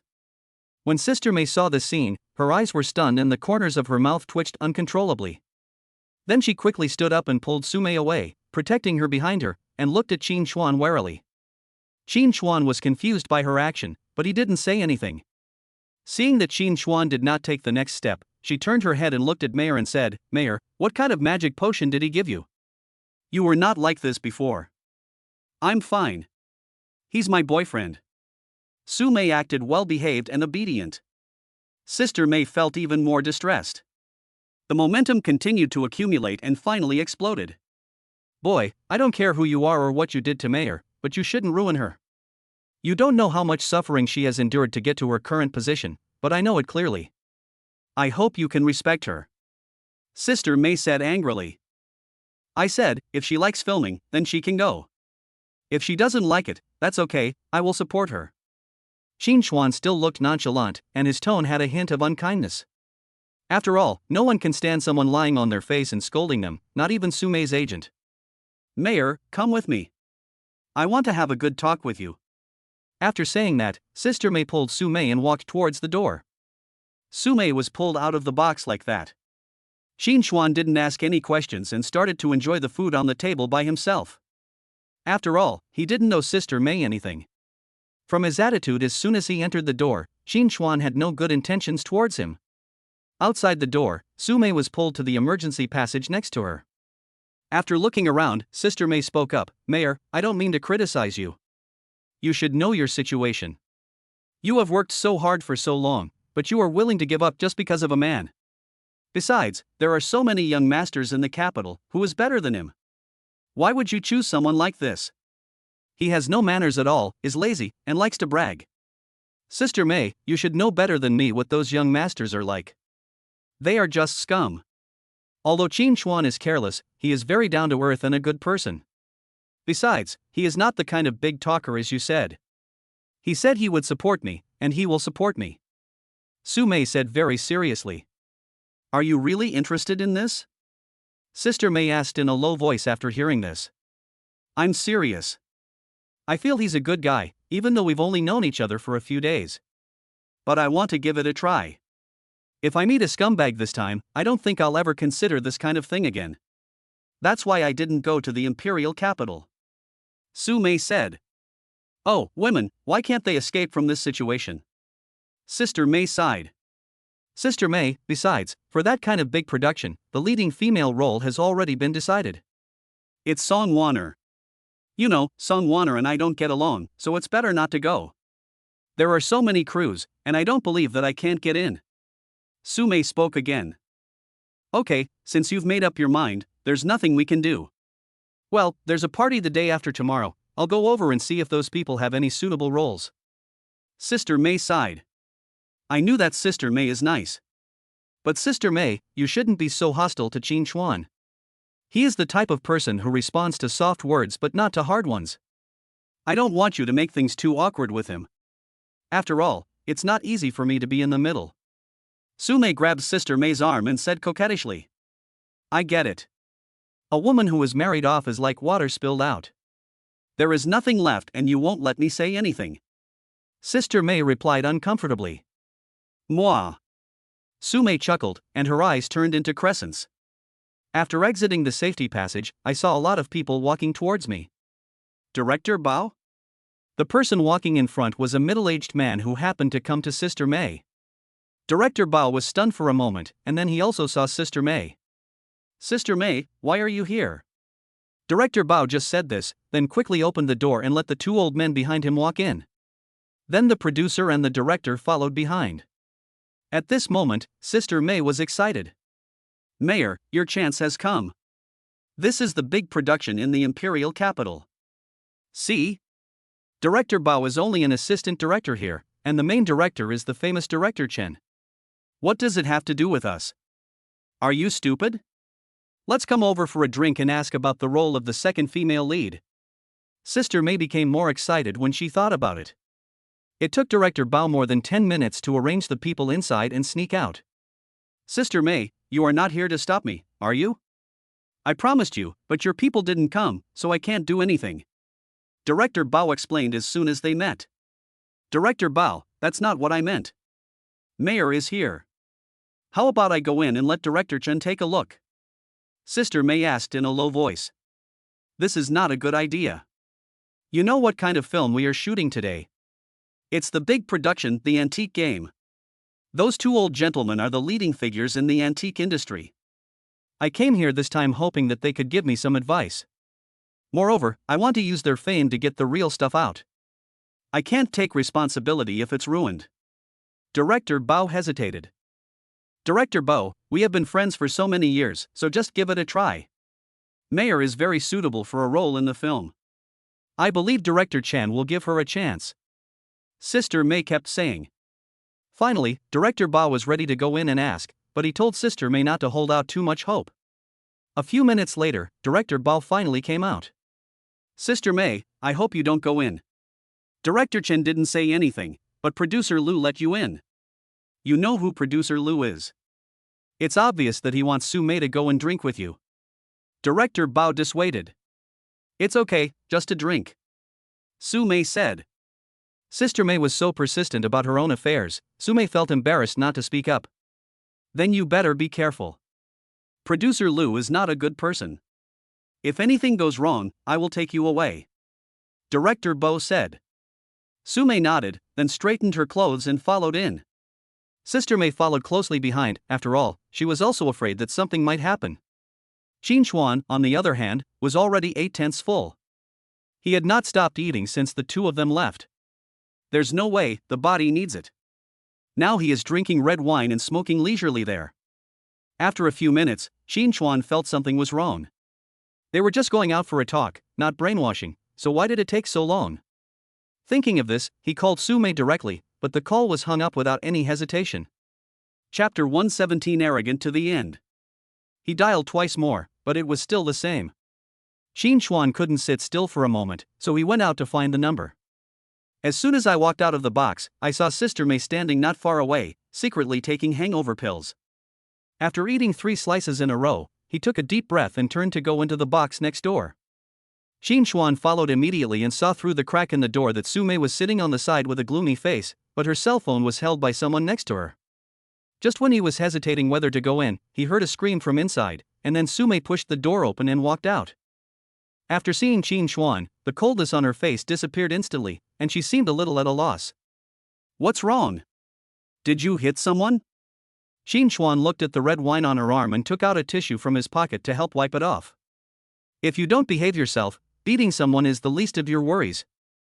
The only thing you can do is to embarrass Sister May. Sume said slowly. Come on, I'll go in with you, and I'll see who's touching you. Qin Chuan said domineeringly. Goodbye, let Sister May handle it. Sume didn't want Qin Chuan to get involved. You have already admitted that you are my girlfriend, so how can I just stand by and watch you being bullied? Come on, follow me in. I want to see what kind of person is so powerful. After Qin Chuan said this, he pulled Sume and walked inside. As soon as he entered the door, he met a middle-aged man who rushed out with his head in his hands and happened to bump into Qin Chuan.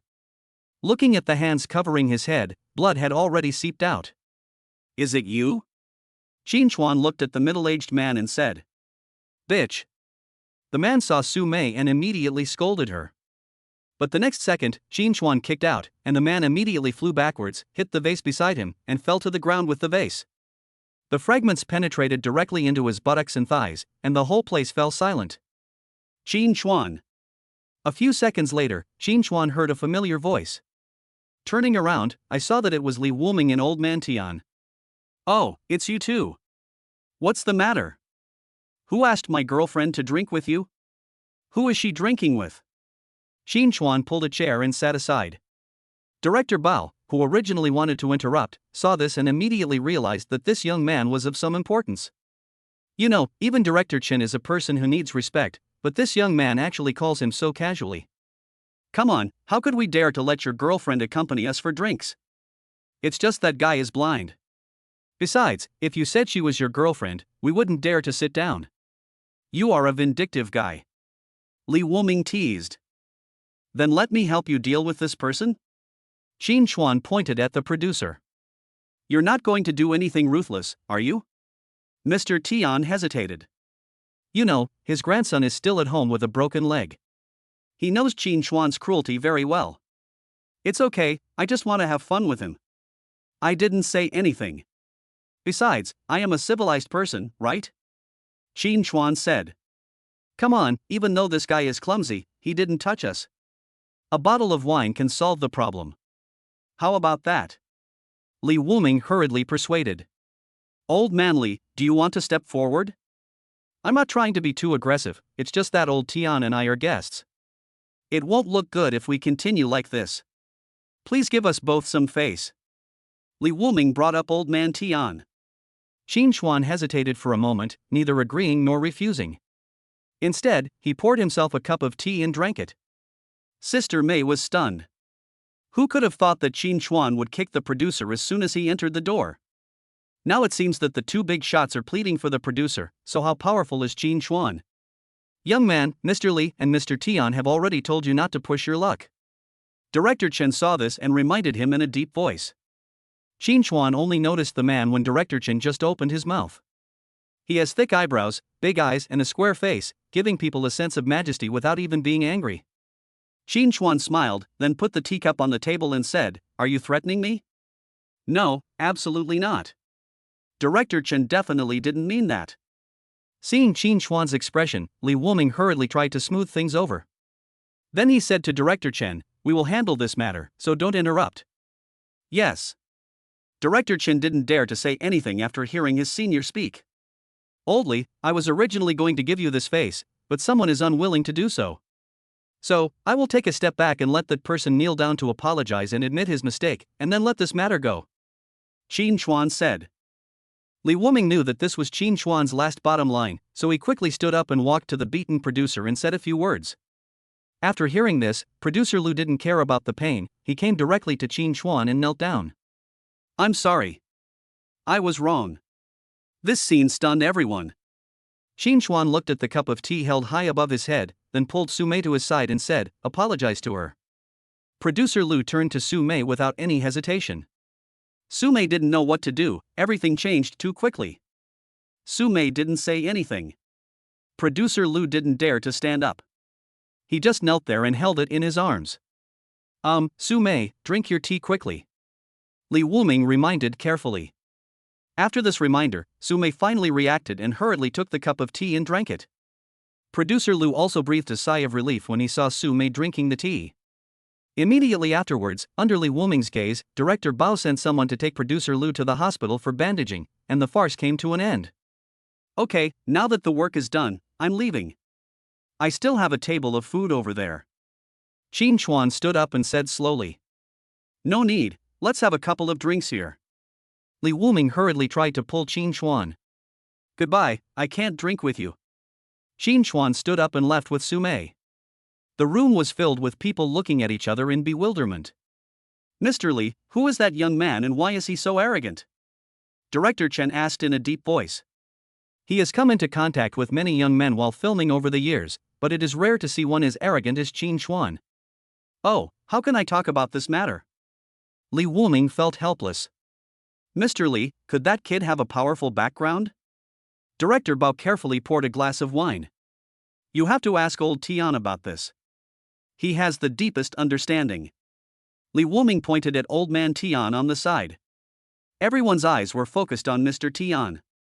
Perhaps out of a kind reminder, Mr. Tian briefly explained everything, especially Qin Chuan's methods. After hearing this, several people were completely stunned.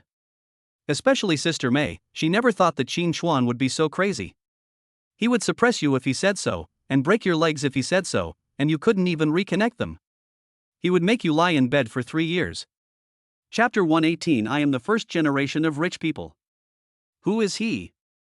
This question was not asked by Director Chen, but by Sister Mei. She was very curious about Qin Chuan's identity at the moment. I don't think anyone knows his identity, but I can tell you that he is a shareholder of the Shen's auction house, and he is very rich, secretly richer than you can imagine. Li Wuming exclaimed. Sister Mei felt embarrassed when she heard this. She still remembered that just over half an hour ago in the box, Qin Chuan had said that if Su Mei didn't work, he would support her. Now it seemed that he was not joking. But I always thought that Shen Yuer was his target. When did he hook up with such a girl? Li Wuming was very puzzled. Then Mr. Li, how are we going to proceed with this play? Director Chen was most concerned about the play. After all, the conflict was not between him and Qin Chuan, so he didn't have to worry about anything. It's not going to be easy. I know you want to promote this stuff, but the stuff still has to come from the Shen family auction house. If Qin Chuan gets involved, this won't work. After all, the girl from the Shen family owes him a big favor. And we two old bones can't get involved. Li Wuming knew Qin Chuan's temper well. He knew too well the kind of villain who would take revenge for any grudge he had. Li Wuming's words were actually very simple. He just wanted to give Qin Chuan some face. After all, Qin Chuan had already given him and old man Tian enough face for what happened today. Otherwise, who knows what would happen to Producer Lu. As soon as Li Wuming said this, Director Chen on the other side immediately came to his senses. If I let Su Mei participate in this TV series, he won't be able to stop me, right? Director Chen asked in a low voice. This is a good idea. Li Wuming said with relief. But Mayor has some estrangement with the heroine Song Wanner, or some grudges. Once she joins the group, there will be more trouble. Sister Mei is a smart person, so she naturally understood the meaning behind this, so she asked in embarrassment. But Song Wanner brought money into the crew. Isn't this a bit bad? Besides, Producer Lu was injured, and we already have a funding gap. Director Bao murmured. Money? It's easy. Just ask Qin Chuan to pay for it. He has nothing but a lot of money. This is easy. Li Wuming laughed on the side. Okay, it's settled. Lao Bao, inform Song Wanner that the leading female role has been decided. It's Su Mei. Director Chen ordered immediately. At this moment, Sister Mei's face was full of smiles. Seeing that the matter was resolved, Director Chen immediately started toasting each other.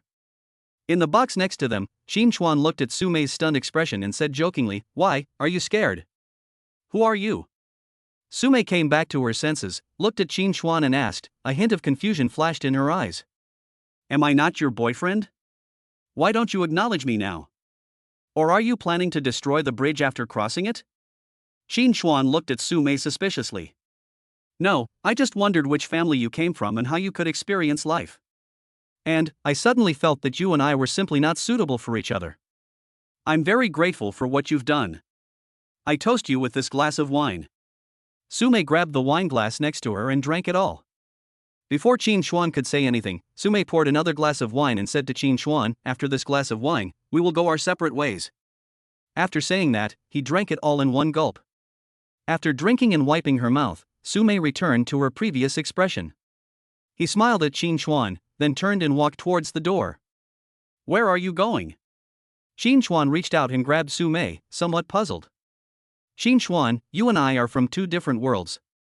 It is true that there are things about you that attract me, but I am just an actress. I don't want to marry into a wealthy family, nor do I want to be called a bitch. I really can't accept that kind of thing, so I should leave. Thank you for taking care of me these days." After Su Mei finished speaking, she pulled Qin Chuan's hand away with her other hand and left leisurely.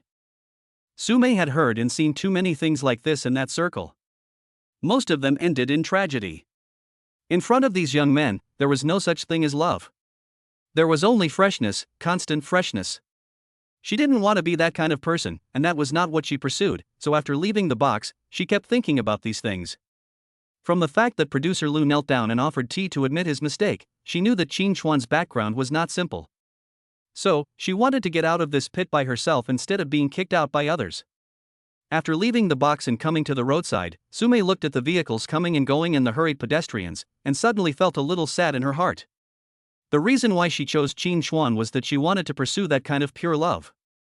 The wind is strong and it's easy to get sand in your eyes. Qin Chuan came out at some point and handed a pack of tissues to Su Mei. Su Mei didn't look back, she stood up and walked towards a small park nearby. Qin Chuan followed behind him, the two of them walking one in front and one behind. Suddenly, Su Mei stopped and stood there in a daze. Qin Chuan thought something had happened and ran up quickly. However, Su Mei's gaze was always focused on a bench in the distance, where there was a white-haired couple. She looked quite old, and her snow-white hair was so clear under the moonlight. The old man was now gently helping his wife clean the hair around her ears. He was very careful and brushed the exposed hair along the ears. That scene was so harmonious. "Qin Chuan, what do you think love is?" Su Mei murmured. Qin Chuan didn't say anything, he didn't know how to answer.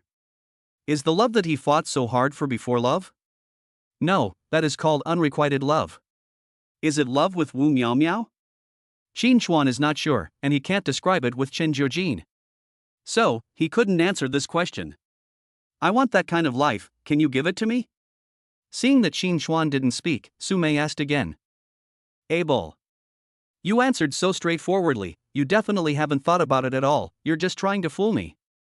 Rich kids like you are such a scumbag, really such a scumbag, so you can't give me what I want." Su Mei turned her head and stared at Qin Chuan. "Who told you that I'm from a rich family? Also, I'm not a second-generation rich. I'm a genuine first-generation rich. In fact, I'm the father of those second-generation rich. Don't get me confused," Qin Chuan said seriously. Su Mei smiled. She turned around and looked at Qin Chuan and said, "Are you the first generation of rich people?" "Of course, otherwise, why would I have lived such a miserable life in the past and why would I have dropped out of school? You wouldn't think of me as those rich second generations, would you?" Qin Chuan whispered. Chapter 119 Even the rain can't soak you. Isn't it? Don't those rich second generations with evil tastes like to pretend to be ordinary people and experience life? Su Mei said. That's them. I'm not stupid. If I were a rich second generation, I wouldn't treat myself like that. Wouldn't it be free and easy to live a life of feasting and revelry every day? Qin Chuan said helplessly. But it's nothing but. I just got rich by chance and became one of the richest people in the world, Qin Chuan explained. What kind of coincidence can make someone kneel down and offer you tea to admit their mistake? Su Mei still didn't believe it. Actually, it's simple. I saw a bargain at an antique exchange meeting and got an authentic work of calligraphy by the calligrapher Wang Shiji at a low price. I also knew oldly at that time. The authentic calligraphy is called Lanting Preface, which is the representative of the world's best running script. The selling price was as high as 4 billion yuan. Qin Chuan said this with a proud look on his face. So exaggerated? Su Mei was shocked. Is it an exaggeration? It's okay, just a trivial matter. Qin Chuan said this, but his expression betrayed him. You're not lying to me? Su Mei still had a hint of doubt. Why would I lie to you? You can go and ask around. Many people know about this. At this point, Su Mei reduced some of her doubts about Qin Chuan's identity. Besides, you have been with us these days. If I were really a rich second generation, how could I watch the fourth brother's situation become like that? I would have gone to help him a long time ago. Qin Chuan said. As I was speaking, I heard my cell phone ringing. Looking at the number above, Su Mei calmed herself down and tried to appear as calm as possible. Mayor, good news, good news. Director Chen has agreed to let you play the leading female role. Song Wanner has been kicked out. Sister Mei was very excited on the phone and even stuttered when she spoke. Ah? Su Mei was also confused. Oh, is Qin Chuan still with you? Because Song Wanner brought money into the group, so the funding needs to be supplemented. See if he is willing to help. If not, I can borrow from someone else. Sister Mei didn't beat around the bush and asked directly. Su Mei didn't know how to answer because Qin Chuan was right beside her. I'm willing. Just tell me a number. Qin Chuan took the phone and replied directly. Sister Mei didn't expect that it was Qin Chuan who answered. She was a little at a loss for a moment. She just responded and quickly hung up the phone. Hang up. Qin Chuan pointed at the phone. This is the first time I've seen Sister Mei not be so long-winded. But Qin Chuan, do you really want to invest? This kind of thing is no joke, especially Director Chen. He is very demanding and serious when filming, and every detail requires money to be spent. Su Mei said with some concern. What are you afraid of? It doesn't matter if you lose. You have so much money that you can earn a lot of interest if you just keep it there. Qin Chuan joked. Okay, if I mess up, I'll collect the interest from you. Su Mei suddenly became free and easy, returning to her previous witch character.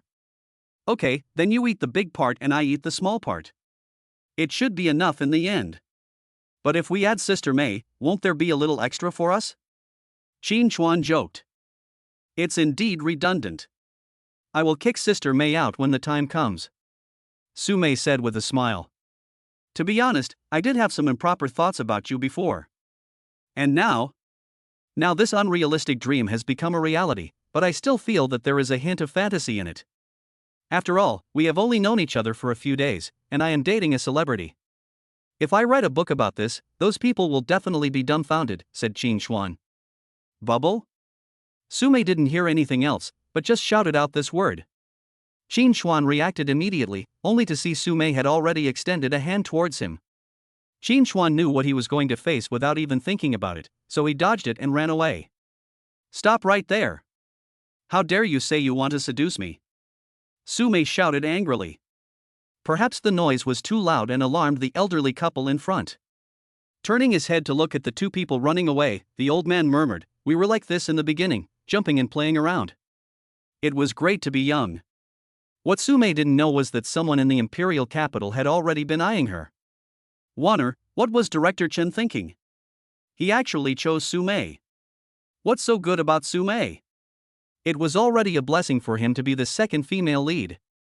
How come she suddenly became the first female lead? An obese woman nearby said dissatisfiedly while peeling an apple. I don't know either, but if something that has been decided can be overturned, then there must be someone supporting Su Mei. Song Wanner lay on the sofa, her eyes full of unwillingness. It's a pity that Director Chen refused to accept our funds. We are really out of options now, said the fat woman. Fat sister, please go out. I want to be alone for a while. Song Wanner said in a deep voice. Well, it's troublesome to encounter such a thing, but don't worry, I will still help you contact them and find out who is behind Sume. After saying that, Fat Sister put the peeled apple on the table and left the room leisurely.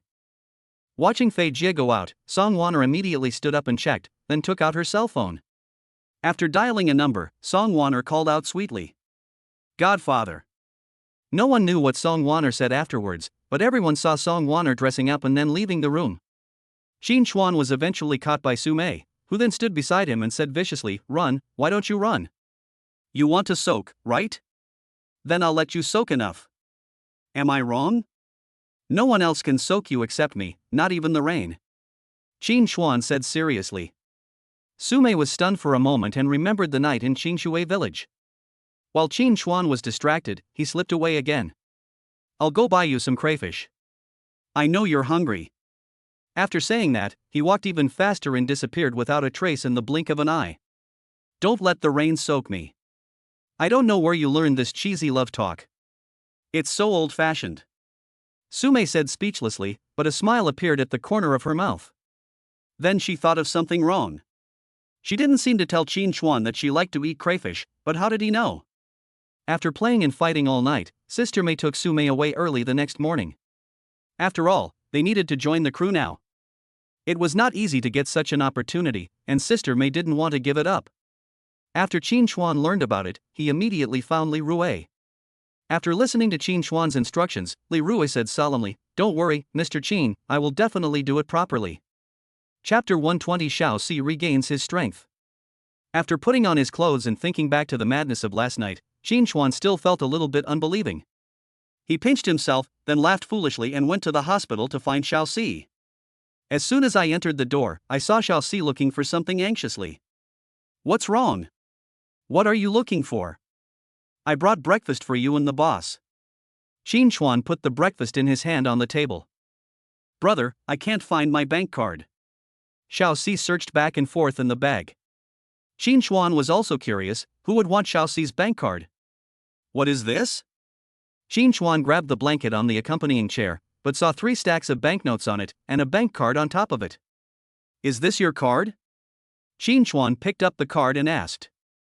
Xiao Si took a look and was a little confused as to why his bank card appeared here.